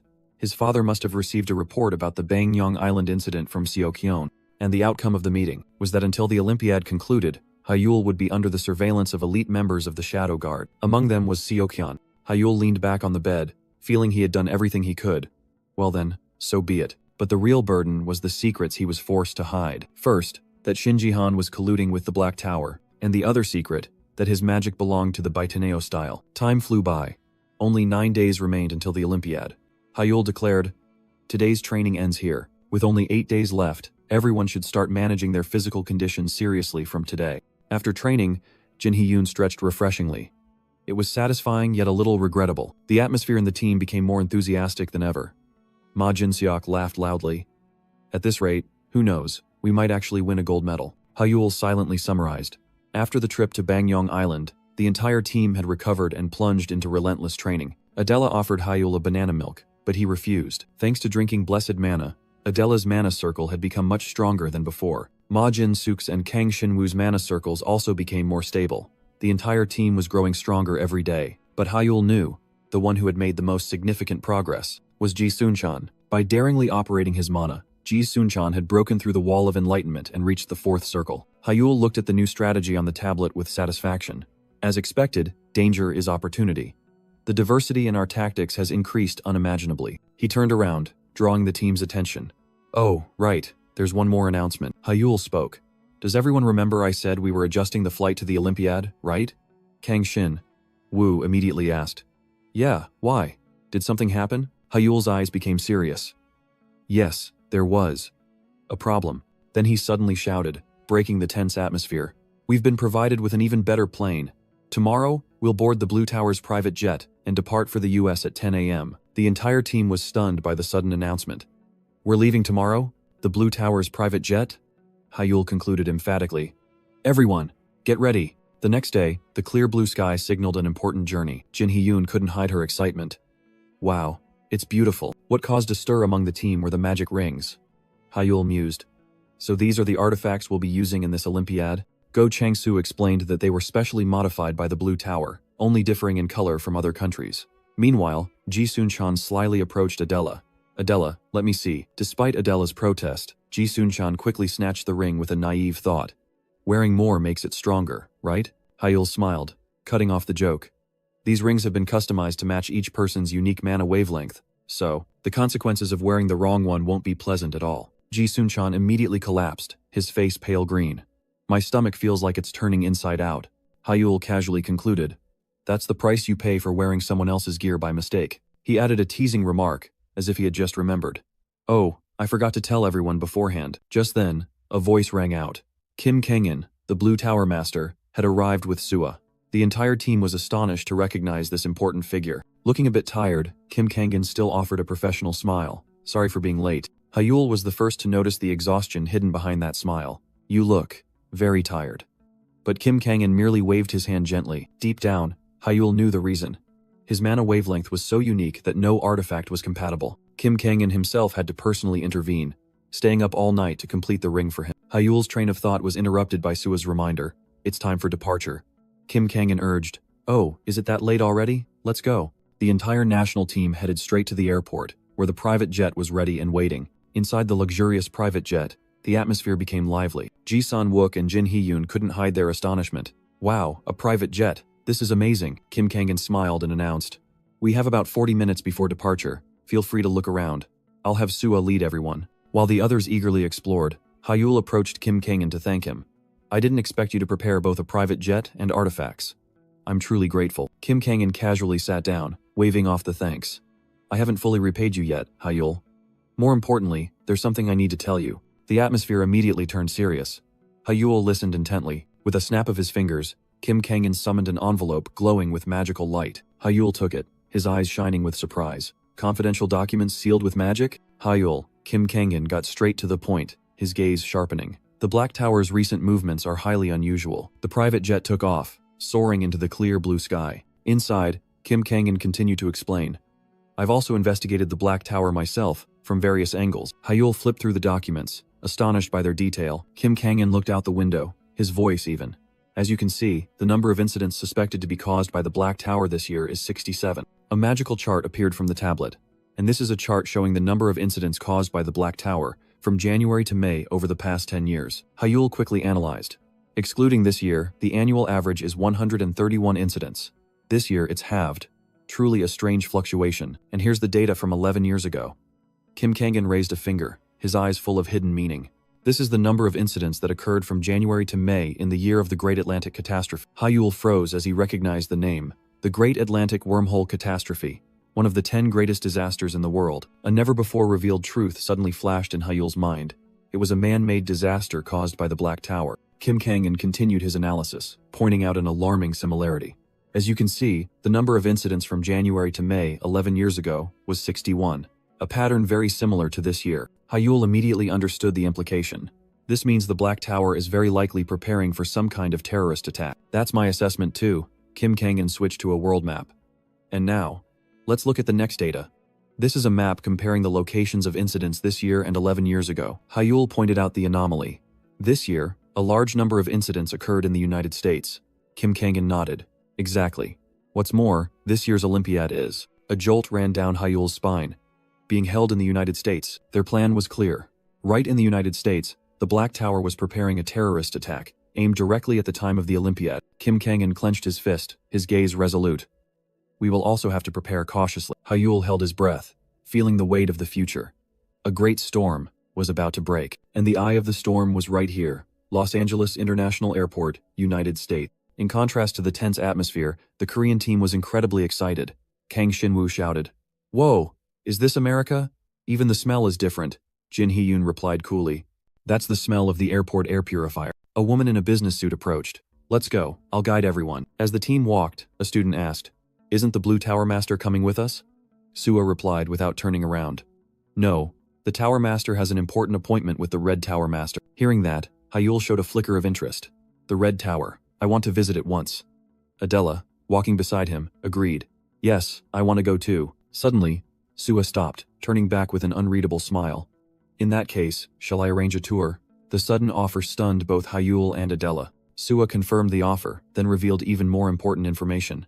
The Red Tower Master also expressed a desire to meet Hyul and Adela. Hyul couldn't hide his eagerness. "So, if it's not too much trouble, may I accept that offer?" Adela also quickly agreed, her face alight with anticipation. The promise was quickly fulfilled. As night fell, a specialized vehicle was already waiting to begin the Red Tower tour. All preparations were carefully discussed by Sua with the security team. Inside the vehicle, a man, Ji-sun-chan, was guiding them.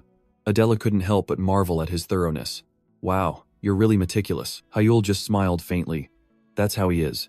The more so, the more trustworthy." But then, a blinding flash of light suddenly enveloped the space. Immediately, all three of them changed expression. A deadly sense of danger descended, putting Hyul, Adela, and Ji-sun-chan on high alert. From the night sky, countless energy spikes rained down like a freezing shower. All three were thrown out of the safe zone, standing exposed in the plaza. The target of the attack was them. One of the spikes plunged directly into Sua's and the security team's position, creating a horrifying impact. Chaos ensued. Those around could only exclaim in shock. "What? What the hell is going on?" From a distance, two other students screamed in horror the names of their friends in danger. Adela, Ji-sun-chan, Hyul. A massive, destructive energy blast descended directly from the sky onto the trio's position. But just before impact, Ji-sun-chan acted in time. A sturdy magical barrier appeared, enveloping all three and blocking the fatal attack. A figure landed gracefully, praising the trio's perfect coordination. It was Kyle Ventia, the representative from the United Kingdom, with a flamboyant smile and demeanor. "Good evening, representatives of Korea." Adela narrowed her eyes, completely unfazed by his appearance. "I just learned this is how the British say hello, Kyle Ventia." Kyle Ventia burst into hearty laughter, dramatically denying it. "I highly doubt that. England is a nation of gentlemen. There's no way they'd greet someone like this." His smile suddenly vanished, replaced by a sharp, provocative gaze. "This isn't a greeting. This is a challenge." Ji-Sun-chan couldn't suppress his anger. "What did you say?" But Kyle Ventia completely ignored him, his hand already on his sword hilt. "Of course. Honesty is a knight's virtue. So I'll speak my mind." His gaze fixed on Hyul, who stood there with glowing red eyes. "Hyul." Kyle Ventia drew his sword, pointing it directly at Hyul with an arrogant smile. "Fight me, right here, right now. I'm very curious about your skills." Hyul stood still, letting the sharp gusts of wind from Kyle Ventia's magic swirl around him. "Why should I fight you?" Kyle Ventia, the Storm Knight, a battle mage specializing in close-quarters combat with wind magic, simply replied, "Because I want to. If a battleground is needed, I'll prepare it immediately." Hyul thought to himself, the rumors about a battle maniac who loves fighting strong opponents were indeed true, but this guy was even more unreasonable than imagined. However, in response to that passionate challenge, Hyul simply raised a hand to refuse. "I refuse." Kyle Ventia froze. "Why?" Ji-Sun-chan sighed in exasperation, while Adela just shook her head in dismay. "Isn't it obvious? He hasn't changed at all since the junior tournament." Hyul smirked, a condescending smile. "Because fighting you brings me no benefit whatsoever," he continued, his tone as if bestowing a favor. "Besides, if you get injured, it'll be a hassle." Kyle Ventia was stunned, stammering speechless at the blatant insult. "You think I'll get injured?" Witnessing Hyul's provocation, Ma Jin-sok sighed in exasperation. "Here we go again, that damn guy." Kang Shinwoo calmly remarked, "That's just his bad habit." Humiliated, Kyle Ventia tried to salvage some dignity. "Don't you want to gather information about a fifth-tier mage like me?" The only reply was a cold, decisive answer from Hyul. "No need." The blunt refusal shattered Kyle Ventia's pride. He was stunned, unable to believe his ears. Just then, a figure gently appeared from behind. "See? I told you it wouldn't work." It was Maya Narantia, a member of the UK team. She comforted her disappointed captain. "Don't be too sad, Captain. We'll be fighting him in another week anyway." Immediately after, Maya Narantia turned to Hyul, bowing politely. "On behalf of Kyle Ventia, I apologize for this sudden incident. He meant no harm. Please understand." Hyul merely replied indifferently, "I don't really mind," because from the start, Hyul had seen through the nature of that magic.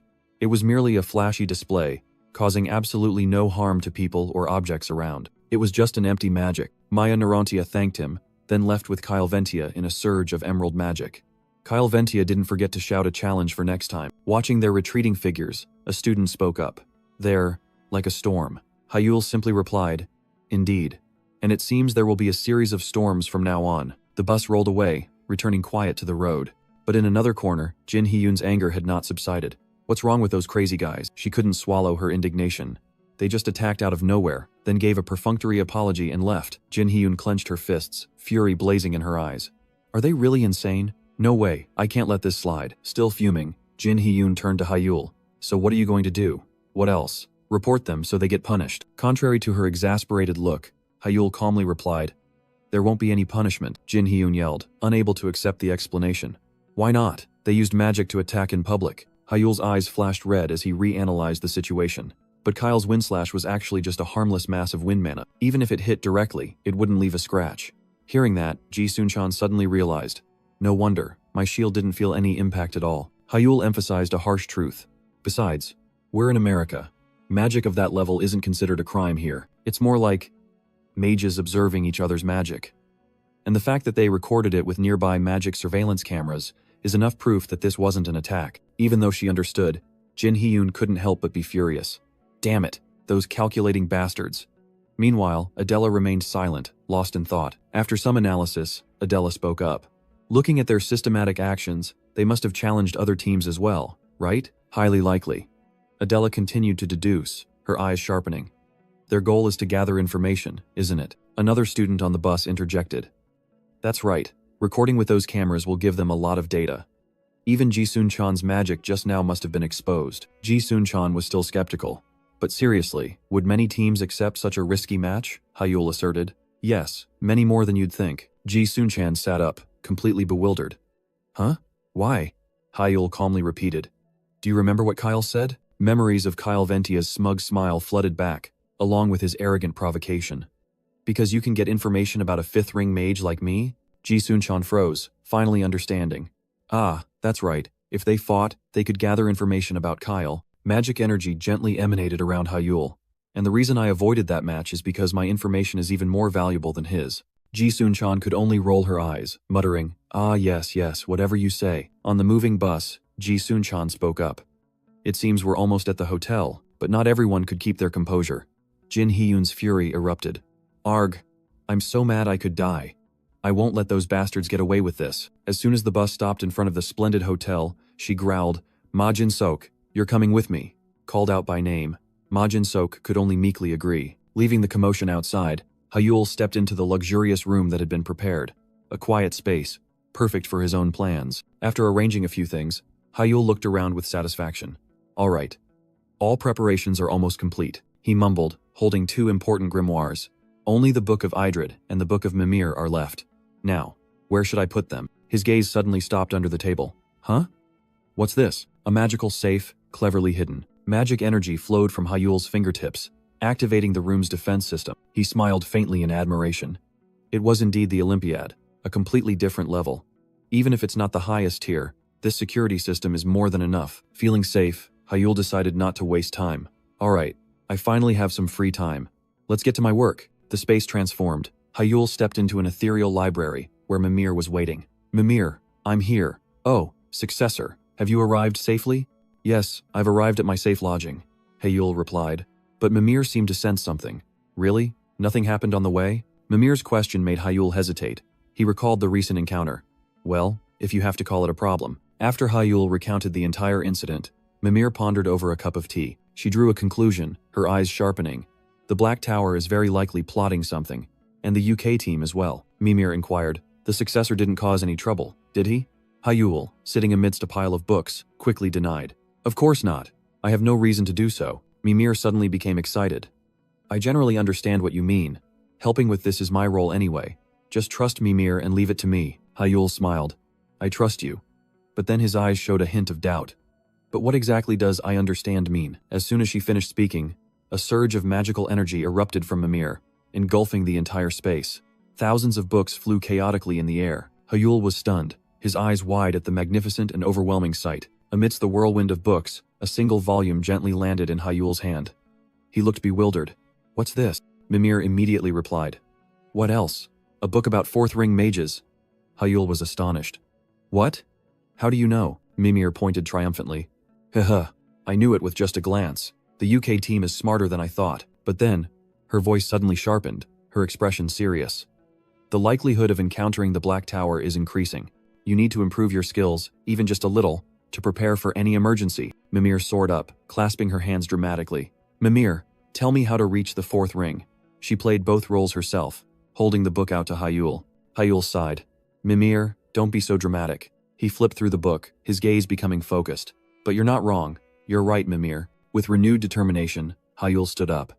I need to improve my skills even further to prepare for what's to come. He held up the book, his gaze firm.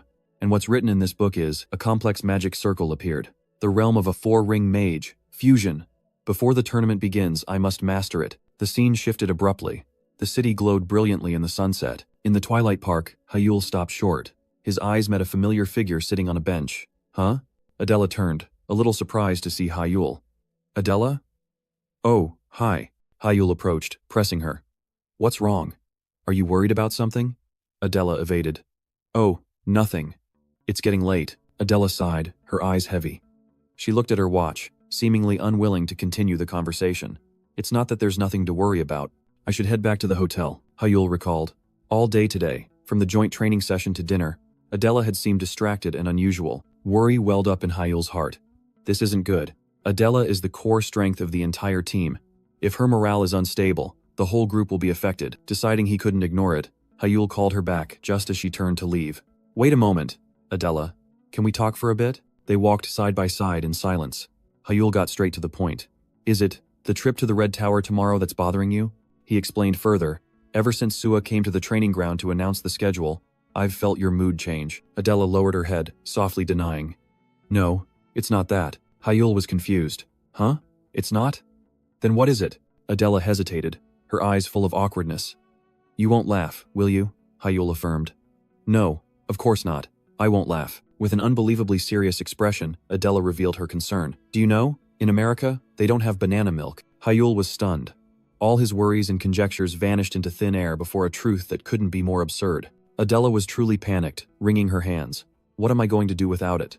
Hyul could only call her name in astonishment. Suppressing a laugh, Hyul covered his face. They sell banana milk in America too. You can even find it in the imported goods section at the nearby supermarket. Adela's face flushed crimson, utterly embarrassed. No way. But Jin Hyun Unni said for sure that. Realizing she'd been tricked, Adela quickly ran off in embarrassment. Jin Hyun Unni tricked me. Thanks, I'm heading off. Hyul smiled and waved goodbye. Yeah, see you tomorrow. He also had to prepare for tomorrow. Finally, it was time to go to the Red Tower, and the next day arrived.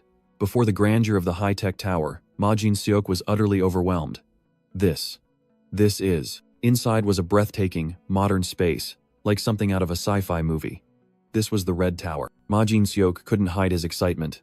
It looks like a spaceship. A female staff member stepped out, professionally announcing. I will go prepare the tour documents then. Please wait a moment. Meanwhile, another student curiously watched Adela's retreating back. What's wrong with those two? Hyul chuckled, explaining to Ji-sun-chan. Jin Hyun Unni joked with Adela that they don't sell banana milk in America. A guide began to introduce. All the facilities here are state-of-the-art.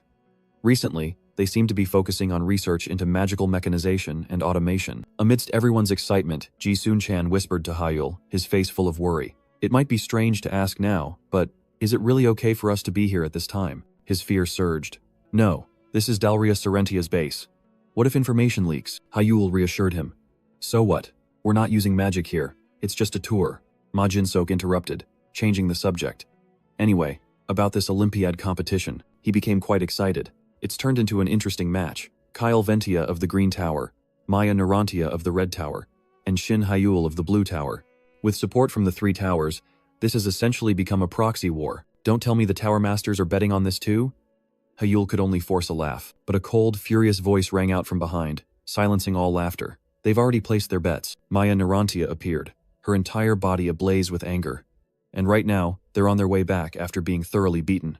They said, if the Tower Master loses, it's all over. The entire crowd was stunned by Maya Narantia's accusation. Her whole body radiating fierce aura, she questioned Hyul. Isn't that too much pressure for a disciple? Are all Tower Masters like that, Hyul? Faced with the tricky question, Hyul awkwardly replied. I'm not sure. I'm not actually a disciple of the Blue Tower Master, so I don't really know. Maya Narantia sneered, looking disappointed. Really? What a shame. If the Blue Tower Master knew how to cherish his disciples, perhaps I would have switched sides. A radiant smile suddenly bloomed on Hyul's lips. Oh, is that so? Then let me tell you something first. The Blue Tower Master is extremely good to his disciples, Hyul confidently asserted. If you want to change masters, I highly recommend him. Suddenly, Maya Narantia burst out laughing, dispelling the tense atmosphere. I'm just kidding, you're really funny. Then she extended her hand, her eyes sharp. Nice to meet you. You know my name without me having to say it, right? Hyul took her hand, his eyes glowing red. Yes, nice to meet you. I don't need to introduce myself either, do I? After all, we've met before. The smile on Maya Narantia's face suddenly vanished. What? Joking so blandly right after meeting? Don't you remember? Hyul smiled meaningfully. This isn't the first time we've met. We met once when we were both 10 years old. A vague memory suddenly flashed. You came with the Red Tower Master to my birthday party. You were introduced as the Proud Disciple. Maya Narantia was confused, trying to search her memory. Well, I don't remember much, but if you say so, I'll believe it. In that case, suddenly, she rushed forward and hugged Hyul tightly. Once again, long time no see, my friend. And then, before everyone's astonished eyes, Maya Narantia placed a kiss on Hyul's lips. From a distance, a figure wearing sunglasses smiled contentedly. Oh ho, truly my disciple. As soon as he finished speaking, a flamboyant man appeared, followed by Kim Kangan. He smirked. Already using a honey trap, are we? Called by name, Maya Narantia startled and turned around, her face flustered. Master, Tower Master, James Filler, the Red Tower Master, provoked Kim Kangan. Blue Tower Master, what do you plan to do now? It seems we've won this bet. He's helpless against Maya Narantia's honey trap. Kim Kangan merely smirked. Honey trap? I don't think so. This looks more like a man trap. That reply made James Filler burst into delighted laughter. Oh ho, that makes sense. It's definitely Maya Narantia's type. Seeing her master still teasing relentlessly, Maya Narantia quickly spoke up. Master, that's enough. It's rude to treat guests like that. What's wrong? James Filler continued to taunt. Has the girl really fallen for him? The last straw. Her anger erupted. Maya Narantia roared. Master, shut up. Unable to bear it any longer, she vanished in a blinding flash of light, leaving behind a promise. I'm leaving, Hyul. See you at the Olympiad. Witnessing the scene, Kim Kangan sighed. James, ease up a bit. He's about to lose his mind, I know, but his reaction is too funny. I can't stop, James Filler replied, then added, he even said he wants to change masters. Those words made James Filler flinch. What? Am I that bad? He panicked for a moment, then quickly waved his hand. No, no way, absolutely not. After some joking, James Filler turned to Hyul, his demeanor becoming serious. Hyul, this is the second time we've met, isn't it? It's a pleasure to meet you. I am James Filler, the Red Tower Master. Hyul calmly shook his hand. It's an honor to meet you again. James Filler smiled with satisfaction. I had originally wanted to personally mentor you. James Filler waved goodbye, his smile still radiant. But unfortunately, my schedule is packed.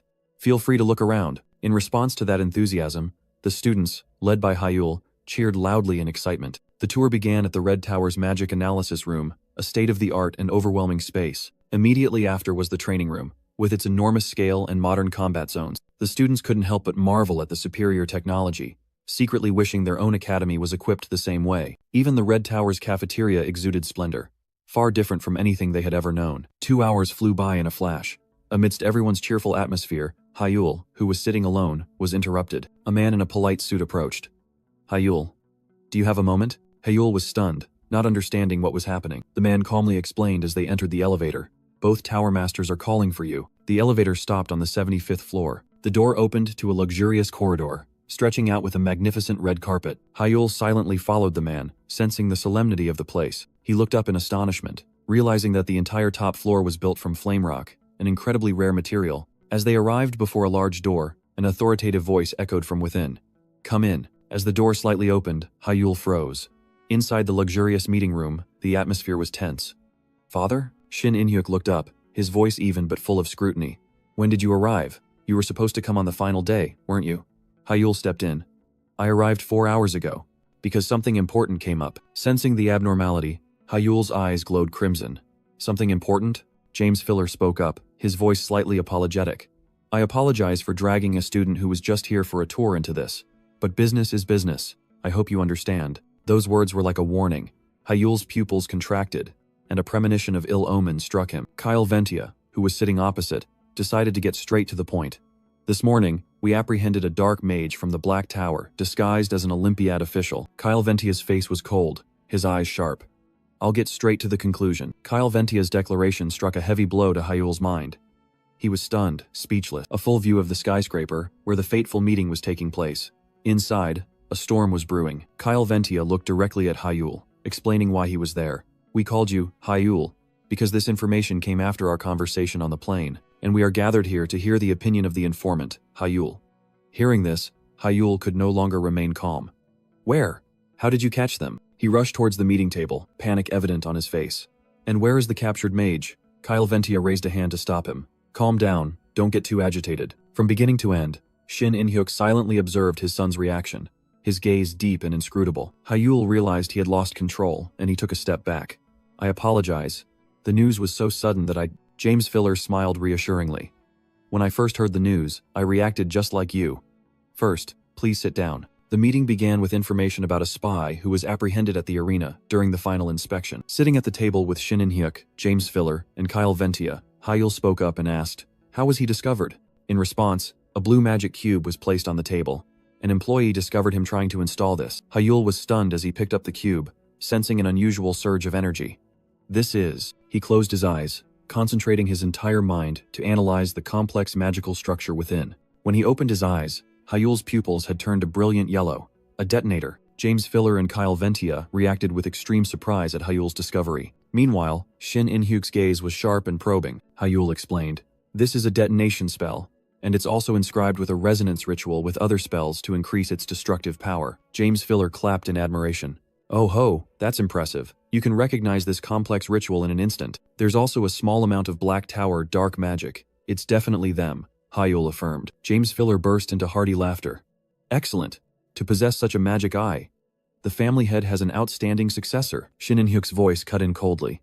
James, needless to say, keep what you just saw a secret. James Filler flinched, quickly covering his mouth. Of course. I won't breathe a word to Maya Narantia, don't worry. Kyle Ventia, who had been silent until now, finally spoke, drawing everyone's attention. And there's one more thing to add. Kyle Ventia revealed disturbing information. This individual took their own life the moment they were apprehended. Contrary to the tension, Hyul merely mumbled. I thought so too. It's regrettable, but we should be satisfied that we have concrete evidence, Kyle Ventia said, holding a magical storage device. Hyul narrowed his eyes, steering the discussion to the core issue. So the question now is what the Black Tower is plotting at the Olympiad. Shin In-hyuk suddenly spoke up, his eyes as sharp as knives. They only have one reason to target the Olympiad. With a cold expression, Shin In-hyuk stated firmly. To abduct promising talents as materials for human experiments. Kyle Ventia shot up, so shocked he stammered. Shin In-hyuk, family head. James Filler also looked tense. Beads of sweat forming on his temples. How can you say that with Hyul right here? Kyle Ventia questioned. But Shin In-hyuk replied nonchalantly. Hyul already knows. I showed him the report from 2 years ago. Kyle Ventia froze, unable to believe his ears. 2 years ago, you told a 16-year-old child? Is there a problem? Shin In-hyuk asked coldly. I merely told him what a member of the Demon God clan should know. Hyul maintained an impassive expression, not interfering in the adult's argument. Realizing he had overstepped, Kyle Ventia bowed his head. No, it's nothing. We shouldn't interfere in family matters. My apologies. Good that you know. Be more careful next time. Shin In-hyuk said, then returned to the main topic. To continue, I believe their objective is to secure experimental subjects. The atmosphere in the meeting room grew heavy. Though they didn't want to admit it, everyone understood it was the most plausible hypothesis. James Filler gritted his teeth, clenching his fists until his knuckles turned white, using talented young mages as research material. Those bastards are sickeningly disgusting. Hyul observed silently, understanding that this was more than just a competition. Indeed, the Olympiad is the only place where promising talents gather. Faced with the threat, an extreme solution was proposed, but Kim Kangan immediately rejected it. Cancel the Olympiad? No.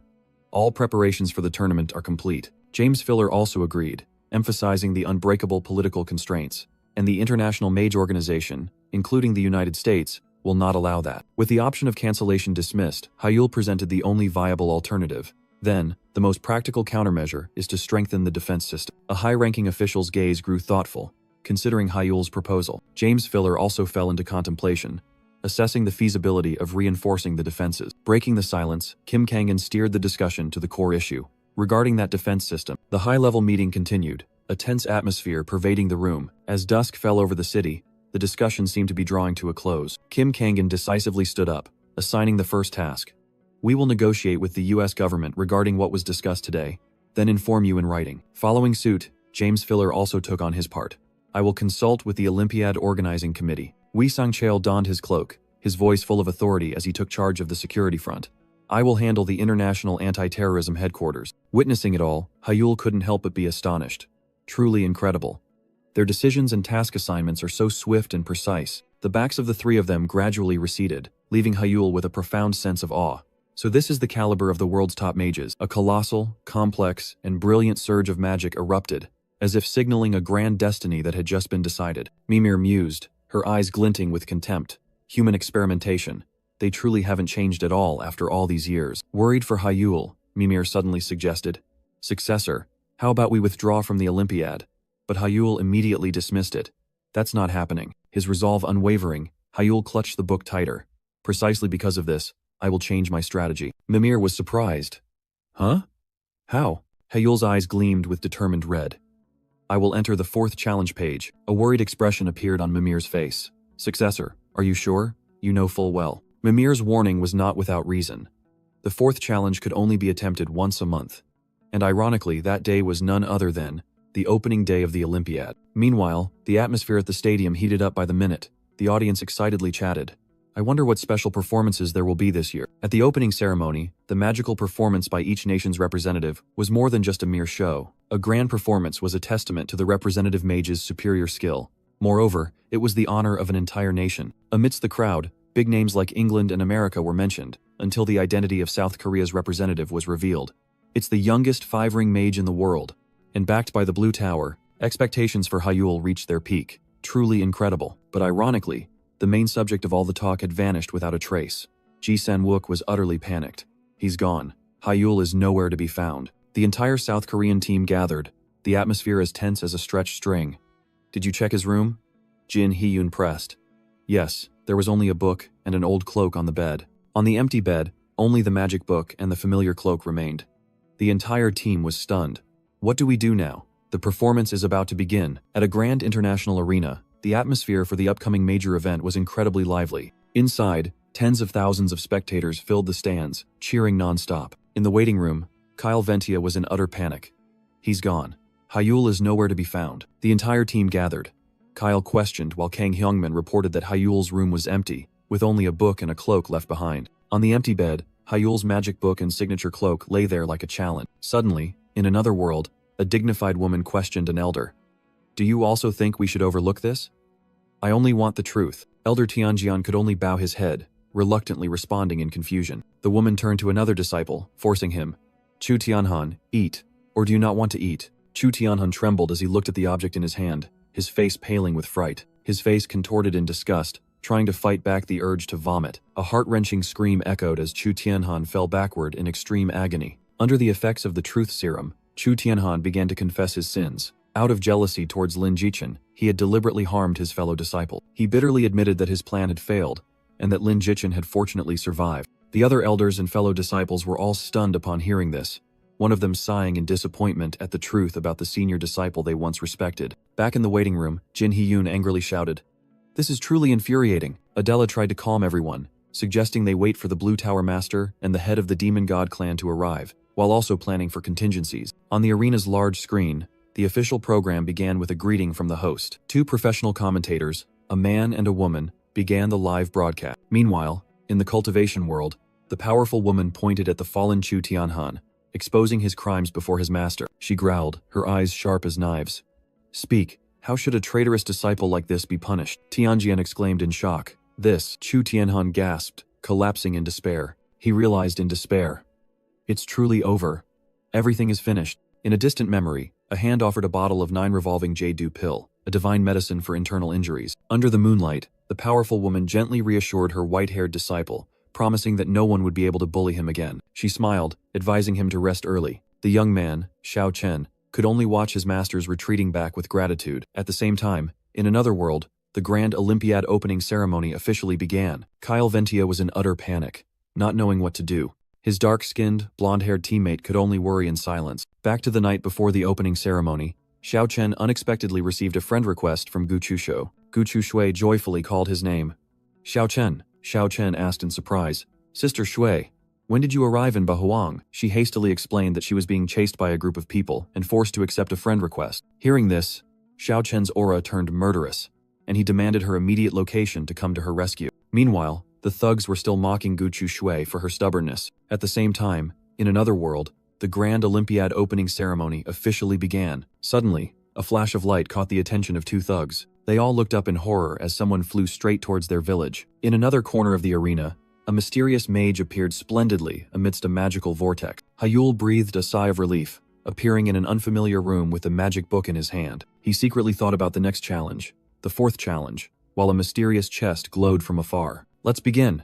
Hyul decisively removed his cloak, ready to face what was coming. The magic book automatically opened, emitting a dazzling light, revealing a completely new world. In that world, a white-haired master was flying on his sword, causing observers to marvel and speculate about his identity. He landed gracefully in front of a purple-haired girl in danger. The thugs blocking the path were astonished, wondering if this was a high-level boss coming to a beginner village to bully them. "Sister, are you all right?" he asked, but the girl happily punched his shoulder lightly. "Xiao Chen, you're finally here." The thugs were dumbfounded when they realized the 2 knew each other. Xiao Chen's gaze turned cold, sharp as a knife. With just a flick of his hand, he sent them all flying into the air. One of them screamed miserably, begging not to be reborn again. 3 pillars of light appeared, marking the defeat of the troublemakers. The book displayed the first line of text, the successor.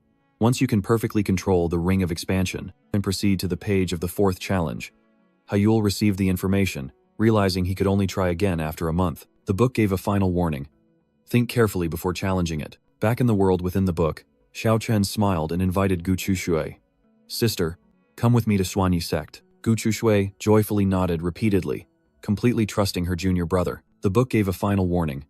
Think carefully before challenging it. Xiao Chen, go a little slower. I'm a bit scared, the girl said timidly, and he gently replied, don't be afraid. Hold on tight to me. Gu Chushui felt apologetic for bothering Xiao Chen, but he gently reassured her that it wasn't her fault. The two landed before the gates of Xuanyi sect, and Xiao Chen promised to make her the best healer. Their appearance caused a stir. The disciples recognized the master Lin Jichen and were curious about the girl accompanying him. Gu Chushui hastily clarified that she was just his younger sister, causing the crowd to immediately turn to flatter the big sister. At the same time, in another space, Yahello found himself standing in a magnificent hall. He was astonished to realize this was the stage of the fourth trial. With eyes burning with determination, Yahello resolutely requested, all right, let the trial begin. A graceful figure emerged from the light, introducing herself as the guide for this trial. Back at Xuanyi sect, Lin Jichen was startled to hear someone call out. A beautiful female cultivator with silver blue hair smiled brightly, confirming it was indeed him. Lin Jichen greeted Taoist Qingju, who immediately became curious about Gu Chushu. He happily introduced her as his younger sister, Gu Chushu,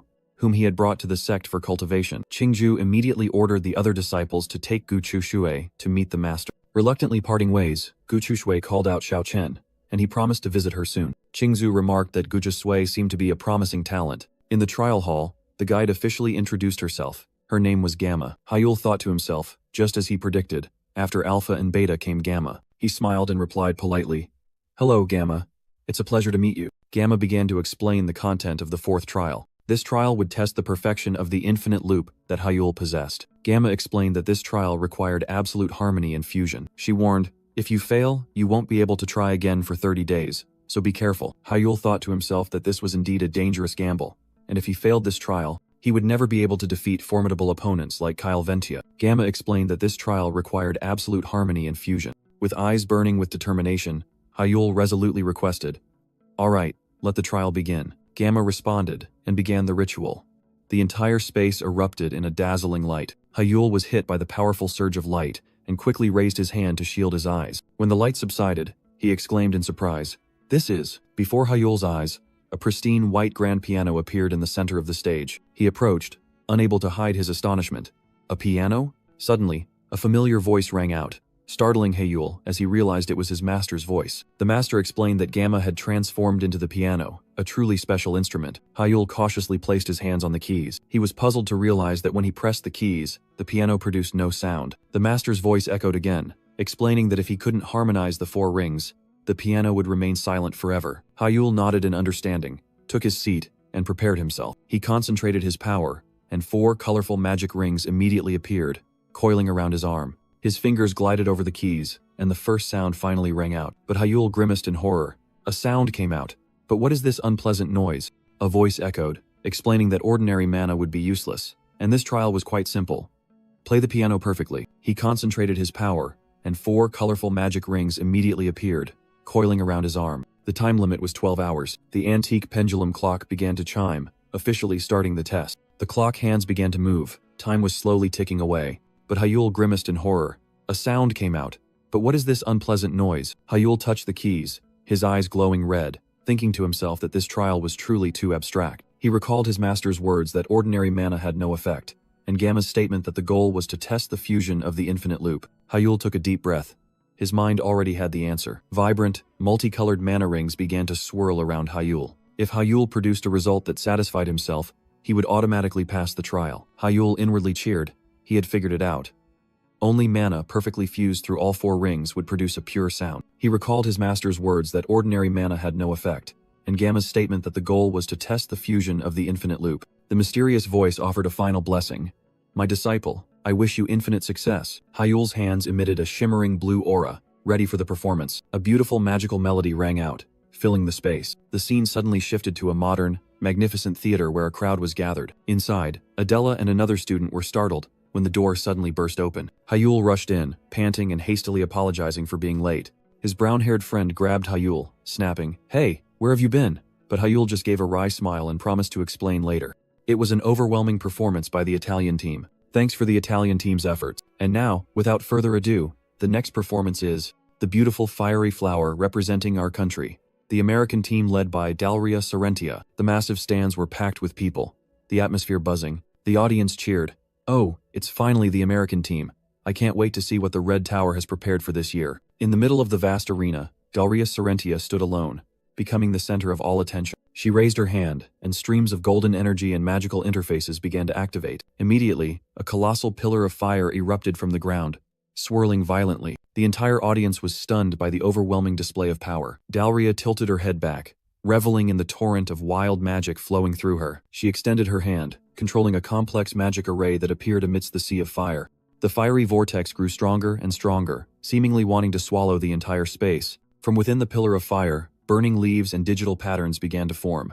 An astonished audience member exclaimed, "The pillar of fire is transforming into a giant flower. It's beautiful." Dalria floated in the eye of the storm, enveloped by the fiery petals she herself created. The entire stadium erupted in cheers at the spectacular performance. The magic was complete. A colossal fiery rose proudly bloomed on the arena. Dalria smiled contentedly, her eyes shining brightly amidst the swirling fiery petals. With a graceful gesture, she commanded the flames to dance to her will, concluding the performance. A colossal pillar of fire exploded in the arena, radiating brilliant light like a blooming flower. The night sky was illuminated by a spectacular fireworks display, blending with the resounding cheers of the crowd. Amidst the chaotic yet beautiful scene, Maya Narantia stood calmly, enjoying the fruits of her labor. Her face glowed with extreme satisfaction, silently marveling at the incredible performance that had just taken place. The audience was overcome with emotion, hailing it as Dalria's greatest performance to date. After the dazzling fireworks, the arena returned to a quiet state, bathed in a soft blue light. In another observation room, Kim Kangan and his colleagues also marveled, acknowledging that she was on a completely different level. The announcer's voice rang out, announcing the next act from the British team.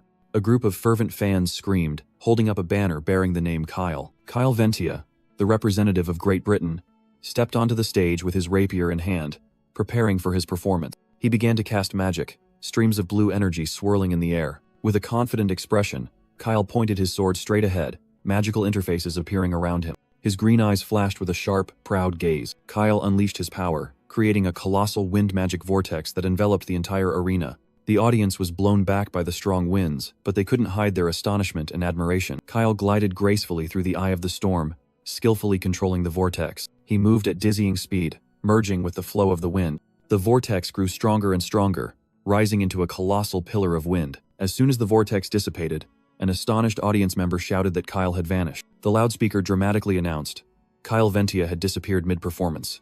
No one knew where he had gone. A young audience member frantically pointed forward.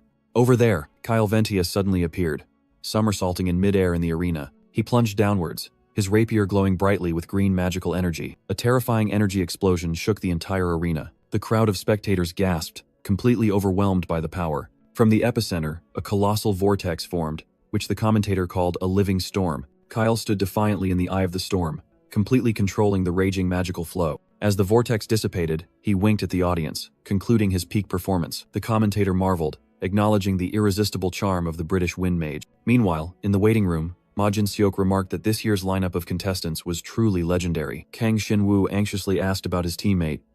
"Where is Hyul?" Kim Jae-seok was equally restless, turning to ask Adela if she had any news. Adela asserted that the whole team had to trust Hyul, even though Kim Jae-seok was visibly panicking. The arena lights came on once more, preparing for the next match. In the VIP area, Red Tower Master James Filler smirked and commented, "Kyle isn't bad either." Sitting next to him was Min Gayun, Green Tower Master. She yawned, looking disappointed. "What a shame.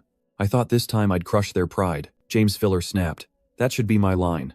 But I suppose we'll call it a draw." Min Gayun sighed, changing the subject. "Why hasn't Kim Kangan arrived yet?" She scoffed, wondering if the youngest five-ring mage in history had gotten scared and run away. James Filler sat with his arms crossed, a smug smile on his face, while Min Gayun observed from behind. In the VIP area, Red Tower Master James Filler smirked and commented, "Kyle isn't bad either." She yawned, looking disappointed. "What a shame. I thought this time I'd crush their pride." James Filler laughed loudly, provoking, "The performances from the American and British teams are already over. What are you going to show us?" In the VIP area, Red Tower Master James Filler smirked and commented, "Kyle isn't bad either." She yawned, looking disappointed. "What a shame. I thought this time I'd crush their pride. Because Hyul isn't the type to use magic based on artificial intelligence, we couldn't help much either," he added. In the VIP area, Red Tower Master James Filler smirked and commented. Kyle isn't bad either. She yawned, looking disappointed. What a shame. I thought this time I'd crush their pride. In the middle of the colossal arena, the announcer's voice echoed. And the next performance is the representative of the Korean team, Shin Hyul. She yawned, looking disappointed. What a shame. I thought this time I'd crush their pride. Meanwhile, the brown-haired academy student and Adela looked at each other with worried expressions. The representative of the Korean team, Shin Hyul. She yawned, looking disappointed. What a shame. I thought this time I'd crush their pride. A colossal magic circle appeared, summoning an astonishingly exquisite white grand piano.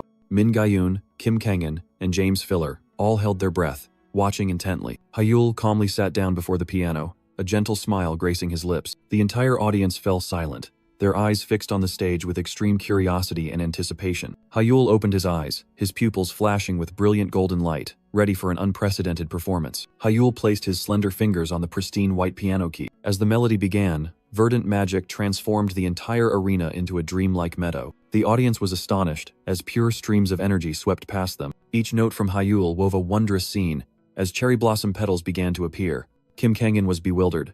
This is sound writing on mana. No. Is he using mana itself? A verdant magic butterfly fluttered before Kim Kang-in, proof of the impossible. He stared in awe as the entire arena transformed into a vibrant garden, whispering, Spring, the warmth, the birdsong, all things coming to life.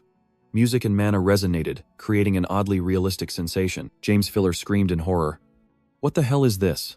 How did he do that? Min Ga-yoon also couldn't hide her astonishment, she muttered. So he had been hiding his true power. The warmth, the birdsong, all things coming to life. Music and mana resonated, creating an oddly realistic sensation. Hyul closed his eyes, savoring the moment, completely immersed in his own symphony. Disregarding James Filler's exclamations of admiration, the melody shifted, the ground transforming into a clear lake where schools of magic fish swam freely. The melody changed. An audience member shouted, Look! A colossal pillar of water suddenly erupted from the ground, leaving everyone speechless. In the sky, a brilliant firebird soared, its wings spread amidst lush greenery and dazzling sunlight. That was the season of life, perfectly recreated through each note played by Hyul. The summer symphony erupted as Hyul played the piano atop a waterfall, amidst a fiery meteor shower. Then the space changed again, leaves turning withered colors, a cool breeze blowing through, signaling the arrival of autumn. A deer made of light suddenly appeared, running through the audience seats, who wondered in astonishment. Is it real? The symphony began, warmth fading as the cold winter enveloped Hyul. Hyul thought to himself about the stark white silence, about the lonely times that had forged him into who he was today. He felt the heart and will of mana, recreating the cycle of the 4 seasons. Streams of magical energy intertwined, empathizing and unifying all things into one. Hyul sat alone with the grand piano amidst the vast white snowy expanse. He pressed his hands down, unleashing a colossal surge of magical energy. The path of magic inheritance of the great mage Vaitner was recreated.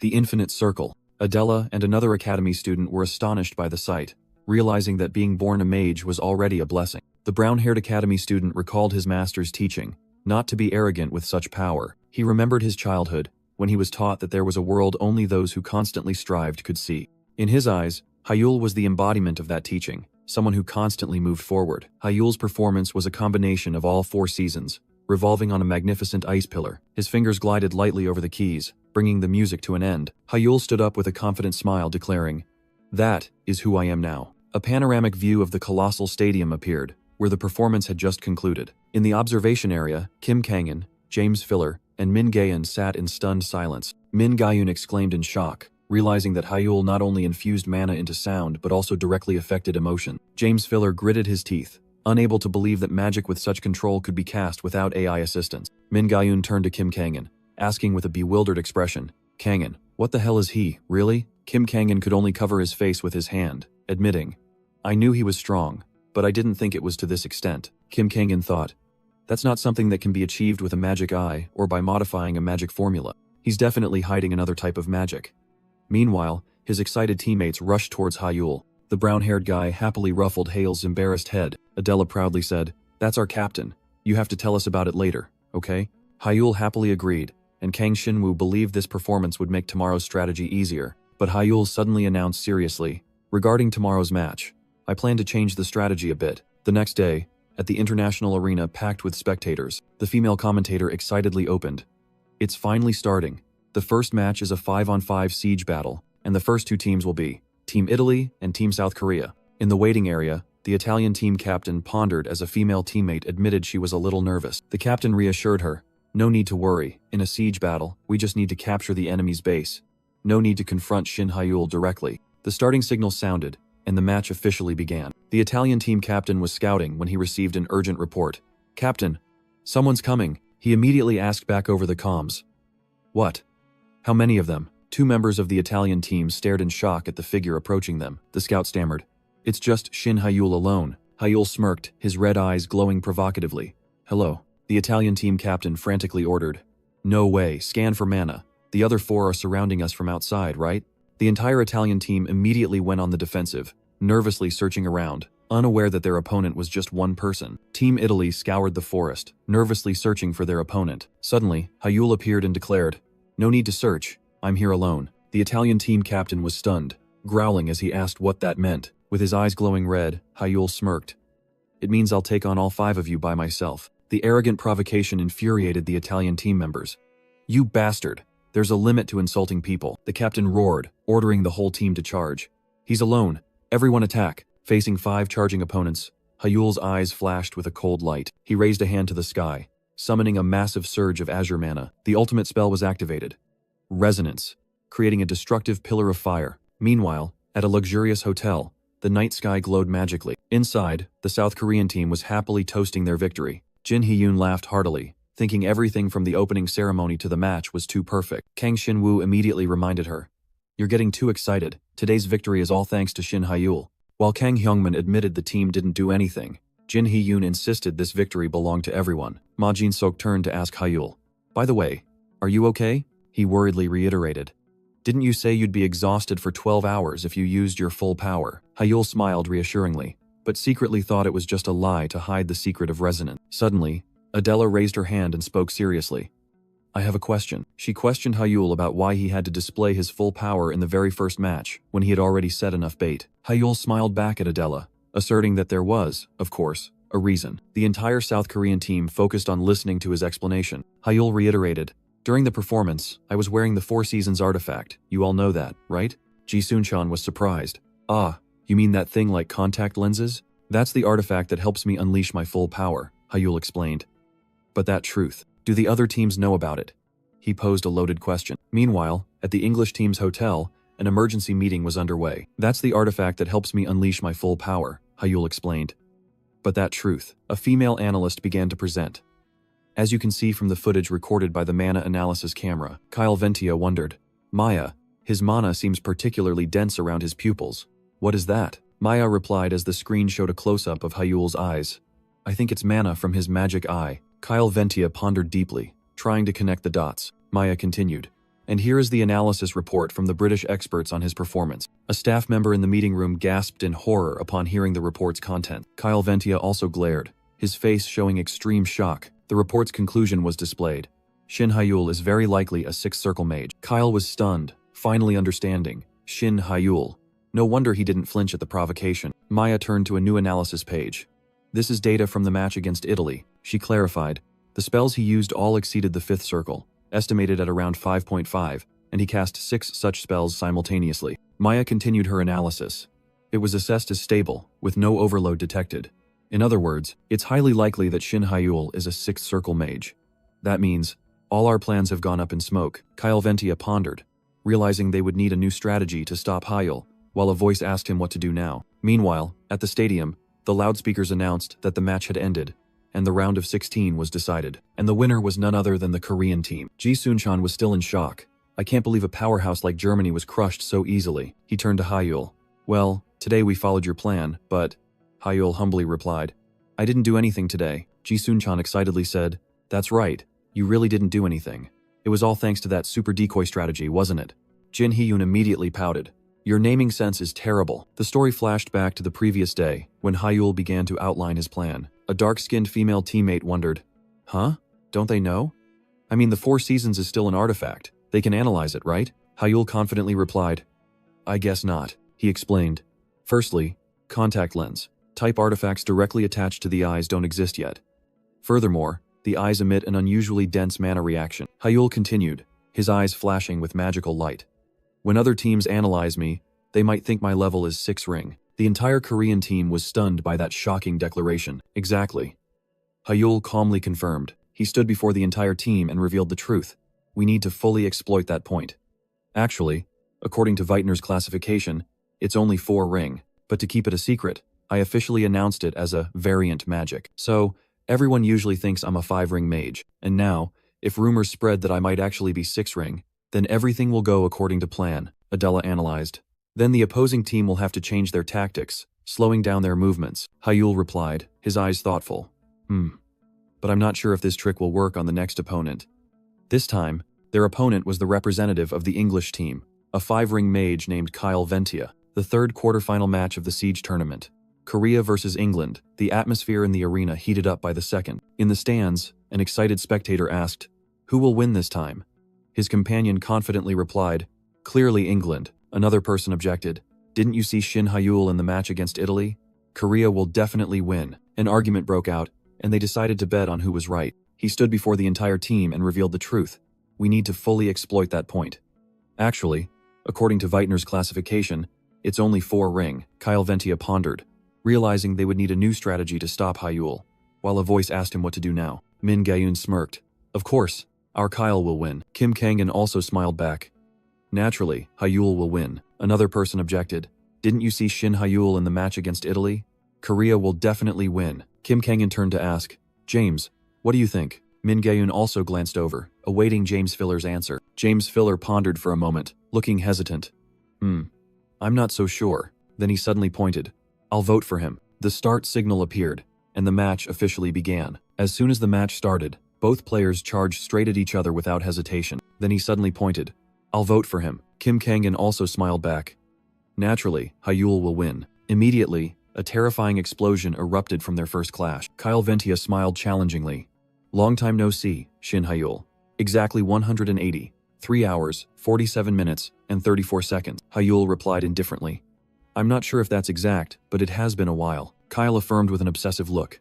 "It is exact. I haven't been able to forget you since the day we met." Hyul closed his eyes, hitting the nail on the head. "You're sulking because I refused our duel, aren't you?" "Sulking? Never." Kyle swung his sword, roaring in extreme excitement. "I've been waiting for this moment for a long time." Hyul secretly assessed, still as aggressive as ever. "But there are no openings. Greetings are enough, aren't they?" Kyle began to unleash his power, making Hyul acknowledge his title as the Knight of the Gale. A strong gust of wind suddenly rose, sweeping leaves across the arena. The swirling wind grew stronger, gathering into a whirlwind around Kyle. Magical energy in the form of digital code began to envelop his body. The power of wind intensely condensed in Kyle's hands. His gaze reflected on the sword blade, sharp and highly focused. Hyul flinched, clearly sensing the enormous magical power being summoned. Kyle completed his magic, donning the brilliant golden wind god armor. He shouted a challenge.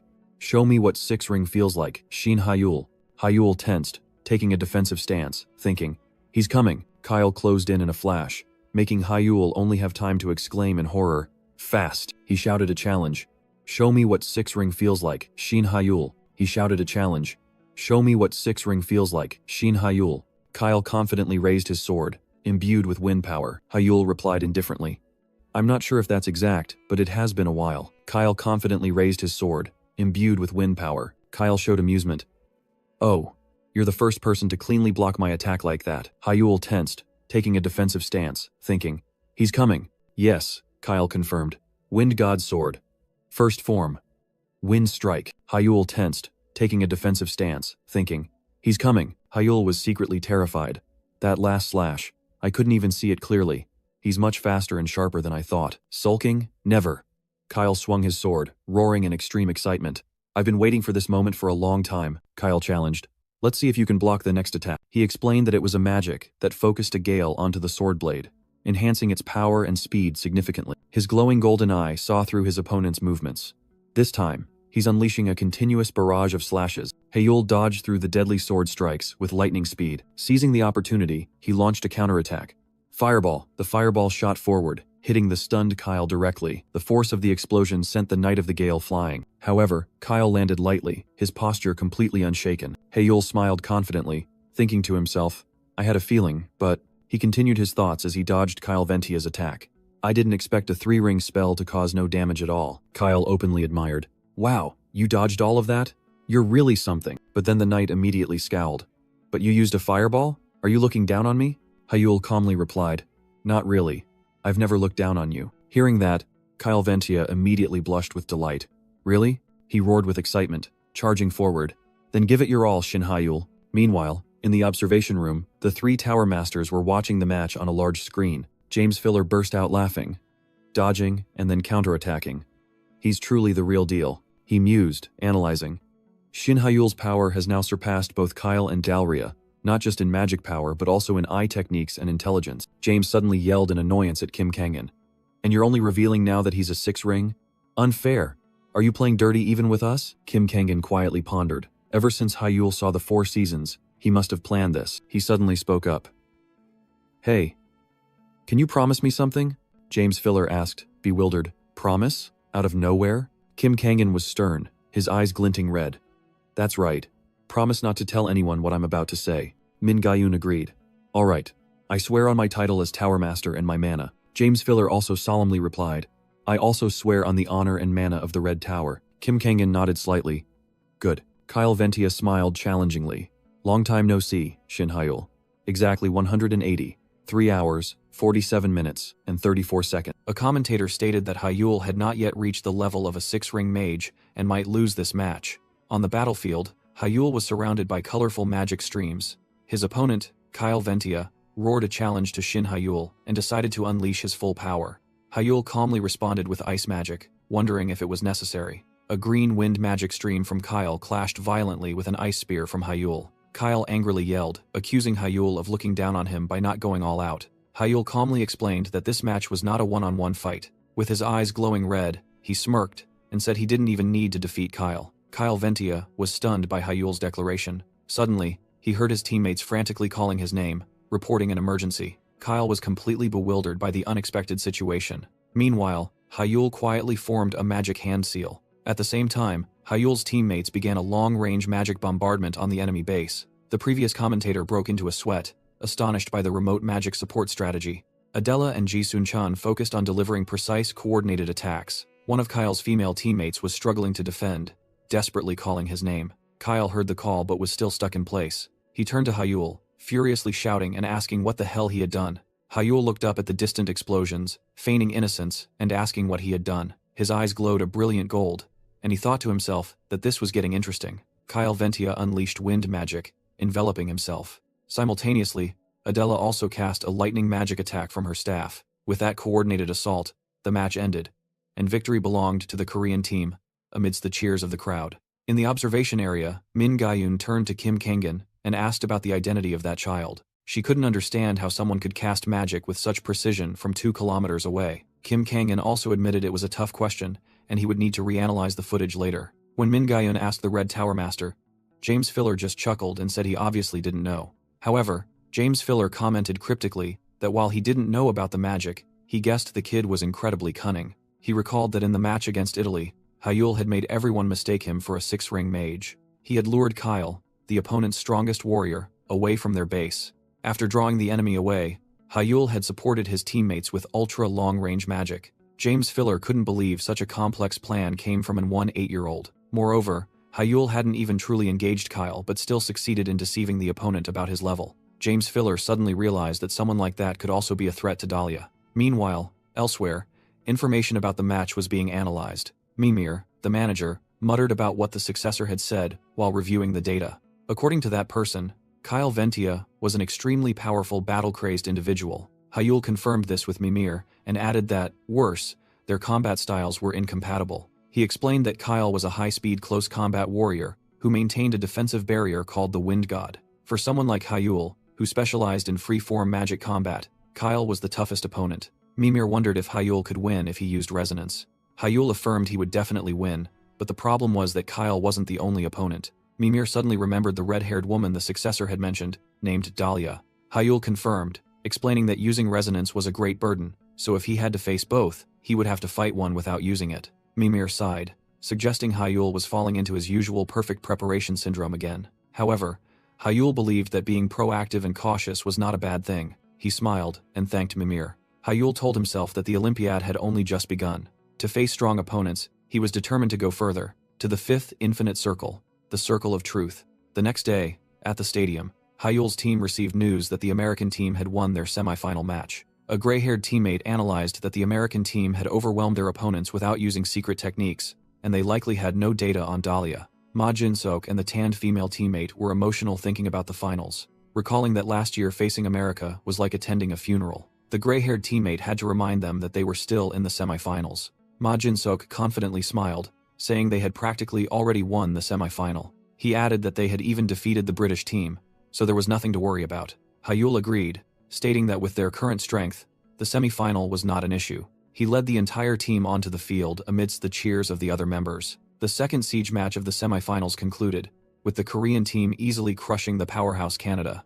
Noticing that Korea was on a completely different level this year, someone angrily smashed a glass of water, thinking about how they would target the American team in the finals. Shin Ji-han clenched his fists in anger. He couldn't believe the Korean team was that strong, and he was even more furious that Hyul had reached the six-ringed mage, equal to himself. Shin Ji-han realized in panic that if the Korean team won a medal, be it gold or silver, he would no longer be able to control them. In his rage, he called his accomplice, but on the other end, Lu Bao-gui calmly replied that Shin Ji-han was too impatient. Lu Bao-gui reiterated his promise to handle everything. Unwilling to accept the vague answer, Shin Ji-han roared, demanding a detailed report on the plan to handle the situation. However, Lu Bao-gui coldly refused, stating that the plan was top secret and could not be revealed to anyone, not even his client, Shin Ji-han. He only offered one hint. The enforcers mobilized this time were not just him, and Shin Hyul would definitely be eliminated. Meanwhile, on the day of the Castle Siege final, Kim Kangan was present at the vast stadium.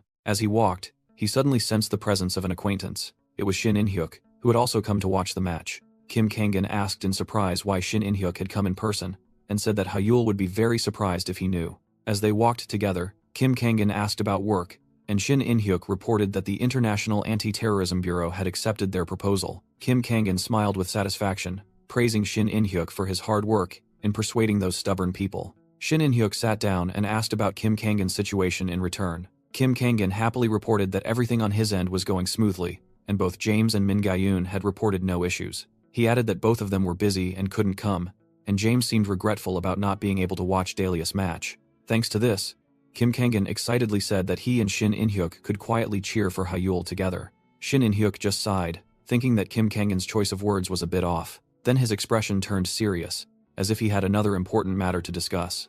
Amidst the roaring cheers of the audience, the Korean team began to enter the arena. Hyul led the way, followed by Adela and another teammate. In the stands, Shin In-hyuk smirked, remarking that perhaps there was no need to cheer for Hyul. Kim Kangan simply replied that he understood.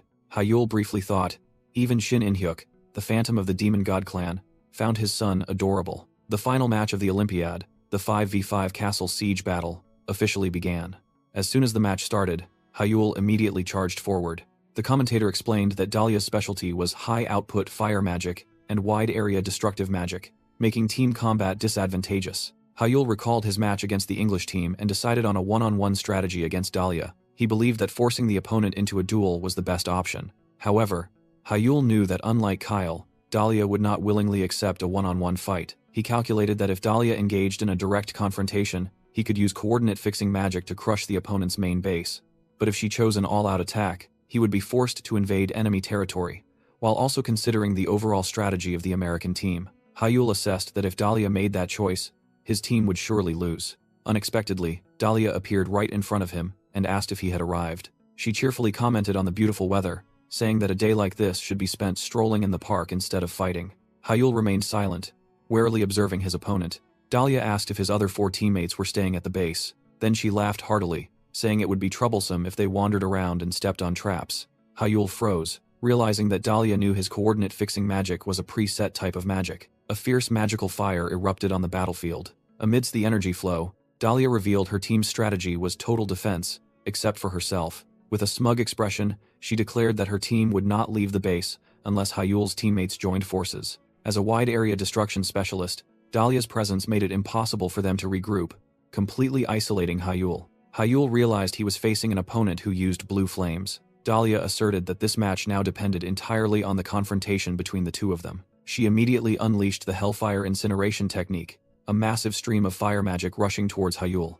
Hyul quickly gathered magic power around himself to prepare for defense. Dahlia's Hellfire Incineration secret technique the pride of the Red Tower, generated blue flames burning at extremely high temperatures. Seeing Hyul only defending, Dahlia provocatively taunted him, calling out Shin Hyul's name, and saying that just probing was boring. Hyul, while agilely dodging, replied that he wished she could go easy on him. Dahlia laughed heartily, mocking Hyul not to act cute. With his golden eyes glowing, Hyul realized he couldn't observe Dahlia's magic circle. He knew that the minimum condition for the divine eye to function was to be within 4 meters and look directly at the core of the magic circle. However, the wide attack range of Hellfire Incineration made it impossible for him to get close. Hyul calculated that even a small fireball from Dahlia could incinerate everything within a 10-meter radius. He assessed Dahlia as a formidable opponent in a completely different way than Kyle, and erected a defensive shield. Hyul intended to use the shield to block the attack, and then observe her magic circle through it. However, against the terrifying heat of the blue flames, even the magical shield would melt instantly. Seeing his opponent only dodging, Dahlia roared, asking if Hyul truly intended to run away. Maya Narantia declared she would be disappointed if Hyul only knew how to run away. Immediately, she unleashed an overwhelming torrent of blue fire towards Hyul. Hyul, with glowing eyes, began to gather magic to prepare for the confrontation. He agilely leaped into the air, dodging the fireballs that were tearing up the ground. While moving, Hyul continued to focus on creating a complex energy vortex in his hand. Seeing this, Maya Narantia contemptuously switched to another technique, creating a sharp wind blade. The blue fire combined with the wind blade, forming a destructive magical whirlwind. Hyul somersaulted in the air, skillfully evading and preparing for his counterattack. The magic whirlwind descended, aiming directly at Hyul's position. Suddenly, Maya Narantia noticed an anomaly in the attack's trajectory. She immediately turned, sensing another danger approaching. Maya confidently erected an energy shield, asserting that an attack of this level wouldn't trouble her. Hyul landed safely after his attack was blocked. He smirked, thinking to himself that the speed and curvature of his attack weren't enough to penetrate, so he had to resort to another method. Hyul raised his hand, beginning to cast a new type of magic. He chanted the resonance spell, summoning the power of water. From the ground, colossal water spheres began to rise. Maya Narantia was stunned, wondering why Hyul was using such a seemingly rudimentary water magic. She immediately unleashed her full power of Hellfire Burn, asserting that Hyul's water magic couldn't possibly block her ultimate flame. Maya Narantia's flames collided violently with Hyul's water. A massive steam explosion erupted from the point of impact, engulfing the entire arena. The commentators announced that the entire competition area was covered in a thick fog of steam. In the stands, they were confused, wondering what was happening below, as they couldn't see anything. Amidst the steam, Maya Narantia cautiously observed her surroundings, trying to discern her opponent's intentions. The steam grew denser, completely obscuring vision.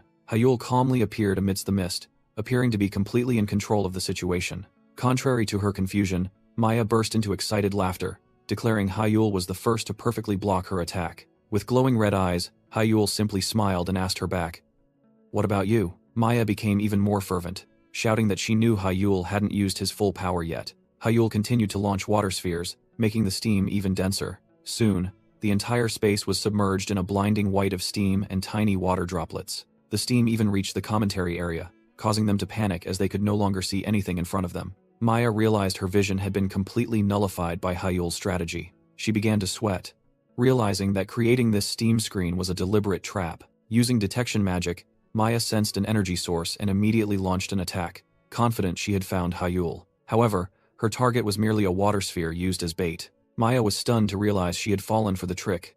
The real target wasn't there. Immediately, a destructive lightning bolt descended from an unguarded position. Maya Narantia was fiercely struck by a brilliant golden lightning bolt. She realized in horror that the attack came from behind her. Meanwhile, Hyul was also surprised by his own magical power. Maya quickly turned, confidently erecting an energy shield and declaring it would not be penetrated. Hyul smirked, provocatively asking if that was all she had. The two mages faced each other directly, lightning clashing violently with the energy shield. Hyul focused his power into his hand, preparing for his next move. Suddenly, he lunged forward, throwing a punch at the stunned Maya. Shocked by the reckless action, Maya angrily called Hyul a crazy bastard. Hyul's punch grazed her face, pushing her back. After landing, Maya thought to herself that she hadn't anticipated her opponent would rush in to attack at that moment. She glared at Hyul, mentally calling him rude for daring to punch a woman's face. Undeterred, Maya began to accumulate a massive blue magical force to counterattack. Hyul responded by summoning countless water spheres around himself. As they both continued to unleash their spells, Maya realized she was enjoying the battle with great excitement. She smiled, relishing the tension the match brought. However, Maya's excitement suddenly turned to surprise when she realized her earpiece was gone.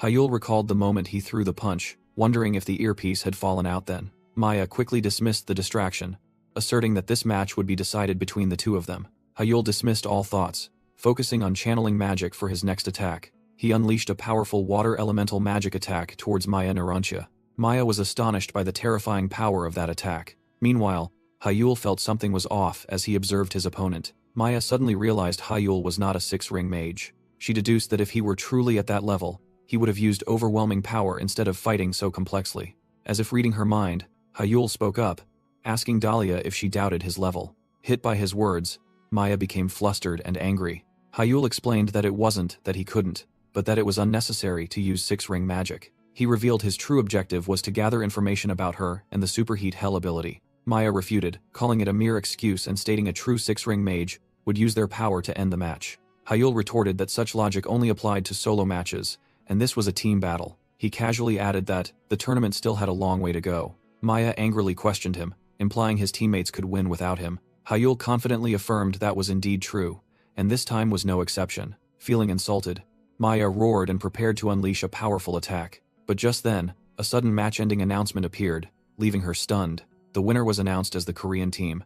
In a dark room, a mysterious figure watched the TV screen, where commentators announced Korea's victory in the first event, and the figure cheered at this spectacular upset. In a dark room, a cloaked figure named Parade scoffed at the excitement over a flashy display, but another voice suggested it was fine. Revealing the tattoos on his face, Parade smirked and said to let everyone enjoy it while they could, because, after this Olympiad, while petting a small cat-like creature with wings, Parade finished his sentence, stating they wouldn't be able to laugh anymore. Parade's cloaked companion, with black hair and a lip piercing, simply listened in silence. Suddenly, a dark shadow rose, ordering the idle chatter to cease. The dark entity with glowing red eyes, another enforcer named Shadow, announced that his master was arriving. The TV screen showing the match suddenly flickered and went dark. Immediately, the three enforcers of the Dark Tower knelt as a powerful silhouette appeared and was greeted. That imposing shadow was none other than the Dark Lord. At the same time in the stadium, confetti rained down as the siege battle was officially declared over. In the center of the arena, Maya Narantia stood frozen as the victory announcement for Korea Obelisk Academy echoed, unable to comprehend her defeat. In a flashback, Hyul, with glowing red eyes, faced Maya and offered her some advice. Maya looked on in shock as Hyul raised his hand, crushing something. Hyul revealed the communication device in her ear had been destroyed, emphasizing that in a team battle, it was as precious as life. He explained that when trump cards like them lost contact, defeat was inevitable. Maya recalled that moment in a daze, realizing she had been tricked from the very beginning. The final image in the flashback showed Hyul had successfully isolated Maya completely on the vast battlefield. Returning to the present, the scene shifted to a quiet park under a starry night sky. Hyul, in casual attire, calmly sat on a bench and browsed his phone. A carton of banana milk was unexpectedly presented. Hyul, with his red eyes, looked up at the gift. The giver was Adela, who told him he must have worked hard. Hyul smiled, and replied that Adela was the one who did all the work. He recounted that while he was keeping Dahlia occupied, he heard that Adela and her teammates had completely overwhelmed the American team. Adela said thanks to Hyul, she was able to keep many trump cards. And Hyul also inquired about her performance in the afternoon match. She humbly attributed it to luck in the group stage, admitting that from the round of 16 tomorrow, it wouldn't be easy. Hyul advised Adela not to push herself too hard, as any injury to her would be the biggest loss for the entire team. Adela immediately agreed with firm resolve. Noticing the late hour from the clock tower, Adela said goodbye, and Hyul wished her a good rest. Adela's silhouette faded down the deserted park path. Left alone, Hyul looked at his phone, which displayed the Olympiad's 10 events. He walked, contemplating the rules, that each person could only participate in a maximum of 6 events. Hyul resolved to utilize every free moment when not competing to become stronger. He summoned a grimoire, releasing a brilliant pink energy. Hyul entered a vast library and informed Mimir that he had returned. He confidently boasted that he had achieved a perfect victory. Mimir cheered joyfully, then confirmed that according to the schedule, Hyul would have 4 days of rest. Hyul affirmed his next match was in 4 days, and he intended to focus on training here during that entire period. Hyul, with glowing golden eyes, confidently declared he would use this time to level up, aiming for the 5th infinite realm. His target was the Circle of Truth. A glowing magic page explained this was a super large infinite realm, existing parallel to the expansion circle. While Mimir slept soundly beside him, Hyul sat reading and mused that despite their different structures, that was precisely the crux of the matter. He realized that, Similar to the expansion circle, he needed smaller infinite realms to encompass the circle of truth. A diagram appeared, showing that to create it, 4 other circles needed to be linked: reasoning, resonance, intervention, and expansion. Yahello sighed in exasperation, realizing that although it was called the 5th round, he actually had to merge 8 magic circles. 4 days later, breaking news from the Academy Olympics was broadcast. Yahello watched the news, where the host announced that South Korea, Britain, and the United States had each won in one category. While drying his hair, he showed annoyance upon hearing that the South Korean team had been eliminated early in 2 different events, deeming it too fast. The current Olympic standings showed South Korea dropping from 1st to 3rd place, behind the United States and Britain. On screen, a commentator emphasized Shin Hae-yul's absence as a significant loss for the South Korean team. The commentator continued to analyze, pointing out that Hae-yul still had matches to play, while Dahlia of the US and Kyle of Britain had both competed twice. The commentator concluded their analysis, leaving open the question of the current situation's impact on the final outcome. Hae-yul turned off the TV with a confident smile, asserting that 3rd place was unimportant as he would win tomorrow's match. The scene shifted to a massive, modern stadium floating amidst the clouds. In the waiting room, Maya Narantia, the representative of the United States, appeared annoyed and questioned someone. She turned to Kyle Ventia, the representative of Britain, and snapped that they weren't close enough to watch together. Kyle closed his eyes and smiled, casually replying that he wasn't there to watch with her, but simply because it offered the best view. Maya Narantia yelled angrily, demanding Kyle move to the VIP section on the other side. Kyle casually refused, stating that sitting there would only let him see the athletes' backs, and suggested she should move if she didn't like it.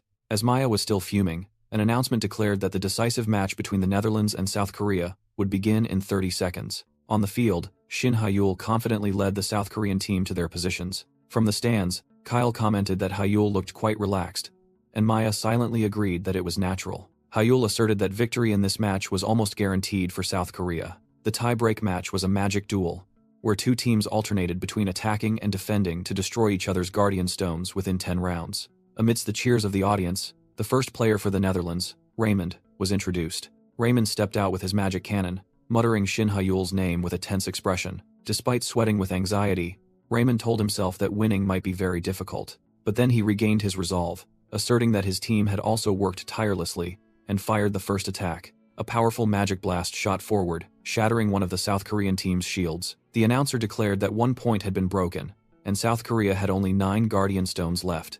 Maya Narantia screamed in shock, unable to understand why South Korea would so easily give up a point, as the Netherlands could now win by simply defending. In response, Hae-yul initiated his attack, and the South Korean team deployed a magic shield with only 10% of its power. Kyle Ventia analyzed that the Dutch team was trying to play it safe to secure their victory, as magic shields in this match had limited durability. He wondered what Shin Hae-yul would do. While Hae-yul was accumulating a massive amount of magic power, Hae-yul's attack was unleashed. It curved in an extraordinary way to completely evade the shield, causing the entire Dutch team to realize in horror that it was an unblockable strike. As Hae-yul stood alone on the field with his opponents defeated, the commentator declared that if no errors were recorded, the history of the tie-break format would be rewritten.